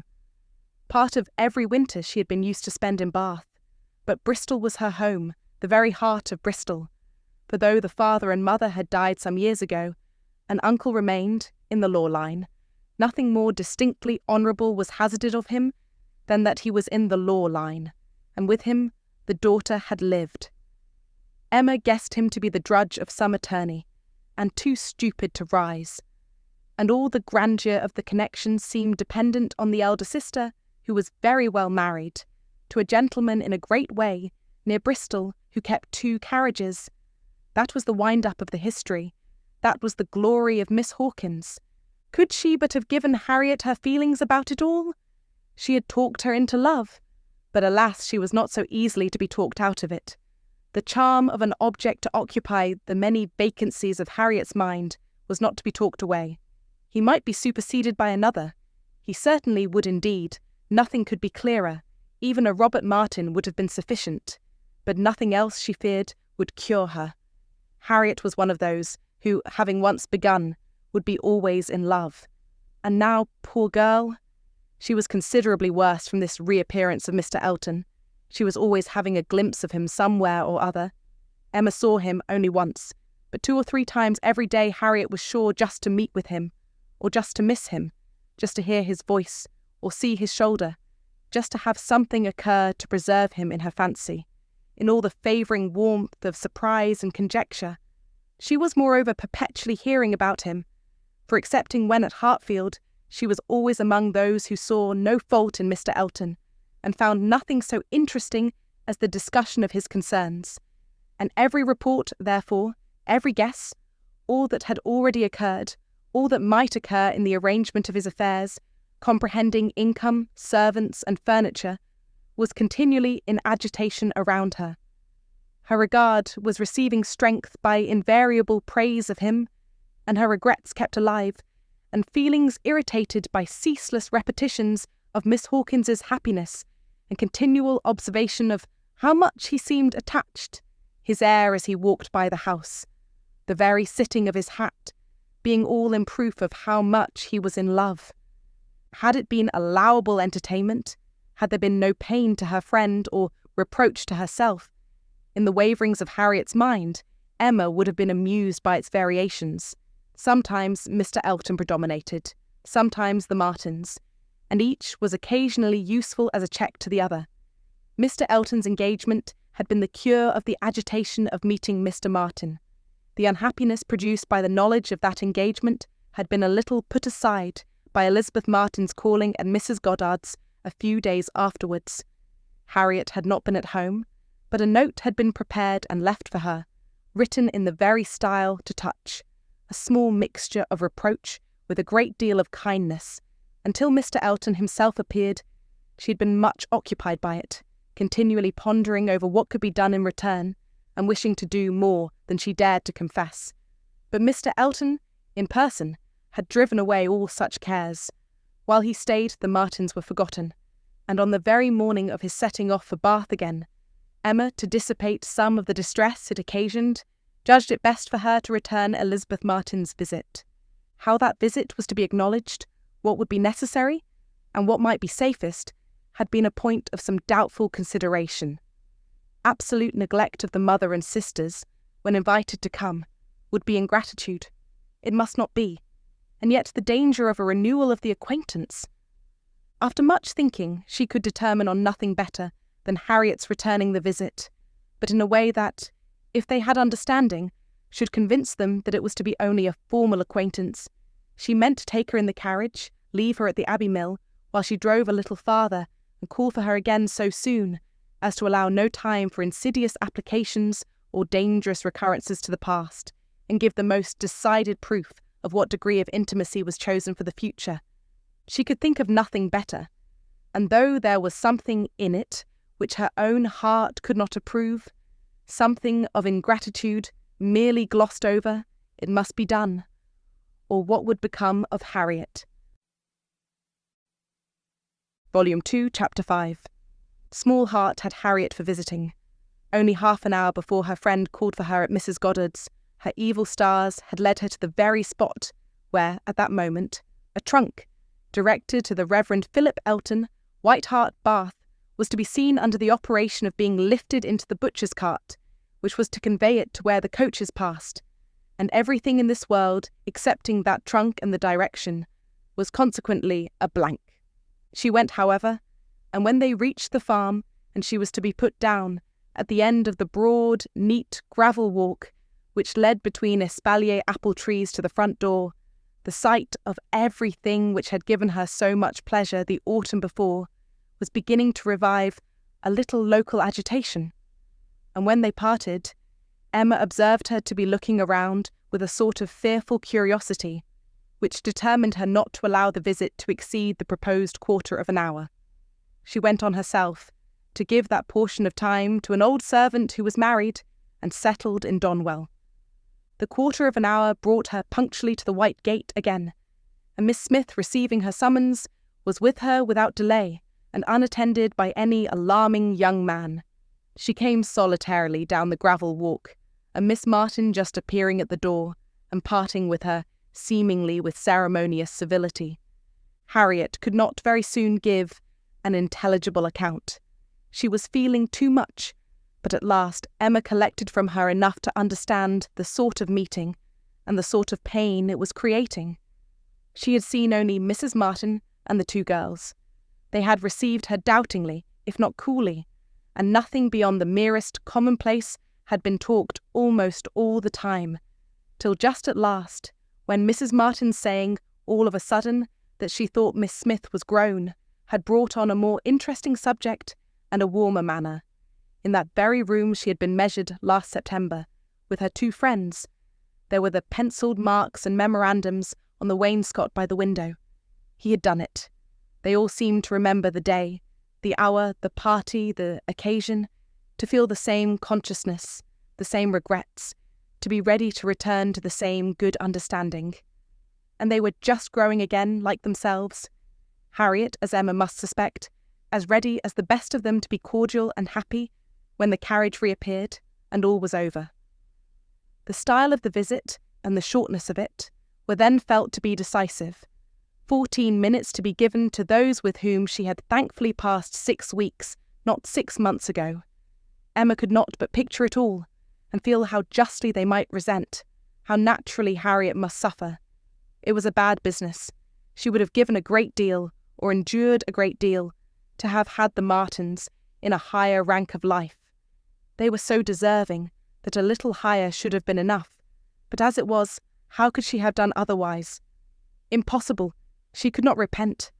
They must be separated, but there was a great deal of pain in the process, so much to herself at this time that she soon felt the necessity of a little consolation, and resolved on going home by way of Randalls to procure it.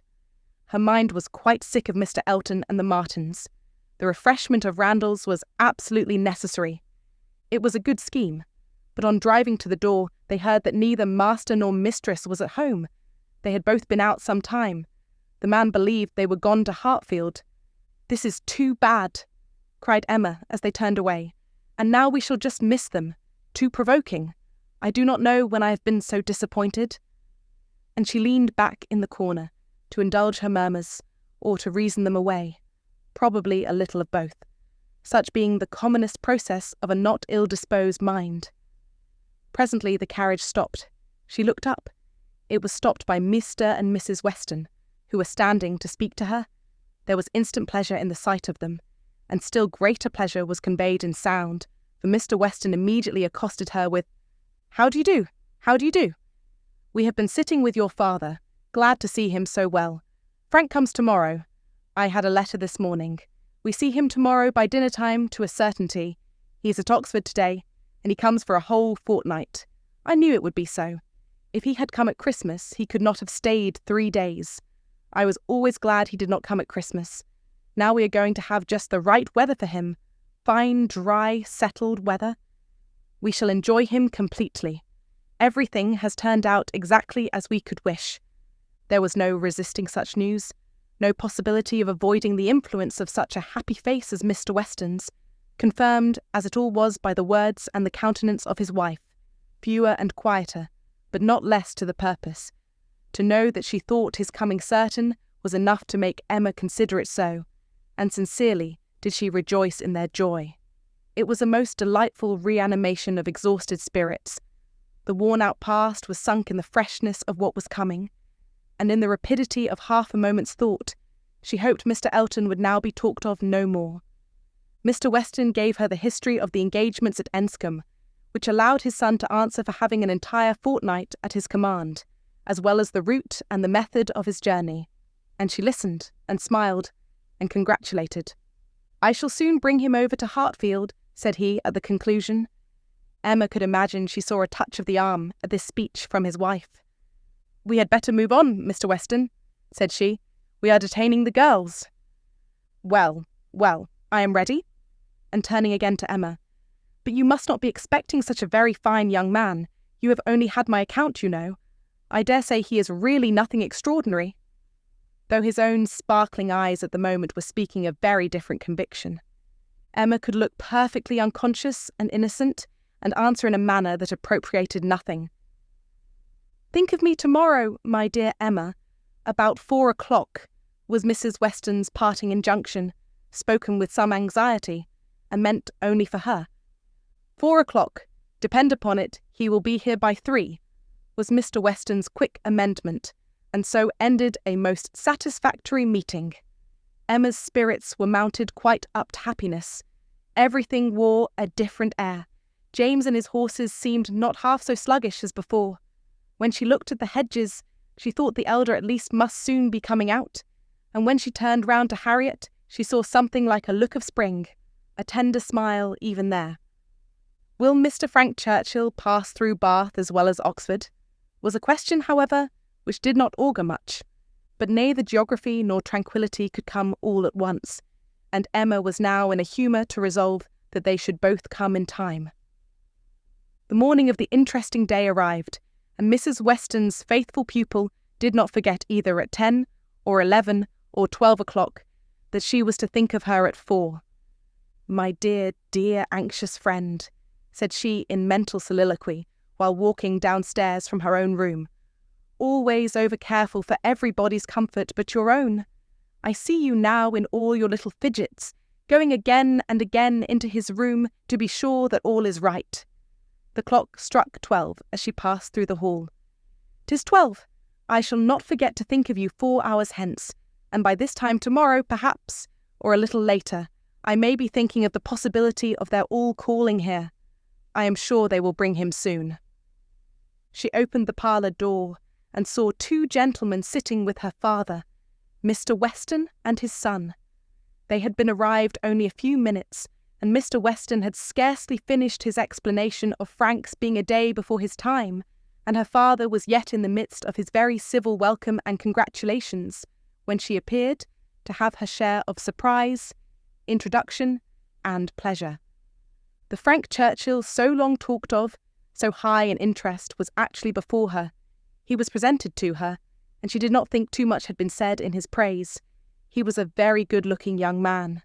Height, air, address, all were unexceptionable, and his countenance had a great deal of the spirit and liveliness of his father's. He looked quick and sensible. She felt immediately that she should like him, and there was a well-bred ease of manner, and a readiness to talk, which convinced her that he came intending to be acquainted with her, and that acquainted they soon must be. He had reached Randalls the evening before. She was pleased with the eagerness to arrive, which had made him alter his plan, and travel earlier, later, and quicker, that he might gain half a day. "I told you yesterday," cried Mr. Weston with exultation. "I told you all that he would be here before the time named. I remembered what I used to do myself. One cannot creep upon a journey. One cannot help getting on faster than one has planned, and the pleasure of coming in upon one's friends before the lookout begins is worth a great deal more than any little exertion it needs." "It is a great pleasure where one can indulge in it," said the young man, "though there are not many houses that I should presume on so far, but in coming home I felt I might do anything." The word home made his father look on him with fresh complacency. Emma was directly sure that he knew how to make himself agreeable. The conviction was strengthened by what followed. He was very much pleased with Randalls, thought it a most admirably arranged house, would hardly allow it even to be very small, admired the situation, the walk to Highbury itself, Hartfield still more, and professed himself to have always felt the sort of interest in the country which none but one's own country gives, and the greatest curiosity to visit it. That he should never have been able to indulge so amiable a feeling before passed suspiciously through Emma's brain. But still, if it were a falsehood, it was a pleasant one, and pleasantly handled. His manner had no air of study or exaggeration. He did really look and speak as if in a state of no common enjoyment. Their subjects in general were such as belonged to an opening acquaintance. On his side were the inquiries. Was she a horsewoman? Pleasant rides? Pleasant walks? Had they a large neighbourhood? Highbury perhaps afforded society enough. There were several very pretty houses in and about it. Balls. Had they balls? Was it a musical society? But when satisfied on all these points and their acquaintance proportionably advanced, he contrived to find an opportunity, while their 2 fathers were engaged with each other, of introducing his mother-in-law, and speaking of her with so much handsome praise, so much warm admiration, so much gratitude for the happiness she secured to his father, and her very kind reception of himself, as was an additional proof of his knowing how to please, and of his certainly thinking it worth while to try to please her. He did not advance a word of praise beyond what she knew to be thoroughly deserved by Mrs. Weston, but undoubtedly he could know very little of the matter. He understood what would be welcome. He could be sure of little else. His father's marriage, he said, had been the wisest measure.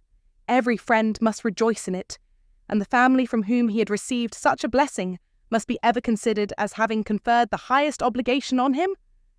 He got as near as he could to thanking her for Miss Taylor's merits, without seeming quite to forget that in the common course of things it was to be rather supposed that Miss Taylor had formed Miss Woodhouse's character than Miss Woodhouse Miss Taylor's, and at last, as if resolved to qualify his opinion completely for travelling round to its object, He wound it all up with astonishment at the youth and beauty of her person. "Elegant, agreeable manners I was prepared for," said he, "but I confess that considering everything, I had not expected more than a very tolerably well-looking woman of a certain age. I did not know that I was to find a pretty young woman in Mrs. Weston." "You cannot see too much perfection in Mrs. Weston for my feelings," said Emma. "Were you to guess her to be 18, I should listen with pleasure. But she would be ready to quarrel with you for using such words.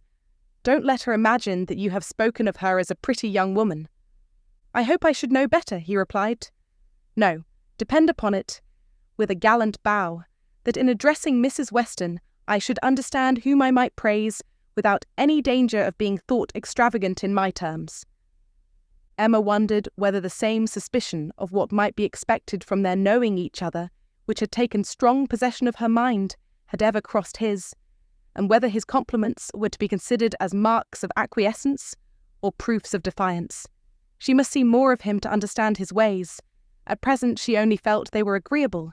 She had no doubt of what Mr. Weston was often thinking about. His quick eye she detected again and again glancing towards them with a happy expression, and even, when he might have determined not to look, she was confident that he was often listening. Her own father's perfect exemption from any thought of the kind, the entire deficiency in him of all such sort of penetration or suspicion, was a most comfortable circumstance. Happily, he was not farther from approving matrimony than from foreseeing it. Though always objecting to every marriage that was arranged, he never suffered beforehand from the apprehension of any. It seemed as if he could not think so ill of any two persons' understanding as to suppose they meant to marry till it were proved against them. She blessed the favouring blindness. He could now, without the drawback of a single unpleasant surmise, without a glance forward at any possible treachery in his guest, give way to all his natural kind-hearted civility in solicitous inquiries after Mr. Frank Churchill's accommodation on his journey through the sad evils of sleeping 2 nights on the road, and express very genuine unmixed anxiety to know that he had certainly escaped catching cold, which, however, he could not allow him to feel quite assured of himself till after another night. A reasonable visit paid, Mr. Weston began to move. He must be going. He had business at the Crown about his hay, and a great many errands for Mrs. Weston at Ford's, but he need not hurry anybody else. His son, too well bred to hear the hint, rose immediately also, saying, "As you are going farther on business, sir, I will take the opportunity of paying a visit, which must be paid some day or other, and therefore may as well be paid now. I have the honour of being acquainted with a neighbour of yours," turning to Emma, "a lady residing in or near Highbury, a family of the name of Fairfax. I shall have no difficulty, I suppose, in finding the house, though Fairfax, I believe, is not the proper name. I should rather say Barnes or Bates. Do you know any family of that name?" "To be sure we do," cried his father. "Mrs. Bates. We passed her house. I saw Miss Bates at the window." "True, true. You are acquainted with Miss Fairfax. I remember you knew her at Weymouth, and a fine girl she is. Call upon her by all means." "There is no necessity for my calling this morning," said the young man. "Another day would do as well, but there was that degree of acquaintance at Weymouth which— Oh, go today, go today. Do not defer it. What is right to be done cannot be done too soon. And, besides, I must give you a hint, Frank. Any want of attention to her here should be carefully avoided. You saw her with the Campbells, when she was the equal of everybody she mixed with. But here she is with a poor old grandmother who has barely enough to live on. If you do not call early, it will be a slight." The son looked convinced. "I have heard her speak of the acquaintance," said Emma. "She is a very elegant young woman." He agreed to it, but with so quiet a "yes" as inclined her almost to doubt his real concurrence, and yet there must be a very distinct sort of elegance for the fashionable world, if Jane Fairfax could be thought only ordinarily gifted with it. "If you were never particularly struck by her manners before," said she, "I think you will today. You will see her to advantage. See her and hear her. No, I am afraid you will not hear her at all, for she has an aunt who never holds her tongue."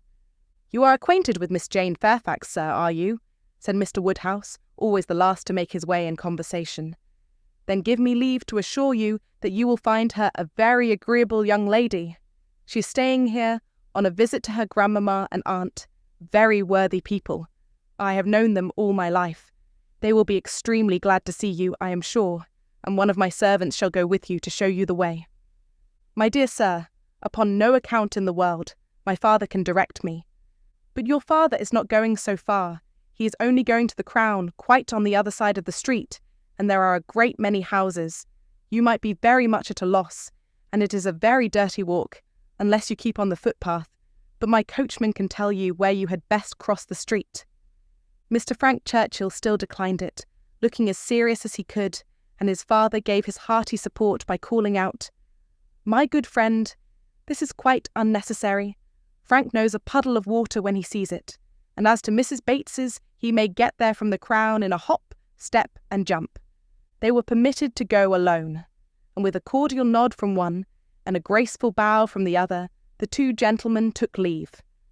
Emma remained very well pleased with this beginning of the acquaintance, and could now engage to think of them all at Randalls any hour of the day, with full confidence in their comfort. Volume 2, Chapter 6. The next morning brought Mr. Frank Churchill again. He came with Mrs. Weston, to whom and to Highbury he seemed to take very cordially. He had been sitting with her, it appeared, most companionably at home, till her usual hour of exercise, and on being desired to choose their walk, immediately fixed on Highbury. He did not doubt there being very pleasant walks in every direction, but if left to him, he should always choose the same. Highbury, that airy, cheerful, happy-looking Highbury, would be his constant attraction. Highbury, with Mrs. Weston, stood for Hartfield, and she trusted to its bearing the same construction with him. They walked thither directly. Emma had hardly expected them, for Mr. Weston, who had called in for half a minute, in order to hear that his son was very handsome, knew nothing of their plans, and it was an agreeable surprise to her, therefore, to perceive them walking up to the house together, arm in arm. She was wanting to see him again, and especially to see him in company with Mrs. Weston, upon his behaviour to whom her opinion of him was to depend. If he were deficient there, nothing should make amends for it. But on seeing them together, she became perfectly satisfied. It was not merely in fine words or hyperbolical compliment that he paid his duty. Nothing could be more proper or pleasing than his whole manner to her. Nothing could more agreeably denote his wish of considering her as a friend and securing her affection. And there was time enough for Emma to form a reasonable judgment, as their visit included all the rest of the morning. They were all three walking about together for an hour or two, first round the shrubberies of Hartfield, and afterwards in Highbury.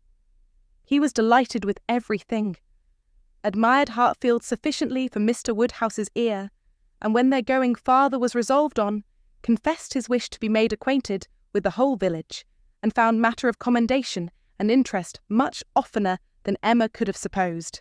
Some of the objects of his curiosity spoke very amiable feelings. He begged to be shown the house which his father had lived in so long, and which had been the home of his father's father, and on recollecting that an old woman who had nursed him was still living, walked in quest of her cottage from one end of the street to the other, and though in some points of pursuit or observation there was no positive merit, they showed altogether a good will towards Highbury in general, which must be very like a merit to those he was with. Emma watched and decided that with such feelings as were now shown, it could not be fairly supposed that he had been ever voluntarily absenting himself, that he had not been acting a part or making a parade of insincere professions, and that Mr. Knightley certainly had not done him justice. Their first pause was at the Crown Inn, an inconsiderable house, though the principal one of the sort, where a couple of pair of post-horses were kept, more for the convenience of the neighbourhood than from any run on the road, and his companions had not expected to be detained by any interest excited there. But in passing it, they gave the history of the large room visibly added. It had been built many years ago for a ballroom, and while the neighbourhood had been in a particularly populous dancing state, had been occasionally used as such. But such brilliant days had long passed away, and now the highest purpose for which it was ever wanted was to accommodate a whist club established among the gentlemen and half-gentlemen of the place, He was immediately interested. Its character as a ballroom caught him, and instead of passing on, he stopped for several minutes at the 2 superior sashed windows, which were open, to look in and contemplate its capabilities, and lament that its original purpose should have ceased. He saw no fault in the room. He would acknowledge none which they suggested. No, it was long enough, broad enough, handsome enough. It would hold the very number for comfort. They ought to have balls there at least every fortnight through the winter. Why had not Miss Woodhouse revived the former good old days of the room? She who could do anything in Highbury. The want of proper families in the place, and the conviction that none beyond the place and its immediate environs could be tempted to attend, were mentioned, but he was not satisfied.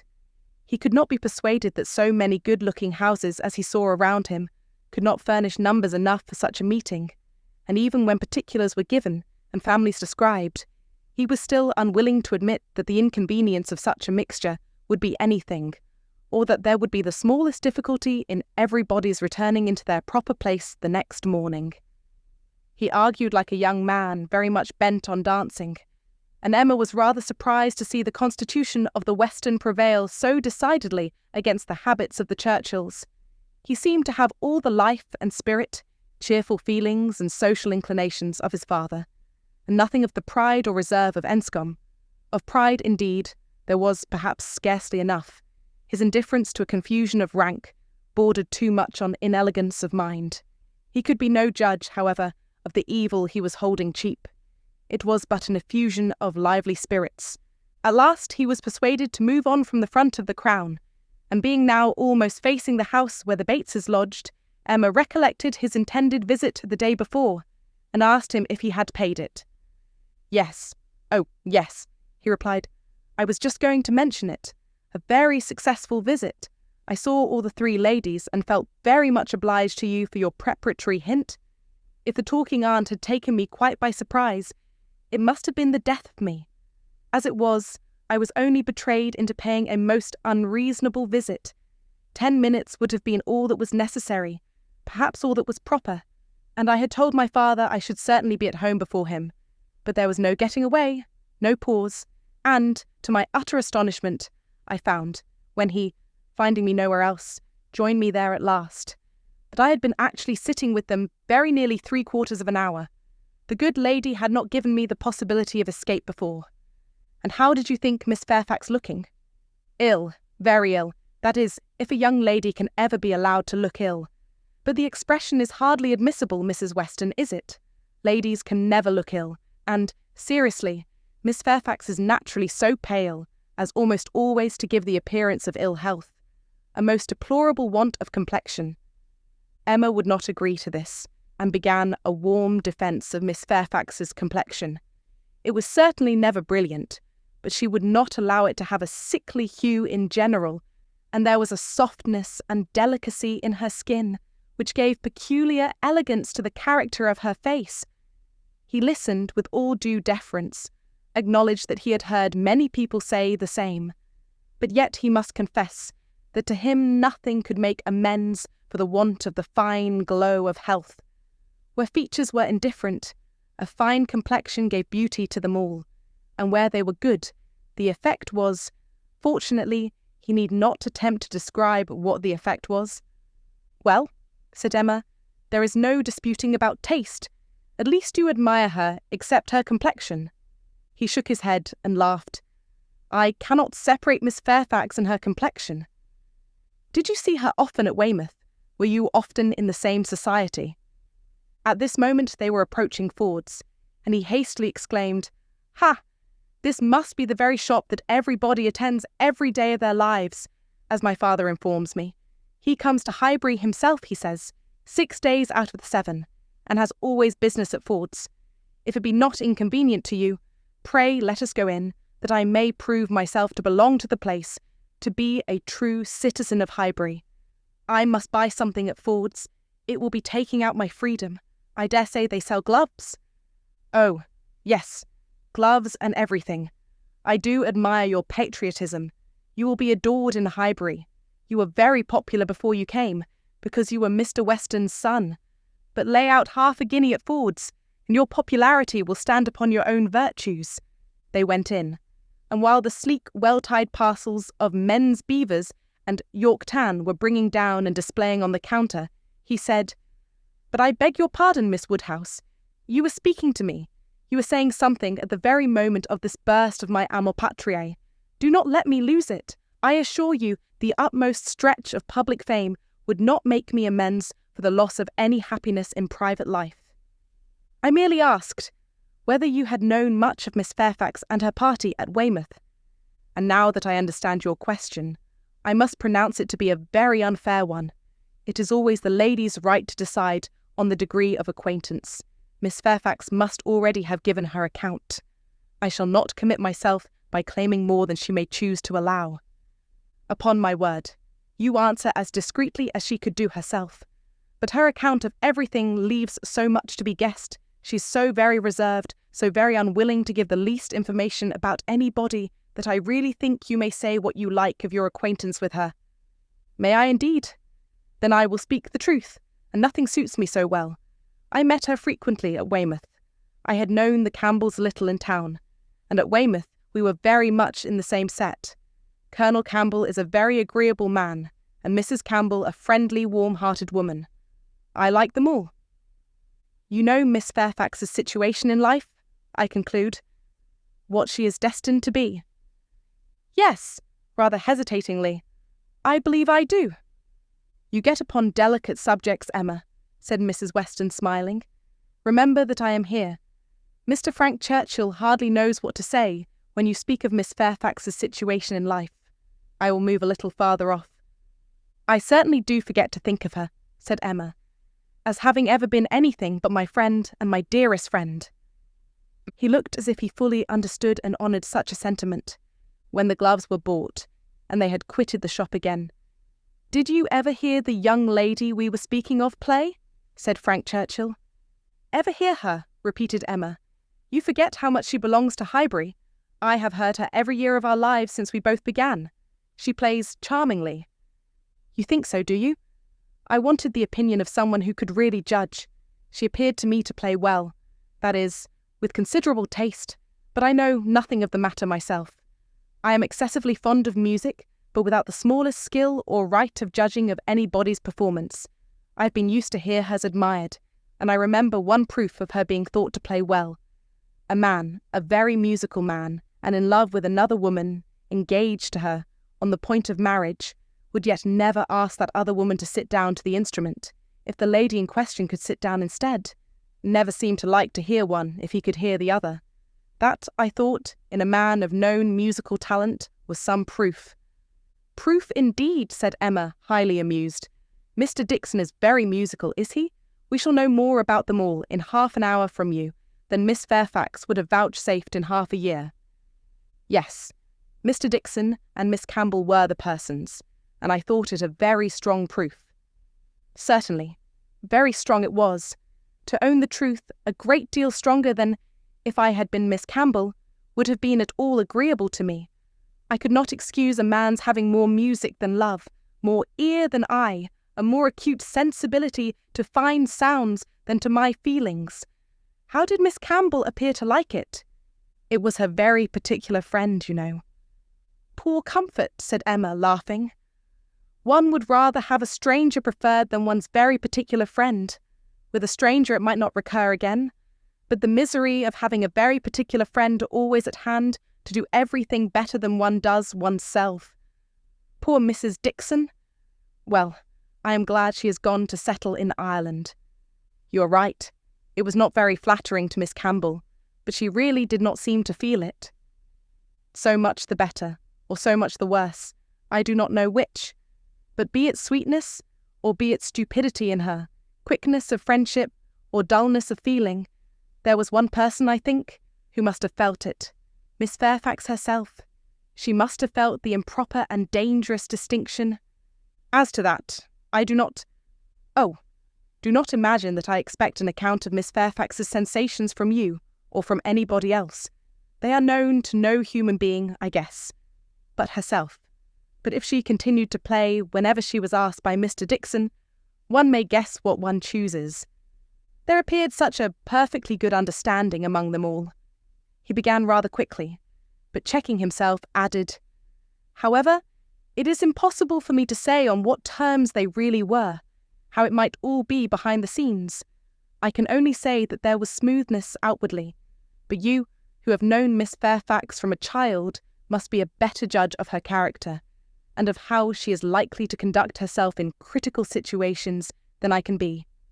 I have known her from a child, undoubtedly. We have been children and women together, and it is natural to suppose that we should be intimate, that we should have taken to each other whenever she visited her friends, but we never did. I hardly know how it has happened, a little perhaps from that wickedness on my side which was prone to take disgust towards a girl so idolised and so cried up as she always was by her aunt and grandmother and all their set, and then her reserve. I never could attach myself to anyone so completely reserved." "It is a most repulsive quality indeed," said he. "Oftentimes very convenient, no doubt, but never pleasing. There is safety in reserve, but no attraction. One cannot love a reserved person. Not till the reserve ceases towards oneself, and then the attraction may be the greater. But I must be more in want of a friend, or an agreeable companion, than I have yet been, to take the trouble of conquering anybody's reserve to procure one. Intimacy between Miss Fairfax and me is quite out of the question. I have no reason to think ill of her, not the least, except that such extreme and perpetual cautiousness of word and manner, such a dread of giving a distinct idea about anybody, is apt to suggest suspicions of there being something to conceal. He perfectly agreed with her, and after walking together so long and thinking so much alike, Emma felt herself so well acquainted with him that she could hardly believe it to be only their second meeting.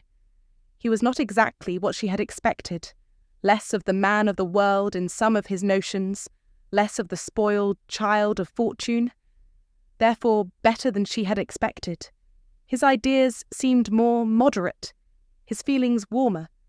She was particularly struck by his manner of considering Mr. Elton's house, which, as well as the church, he would go and look at, and would not join them in finding much fault with. No, he could not believe it a bad house, not such a house as a man was to be pitied for having.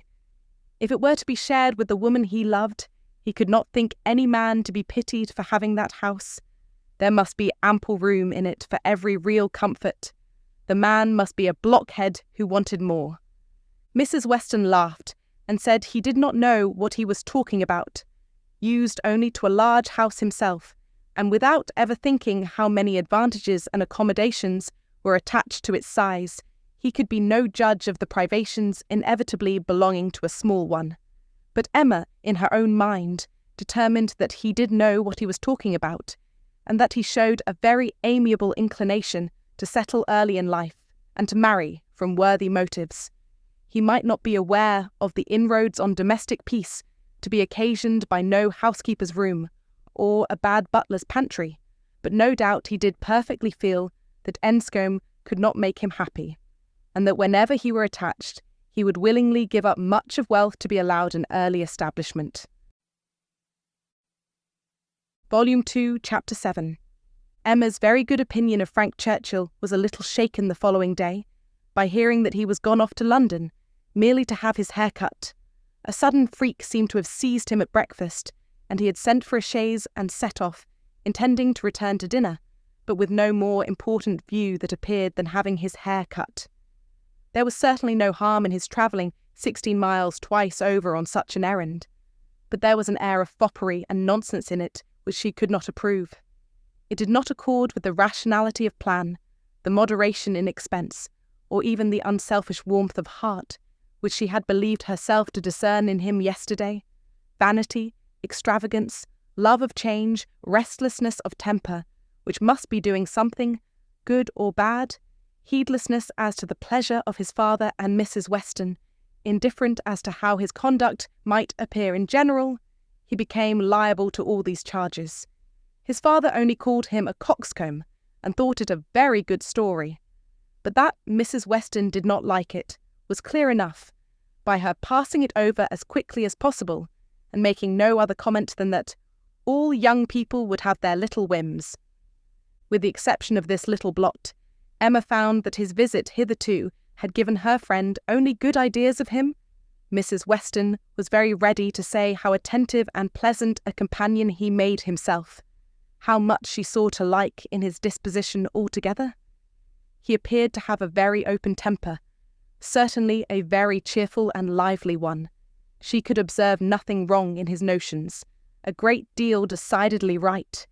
He spoke of his uncle with warm regard, was fond of talking of him, said he would be the best man in the world if he were left to himself, and though there was no being attached to the aunt, he acknowledged her kindness with gratitude, and seemed to mean always to speak of her with respect. This was all very promising, and, but for such an unfortunate fancy for having his hair cut, there was nothing to denote him unworthy of the distinguished honour which her imagination had given him. The honour, if not of being really in love with her, of being at least very near it, and saved only by her own indifference, for still her resolution held of never marrying. The honour, in short, of being marked out for her by all their joint acquaintance. Mr. Weston, on his side, added a virtue to the account which must have some weight.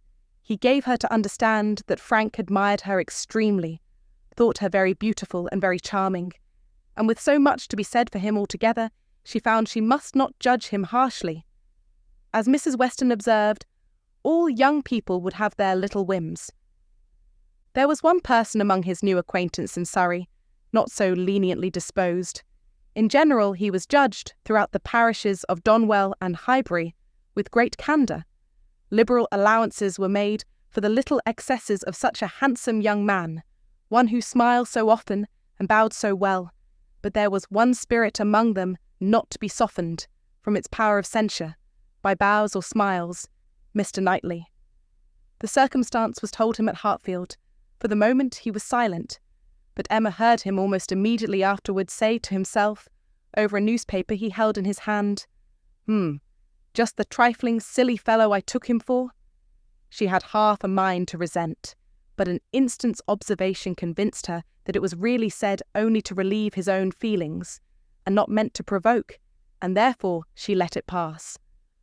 Although, in one instance, the bearers of not good tidings, Mr. and Mrs. Weston's visit this morning was in another respect particularly opportune. Something occurred while they were at Hartfield to make Emma want their advice, and, which was still more lucky, she wanted exactly the advice they gave.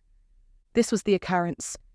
The Coles had been settled some years in Highbury, and were very good sort of people, friendly, liberal, and unpretending, but, on the other hand, they were of low origin, in trade, and only moderately genteel. On their first coming into the country, they had lived in proportion to their income, quietly, keeping little company, and that little unexpensively, but the last year or two had brought them a considerable increase of means.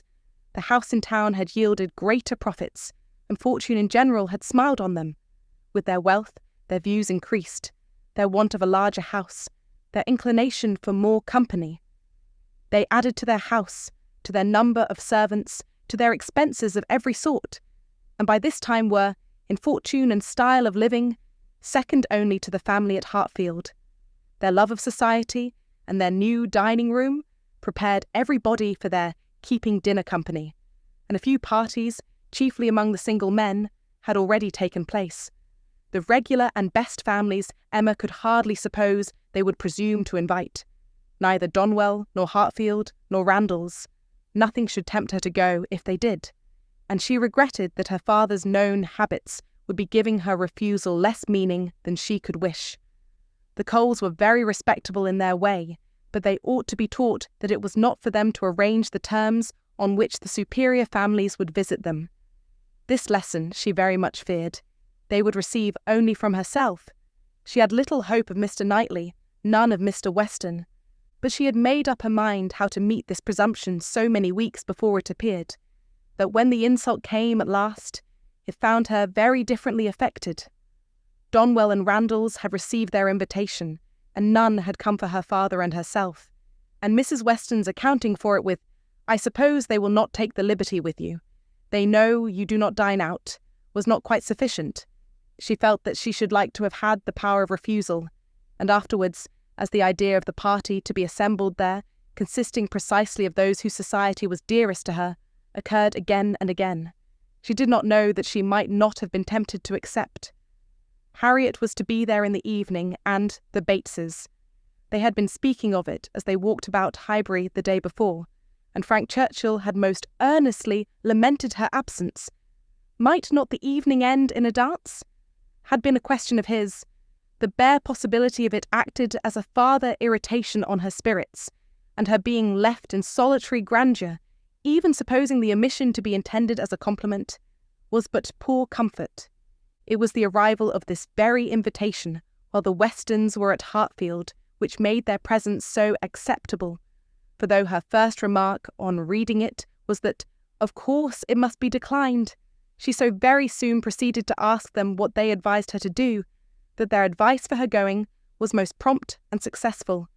She owned that, considering everything, she was not absolutely without inclination for the party. The Coles expressed themselves so properly, there was so much real attention in the manner of it, so much consideration for her father. They would have solicited the honour earlier, but had been waiting the arrival of a folding screen from London, which they hoped might keep Mr. Woodhouse from any draught of air, and therefore induce him the more readily to give them the honour of his company. Upon the whole, she was very persuadable, and it being briefly settled among themselves how it might be done without neglecting his comfort, how certainly Mrs. Goddard, if not Mrs. Bates, might be depended on for bearing him company, Mr. Woodhouse was to be talked into an acquiescence of his daughter's going out to dinner on a day now near at hand, and spending the whole evening away from him. As for his going, Emma did not wish him to think it possible. The hours would be too late, and the party too numerous. He was soon pretty well resigned. "I am not fond of dinner visiting," said he. "I never was. No more is Emma. Late hours do not agree with us. I am sorry Mr. and Mrs. Cole should have done it. I think it would be much better if they would come in one afternoon next summer and take their tea with us, take us in their afternoon walk, which they might do, as our hours are so reasonable, and yet get home without being out in the damp of the evening. The dews of a summer evening are what I would not expose anybody to. However, as they are so very desirous to have dear Emma dine with them, and as you will both be there, and Mr. Knightley too, to take care of her, I cannot wish to prevent it, provided the weather be what it ought, neither damp nor cold nor windy." Then turning to Mrs. Weston, with a look of gentle reproach, "Ah, Miss Taylor, if you had not married, you would have stayed at home with me." "Well, sir," cried Mr. Weston, "as I took Miss Taylor away, it is incumbent on me to supply her place, if I can, and I will step to Mrs. Goddard in a moment if you wish it." But the idea of anything to be done in a moment was increasing, not lessening, Mr. Woodhouse's agitation. The ladies knew better how to allay it. Mr. Weston must be quiet, and everything deliberately arranged. With this treatment, Mr. Woodhouse was soon composed enough for talking as usual. He should be happy to see Mrs. Goddard. He had a great regard for Mrs. Goddard, and Emma should write a line and invite her. James could take the note. But first of all, there must be an answer written to Mrs. Cole. "You will make my excuses, my dear, as civilly as possible. You will say that I am quite an invalid, and go nowhere, and therefore must decline their obliging invitation, beginning with my compliments, of course. But you will do everything right. I need not tell you what is to be done. We must remember to let James know that the carriage will be wanted on Tuesday. I shall have no fears for you with him. We have never been there above once since the new approach was made. But still, I have no doubt that James will take you very safely. And when you get there, you must tell him at what time you would have him come for you again. And you had better name an early hour. You will not like staying late. You will get very tired when tea is over." "But you would not wish me to come away before I am tired, Papa?" "Oh, no, my love, but you will soon be tired. There will be a great many people talking at once. You will not like the noise." "But, my dear sir," cried Mr. Weston, "if Emma comes away early, it will be breaking up the party." "And no great harm if it does," said Mr. Woodhouse. "The sooner every party breaks up, the better. But you do not consider how it may appear to the Coles.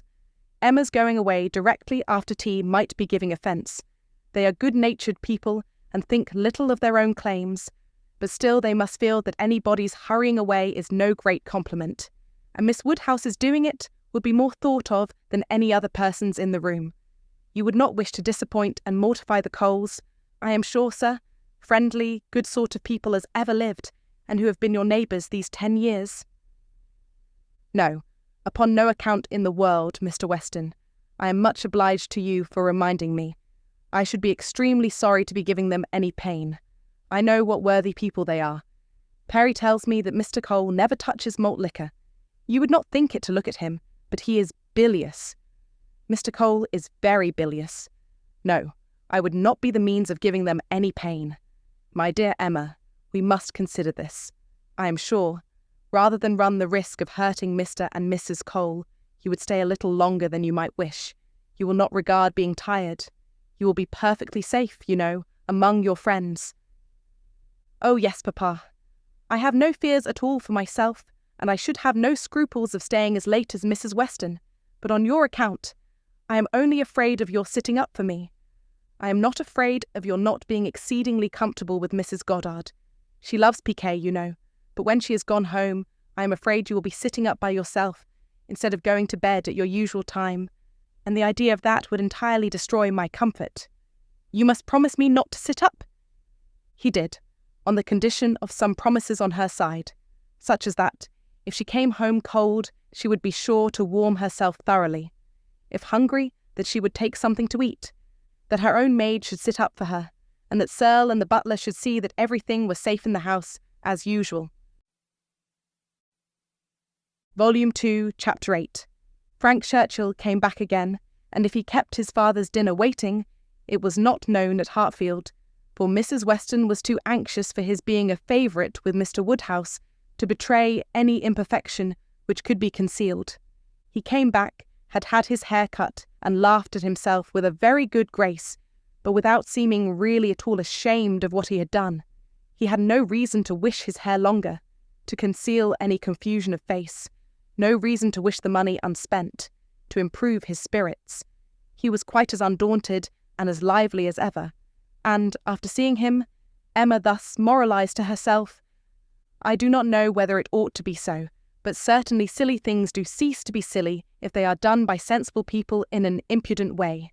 Wickedness is always wickedness, but folly is not always folly. It depends upon the character of those who handle it. Mr. Knightley, he is not a trifling, silly young man. If he were, he would have done this differently. He would either have gloried in the achievement or been ashamed of it. There would have been either the ostentation of a coxcomb or the evasions of a mind too weak to defend its own vanities. No, I am perfectly sure that he is not trifling or silly. With Tuesday came the agreeable prospect of seeing him again, and for a longer time than hitherto, of judging of his general manners, and by inference of the meaning of his manners towards herself, of guessing how soon it might be necessary for her to throw coldness into her air, and of fancying what the observations of all those might be, who were now seeing them together for the first time.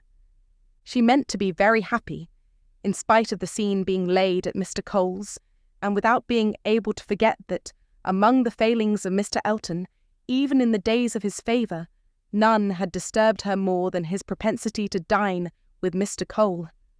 Her father's comfort was amply secured, Mrs. Bates as well as Mrs. Goddard being able to come, and her last pleasing duty before she left the house was to pay her respects to them as they sat together after dinner, and while her father was fondly noticing the beauty of her dress, to make the two ladies all the amends in her power by helping them to large slices of cake and full glasses of wine, for whatever unwilling self-denial his care of their constitution might have obliged them to practice during the meal.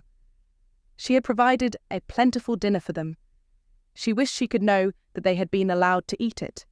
She followed another carriage to Mr. Cole's door, and was pleased to see that it was Mr. Knightley's, for Mr. Knightley, keeping no horses, having little spare money and a great deal of health, activity and independence, was too apt, in Emma's opinion, to get about as he could, and not use his carriage so often as became the owner of Donwell Abbey. She had an opportunity now of speaking her approbation while warm from her heart, for he stopped to hand her out. "This is coming, as you should do," said she, "like a gentleman. I'm quite glad to see you." He thanked her, observing, "How lucky that we should arrive at the same moment, for if we had met first in the drawing-room, I doubt whether you would have discerned me to be more of a gentleman than usual. You might not have distinguished how I came, by my look or manner." "Yes, I should. I am sure I should. There is always a look of consciousness or bustle when people come in a way which they know to be beneath them. You think you carry it off very well, I dare say, but with you it is a sort of bravado, an air of affected unconcern. I always observe it whenever I meet you under those circumstances.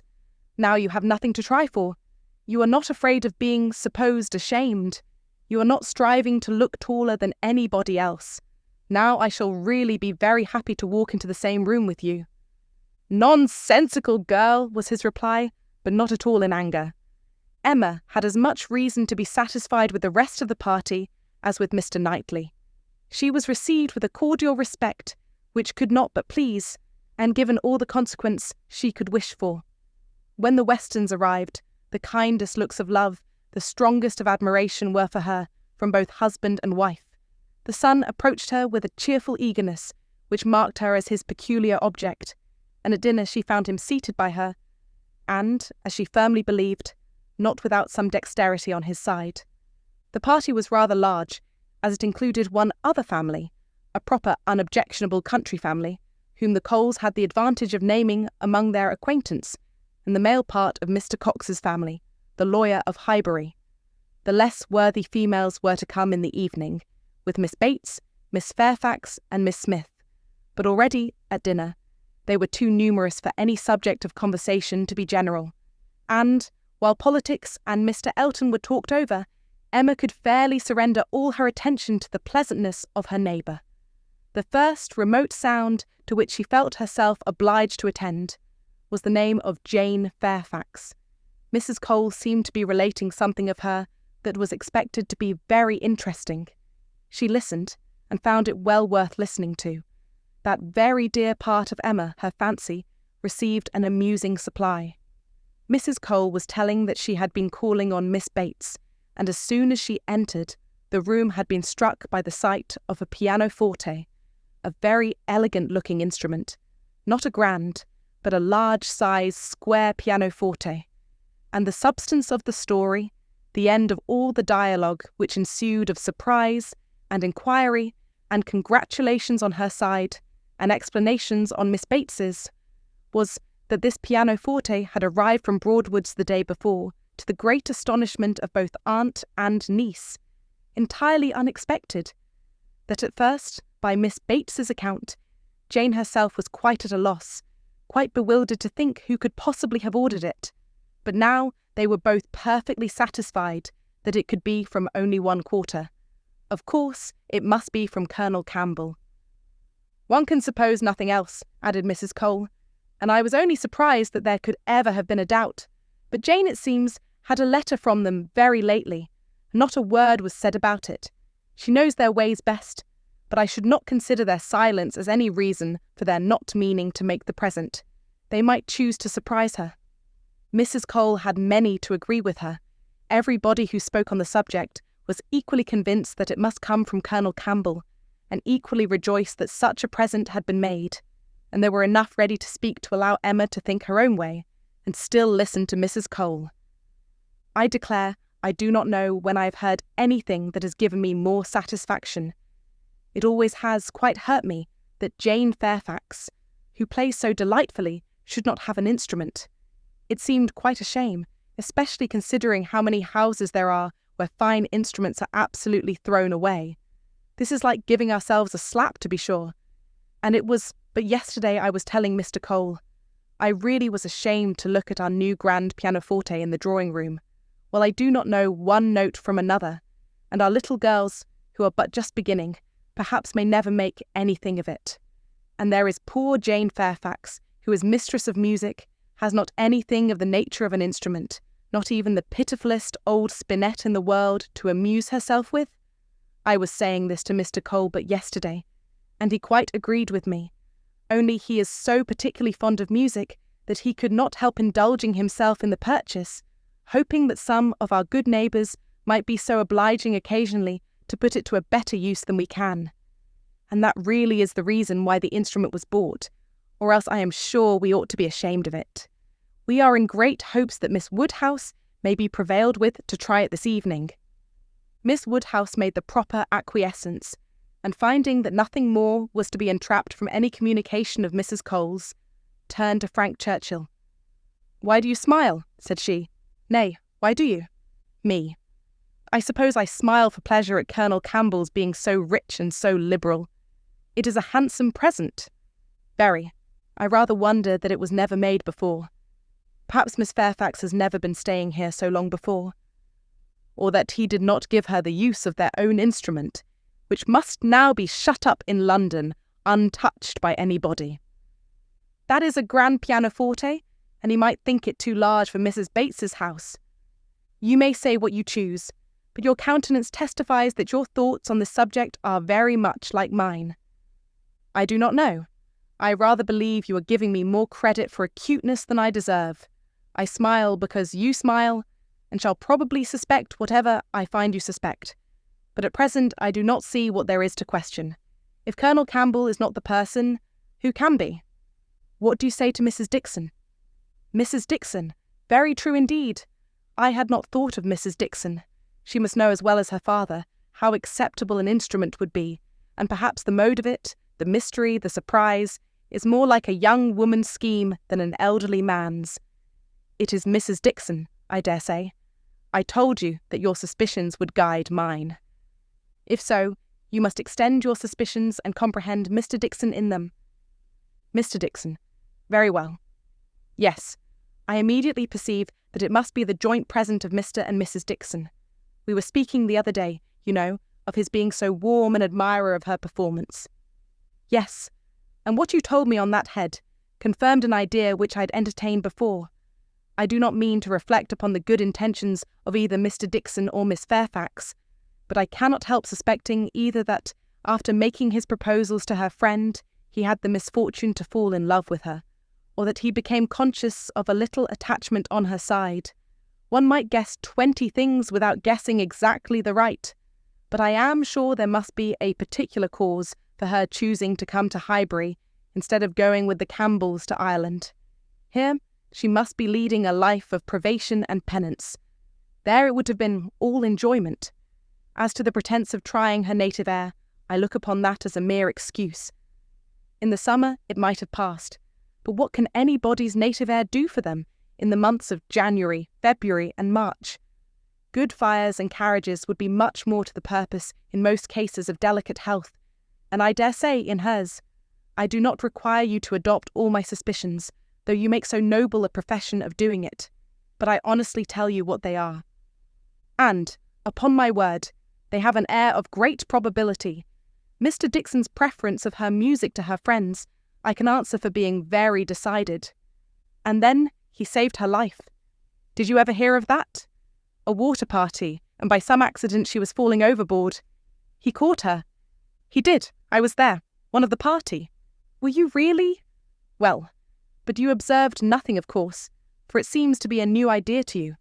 If I had been there, I think I should have made some discoveries.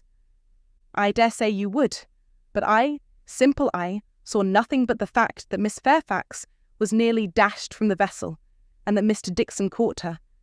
It was the work of a moment, and though the consequent shock and alarm was very great and much more durable, indeed, I believe it was half an hour before any of us were comfortable again, yet that was too general a sensation for anything of peculiar anxiety to be observable. I do not mean to say, however, that you might not have made discoveries. The conversation was here interrupted. They were called on to share in the awkwardness of a rather long interval between the courses, and obliged to be as formal and as orderly as the others. But when the table was again safely covered, when every corner dish was placed exactly right, and occupation and ease were generally restored, Emma said, "The arrival of this pianoforte is decisive with me.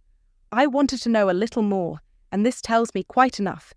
Depend upon it, we shall soon hear that it is a present from Mr. and Mrs. Dixon. And if the Dixons should absolutely deny all knowledge of it, we must conclude it to come from the Campbells. No, I am sure it is not from the Campbells. Miss Fairfax knows it is not from the Campbells, or they would have been guessed at first. She would not have been puzzled had she dared fix on them. I may not have convinced you, perhaps, but I am perfectly convinced myself that Mr. Dixon is a principal in the business. Indeed, you injure me if you suppose me unconvinced. Your reasonings carry my judgment along with them entirely. At first, while I supposed you satisfied that Colonel Campbell was the giver, I saw it only as paternal kindness, and thought it the most natural thing in the world. But when you mentioned Mrs. Dixon, I felt how much more probable that it should be the tribute of warm female friendship, and now I can see it in no other light than as an offering of love. There was no occasion to press the matter farther. The conviction seemed real. He looked as if he felt it. She said no more. Other subjects took their turn, and the rest of the dinner passed away. The dessert succeeded. The children came in and were talked to and admired amid the usual rate of conversation. A few clever things said, a few downright silly, but by much the larger proportion neither the one nor the other. Nothing worse than everyday remarks, dull repetitions, old news, and heavy jokes. The ladies had not been long in the drawing-room before the other ladies, in their different divisions, arrived. Emma watched the entree of her own particular little friend, and if she could not exult in her dignity and grace, she could not only love the blooming sweetness and the artless manner, but could most heartily rejoice in that light, cheerful, unsentimental disposition which allowed her so many alleviations of pleasure in the midst of the pangs of disappointed affection. There she sat, and who would have guessed how many tears she had been lately shedding? To be in company, nicely dressed herself and seeing others nicely dressed, to sit and smile and look pretty and say nothing, was enough for the happiness of the present hour. Jane Fairfax did look and move superior, but Emma suspected she might have been glad to change feelings with Harriet, very glad to have purchased the mortification of having loved, yes, of having loved even Mr. Elton in vain, by the surrender of all the dangerous pleasure of knowing herself beloved by the husband of her friend. In so large a party, it was not necessary that Emma should approach her. She did not wish to speak of the pianoforte. She felt too much in the secret herself to think the appearance of curiosity or interest fair, and therefore purposely kept at a distance. But by the others, the subject was almost immediately introduced, and she saw the blush of consciousness with which congratulations were received, the blush of guilt, which accompanied the name of my excellent friend Colonel Campbell. Mrs. Weston, kind-hearted and musical, was particularly interested by the circumstance, and Emma could not help being amused at her perseverance in dwelling on the subject, and having so much to ask and to say as to tone, touch, and pedal, totally unsuspicious of that wish of saying as little about it as possible, which she plainly read in the fair heroine's countenance. They were soon joined by some of the gentlemen, and the very first of the early was Frank Churchill. In he walked, the first and the handsomest, and after paying his compliments en passant to Miss Bates and her niece, made his way directly to the opposite side of the circle, where sat Miss Woodhouse, until he could find a seat by her, would not sit at all. Emma divined what everybody present must be thinking. She was his object, and everybody must perceive it. She introduced him to her friend, Miss Smith, and, at convenient moments afterwards, heard what each thought of the other. He had never seen so lovely a face, and was delighted with her naivete. And she, only to be sure it was paying him too great a compliment, but she did think there were some looks a little like Mr. Elton. Emma restrained her indignation, and only turned from her in silence. Smiles of intelligence passed between her and the gentleman on first glancing towards Miss Fairfax, but it was most prudent to avoid speech. He told her that he had been impatient to leave the dining-room, hated sitting long, was always the first to move when he could. That his father, Mr. Knightley, Mr. Cox, and Mr. Cole, were left very busy over parish business. That as long as he had stayed, however, it had been pleasant enough as he had found them in general a set of gentlemanlike, sensible men, and spoke so handsomely of Highbury altogether, thought it so abundant in agreeable families, that Emma began to feel she had been used to despise the place rather too much. She questioned him as to the society in Yorkshire, the extent of the neighbourhood about Enscombe, and the sort, and could make out from his answers that, as far as Enscombe was concerned, there was very little going on, that their visitings were among a range of great families, none very near, and that even when days were fixed and invitations accepted, it was an even chance that Mrs. Churchill were not in health and spirits for going, that they made a point of visiting no fresh person, and that though he had his separate engagements, it was not without difficulty, without considerable address at times, that he could get away, or introduce an acquaintance for a night. She saw that Enscombe could not satisfy, and that Highbury, taken at its best, might reasonably please a young man who had more retirement at home than he liked. His importance at Enscombe was very evident. He did not boast, but it naturally betrayed itself, that he had persuaded his aunt where his uncle could do nothing, and on her laughing and noticing it, he owned that he believed, excepting 1 or 2 points, he could with time persuade her to anything. One of those points on which his influence failed, he then mentioned. He had wanted very much to go abroad, had been very eager indeed to be allowed to travel, but she would not hear of it. This had happened the year before. Now, he said, he was beginning to have no longer the same wish. The unpersuadable point, which he did not mention, Emma guessed to be good behaviour to his father. "I have made a most wretched discovery," said he after a short pause. "I have been here a week tomorrow, half my time. I never knew days fly so fast. A week tomorrow? And I have hardly begun to enjoy myself, but just got acquainted with Mrs. Weston, and others. I hate the recollection. Perhaps you may now begin to regret that you spent 1 whole day out of so few in having your hair cut." "No," said he, smiling, "that is no subject of regret at all. I have no pleasure in seeing my friends, unless I can believe myself fit to be seen." The rest of the gentlemen being now in the room, Emma found herself obliged to turn from him for a few minutes, and listen to Mr. Cole. When Mr. Cole had moved away, and her attention could be restored as before, she saw Frank Churchill looking intently across the room at Miss Fairfax, who was sitting exactly opposite. "What is the matter?" said she. He started. "Thank you for rousing me," he replied. "I believe I have been very rude, but really Miss Fairfax has done her hair in so odd a way, so very odd a way, that I cannot keep my eyes from her. I never saw anything so outré. Those curls, this must be a fancy of her own. I see nobody else looking like her. I must go and ask her whether it is an Irish fashion. Shall I? Yes, I will. I declare I will, and you shall see how she takes it. Whether she colours."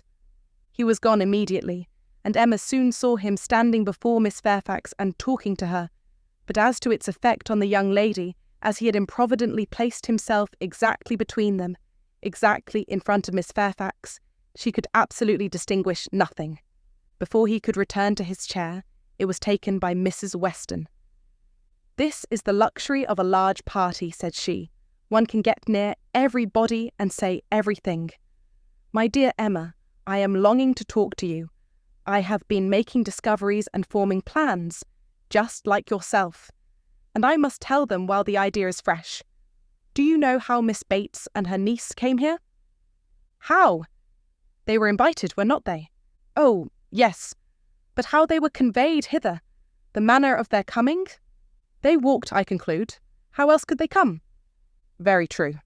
Well, a little while ago it occurred to me how very sad it would be to have Jane Fairfax walking home again, late at night, and cold as the nights are now.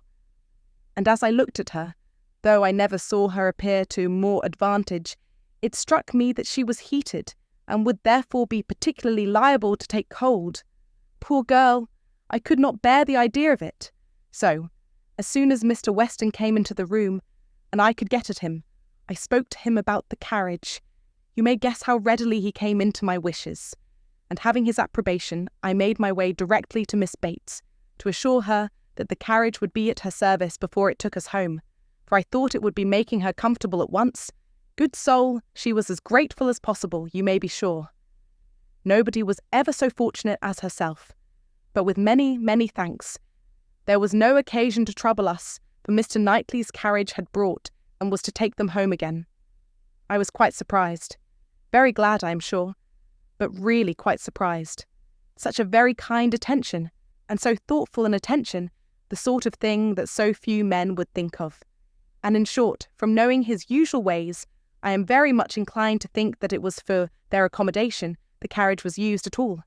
I do suspect he would not have had a pair of horses for himself, and that it was only as an excuse for assisting them. Very likely, said Emma. Nothing more likely?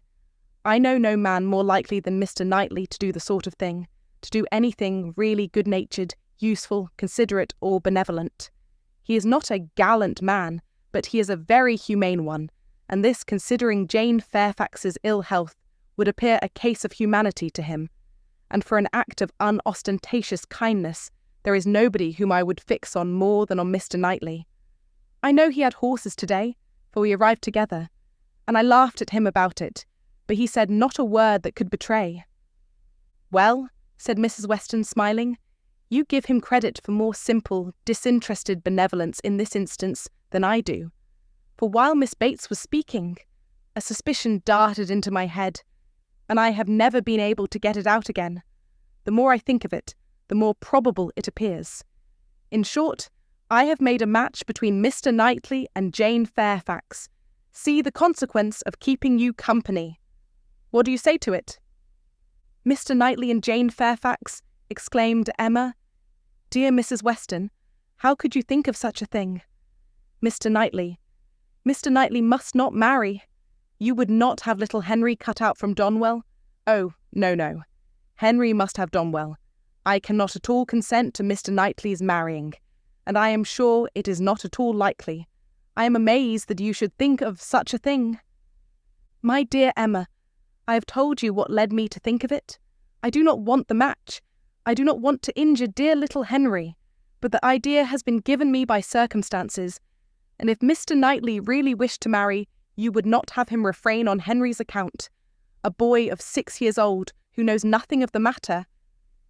Yes, I would. I could not bear to have Henry supplanted. Mr. Knightley marry? No, I have never had such an idea, and I cannot adopt it now. And Jane Fairfax, too, of all women. Nay, she has always been a first favourite with him, as you very well know. But the imprudence of such a match. I am not speaking of its prudence, merely its probability. I see no probability in it, unless you have any better foundation than what you mention. His good nature, his humanity, as I tell you, would be quite enough to account for the horses. He has a great regard for the Bateses, you know, independent of Jane Fairfax, and is always glad to show them attention. My dear Mrs. Weston, do not take to matchmaking. You do it very ill. Jane Fairfax, mistress of the Abbey. Oh, no. Every feeling revolts. For his own sake, I would not have him do so mad a thing. Imprudent, if you please, but not mad. Excepting inequality of fortune, and perhaps a little disparity of age, I can see nothing unsuitable. But Mr. Knightley does not want to marry. I am sure he has not the least idea of it. Do not put it into his head. Why should he marry? He is as happy as possible by himself, with his farm and his sheep and his library, and all the parish to manage. And he is extremely fond of his brother's children. He has no occasion to marry, either to fill up his time or his heart. My dear Emma, as long as he thinks so, it is so, but if he really loves Jane Fairfax— Nonsense! He does not care about Jane Fairfax. In the way of love, I am sure he does not. He would do any good to her or her family, but— Well, said Mrs. Weston, laughing, perhaps the greatest good he could do them would be to give Jane such a respectable home. If it would be good to her, I am sure it would be evil to himself, a very shameful and degrading connection. How would he bear to have Miss Bates belonging to him? To have her haunting the Abbey and thanking him all day long for his great kindness in marrying Jane. So very kind and obliging, but he always had been such a very kind neighbour. And then fly off, through half a sentence, to her mother's old petticoat. Not that it was such a very old petticoat either, for still it would last a great while, and indeed she must thankfully say that their petticoats were all very strong. For shame, Emma, do not mimic her. You divert me against my conscience, and upon my word I do not think Mr. Knightley would be much disturbed by Miss Bates. Little things do not irritate him. She might talk on, and if he wanted to say anything himself, he would only talk louder and drown her voice. But the question is not whether it would be a bad connection for him, but whether he wishes it, and I think he does. I have heard him speak, and so must you, so very highly of Jane Fairfax. The interest he takes in her, his anxiety about her health, his concern that she should have no happier prospect. I have heard him express himself so warmly on those points, such an admirer of her performance on the pianoforte and of her voice. I have heard him say that he could listen to her forever. Oh, and I had almost forgotten one idea that occurred to me.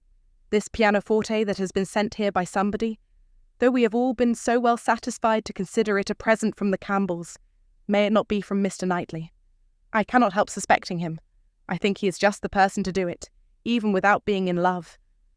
Then it can be no argument to prove that he is in love, but I do not think it is at all a likely thing for him to do. Mr. Knightley does nothing mysteriously. I have heard him lamenting her having no instrument repeatedly, oftener than I should suppose such a circumstance would, in the common course of things, occur to him. Very well, and if he had intended to give her one, he would have told her so. There might be scruples of delicacy, my dear Emma. I have a very strong notion that it comes from him. I am sure he was particularly silent when Mrs. Cole told us of it at dinner. You take up an idea, Mrs. Weston, and run away with it, as you have many a time reproached me with doing.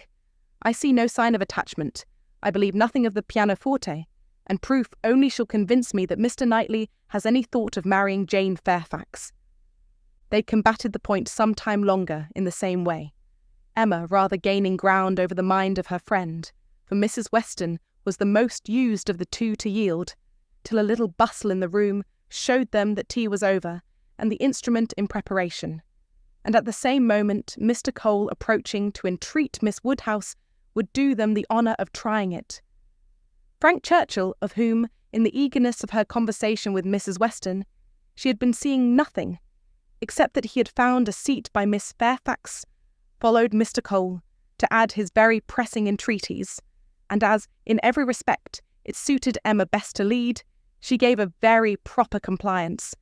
She knew the limitations of her own powers too well to attempt more than she could perform with credit. She wanted neither taste nor spirit in the little things which are generally acceptable, and could accompany her own voice well. One accompaniment to her song took her agreeably by surprise. A second, slightly but correctly taken by Frank Churchill. Her pardon was duly begged at the close of the song, and everything usual followed. He was accused of having a delightful voice and a perfect knowledge of music, which was properly denied, and that he knew nothing of the matter, and had no voice at all, roundly asserted. They sang together once more, and Emma would then resign her place to Miss Fairfax, whose performance, both vocal and instrumental, she never could attempt to conceal from herself, was infinitely superior to her own. With mixed feelings, she seated herself at a little distance from the numbers round the instrument to listen. Frank Churchill sang again. They had sung together once or twice, it appeared, at Weymouth. But the sight of Mr. Knightley among the most attentive soon drew away half Emma's mind, and she fell into a train of thinking on the subject of Mrs. Weston's suspicions, to which the sweet sounds of the united voices gave only momentary interruptions. Her objections to Mr. Knightley's marrying did not in the least subside. She could see nothing but evil in it. It would be a great disappointment to Mr. John Knightley, consequently to Isabella, a real injury to the children, a most mortifying change, a material loss to them all, a very great deduction from her father's daily comfort, and, as to herself, she could not at all endure the idea of Jane Fairfax at Donwell Abbey, a Mrs. Knightley for them all to give way to. No, Mr. Knightley must never marry. Little Henry must remain the heir of Donwell. Presently Mr. Knightley looked back and came and sat down by her. They talked at first only of the performance. His admiration was certainly very warm, yet she thought, but for Mrs. Weston it would not have struck her. As a sort of touchstone, however, she began to speak of his kindness in conveying the aunt and niece, and though his answer was in the spirit of cutting the matter short, she believed it to indicate only his disinclination to dwell on any kindness of his own. "I often feel concern," said she, "that I dare not make our carriage more useful on such occasions. It is not that I am without the wish, but you know how impossible my father would deem it that James should put to for such a purpose." "Quite out of the question, quite out of the question," he replied. "But you must often wish it, I am sure." And he smiled with such seeming pleasure at the conviction that she must proceed another step. "This present from the Campbells," said she, "this pianoforte is very kindly given." "Yes," he replied, and without the smallest apparent embarrassment. "But they would have done better had they given her notice of it. Surprises are foolish things. The pleasure is not enhanced, and the inconvenience is often considerable. I should have expected better judgment in Colonel Campbell." From that moment, Emma could have taken her oath that Mr. Knightley had had no concern in giving the instrument, but whether he were entirely free from peculiar attachment, whether there were no actual preference, remained a little longer doubtful. Towards the end of Jane's second song, her voice grew thick. "That will do," said he when it was finished, thinking aloud. "You have sung quite enough for one evening. Now be quiet." Another song, however, was soon begged for. One more. They would not fatigue Miss Fairfax on any account, and would only ask for one more.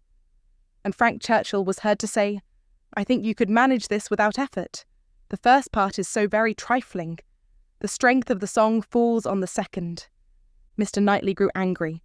"That fellow," said he indignantly, "thinks of nothing but showing off his own voice. This must not be." And touching Miss Bates, who at that moment passed near, "Miss Bates, are you mad, to let your niece sing herself hoarse in this manner? Go and interfere. They have no mercy on her." Miss Bates, in her real anxiety for Jane, could hardly stay even to be grateful, before she stepped forward and put an end to all farther singing. Here ceased the concert part of the evening, for Miss Woodhouse and Miss Fairfax were the only young lady performers. But soon, within 5 minutes, the proposal of dancing, originating nobody exactly knew where, was so effectually promoted by Mr. and Mrs. Cole that everything was rapidly clearing away to give proper space. Mrs. Weston, capital in her country dances, was seated and beginning an irresistible waltz, and Frank Churchill, coming up with most becoming gallantry to Emma, had secured her hand and led her up to the top. While waiting till the other young people could pair themselves off, Emma found time, in spite of the compliments she was receiving on her voice and her taste, to look about and see what became of Mr. Knightley. This would be a trial. He was no dancer in general. If he were to be very alert in engaging Jane Fairfax now, it might augur something. There was no immediate appearance. No, he was talking to Mrs. Cole. He was looking on unconcerned. Jane was asked by somebody else, and he was still talking to Mrs. Cole. Emma had no longer an alarm for Henry. His interest was yet safe, and she led off the dance with genuine spirit and enjoyment. Not more than 5 couple could be mustered, but the rarity and the suddenness of it made it very delightful, and she found herself well matched in a partner. They were a couple worth looking at. 2 dances, unfortunately, were all that could be allowed. It was growing late, and Miss Bates became anxious to get home on her mother's account. After some attempts, therefore, to be permitted to begin again, they were obliged to thank Mrs. Weston, look sorrowful, and have done. "Perhaps it is as well," said Frank Churchill as he attended Emma to her carriage. "I must have asked Miss Fairfax, and her languid dancing would not have agreed with me after yours." Volume 2, Chapter 9. Emma did not repent her condescension in going to the Coles. The visit afforded her many pleasant recollections the next day, and all that she might be supposed to have lost on the side of dignified seclusion must be amply repaid in the splendour of popularity. She must have delighted the Coles, worthy people who deserved to be made happy, and left a name behind her that would not soon die away. Perfect happiness, even in memory, is not common, and there were 2 points on which she was not quite easy.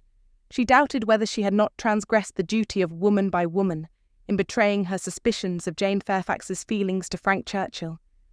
It was hardly right, but it had been so strong an idea that it would escape her, and his submission to all that she told was a compliment to her penetration, which made it difficult for her to be quite certain that she ought to have held her tongue. The other circumstance of regret related also to Jane Fairfax, and there she had no doubt. She did unfeignedly and unequivocally regret the inferiority of her own playing and singing. She did most heartily grieve over the idleness of her childhood, and sat down and practised vigorously an hour and a half. She was then interrupted by Harriet's coming in, and if Harriet's praise could have satisfied her, she might soon have been comforted. "Oh, if I could but play as well as you and Miss Fairfax." "Don't class us together, Harriet. My playing is no more like hers than a lamp is like sunshine." "Oh dear, I think you play the best of the two. I think you play quite as well as she does. I am sure I had much rather hear you. Everybody last night said how well you played." Those who knew anything about it must have felt the difference. "The truth is, Harriet, that my playing is just good enough to be praised, but Jane Fairfax's is much beyond it." "Well, I always shall think that you play quite as well as she does, or that if there is any difference nobody would ever find it out. Mr. Cole said how much taste you had, and Mr. Frank Churchill talked a great deal about your taste, and that he valued taste much more than execution." "Ah, but Jane Fairfax has them both, Harriet." "Are you sure? I saw she had execution, but I did not know she had any taste. Nobody talked about it. And I hate Italian singing. There is no understanding a word of it. Besides, if she does play so very well, you know, it is no more than she is obliged to do, because she will have to teach. The Coxes were wondering last night whether she would get into any great family. How did you think the Coxes looked?" "Just as they always do. Very vulgar." "They told me something," said Harriet rather hesitatingly, "but it is nothing of any consequence." Emma was obliged to ask what they had told her, though fearful of its producing Mr. Elton. "They told me that Mr. Martin dined with them last Saturday." "Oh, he came to their father upon some business, and he asked him to stay to dinner." "Oh, they talked a great deal about him, especially Anne Cox. I do not know what she meant, but she asked me if I thought I should go and stay there again next summer.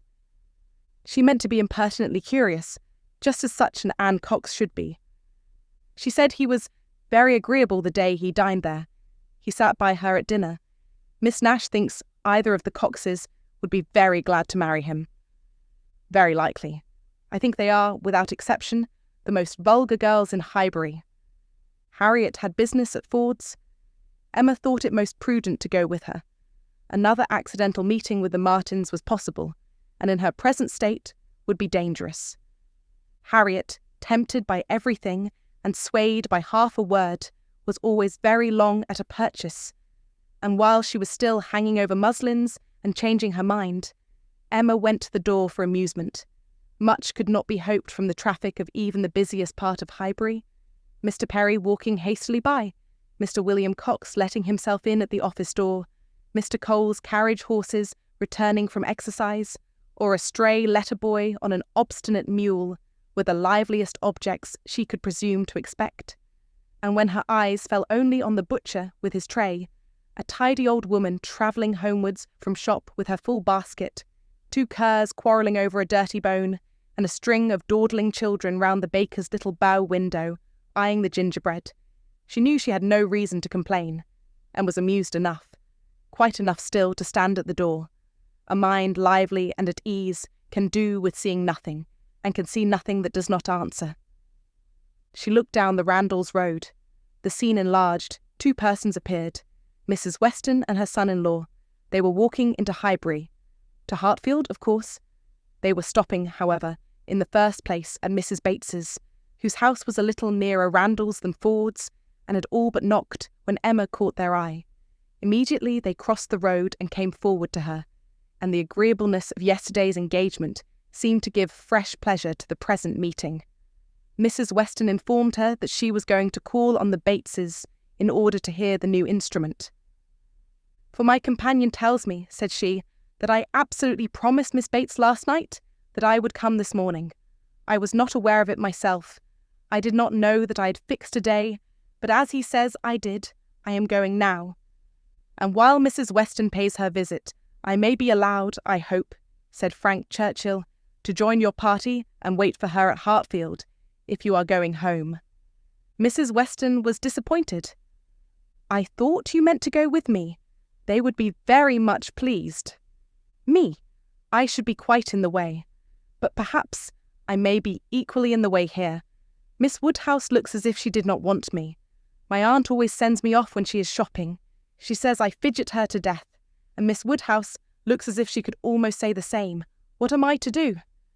"I am here on no business of my own," said Emma. "I'm only waiting for my friend. She will probably have soon done, and then we shall go home.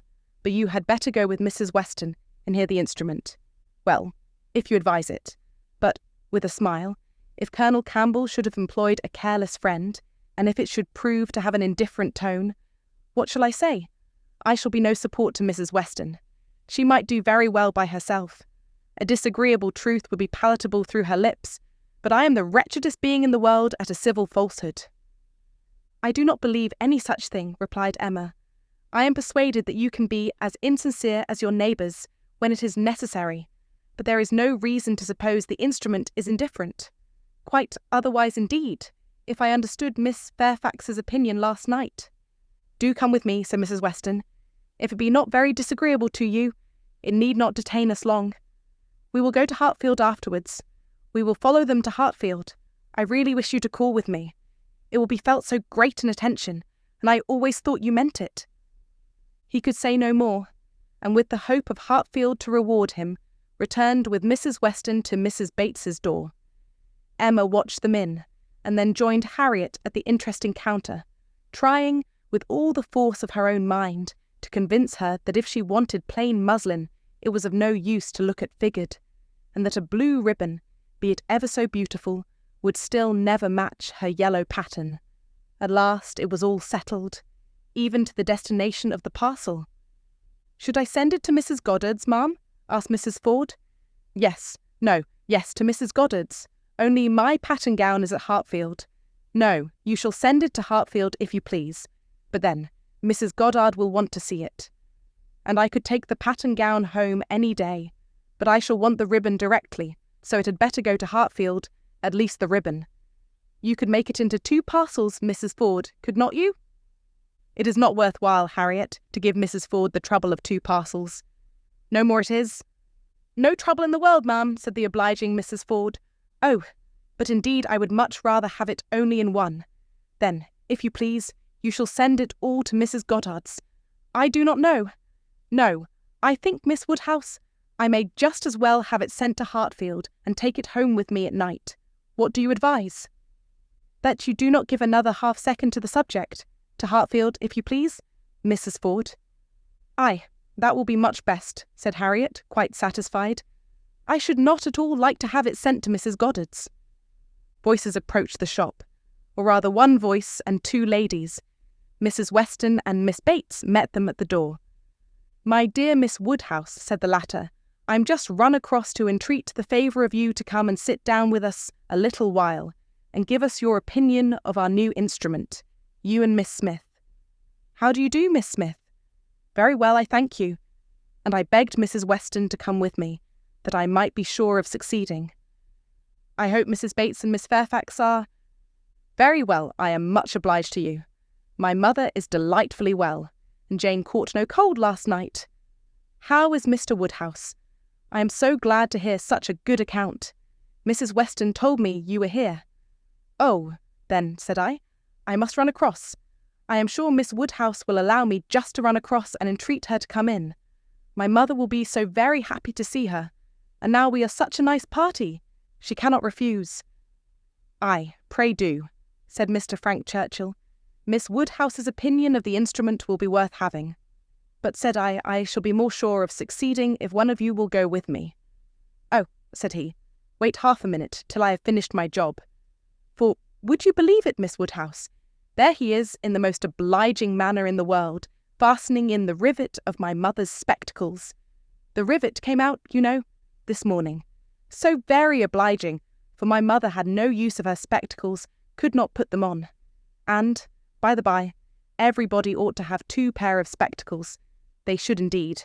Jane said so. I meant to take them over to John Saunders the first thing I did, but something or other hindered me all the morning.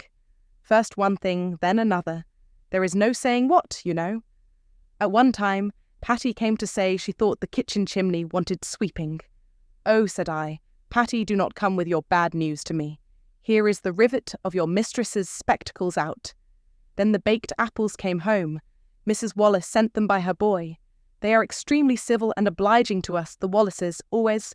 I have heard some people say that Mrs. Wallace can be uncivil and give a very rude answer, but we have never known anything but the greatest attention from them. And it cannot be for the value of our custom now, for what is our consumption of bread, you know? Only 3 of us, besides dear Jane at present, and she really eats nothing, makes such a shocking breakfast. You would be quite frightened if you saw it. I dare not let my mother know how little she eats, so I say one thing and then I say another, and it passes off.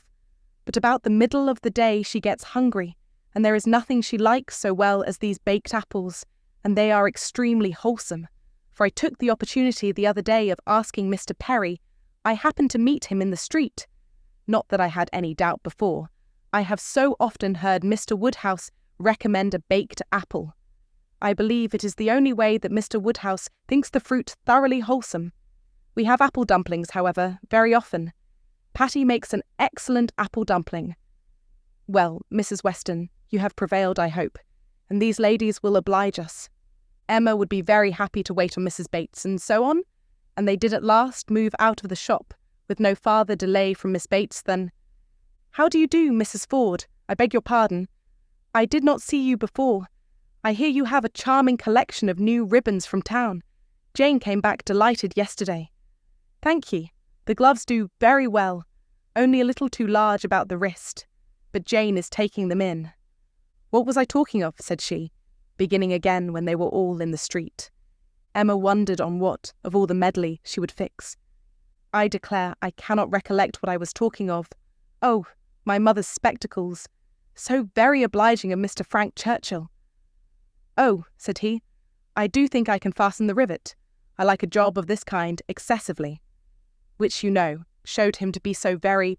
Indeed, I must say that much as I had heard of him before, and much as I had expected, he very far exceeds anything. I do congratulate you, Mrs. Weston, most warmly. He seems everything the fondest parent could. "Oh," said he, "I can fasten the rivet. I like a job of that sort excessively."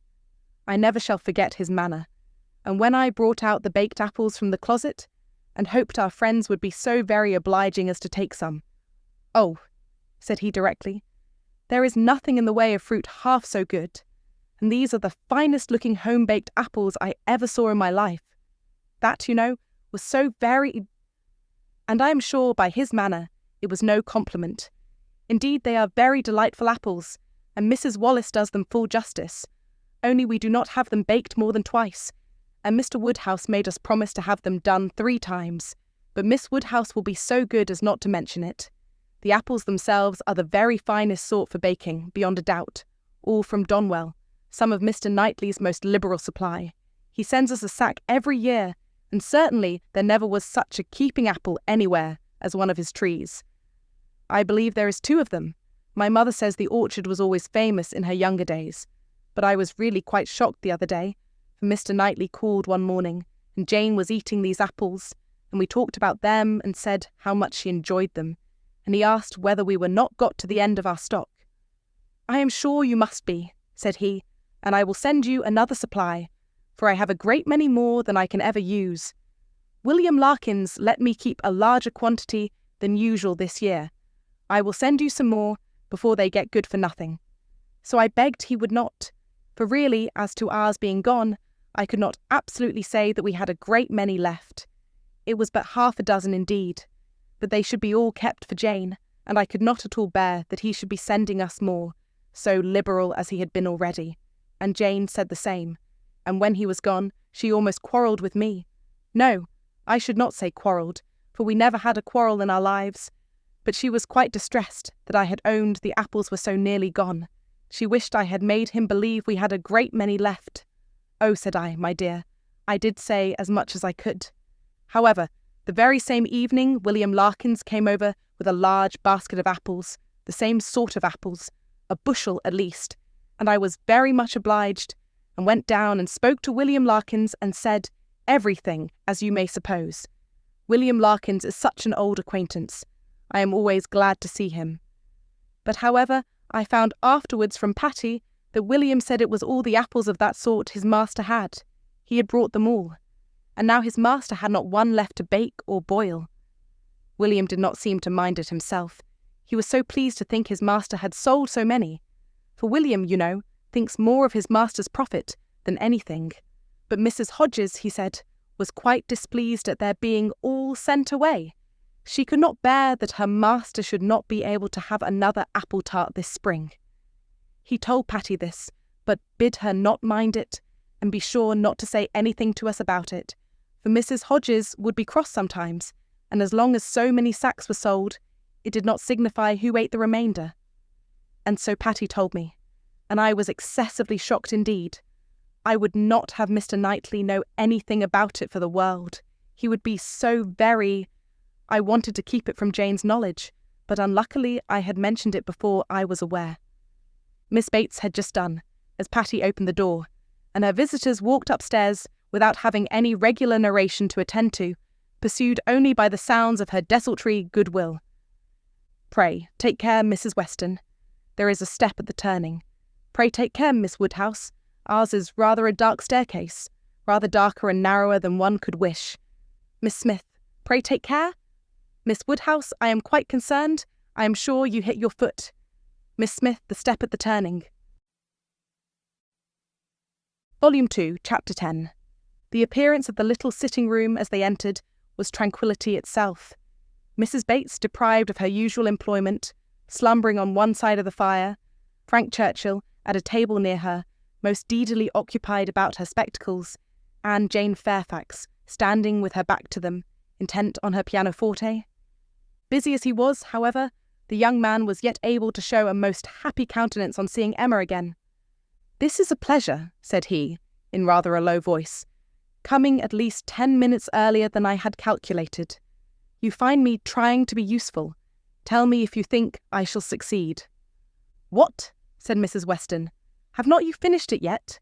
You would not earn a very good livelihood as a working silversmith at this rate." "I have not been working uninterruptedly," he replied. "I have been assisting Miss Fairfax in trying to make her instrument stand steadily. It was not quite firm. An unevenness in the floor, I believe. You see, we have been wedging one leg with paper. This was very kind of you to be persuaded to come. I was almost afraid you would be hurrying home." He contrived that she should be seated by him, and was sufficiently employed in looking out the best baked apple for her, and trying to make her help or advise him in his work, till Jane Fairfax was quite ready to sit down to the pianoforte again. That she was not immediately ready, Emma did suspect to arise from the state of her nerves. She had not yet possessed the instrument long enough to touch it without emotion. She must reason herself into the power of performance, and Emma could not but pity such feelings, whatever their origin, and could not but resolve never to expose them to her neighbour again. At last Jane began, and though the first bars were feebly given, the powers of the instrument were gradually done full justice to. Mrs. Weston had been delighted before, and was delighted again. Emma joined her in all her praise, and the pianoforte, with every proper discrimination, was pronounced to be altogether of the highest promise. "Whoever Colonel Campbell might employ," said Frank Churchill, with a smile at Emma, "the person has not chosen ill. I heard a good deal of Colonel Campbell's taste at Weymouth, and the softness of the upper notes, I am sure, is exactly what he and all that party would particularly prize. I dare say, Miss Fairfax, that he either gave his friend very minute directions, or wrote to Broadwood himself. Do not you think so?" Jane did not look round. She was not obliged to hear. Mrs. Weston had been speaking to her at the same moment. "It is not fair," said Emma in a whisper. "Mine was a random guess. Do not distress her." He shook his head with a smile, and looked as if he had very little doubt and very little mercy. Soon afterwards he began again. How much your friends in Ireland must be enjoying your pleasure on this occasion, Miss Fairfax. I dare say they often think of you, and wonder which will be the day, the precise day of the instrument's coming to hand. Do you imagine Colonel Campbell knows the business to be going forward just at this time? Do you imagine it to be the consequence of an immediate commission from him, or that he may have sent only a general direction, an order indefinite as to time, to depend upon contingencies and conveniences? He paused. She could not but hear. She could not avoid answering. "Till I have a letter from Colonel Campbell," said she, in a voice of forced calmness. "I can imagine nothing with any confidence. It must be all conjecture." "Conjecture? Aye, sometimes one conjectures right, and sometimes one conjectures wrong. I wish I could conjecture how soon I shall make this rivet quite firm. What nonsense one talks, Miss Woodhouse, when hard at work, if one talks at all. Your real workmen, I suppose, hold their tongues, but we gentlemen labourers, if we get hold of a word. Miss Fairfax said something about conjecturing. There, it is done. I have the pleasure, madam," to Mrs. Bates, "of restoring your spectacles, healed for the present." He was very warmly thanked both by mother and daughter. To escape a little from the latter, he went to the pianoforte and begged Miss Fairfax, who was still sitting at it, to play something more. "If you are very kind," said he, "it will be one of the waltzes we danced last night. Let me live them over again." "You did not enjoy them as I did. You appeared tired the whole time. I believe you were glad we danced no longer, but I would have given worlds, all the worlds one ever has to give, for another half hour." She played. "What felicity it is to hear a tune again which has made one happy. If I mistake not, that was danced at Weymouth." She looked up at him for a moment, coloured deeply, and played something else. He took some music from a chair near the pianoforte, and turning to Emma said, "Here is something quite new to me. Do you know it? Kramer. And here are a new set of Irish melodies that, from such a quarter, one might expect. This was all sent with the instrument. Very thoughtful of Colonel Campbell, was not it? He knew Miss Fairfax could have no music here. I honour that part of the attention particularly. It shows it to have been so thoroughly from the heart. Nothing hastily done, nothing incomplete. True affection only could have prompted it." Emma wished he would be less pointed, yet could not help being amused, and when on glancing her eye towards Jane Fairfax, she caught the remains of a smile, when she saw that with all the deep blush of consciousness, there had been a smile of secret delight. She had less scruple in the amusement, and much less compunction with respect to her. This amiable, upright, perfect Jane Fairfax was apparently cherishing very reprehensible feelings. He brought all the music to her, and they looked it over together. Emma took the opportunity of whispering, "You speak too plain. She must understand you." "I hope she does. I would have her understand me. I am not in the least ashamed of my meaning. But really I am half ashamed, and wish I had never taken up the idea. I am very glad you did, and that you communicated it to me. I have now a key to all her odd looks and ways. Leave shame to her. If she does wrong, she ought to feel it. She is not entirely without it, I think. I do not see much sign of it. She is playing Robin Adair at this moment, his favourite." Shortly afterwards, Miss Bates, passing near the window, descried Mr. Knightley on horseback not far off. "Mr. Knightley, I declare. I must speak to him if possible, just to thank him. I will not open the window here. It would give you all cold, but I can go into my mother's room, you know. I dare say he will come in when he knows who is here. Quite delightful to have you all meet so. Our little room so honoured." She was in the adjoining chamber while she still spoke, and opening the casement there, immediately called Mr. Knightley's attention, and every syllable of their conversation was as distinctly heard by the others, as if it had passed within the same apartment. "How do you do? How do you do?" "Very well, I thank you. So obliged to you for the carriage last night. We were just in time. My mother just ready for us. Pray come in. Do come in. You will find some friends here."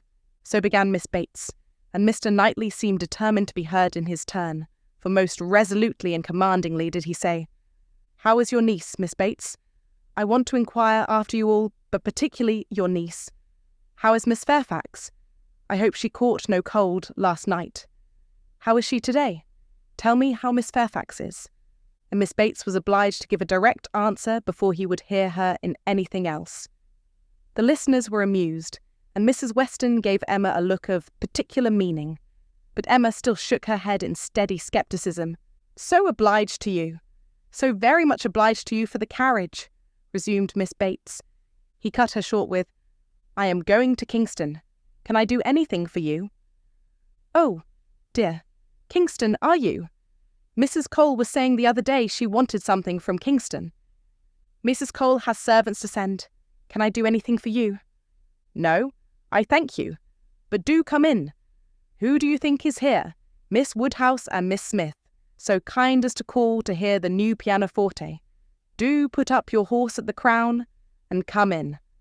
"Well," said he in a deliberating manner, "for 5 minutes, perhaps." "And here is Mrs. Weston, and Mr. Frank Churchill too. Quite delightful. So many friends." "No, not now, I thank you. I could not stay 2 minutes. I must get on to Kingston as fast as I can." "Oh, do come in. They will be so very happy to see you." No, your room is full enough. I will call another day and hear the pianoforte." "Well, I am so sorry. Oh, Mr. Knightley, what a delightful party last night. How extremely pleasant. Did you ever see such dancing? Was not it delightful? Miss Woodhouse and Mr. Frank Churchill. I never saw anything equal to it." "Oh, very delightful indeed. I can say nothing less, for I suppose Miss Woodhouse and Mr. Frank Churchill are hearing everything that passes. And," raising his voice still more, "I do not see why Miss Fairfax should not be mentioned too. I think Miss Fairfax dances very well, and Mrs. Weston is the very best country dance player without exception in England. Now, if your friends have any gratitude, they will say something pretty loud about you and me in return, but I cannot stay to hear it. Oh, Mr. Knightley, 1 moment more. Something of consequence. So shocked. Jane and I are both so shocked about the apples." "What is the matter now?" "To think of your sending us all your store apples. You said you had a great many, and now you have not one left. We really are so shocked. Mrs. Hodges may well be angry. William Larkins mentioned it here. You should not have done it. Indeed, you should not. Ah, he is off. He never can bear to be thanked. But I thought he would have stayed now, and it would have been a pity not to have mentioned. Well, returning to the room, I have not been able to succeed. Mr. Knightley cannot stop. He is going to Kingston. He asked me if he could do anything." "Yes," said Jane. "We heard his kind offers. We heard everything." "Oh, yes, my dear. I dare say you might, because you know, the door was open, and the window was open, and Mr. Knightley spoke loud. You must have heard everything to be sure. 'Can I do anything for you at Kingston?' said he. So I just mentioned, 'Oh, Miss Woodhouse, must you be going? You seem but just come. So very obliging of you.'" Emma found it really time to be at home.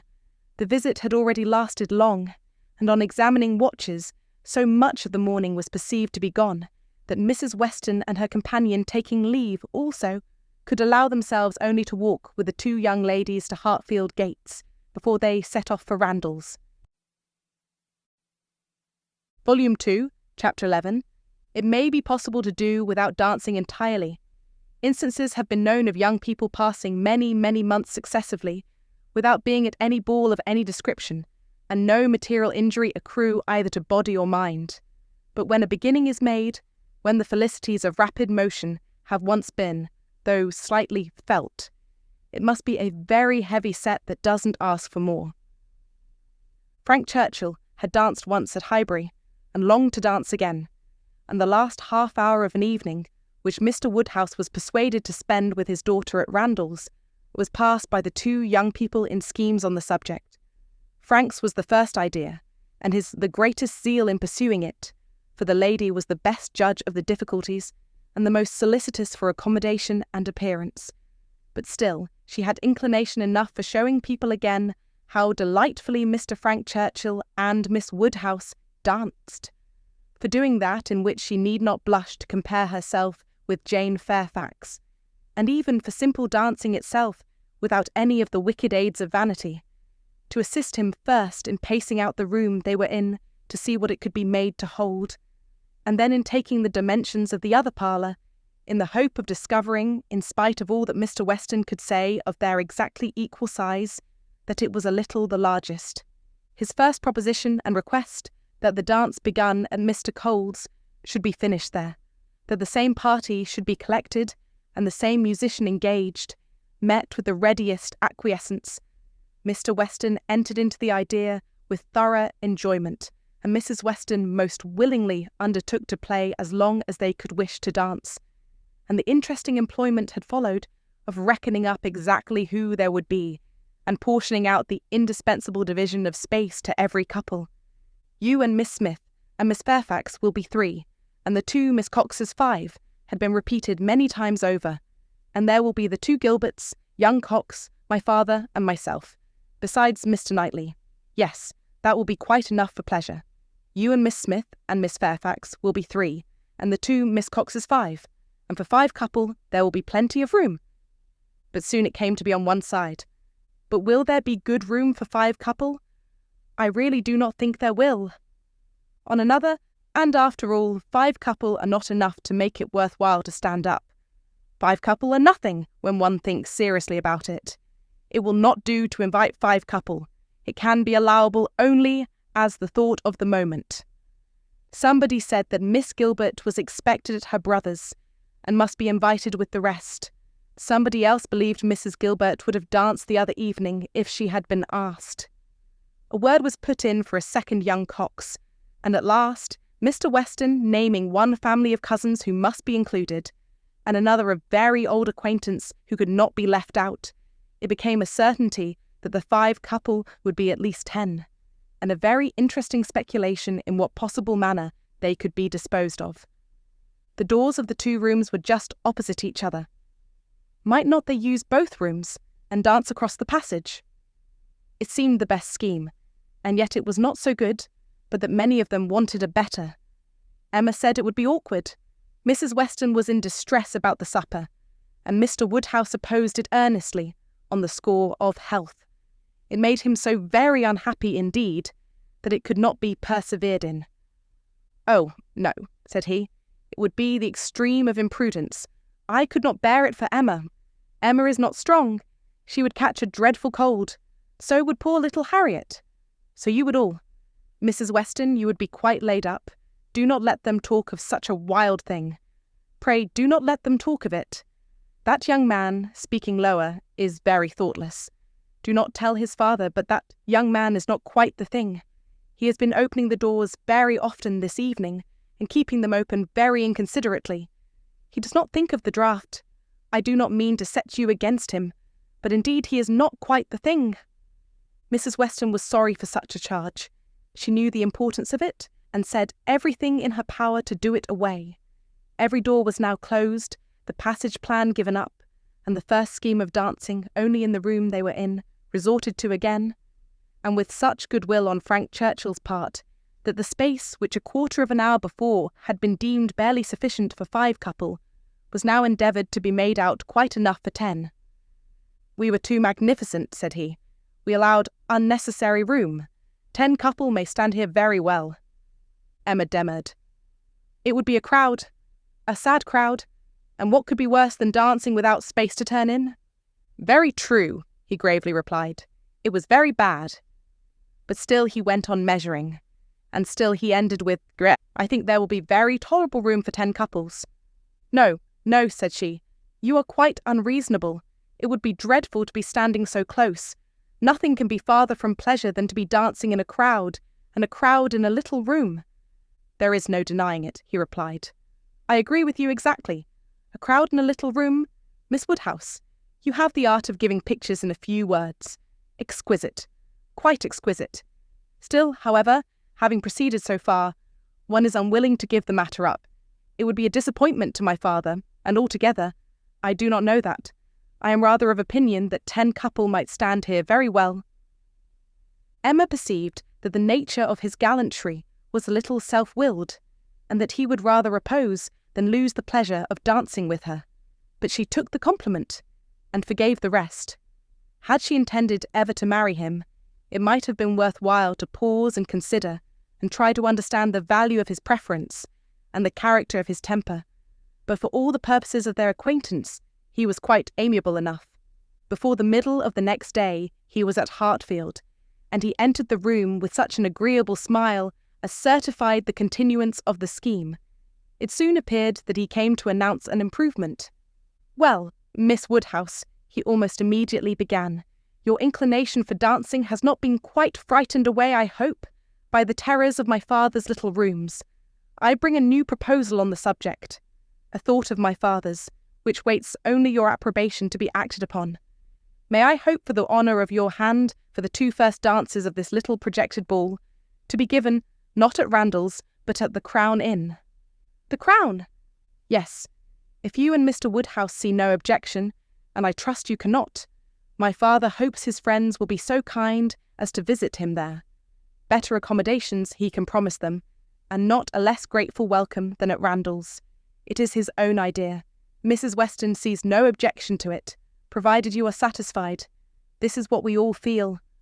Oh, you were perfectly right. 10 couple, in either of the Randalls' rooms, would have been insufferable. Dreadful. I felt how right you were the whole time, but was too anxious for securing anything to like to yield. Is not it a good exchange? You consent. I hope you consent? It appears to me a plan that nobody can object to, if Mr. and Mrs. Weston do not. I think it admirable, and as far as I can answer for myself shall be most happy. It seems the only improvement that could be. Papa, do you not think it an excellent improvement?" She was obliged to repeat and explain it, before it was fully comprehended, and then, being quite new, farther representations were necessary to make it acceptable. No, he thought it very far from an improvement, a very bad plan, much worse than the other. A room at an inn was always damp and dangerous, never properly aired or fit to be inhabited. If they must dance, they had better dance at Randall's. He had never been in the room at the Crown in his life, did not know the people who kept it by sight. Oh, no, a very bad plan. They would catch worse colds at the Crown than anywhere. "I was going to observe, sir," said Frank Churchill, "that one of the great recommendations of this change would be the very little danger of anybody's catching cold. So much less danger at the Crown than at Randall's. Mr. Perry might have reason to regret the alteration, but nobody else could." "Sir," said Mr. Woodhouse, rather warmly, "you are very much mistaken if you suppose Mr. Perry to be that sort of character. Mr. Perry is extremely concerned when any of us are ill, but I do not understand how the room at the Crown can be safer for you than your father's house. From the very circumstance of its being larger, sir, we shall have no occasion to open the windows at all, not once the whole evening, and it is that dreadful habit of opening the windows, letting in cold air upon heated bodies, which, as you well know, sir, does the mischief. Open the windows. But surely, Mr. Churchill, nobody would think of opening the windows at Randall's. Nobody could be so imprudent.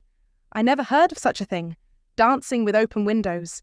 I am sure neither your father nor Mrs. Weston, poor Miss Taylor that was, would suffer it." "Ah, sir, but a thoughtless young person will sometimes step behind a window curtain and throw up a sash without its being suspected. I have often known it done myself." "Have you indeed, sir? Bless me, I never could have supposed it, but I live out of the world and am often astonished at what I hear. However, this does make a difference, and perhaps, when we come to talk it over, but these sort of things require a good deal of consideration. One cannot resolve upon them in a hurry. If Mr. and Mrs. Weston will be so obliging as to call here one morning, we may talk it over and see what can be done. But unfortunately, sir, my time is so limited—" "Oh," interrupted Emma, "there will be plenty of time for talking everything over. There is no hurry at all. If it can be contrived to be at the Crown, papa, it will be very convenient for the horses. They will be so near their own stable." "So they will, my dear. That is a great thing. Not that James ever complains, but it is right to spare our horses when we can. If I could be sure of the rooms being thoroughly aired— But is Mrs. Stokes to be trusted? I doubt it. I do not know her, even by sight." "I can answer for everything of that nature, sir. because it will be under Mrs. Weston's care. Mrs. Weston undertakes to direct the whole. There, Papa, now you must be satisfied. Our own dear Mrs. Weston, who is carefulness itself. Do not you remember what Mr. Perry said so many years ago when I had the measles? If Miss Taylor undertakes to wrap Miss Emma up, you need not have any fears, sir. How often have I heard you speak of it as such a compliment to her? Aye, very true. Mr. Perry did say so. I shall never forget it. Poor little Emma, you were very bad with the measles. That is, you would have been very bad, but for Perry's great attention. He came 4 times a day for a week. He said, from the first, it was a very good sort, which was our great comfort, but the measles are a dreadful complaint. I hope, whenever poor Isabella's little ones have the measles, she will send for Perry. My father and Mrs. Weston are at the Crown at this moment, said Frank Churchill, examining the capabilities of the house. I left them there and came on to Hartfield, impatient for your opinion, and hoping you might be persuaded to join them and give your advice on the spot. I was desired to say so from both. It would be the greatest pleasure to them if you could allow me to attend you there. They can do nothing satisfactorily without you. Emma was most happy to be called to such a council, and her father, engaging to think it all over while she was gone, the 2 young people set off together without delay for the Crown. There were Mr. and Mrs. Weston, delighted to see her and receive her approbation, very busy and very happy in their different way. She in some little distress, and he, finding everything perfect. Emma, said she, this paper is worse than I expected. Look, in places you see it is dreadfully dirty, and the wainscot is more yellow and forlorn than anything I could have imagined. My dear, you are too particular, said her husband. What does all that signify? You will see nothing of it by candlelight. It will be as clean as Randall's by candlelight. We never see anything of it on our club nights. The ladies here probably exchanged looks, which meant, men never know when things are dirty or not, and the gentlemen perhaps thought each to himself, women will have their little nonsenses and needless cares. One perplexity, however, arose, which the gentleman did not disdain. It regarded a supper room. At the time of the ballrooms being built, suppers had not been in question, and a small card-room adjoining was the only addition. What was to be done? This card-room would be wanted as a card-room now, or if cards were conveniently voted unnecessary by their 4 selves, still was it not too small for any comfortable supper? Another room of much better size might be secured for the purpose, but it was at the other end of the house, and a long, awkward passage must be gone through to get at it. This made a difficulty. Mrs. Weston was afraid of draughts for the young people in that passage, and neither Emma nor the gentleman could tolerate the prospect of being miserably crowded at supper.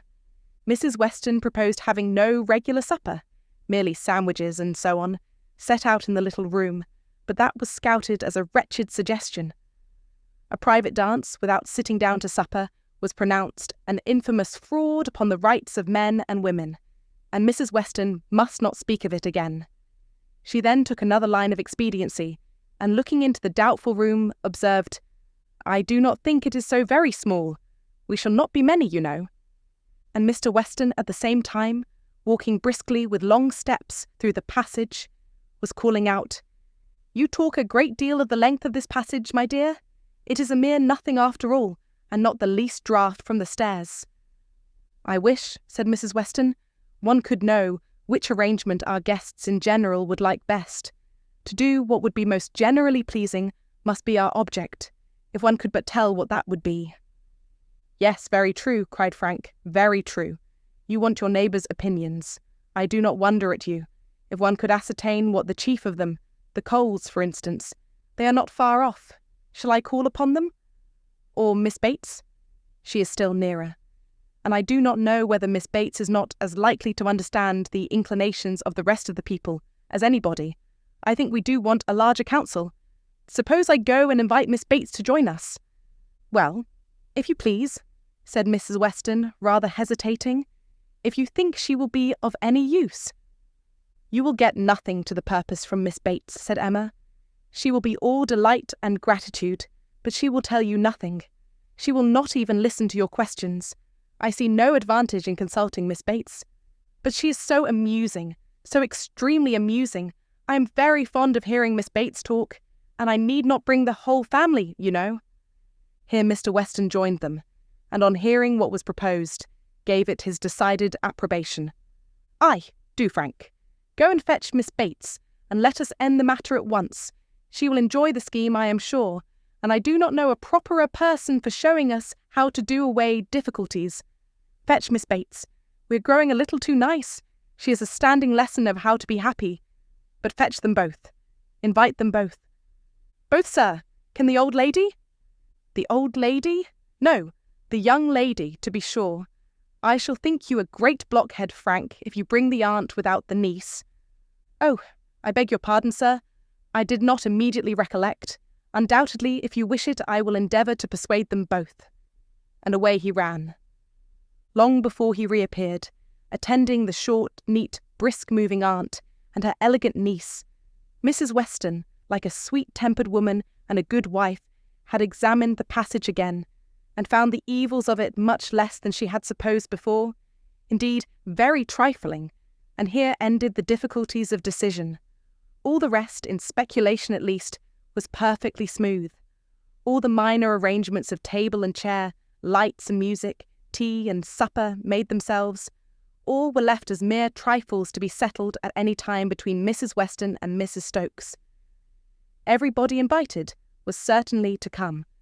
Frank had already written to Enscombe to propose staying a few days beyond his fortnight, which could not possibly be refused, and a delightful dance it was to be. Most cordially, when Miss Bates arrived, did she agree that it must.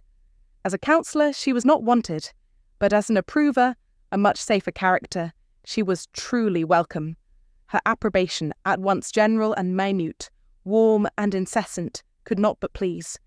And for another half-hour they were all walking to and fro, between the different rooms, some suggesting, some attending, and all in happy enjoyment of the future. The party did not break up without Emma's being positively secured for the 2 first dances by the hero of the evening, nor without her overhearing Mr. Weston whisper to his wife, "He has asked her, my dear. That's right. I knew he would." Volume 2, Chapter 12. One thing only was wanting to make the prospect of the ball completely satisfactory to Emma, its being fixed for a day within the granted term of Frank Churchill's stay in Surrey, for in spite of Mr. Weston's confidence, she could not think it so very impossible that the Churchills might not allow their nephew to remain a day beyond his fortnight. But this was not judged feasible. The preparations must take their time. Nothing could be properly ready till the 3rd week were entered on, and for a few days they must be planning, proceeding, and hoping in uncertainty, at the risk, in her opinion, the great risk of its being all in vain. Enscombe, however, was gracious in fact, if not in word. His wish of staying longer evidently did not please, but it was not opposed. All was safe and prosperous, and as the removal of one solicitude generally makes way for another, Emma, being now certain of her ball, began to adopt as the next vexation Mr. Knightley's provoking indifference about it, either because he did not dance himself, or because the plan had been formed without his being consulted. He seemed resolved that it should not interest him, determined against its exciting any present curiosity, or affording him any future amusement. To her voluntary communications, Emma could get no more approving reply than, "Very well. If the Westons think it worth while to be at all this trouble for a few hours of noisy entertainment, I have nothing to say against it, but that they shall not choose pleasures for me. Oh, yes, I must be there. I could not refuse, and I will keep as much awake as I can. But I would rather be at home, looking over William Larkis's week's account. Much rather, I confess. Pleasure in seeing dancing. Not I, indeed. I never look at it. I do not know who does. Fine dancing, I believe, like virtue, must be its own reward. Those who are standing by are usually thinking of something very different." This Emma felt was aimed at her, and it made her quite angry. It was not in compliment to Jane Fairfax, however, that he was so indifferent or so indignant. He was not guided by her feelings in reprobating the ball, for she enjoyed the thought of it to an extraordinary degree. It made her animated, open-hearted. She voluntarily said, "Oh, Miss Woodhouse, I hope nothing may happen to prevent the ball. What a disappointment it would be. I do look forward to it, I own, with very great pleasure. It was not to oblige Jane Fairfax, therefore, that he would have preferred the society of William Larkins. No! She was more and more convinced that Mrs. Weston was quite mistaken in that surmise. There was a great deal of friendly and of compassionate attachment on his side, but no love. Alas, there was soon no leisure for quarrelling with Mr. Knightley. 2 days of joyful security were immediately followed by the overthrow of everything. A letter arrived from Mr. Churchill to urge his nephew's instant return. Mrs. Churchill was unwell, far too unwell to do without him. She had been in a very suffering state, so said her husband, when writing to her nephew 2 days before, though from her usual unwillingness to give pain, and constant habit of never thinking of herself, she had not mentioned it. But now she was too ill to trifle, and must entreat him to set off for Enscombe without delay. The substance of this letter was forwarded to Emma, in a note from Mrs. Weston, instantly. As to his going, it was inevitable.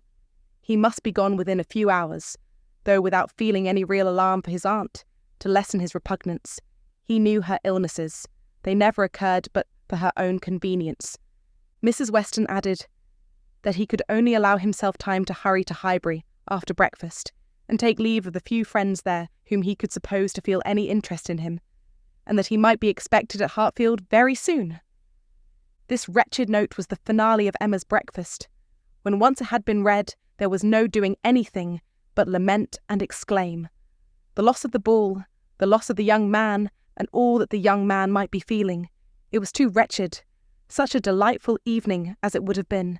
Everybody so happy, and she and her partner the happiest. I said it would be so, was the only consolation. Her father's feelings were quite distinct. He thought principally of Mrs. Churchill's illness, and wanted to know how she was treated. And as for the ball, it was shocking to have dear Emma disappointed. But they would all be safer at home. Emma was ready for her visitor some time before he appeared. But if this reflected at all upon his impatience, his sorrowful look and total want of spirits when he did come might redeem him. He felt the going away almost too much to speak of it. His dejection was most evident.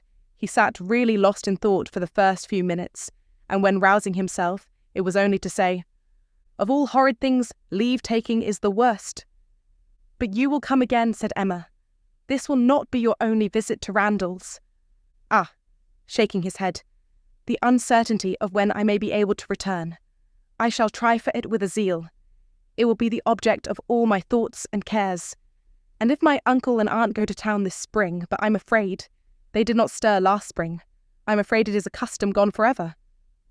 Our poor ball must be quite given up." "Ah, that ball! Why did we wait for anything? Why not seize the pleasure at once? How often is happiness destroyed by preparation, foolish preparation? You told us it would be so. Oh, Miss Woodhouse, why are you always so right? Indeed, I am very sorry to be right in this instance. I would much rather have been merry than wise. If I can come again, we are still to have our ball. My father depends on it. Do not forget your engagement." Emma looked graciously. "Such a fortnight as it has been," he continued, "every day more precious and more delightful than the day before, every day making me less fit to bear any other place. Happy those who can remain at Highbury." "As you do us such ample justice now," said Emma, laughing, "I will venture to ask whether you did not come a little doubtfully at first?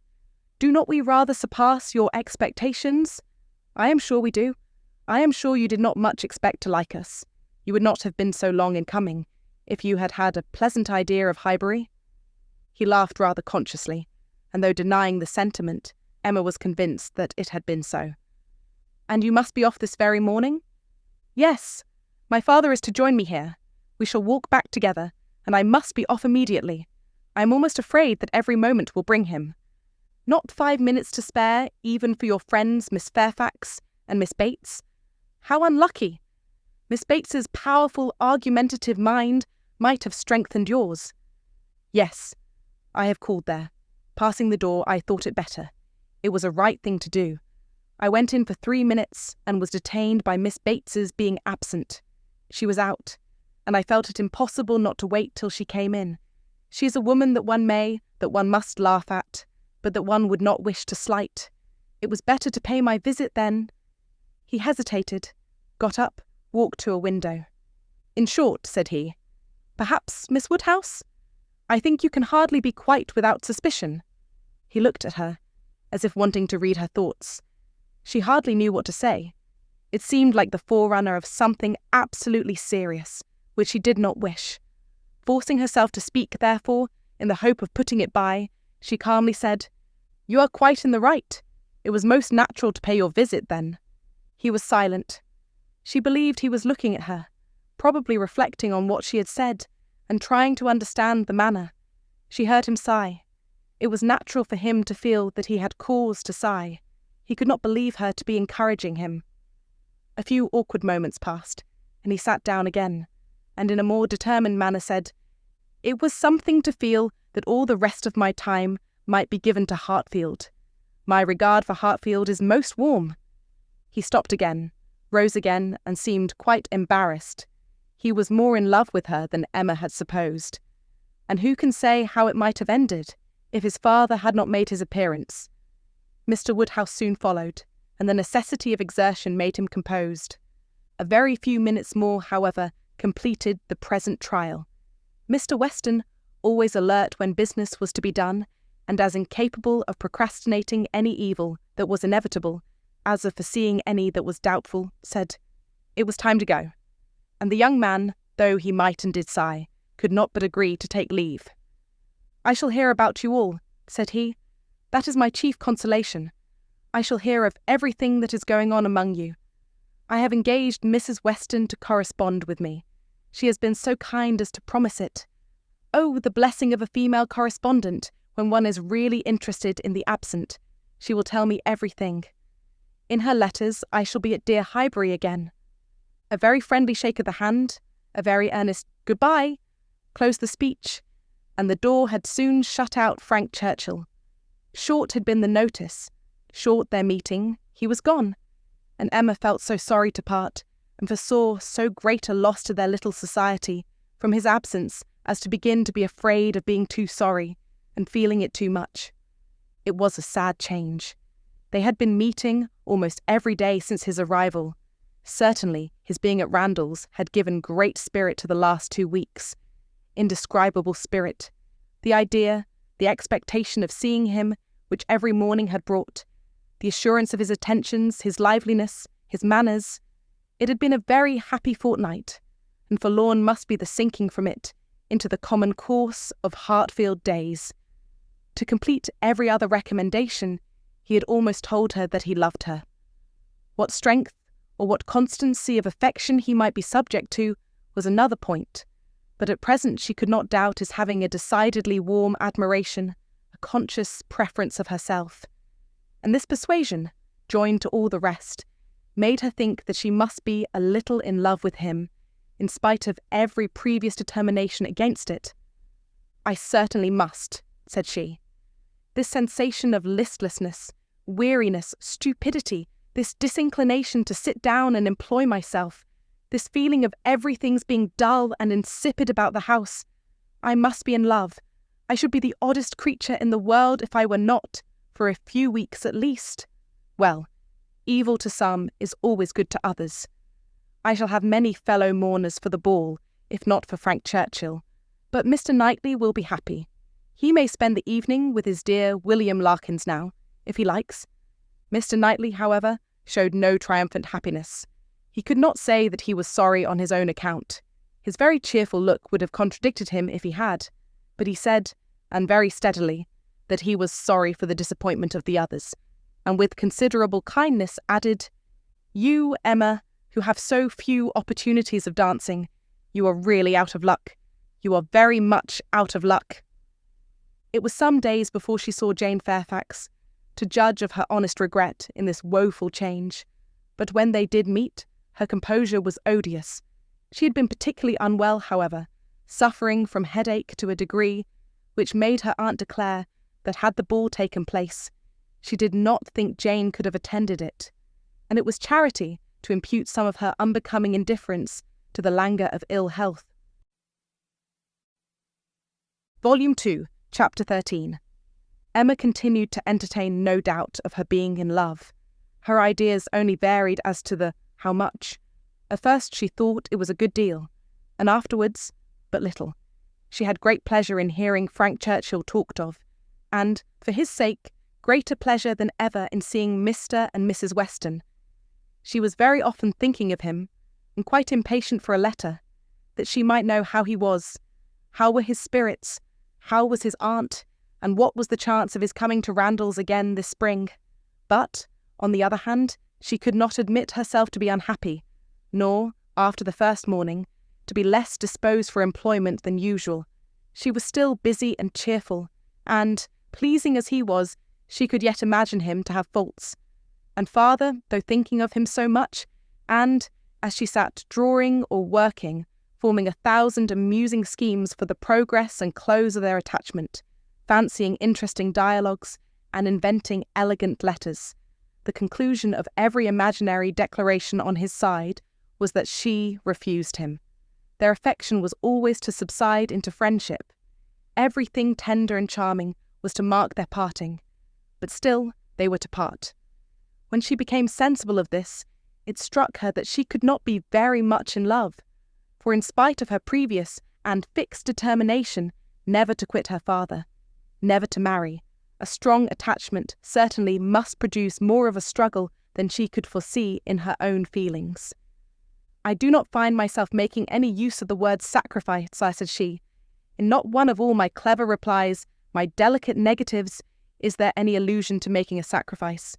I do suspect that he is not really necessary to my happiness. So much the better.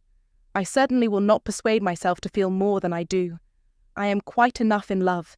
I should be sorry to be more." Upon the whole, she was equally contented with her view of his feelings. He is undoubtedly very much in love. Everything denotes it. Very much in love indeed. And when he comes again, if his affection continue, I must be on my guard not to encourage it. It would be most inexcusable to do otherwise, as my own mind is quite made up. Not that I imagine he can think I have been encouraging him hitherto. No, if he had believed me at all to share his feelings, he would not have been so wretched. Could he have thought himself encouraged, his looks and language at parting would have been different. Still, however, I must be on my guard. This is in the supposition of his attachment continuing what it now is, but I do not know that I expect it will. I do not look upon him to be quite the sort of man. I do not altogether build upon his steadiness or constancy. His feelings are warm, but I can imagine them rather changeable. Every consideration of the subject, in short, makes me thankful that my happiness is not more deeply involved. I shall do very well again after a little while, and then it will be a good thing over. For they say everybody is in love once in their lives, and I shall have been let off easily. When his letter to Mrs. Weston arrived, Emma had the perusal of it, and she read it with a degree of pleasure and admiration which made her at first shake her head over her own sensations and think she had undervalued their strength. It was a long, well-written letter, giving the particulars of his journey and of his feelings, expressing all the affection, gratitude, and respect which was natural and honourable, and describing everything exterior and local that could be supposed attractive, with spirit and precision. No suspicious flourishes now of apology or concern. It was the language of real feeling towards Mrs. Weston, and the transition from Highbury to Enscombe, the contrast between the places in some of the first blessings of social life, was just enough touched on to show how keenly it was felt, and how much more might have been said but for the restraints of propriety. The charm of her own name was not wanting. Miss Woodhouse appeared more than once, and never without a something of pleasing connection, either a compliment to her taste or a remembrance of what she had said. And in the very last time of its meeting, her eye, unadorned as it was by any such broad wreath of gallantry, she yet could discern the effect of her influence, and acknowledge the greatest compliment perhaps of all conveyed. Compressed into the very lowest vacant corner were these words: I had not a spare moment on Tuesday, as you know, for Miss Woodhouse's beautiful little friend. Pray make my excuses and adieus to her. This, Emma could not doubt, was all for herself. Harriet was remembered only from being her friend. His information and prospects as to Enscombe were neither worse nor better than had been anticipated. Mrs. Churchill was recovering, and he dared not yet, even in his own imagination, fix a time for coming to Randalls again.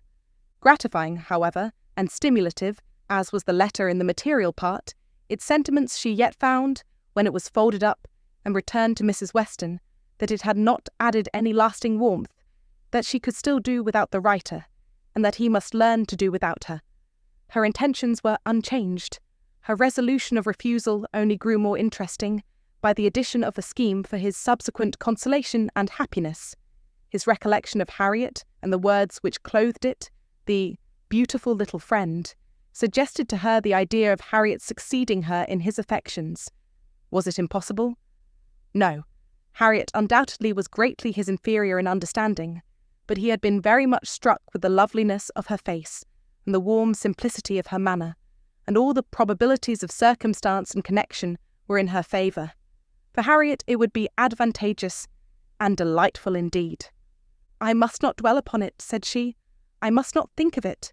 I know the danger of indulging such speculations, but stranger things have happened, and when we cease to care for each other as we do now, it will be the means of confirming us in that sort of true disinterested friendship which I can already look forward to with pleasure."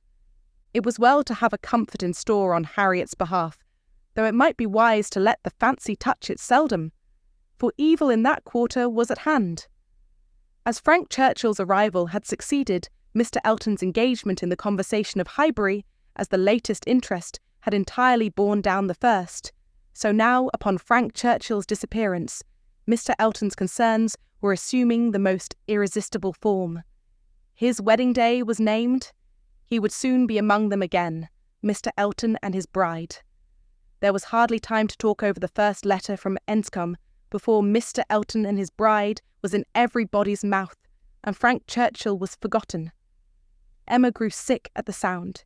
She had had 3 weeks of happy exemption from Mr. Elton, and Harriet's mind, she had been willing to hope, had been lately gaining strength.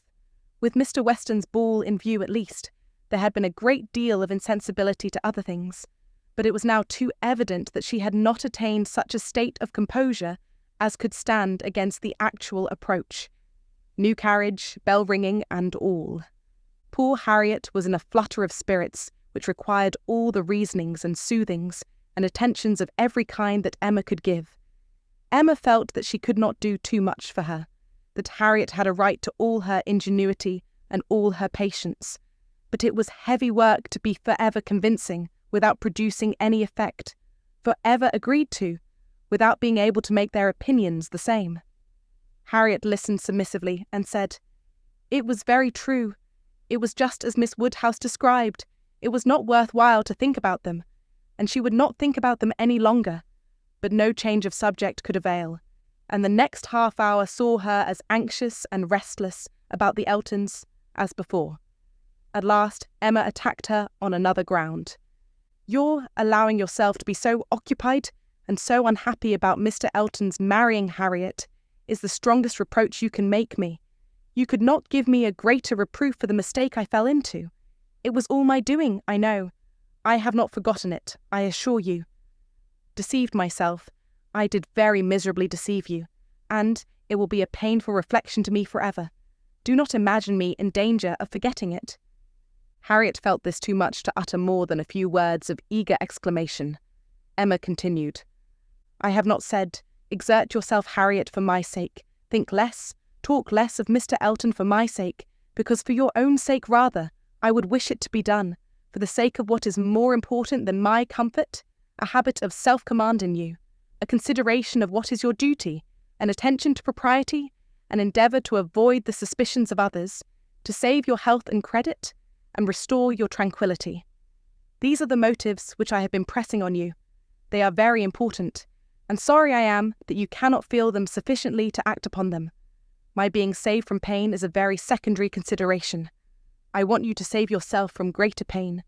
Perhaps I may sometimes have felt that Harriet would not forget what was due, or rather what would be kind by me. This appeal to her affections did more than all the rest. The idea of wanting gratitude and consideration for Miss Woodhouse, whom she really loved extremely, made her wretched for a while, and when the violence of grief was comforted away, still remained powerful enough to prompt to what was right and support her in it very tolerably. You, who have been the best friend I ever had in my life, want gratitude to you. Nobody is equal to you. I care for nobody as I do for you. Oh, Miss Woodhouse, how ungrateful I have been. Such expressions, assisted as they were by everything that look and manner could do, made Emma feel that she had never loved Harriet so well, nor valued her affection so highly before. There is no charm equal to tenderness of heart, said she afterwards to herself. There is nothing to be compared to it. Warmth and tenderness of heart, with an affectionate, open manner, will beat all the clearness of head in the world. For attraction, I am sure it will.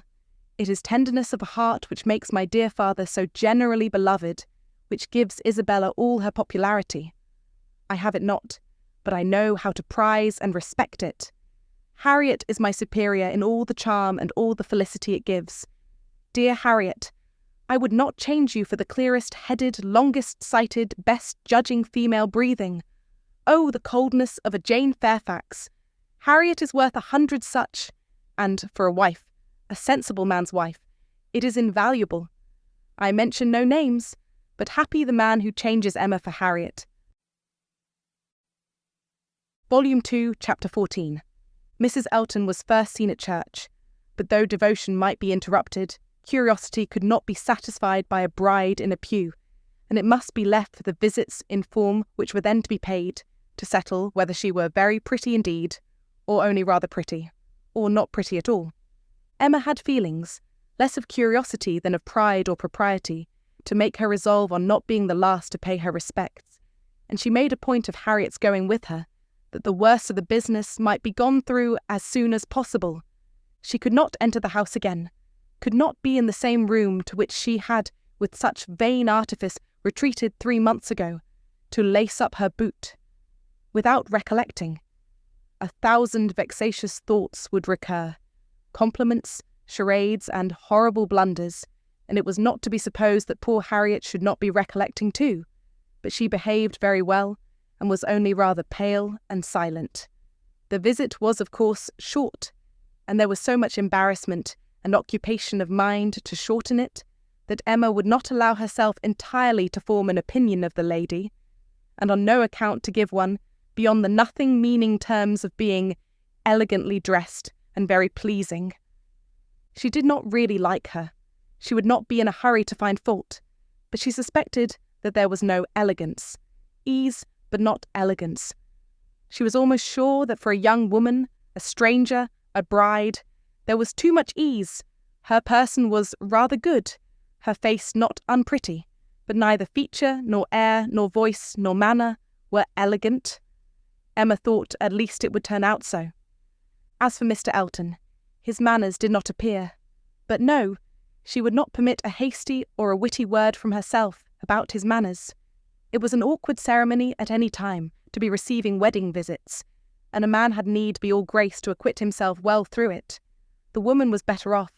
She might have the assistance of fine clothes and the privilege of bashfulness, but the man had only his own good sense to depend on, and when she considered how peculiarly unlucky poor Mr. Elton was in being in the same room at once with the woman he had just married, the woman he had wanted to marry, and the woman whom he had been expected to marry, she must allow him to have the right to look as little wise, and to be as much affectedly and as little really easy as could be. "Well, Miss Woodhouse," said Harriet, when they had quitted the house, and after waiting in vain for her friend to begin. "Well, Miss Woodhouse," with a gentle sigh, "what do you think of her? Is not she very charming?" There was a little hesitation in Emma's answer. "Oh, yes, a very pleasing young woman. I think her beautiful, quite beautiful. Very nicely dressed, indeed. A remarkably elegant gown. I am not at all surprised that he should have fallen in love. Oh, no, there is nothing to surprise one at all. A pretty fortune, and she came in his way. "I dare say," returned Harriet, sighing again. "I dare say she was very much attached to him. Perhaps she might. But it is not every man's fate to marry the woman who loves him best. Miss Hawkins perhaps wanted a home, and thought this the best offer she was likely to have." "Yes," said Harriet earnestly, "and well she might. Nobody could ever have a better. Well, I wish them happy with all my heart. And now, Miss Woodhouse, I do not think I shall mind seeing them again. He is just as superior as ever. But being married, you know, it is quite a different thing.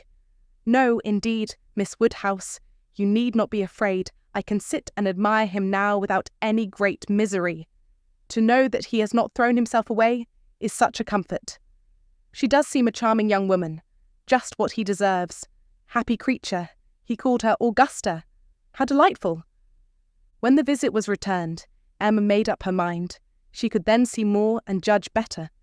From Harriet's happening not to be at Hartfield, and her father's being present to engage Mr. Elton, she had a quarter of an hour of the lady's conversation to herself, and could composedly attend to her, and the quarter of an hour quite convinced her that Mrs. Elton was a vain woman, extremely well satisfied with herself, and thinking much of her own importance, that she meant to shine and be very superior, but with manners which had been formed in a bad school, pert and familiar, that all her notions were drawn from one set of people and one style of living, that if not foolish, she was ignorant, and that her society would certainly do Mr. Elton no good. Harriet would have been a better match.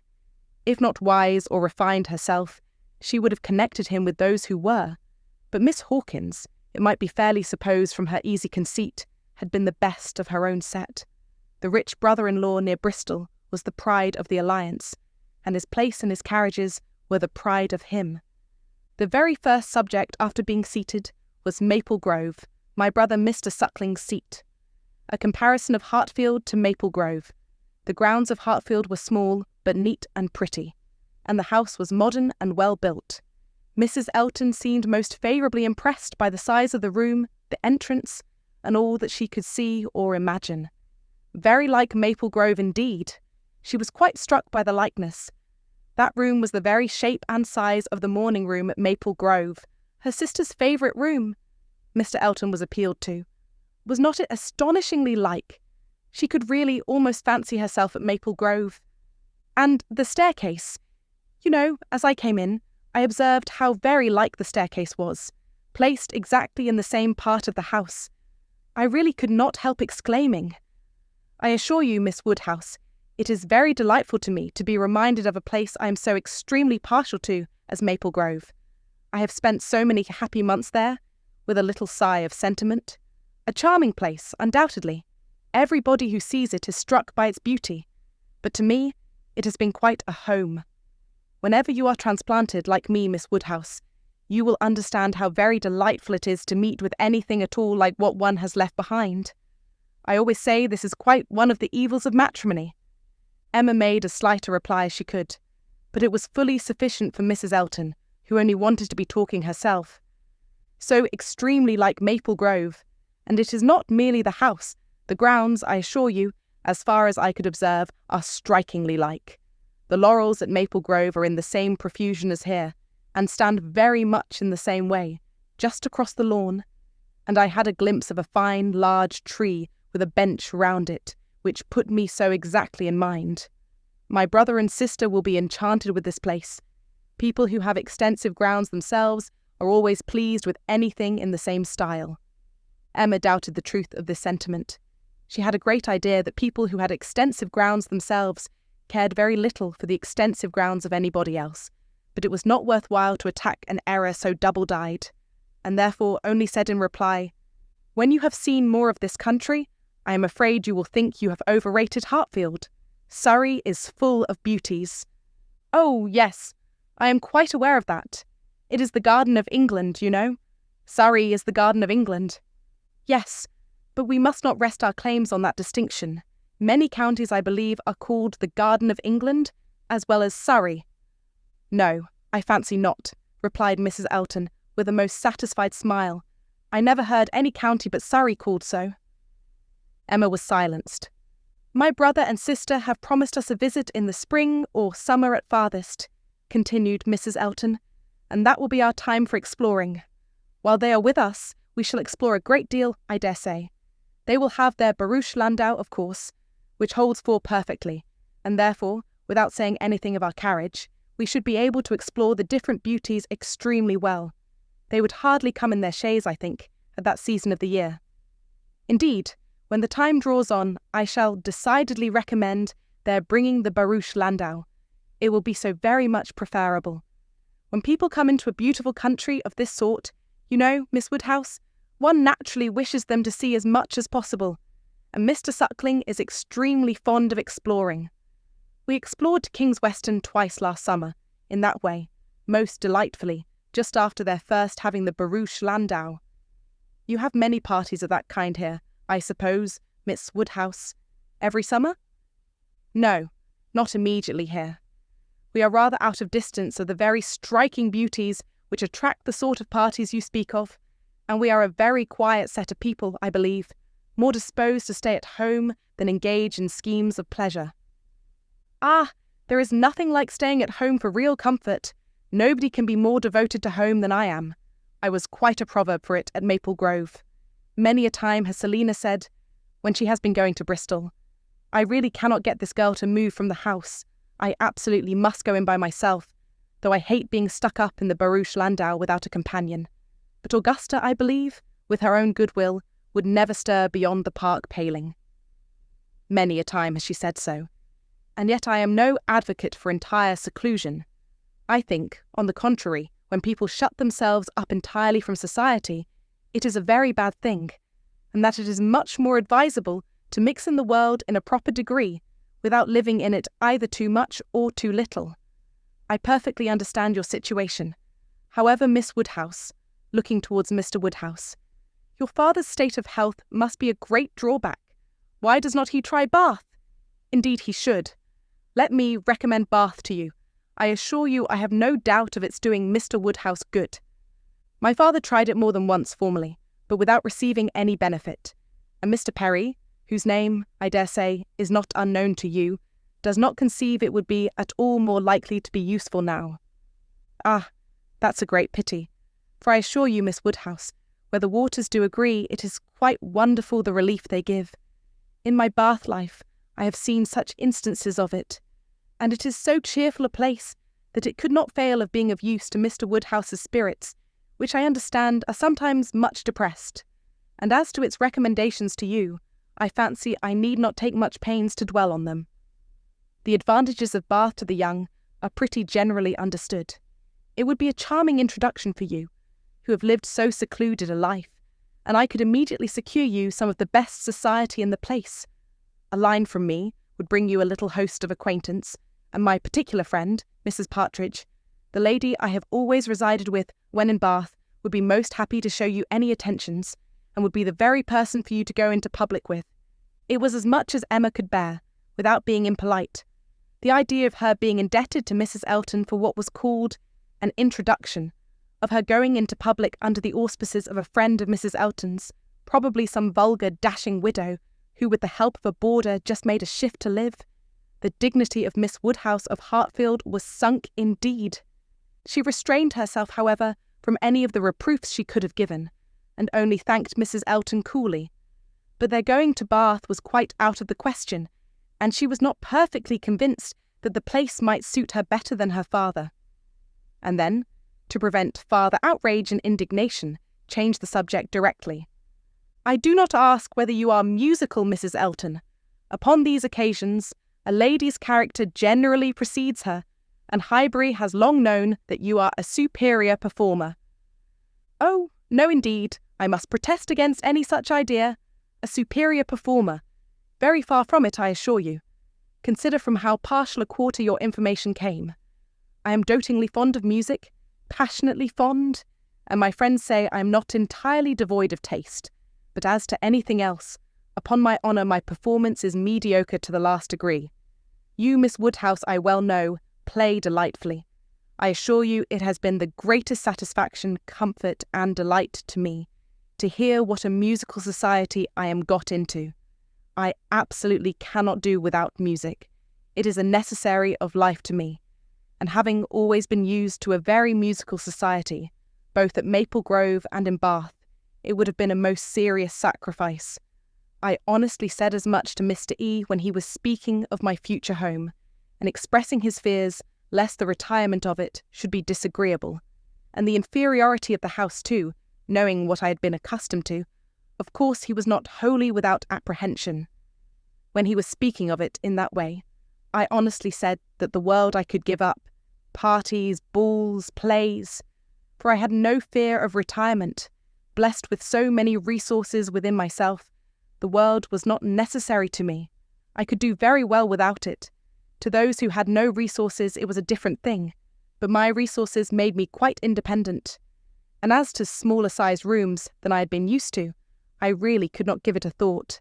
I hoped I was perfectly equal to any sacrifice of that description. Certainly I had been accustomed to every luxury at Maple Grove, but I did assure him that 2 carriages were not necessary to my happiness, nor were spacious apartments. But, said I, to be quite honest, I do not think I can live without something of a musical society. I condition for nothing else, but without music, life would be a blank to me. We cannot suppose, said Emma, smiling, that Mr. Elton would hesitate to assure you of there being a very musical society in Highbury, and I hope you will not find he has outstepped the truth more than may be pardoned, in consideration of the motive. No, indeed, I have no doubts at all on that head. I am delighted to find myself in such a circle. I hope we shall have many sweet little concerts together. I think, Miss Woodhouse, you and I must establish a musical club and have regular weekly meetings at your house, or ours. Will not it be a good plan? If we exert ourselves, I think we shall not be long in want of allies. Something of that nature would be particularly desirable for me, as an inducement to keep me in practice. For married women, you know, there is a sad story against them in general. They are but too apt to give up music.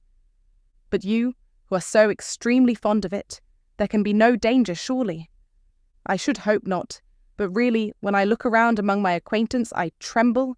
Selina has entirely given up music, never touches the instrument, though she played sweetly, and the same may be said of Mrs. Jeffreys, Clara Partridge that was, and of the 2 Millmans, now Mrs. Bird and Mrs. James Cooper, and of more than I can enumerate. Upon my word, it is enough to put one in a fright. I used to be quite angry with Selina, but really I begin now to comprehend that a married woman has many things to call her attention. I believe I was half an hour this morning shut up with my housekeeper. But everything of that kind, said Emma, will soon be in so regular a train. Well, said Mrs. Elton, laughing, we shall see. Emma, finding her so determined upon neglecting her music, had nothing more to say, and, after a moment's pause, Mrs. Elton chose another subject. We have been calling at Randall's, said she, and found them both at home, and very pleasant people they seem to be. I like them extremely. Mr. Weston seems an excellent creature, quite a first-rate favourite with me already, I assure you.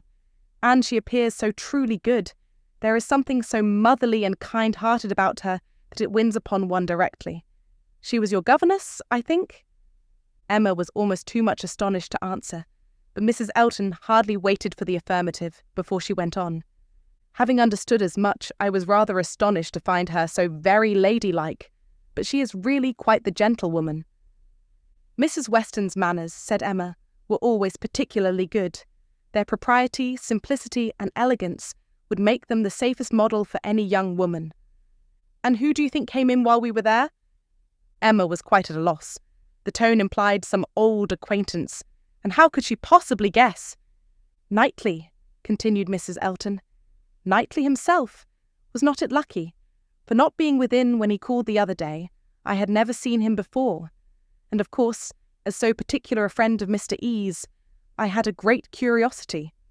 My friend Knightley had been so often mentioned that I was really impatient to see him, and I must do my cara sposo the justice to say that he need not be ashamed of his friend. Knightley is quite the gentleman. I like him very much. Decidedly, I think, a very gentlemanlike man. Happily, it was now time to be gone. They were off, and Emma could breathe.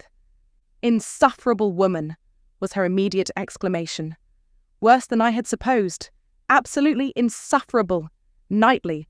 I could not have believed it. Knightley, never seen him in her life before, and call him Knightley, and discover that he is a gentleman. A little upstart, vulgar being, with her Mr. E. and her cara sposo and her resources and all her airs of pert pretension and underbred finery. Actually, to discover that Mr. Knightley is a gentleman. I doubt whether he will return the compliment, and discover her to be a lady. I could not have believed it. And to propose that she and I should unite to form a musical club. One would fancy we were bosom friends. And Mrs. Weston, astonished that the person who had brought me up should be a gentlewoman. Worse and worse. I never met with her equal, much beyond my hopes. Harriet is disgraced by any comparison. Oh, what would Frank Churchill say to her if he were here? How angry and how diverted he would be. Ah, there I am, thinking of him directly. Always the first person to be thought of. How I catch myself out. Frank Churchill comes as regularly into my mind. All this ran so glibly through her thoughts that by the time her father had arranged himself, after the bustle of the Eltons' departure, and was ready to speak, she was very tolerably capable of attending. "Well, my dear," he deliberately began, "considering we never saw her before, she seems a very pretty sort of young lady, and I dare say she was very much pleased with you. She speaks a little too quick. A little quickness of voice there is which rather hurts the ear. But I believe I am nice. I do not like strange voices, and nobody speaks like you and poor Miss Taylor. However, she seems a very obliging, pretty-behaved young lady, and no doubt will make him a very good wife. Though I think he had better not have married. I made the best excuses I could for not having been able to wait on him and Mrs. Elton on this happy occasion. I said that I hoped I should in the course of the summer, but I ought to have gone before. Not to wait upon a bride is very remiss. Ah, it shows what a sad invalid I am, but I do not like the corner into Vicarage Lane. I dare say your apologies were accepted, sir. Mr. Elton knows you. Yes, but a young lady, a bride. I ought to have paid my respects to her if possible. It was being very deficient. But my dear papa, you are no friend to matrimony, and therefore why should you be so anxious to pay your respects to a bride? It ought to be no recommendation to you. It is encouraging people to marry if you make so much of them. No, my dear, I never encouraged anybody to marry, but I would always wish to pay every proper attention to a lady, and a bride, especially, is never to be neglected. More is avowedly due to her. A bride, you know, my dear, is always the first in company. Let the others be who they may. Well, papa, if this is not encouragement to marry, I do not know what is, and I should never have expected you to be lending your sanction to such vanity baits for poor young ladies. My dear, you do not understand me. This is a matter of mere common politeness and good breeding, and has nothing to do with any encouragement to people to marry. Emma had done. Her father was growing nervous, and could not understand her. Her mind returned to Mrs. Elton's offences, and long, very long, did they occupy her. Volume 2, Chapter 15. Emma was not required by any subsequent discovery to retract her ill opinion of Mrs. Elton. Her observation had been pretty correct. Such as Mrs. Elton appeared to her on this second interview, such she appeared whenever they met again. Self-important, presuming, familiar, ignorant and ill-bred. She had a little beauty and a little accomplishment, but so little judgment that she thought herself coming with superior knowledge of the world to enliven and improve a country neighbourhood, and conceived Miss Hawkins to have held such a place in society as Mrs. Elton's consequence only could surpass. There was no reason to suppose Mr. Elton thought at all differently from his wife. He seemed not merely happy with her, but proud. He had the air of congratulating himself on having brought such a woman to Highbury as not even Miss Woodhouse could equal, and the greater part of her new acquaintance disposed to commend, or not in the habit of judging, following the lead of Miss Bates's goodwill, or taking it for granted that the bride must be as clever and as agreeable as she professed herself, were very well satisfied. So that Mrs. Elton's praise passed from one mouth to another, as it ought to do, unimpeded by Miss Woodhouse, who readily continued her first contribution, and talked with a good grace of her being very pleasant and very elegantly dressed. In one respect, Mrs. Elton grew even worse than she had appeared at first. Her feelings altered towards Emma. Offended, probably, by the little encouragement which her proposals of intimacy met with, she drew back in her turn, and gradually became much more cold and distant, and though the effect was agreeable, the ill will which produced it was necessarily increasing Emma's dislike. Her manners, too, and Mr. Elton's, were unpleasant towards Harriet. They were sneering and negligent. Emma hoped it must rapidly work Harriet's cure, but the sensations which could prompt such behaviour sunk them both very much.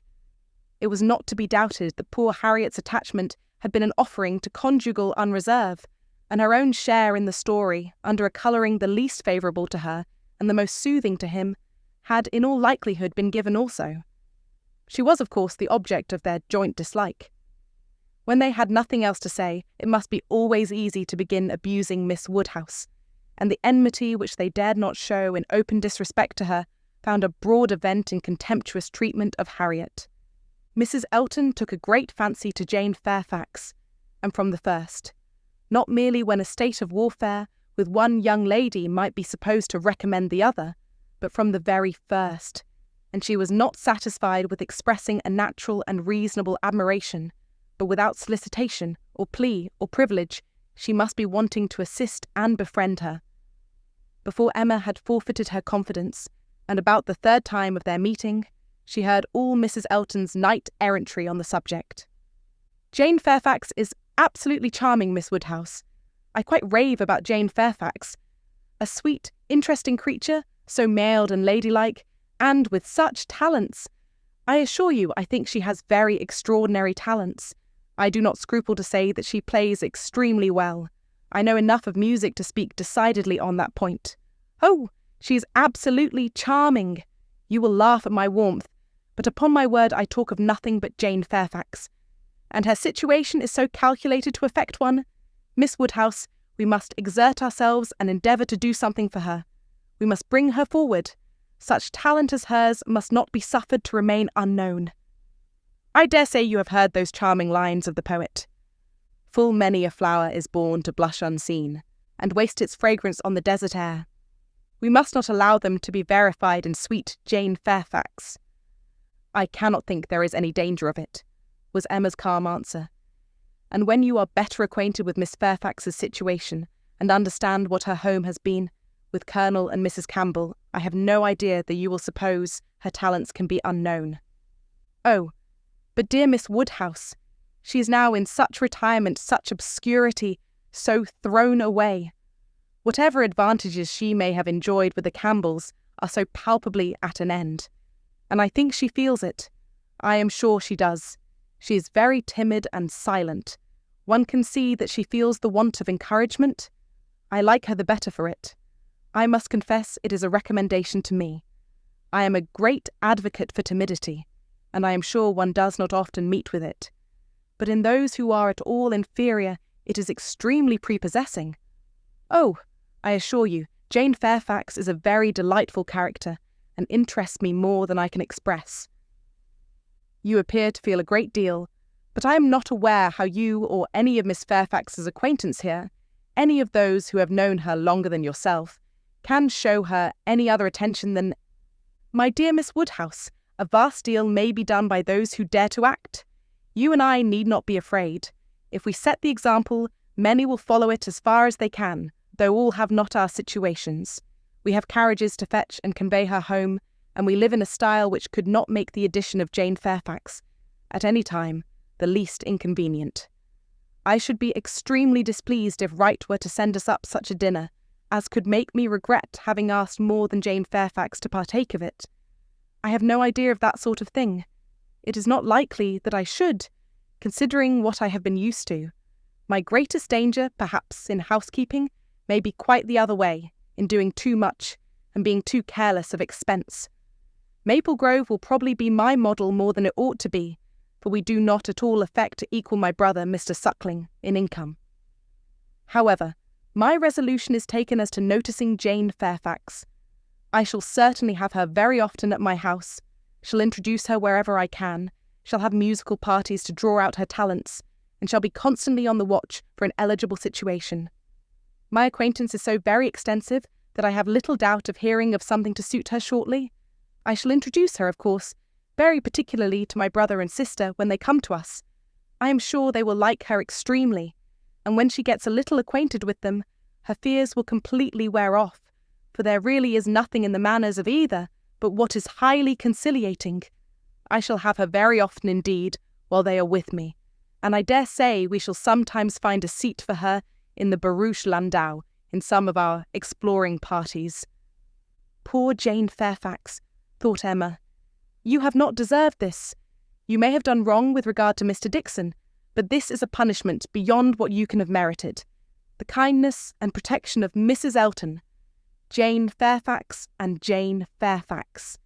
Heavens, let me not suppose that she dares go about Emma Woodhousing me. But upon my honour, there seems no limits to the licentiousness of that woman's tongue. Emma had not to listen to such paradings again, to any so exclusively addressed to herself, so disgustingly decorated with a dear Miss Woodhouse. The change on Mrs. Elton's side soon afterwards appeared, and she was left in peace, neither forced to be the very particular friend of Mrs. Elton, nor, under Mrs. Elton's guidance, the very active patroness of Jane Fairfax, and only sharing with others in a general way, in knowing what was felt, what was meditated, what was done. She looked on with some amusement. Miss Bates's gratitude for Mrs. Elton's attentions to Jane was in the first style of guileless simplicity and warmth. She was quite one of her worthies, the most amiable, affable, delightful woman, just as accomplished and condescending as Mrs. Elton meant to be considered. Emma's only surprise was that Jane Fairfax should accept those attentions and tolerate Mrs. Elton, as she seemed to do. She heard of her walking with the Eltons, sitting with the Eltons, spending a day with the Eltons. This was astonishing. She could not have believed it possible that the taste or the pride of Miss Fairfax could endure such society and friendship as the vicarage had to offer. She is a riddle, quite a riddle, said she, to choose to remain here month after month, under privations of every sort, and now to choose the mortification of Mrs. Elton's notice and the penury of her conversation, rather than return to the superior companions who have always loved her with such real, generous affection. Jane had come to Highbury professedly for 3 months. The Campbells were gone to Ireland for 3 months, but now the Campbells had promised their daughter to stay at least till midsummer, and fresh invitations had arrived for her to join them there. According to Miss Bates, it all came from her. Mrs. Dixon had written most pressingly. Would Jane but go, means were to be found, servants sent, friends contrived, no travelling difficulty allowed to exist, but still she had declined it. She must have some motive more powerful than appears for refusing this invitation, was Emma's conclusion. She must be under some sort of penance, inflicted either by the Campbells or herself. There is great fear, great caution, great resolution somewhere. She is not to be with the Dixons. The decree is issued by somebody. But why must she consent to be with the Eltons? Here is quite a separate puzzle. Upon her speaking her wonder aloud on that part of the subject, before the few who knew her opinion of Mrs. Elton, Mrs. Weston ventured this apology for Jane. We cannot suppose that she has any great enjoyment at the vicarage, my dear Emma, but it is better than being always at home. Her aunt is a good creature, but as a constant companion must be very tiresome. We must consider what Miss Fairfax quits before we condemn her taste for what she goes to. You are right, Mrs. Weston, said Mr. Knightley warmly. Miss Fairfax is as capable as any of us of forming a just opinion of Mrs. Elton. Could she have chosen with whom to associate, she would not have chosen her. But, with a reproachful smile at Emma, she receives attentions from Mrs. Elton, which nobody else pays her. Emma felt that Mrs. Weston was giving her a momentary glance, and she was herself struck by his warmth. With a faint blush, she presently replied, Such attentions as Mrs. Elton's, I should have imagined, would rather disgust than gratify Miss Fairfax. Mrs. Elton's invitations, I should have imagined anything but inviting. I should not wonder, said Mrs. Weston, if Miss Fairfax were to have been drawn on beyond her own inclination by her aunt's eagerness in accepting Mrs. Elton's civilities for her. Poor Miss Bates may very likely have committed her niece, and hurried her into a greater appearance of intimacy than her own good sense would have dictated, in spite of the very natural wish of a little change. Both felt rather anxious to hear him speak again, and after a few minutes' silence, he said, "Another thing must be taken into consideration too. Mrs. Elton does not talk to Miss Fairfax as she speaks of her. We all know the difference between the pronouns he or she and thou, the plainest spoken amongst us. We all feel the influence of a something beyond common civility in our personal intercourse with each other, a something more early implanted.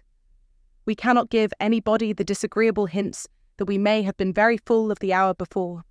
We feel things differently, and besides the operation of this, as a general principle, you may be sure that Miss Fairfax awes Mrs. Elton by her superiority both of mind and manner, and that face to face Mrs. Elton treats her with all the respect which she has a claim to. Such a woman as Jane Fairfax probably never fell in Mrs. Elton's way before, and no degree of vanity can prevent her acknowledging her own comparative littleness in action, if not in consciousness." "I know how highly you think of Jane Fairfax," said Emma. Little Henry was in her thoughts, and a mixture of alarm and delicacy made her irresolute what else to say. "Yes," he replied, "anybody may know how highly I think of her." "And yet," said Emma, beginning hastily and with an arch look, but soon stopping, it was better, however, to know the worst at once. She hurried on. "And yet perhaps you may hardly be aware yourself how highly it is. The extent of your admiration may take you by surprise some day or other." Mr. Knightley was hard at work upon the lower buttons of his thick leather gaiters, and either the exertion of getting them together, or some other cause, brought the colour into his face as he answered, "Oh, are you there? But you are miserably behindhand. Mr. Cole gave me a hint of it 6 weeks ago." He stopped. Emma felt her foot pressed by Mrs. Weston, and did not herself know what to think. In a moment he went on. "That will never be, however, I can assure you. Miss Fairfax, I dare say, would not have me if I were to ask her, and I'm very sure I shall never ask her."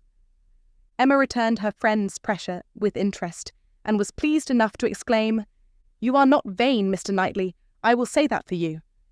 He seemed hardly to hear her. He was thoughtful, and in a manner which showed him not pleased, soon afterwards said, "So you have been settling that I should marry Jane Fairfax?" "No, indeed I have not. You have scolded me too much for matchmaking, for me to presume to take such a liberty with you. What I said just now meant nothing. One says those sort of things, of course, without any idea of a serious meaning. Oh, no, upon my word I have not the smallest wish for your marrying Jane Fairfax or Jane anybody. You would not come in and sit with us in this comfortable way if you were married." Mr. Knightley was thoughtful again. The result of his reverie was, "No, Emma, I do not think the extent of my admiration for her will ever take me by surprise. I never had a thought of her in that way, I assure you." And soon afterwards, "Jane Fairfax is a very charming young woman, but not even Jane Fairfax is perfect. She has a fault. She has not the open temper which a man would wish for in a wife." Emma could not but rejoice to hear that she had a fault. "Well," said she, "and you soon silenced Mr. Cole, I suppose?" "Yes, very soon. He gave me a quiet hint. I told him he was mistaken. He asked my pardon and said no more. Cole does not want to be wiser or wittier than his neighbours. In that respect, how unlike dear Mrs. Elton, who wants to be wiser and wittier than all the world. I wonder how she speaks of the Coles, what she calls them. How can she find any appellation for them, deep enough in familiar vulgarity? She calls you, Knightley. What can she do for Mr. Cole? And so I am not to be surprised that Jane Fairfax accepts her civilities and consents to be with her. Mrs. Weston, your argument weighs most with me. I can much more readily enter into the temptation of getting away from Miss Bates than I can believe in the triumph of Miss Fairfax's mind over Mrs. Elton.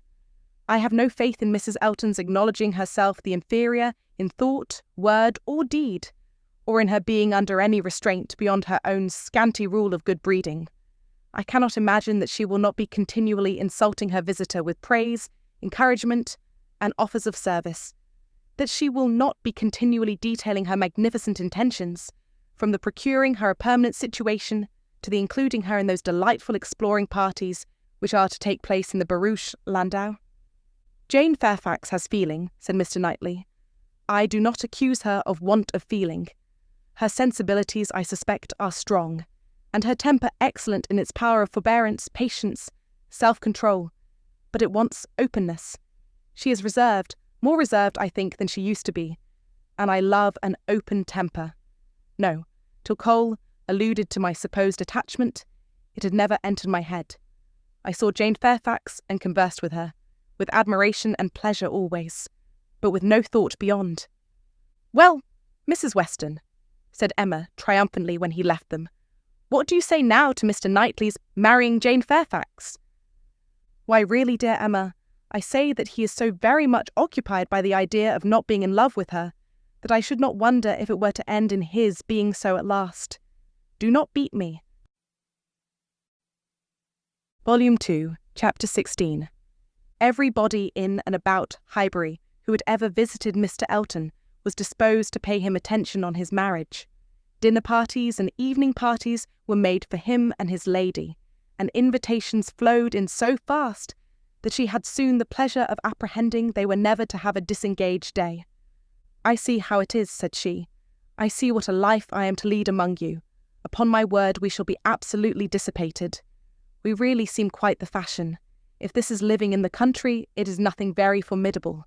From Monday next to Saturday, I assure you, we have not a disengaged day. A woman with fewer resources than I have need not have been at a loss." No invitation came amiss to her. Her Bath habits made evening parties perfectly natural to her, and Maple Grove had given her a taste for dinners. She was a little shocked at the want of 2 drawing-rooms, at the poor attempt at root cakes, and there being no ice in the Highbury card parties. Mrs. Bates, Mrs. Perry, Mrs. Goddard, and others were a good deal behindhand in knowledge of the world, but she would soon show them how everything ought to be arranged.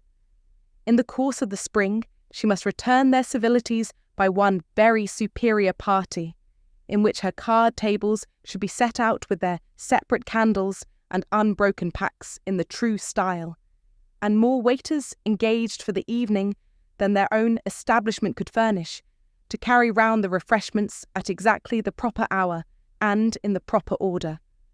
Emma, in the meanwhile, could not be satisfied without a dinner at Hartfield for the Eltons. They must not do less than others, or she should be exposed to odious suspicions, and imagined capable of pitiful resentment.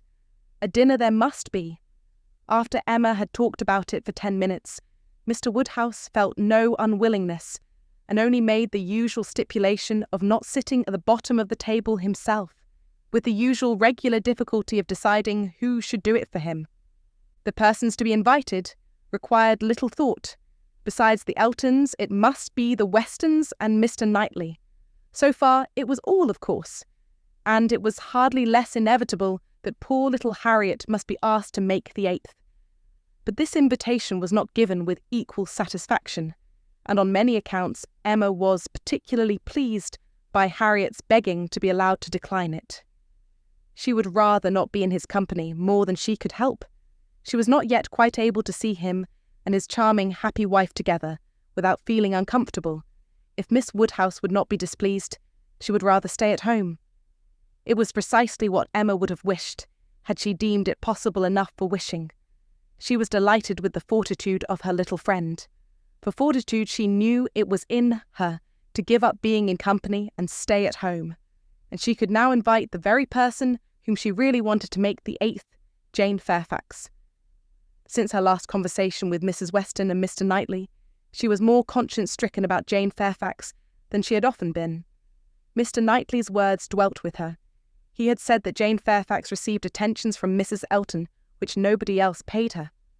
"This is very true," said she, "at least as far as relates to me, which was all that was meant, and it is very shameful. Of the same age, and always knowing her, I ought to have been more her friend.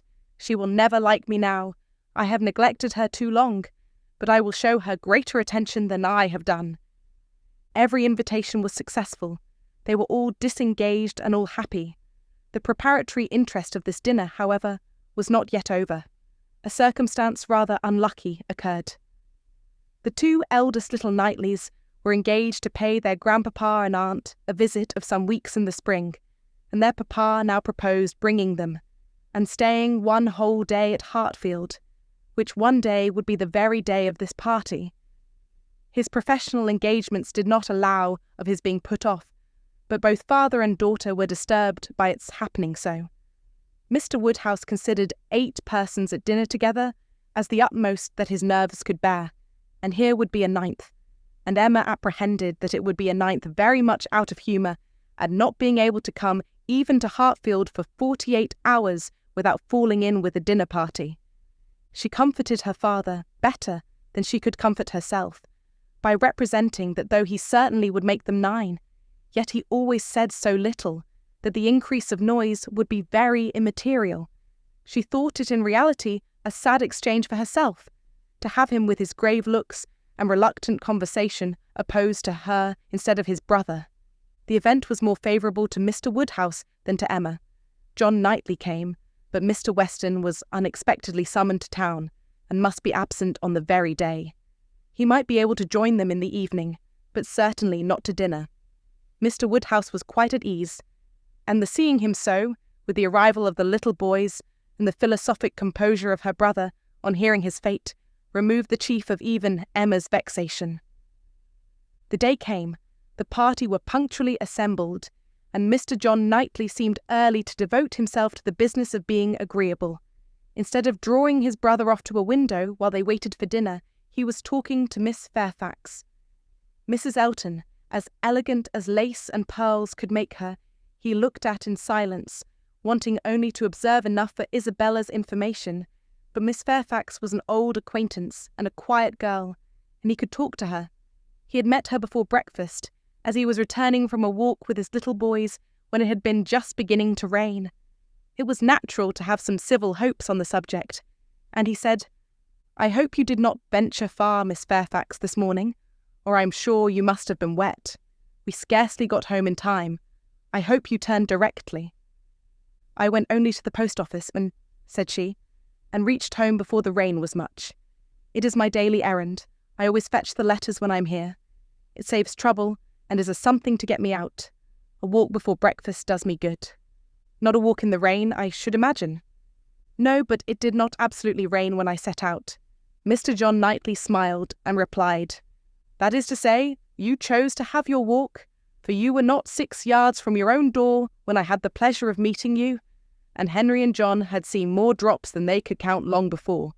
The post office has a great charm at one period of our lives. When you have lived to my age, you will begin to think letters are never worth going through the rain for." There was a little blush, and then this answer, "I must not hope to be ever situated as you are, in the midst of every dearest connection, and therefore I cannot expect that simply growing older should make me indifferent about letters." "Indifferent? Oh, no! I never conceived you could become indifferent. Letters are no matter of indifference. They are generally a very positive curse."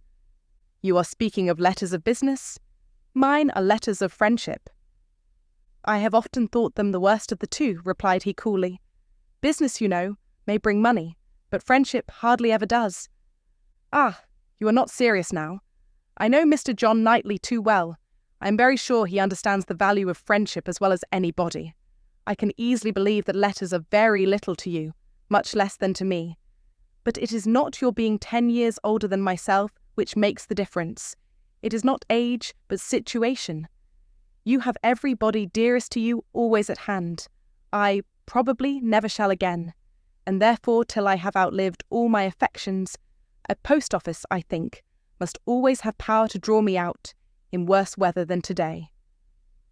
"When I talked of your being altered by time, by the progress of years," said John Knightley, "I meant to imply the change of situation which time usually brings. I consider one as including the other. Time will generally lessen the interest of every attachment not within the daily circle. But that is not the change I had in view for you. As an old friend, you will allow me to hope, Miss Fairfax, that 10 years hence you may have as many concentrated objects as I have." It was kindly said, and very far from giving offence. A pleasant thank you seemed meant to laugh it off, but a blush, a quivering lip, a tear in the eye, showed that it was felt beyond a laugh.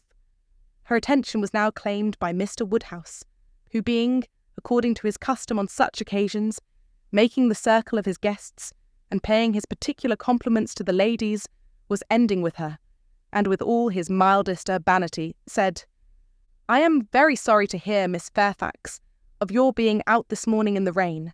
Young ladies should take care of themselves. Young ladies are delicate plants. They should take care of their health and their complexion. My dear, did you change your stockings?" "Yes, sir, I did indeed, and I am very much obliged by your kind solicitude about me." "My dear Miss Fairfax, young ladies are very sure to be cared for. I hope your good grandmamma and aunt are well. They are some of my very old friends. I wish my health allowed me to be a better neighbour. You do us a great deal of honour today, I am sure. My daughter and I are both highly sensible of your goodness, and have the greatest satisfaction in seeing you at Hartfield."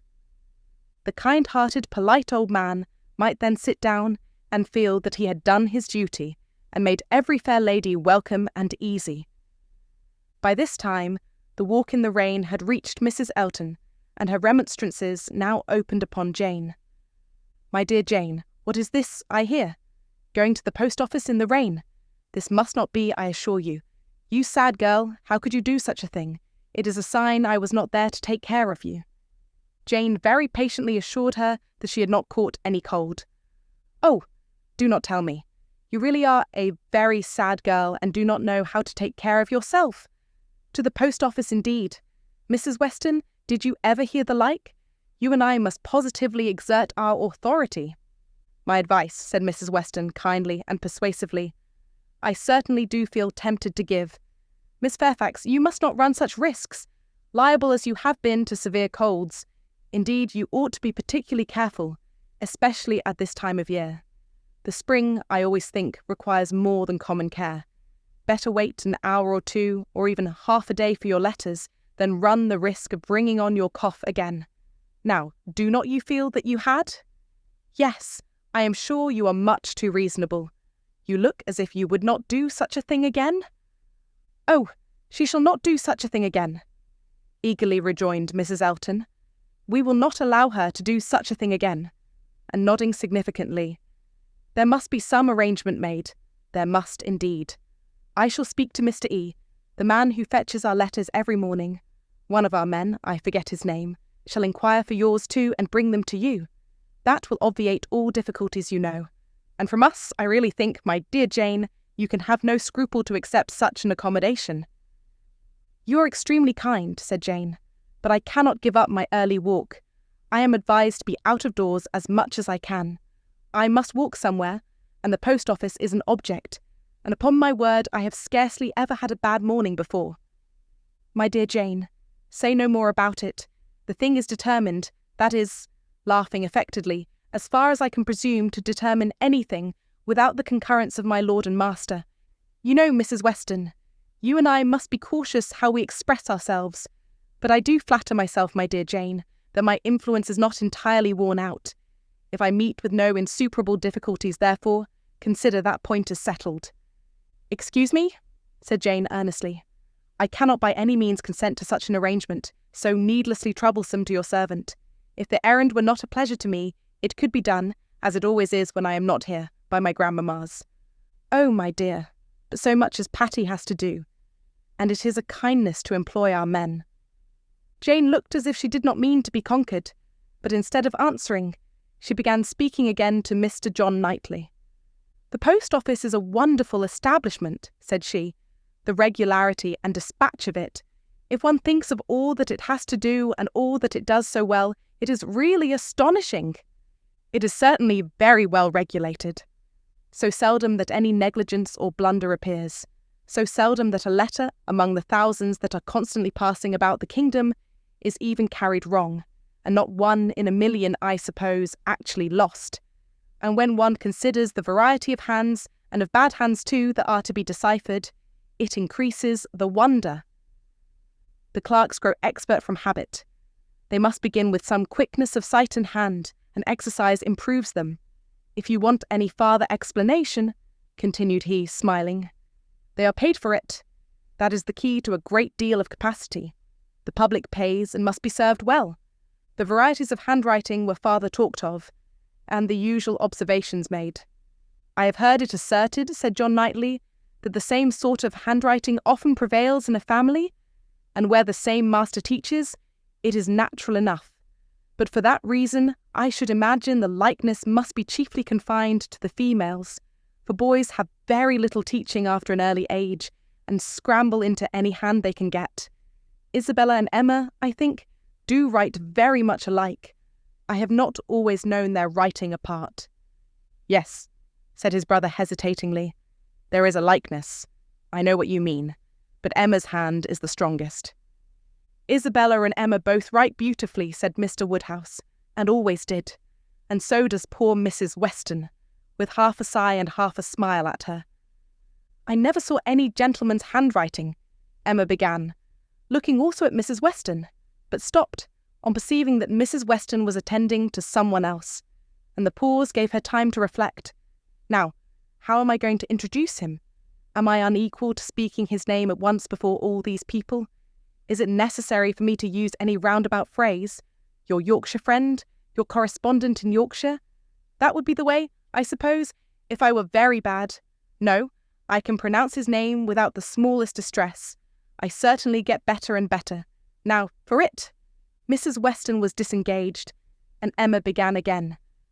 Mr. Frank Churchill writes one of the best gentleman's hands I ever saw. I do not admire it, said Mr. Knightley. It is too small, wants strength. It is like a woman's writing. This was not submitted to by either lady. They vindicated him against the base aspersion. No, it by no means wanted strength. It was not a large hand, but very clear and certainly strong. Had not Mrs. Weston any letter about her to produce? No, she had heard from him very lately, but having answered the letter, had put it away. If we were in the other room, said Emma, if I had my writing desk, I am sure I could produce a specimen. I have a note of his. Do not you remember, Mrs. Weston, employing him to write for you one day? He chose to say he was employed. Well, well, I have that note, and can show it after dinner to convince Mr. Knightley.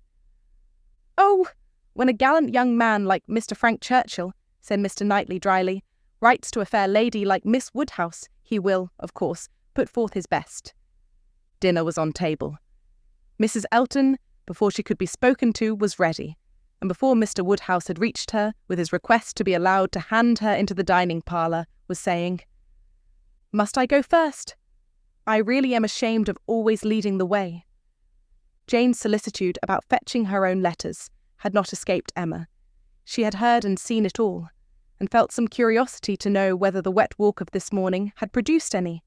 She suspected that it had, that it would not have been so resolutely encountered, but in full expectation of hearing from someone very dear, and that it had not been in vain. She thought there was an air of greater happiness than usual, a glow both of complexion and spirits. She could have made an inquiry or two as to the expedition and the expense of the Irish mails. It was at her tongue's end, but she abstained.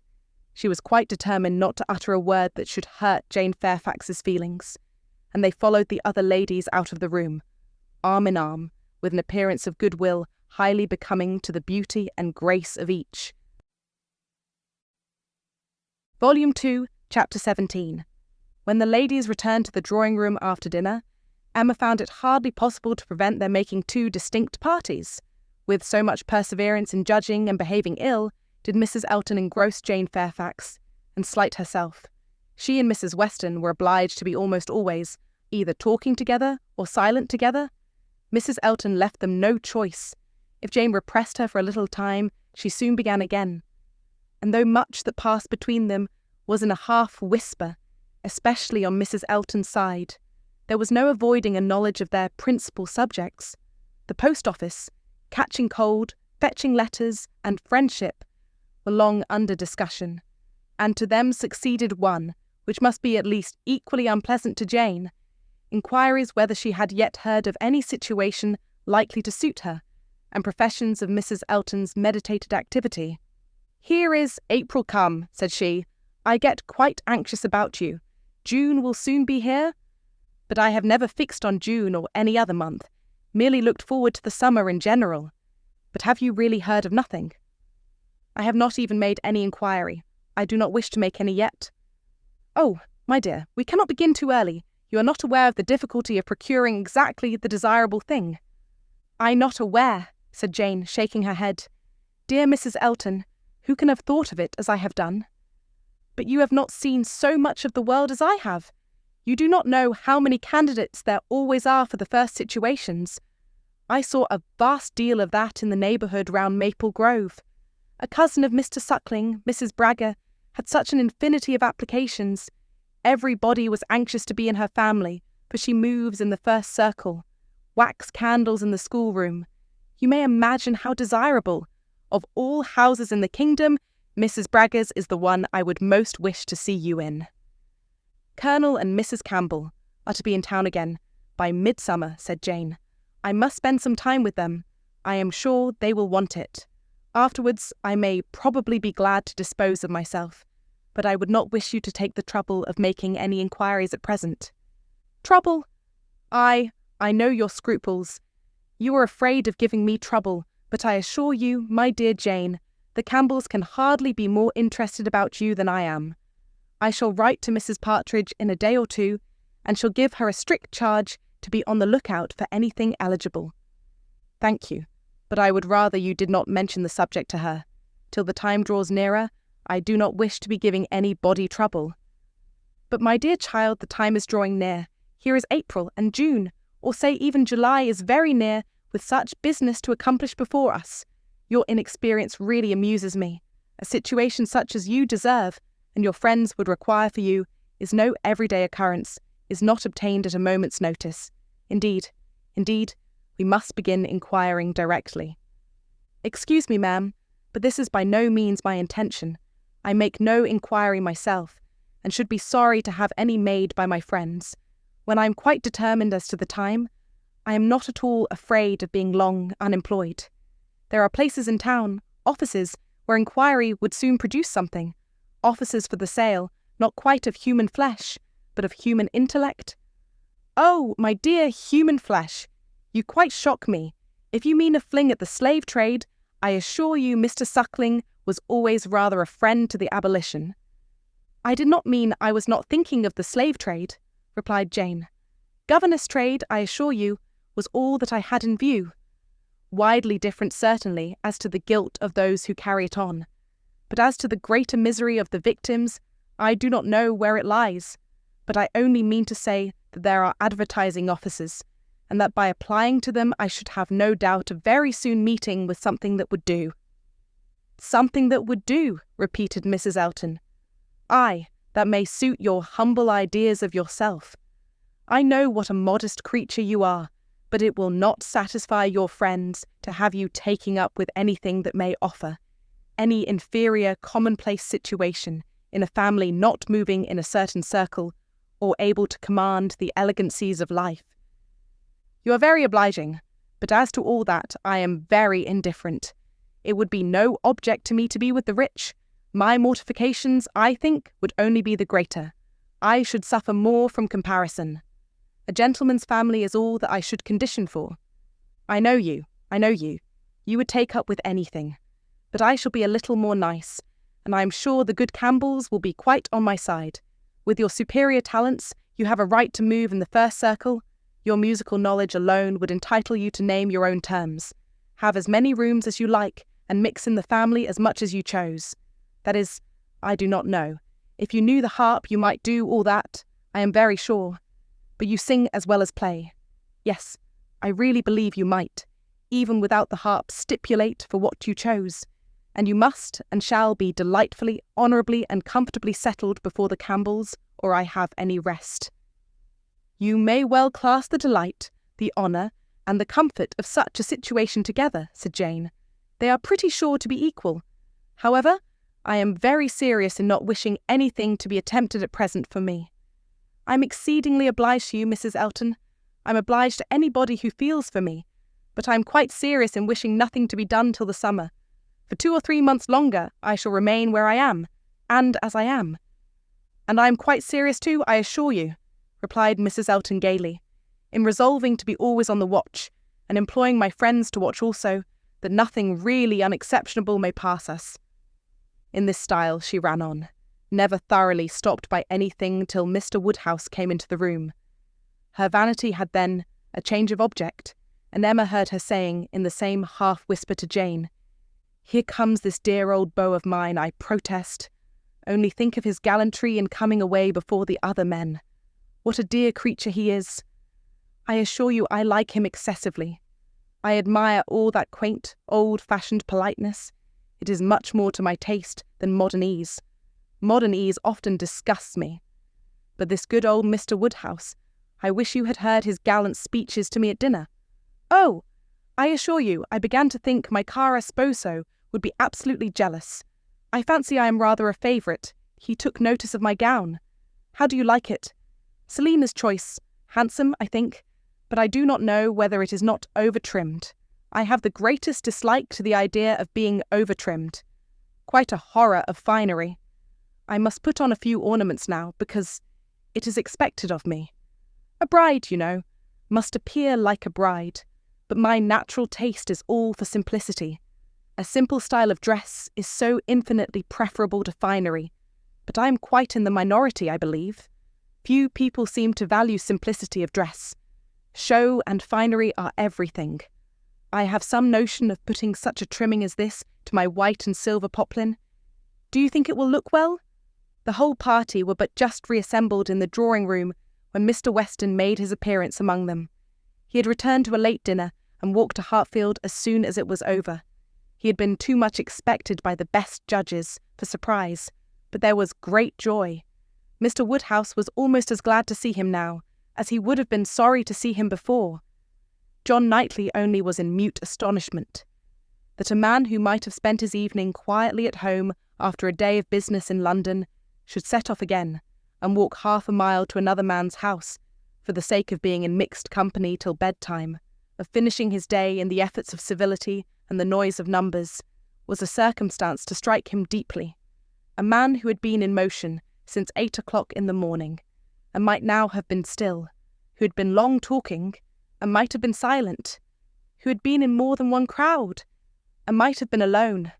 Such a man to quit the tranquillity and independence of his own fireside, and on the evening of a cold, sleety April day rush out again into the world.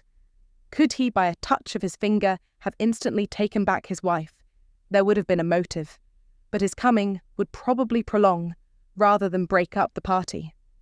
John Knightley looked at him with amazement, then shrugged his shoulders and said, "I could not have believed it even of him."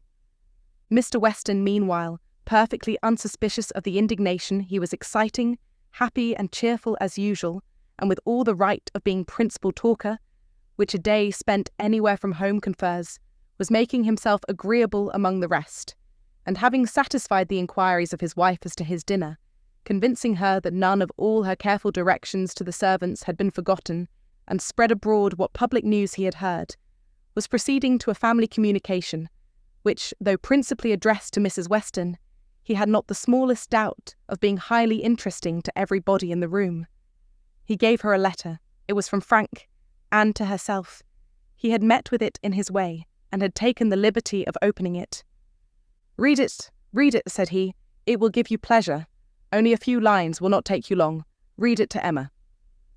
The two ladies looked over it together, and he sat smiling and talking to them the whole time, in a voice a little subdued, but very audible to everybody. "Well, he is coming, you see. Good news, I think. Well, what do you say to it? I always told you he would be here again soon, did not I? Anne, my dear, did not I always tell you so, and you would not believe me?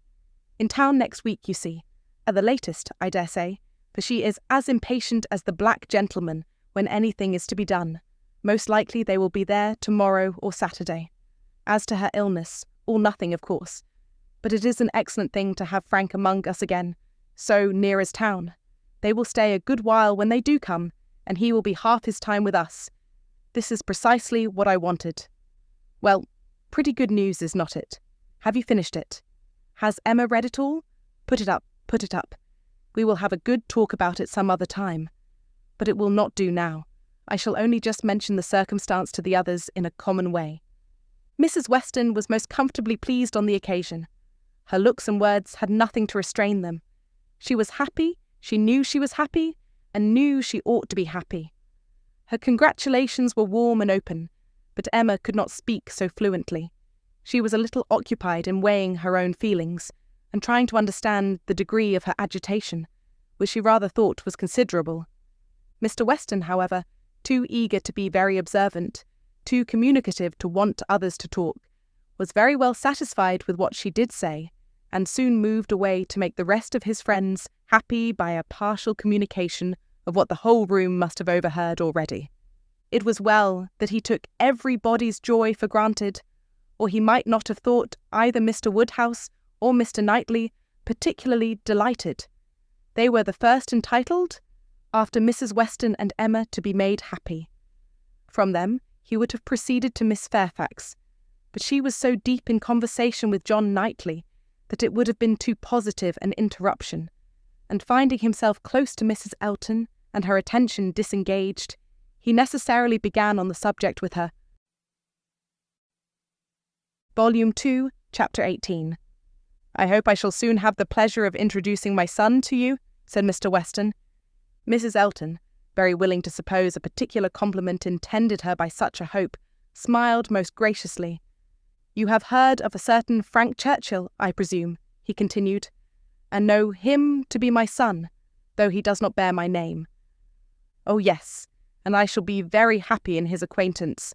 I am sure Mr. Elton will lose no time in calling on him, and we shall both have great pleasure in seeing him at the vicarage." "You are very obliging. Frank will be extremely happy, I am sure. He is to be in town next week, if not sooner.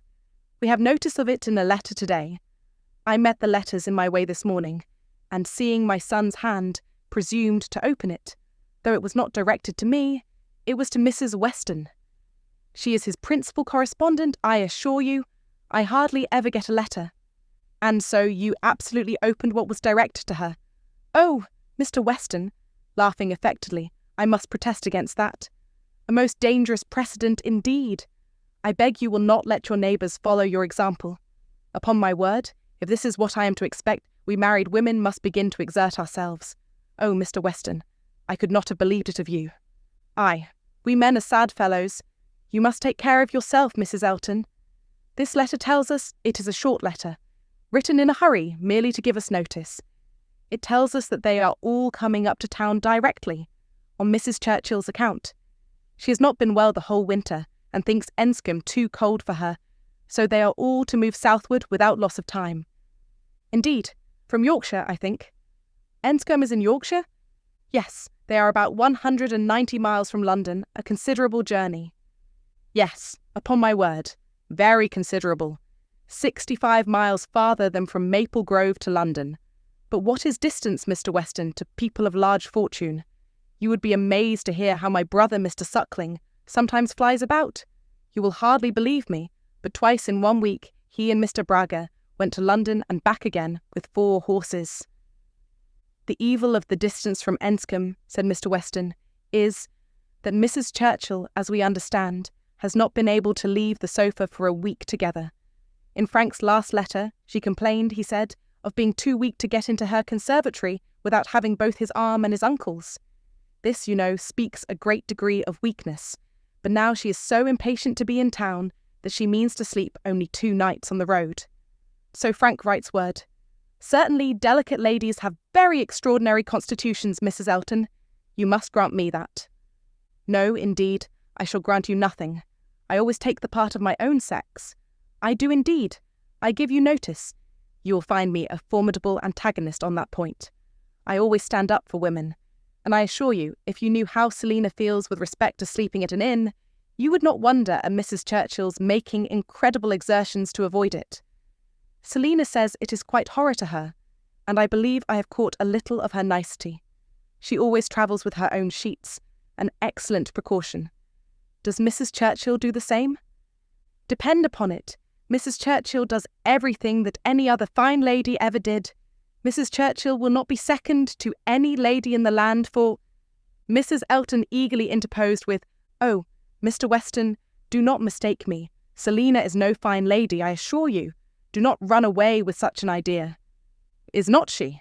Then she is no rule for Mrs. Churchill, who is as thorough a fine lady as anybody ever beheld. Mrs. Elton began to think she had been wrong in disclaiming so warmly. It was by no means her object to have it believed that her sister was not a fine lady.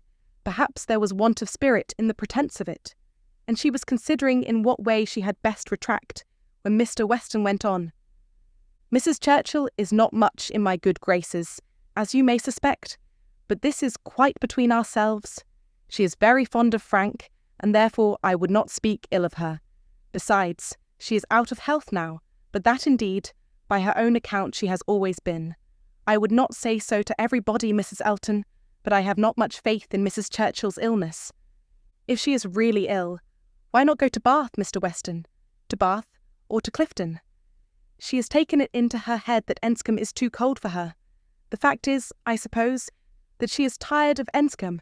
She has now been a longer time stationary there than she ever was before, and she begins to want change. It is a retired place, a fine place, but very retired. Aye, like Maple Grove, I dare say. Nothing can stand more retired from the road than Maple Grove. Such an immense plantation all round it. You seem shut out from everything, in the most complete retirement. And Mrs. Churchill probably has not health or spirits like Selina to enjoy that sort of seclusion. Or perhaps she may not have resources enough in herself to be qualified for a country life. I always say a woman cannot have too many resources, and I feel very thankful that I have so many myself as to be quite independent of society. Frank was here in February for a fortnight. So I remember to have heard. He will find an addition to the society of Highbury when he comes again. That is, if I may presume to call myself an addition. But perhaps he may never have heard of there being such a creature in the world. This was too loud a call for a compliment to be passed by, and Mr. Weston, with a very good grace, immediately exclaimed, "My dear madam, nobody but yourself could imagine such a thing possible. Not heard of you? I believe Mrs. Weston's letters lately have been full of very little else than Mrs. Elton." He had done his duty, and could return to his son. "When Frank left us," continued he, "it was quite uncertain when we might see him again, which makes this day's news doubly welcome. It has been completely unexpected. That is, I always had a strong persuasion he would be here again soon. I was sure something favourable would turn up. But nobody believed me. He and Mrs. Weston were both dreadfully desponding. How could he contrive to come? And how could it be supposed that his uncle and aunt would spare him again? And so forth. I always felt that something would happen in our favour, and so it has, you see. I have observed Mrs. Elton in the course of my life, that if things are going untowardly 1 month, they are sure to mend the next. Very true, Mr. Weston, perfectly true. It is just what I used to say to a certain gentleman in company in the days of courtship, when, because things did not go quite right, did not proceed with all the rapidity which suited his feelings, he was apt to be in despair, and exclaim that he was sure at this rate it would be May before Hymen's saffron robe would be put on for us. Oh, the pains I have been at to dispel those gloomy ideas and give him cheerfuller views. The carriage, we had disappointments about the carriage. One morning, I remember, he came to me quite in despair. She was stopped by a slight fit of coughing, and Mr. Weston instantly seized the opportunity of going on. You were mentioning May. May is the very month which Mrs. Churchill is ordered, or has ordered herself, to spend in some warmer place than Enscombe. In short, to spend in London, so that we have the agreeable prospect of frequent visits from Frank the whole spring, precisely the season of the year which one should have chosen for it. Days almost at the longest, weather genial and pleasant, always inviting one out, and never too hot for exercise. When he was here before, we made the best of it, but there was a good deal of wet, damp, cheerless weather. There always is in February, you know, and we could not do half that we intended. Now will be the time. This will be complete enjoyment, and I do not know, Mrs. Elton, whether the uncertainty of our meetings, the sort of constant expectation there will be of his coming in today or tomorrow, and at any hour may not be more friendly to happiness than having him actually in the house. I think it is so. I think it is the state of mind which gives most spirit and delight. I hope you will be pleased with my son, but you must not expect a prodigy. He is generally thought a fine young man, but do not expect a prodigy. Mrs. Weston's partiality for him is very great, and, as you may suppose, most gratifying to me. She thinks nobody equal to him. And I assure you, Mr. Weston, I have very little doubt that my opinion will be decidedly in his favour. I have heard so much in praise of Mr. Frank Churchill. At the same time, it is fair to observe that I am one of those who always judge for themselves and are by no means implicitly guided by others. I give you notice that as I find your son, so I shall judge of him. I am no flatterer. Mr. Weston was musing. I hope, said he presently, I have not been severe upon poor Mrs. Churchill. If she is ill, I should be sorry to do her injustice, but there are some traits in her character which make it difficult for me to speak of her with the forbearance I could wish. You cannot be ignorant, Mrs. Elton, of my connection with the family, nor of the treatment I have met with, and between ourselves, the whole blame of it is to be laid to her. She was the instigator. Frank's mother would never have been slighted as she was but for her. Mr. Churchill has pride, but his pride is nothing to his wife's. His is a quiet, indolent, gentlemanlike sort of pride that would harm nobody and only make himself a little helpless and tiresome. But her pride is arrogance and insolence, and what inclines one less to bear, she has no fair pretence of family or blood. She was nobody when he married her, barely the daughter of a gentleman, but ever since her being turned into a Churchill, she has out-Churchilled them all in high and mighty claims. But in herself, I assure you, she is an upstart. Only think, well, that must be infinitely provoking. I have quite a horror of upstarts. Maple Grove has given me a thorough disgust to people of that sort. For there is a family in that neighbourhood who are such an annoyance to my brother and sister from the airs they give themselves. Your description of Mrs. Churchill made me think of them directly. People of the name of Tupman, very lately settled there, and encumbered with many low connections, but giving themselves immense airs, and expecting to be on a footing with the old established families. A year and a half is the very utmost that they can have lived at West Hall, and how they got their fortune nobody knows. They came from Birmingham, which is not a place to promise much, you know, Mr. Weston. One has not great hopes from Birmingham. I always say there is something direful in the sound, but nothing more is positively known of the Tupmans, though a good many things, I assure you, are suspected, and yet by their manners they evidently think themselves equal even to my brother, Mr. Suckling, who happens to be one of their nearest neighbours. It is infinitely too bad. Mr. Suckling, who's been 11 years a resident at Maple Grove, and whose father had it before him, I believe, at least. I am almost sure that old Mr. Suckling had completed the purchase before his death. They were interrupted. Tea was carrying round, and Mr. Weston, having said all that he wanted, soon took the opportunity of walking away. After tea, Mr. and Mrs. Weston and Mr. Elton sat down with Mr. Woodhouse to cards. The remaining 5 were left to their own powers, and Emma doubted their getting on very well, for Mr. Knightley seemed little disposed for conversation. Mrs. Elton was wanting notice, which nobody had inclination to pay, and she was herself in a worry of spirits, which would have made her prefer being silent. Mr. John Knightley proved more talkative than his brother. He was to leave them early the next day, and he soon began with, "Well, Emma, I do not believe I have anything more to say about the boys, but you have your sister's letter, and everything is down at full length, there we may be sure. My charge would be much more concise than hers, and probably not much in the same spirit. All that I have to recommend being comprised in, do not spoil them, and do not physic them." "I rather hope to satisfy you both," said Emma, "for I shall do all in my power to make them happy, which will be enough for Isabella, and happiness must preclude false indulgence and physic. And if you find them troublesome, you must send them home again." "That is very likely. You think so, do not you?" "I hope I am aware that they may be too noisy for your father, or even may be some encumbrance to you, if your visiting engagements continue to increase as much as they have done lately." "Increase?" "Certainly. You must be sensible that the last half year has made a great difference in your way of life. Difference? No, indeed I'm not. There can be no doubt of your being much more engaged with company than you used to be. Witness this very time. Here am I come down for only 1 day, and you are engaged with a dinner party. When did it happen before, or anything like it? Your neighbourhood is increasing, and you mix more with it.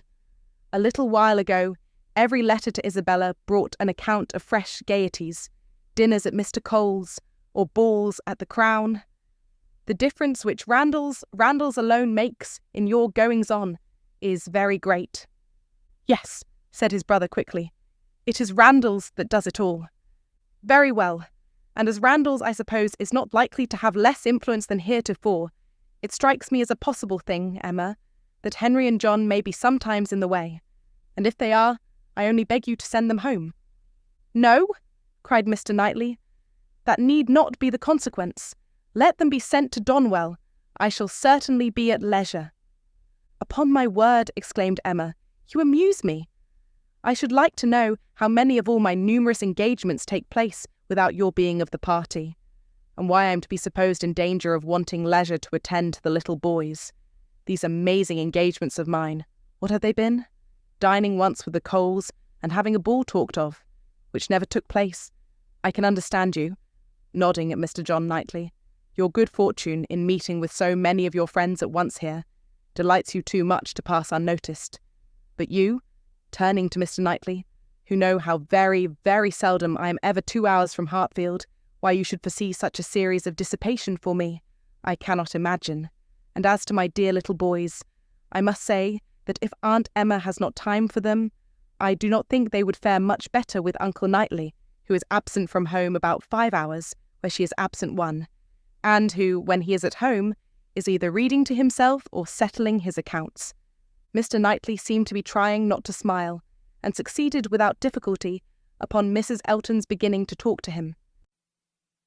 This concludes the first part of 2 Total of Emma by Jane Austen, produced by Best Audiobooks for free.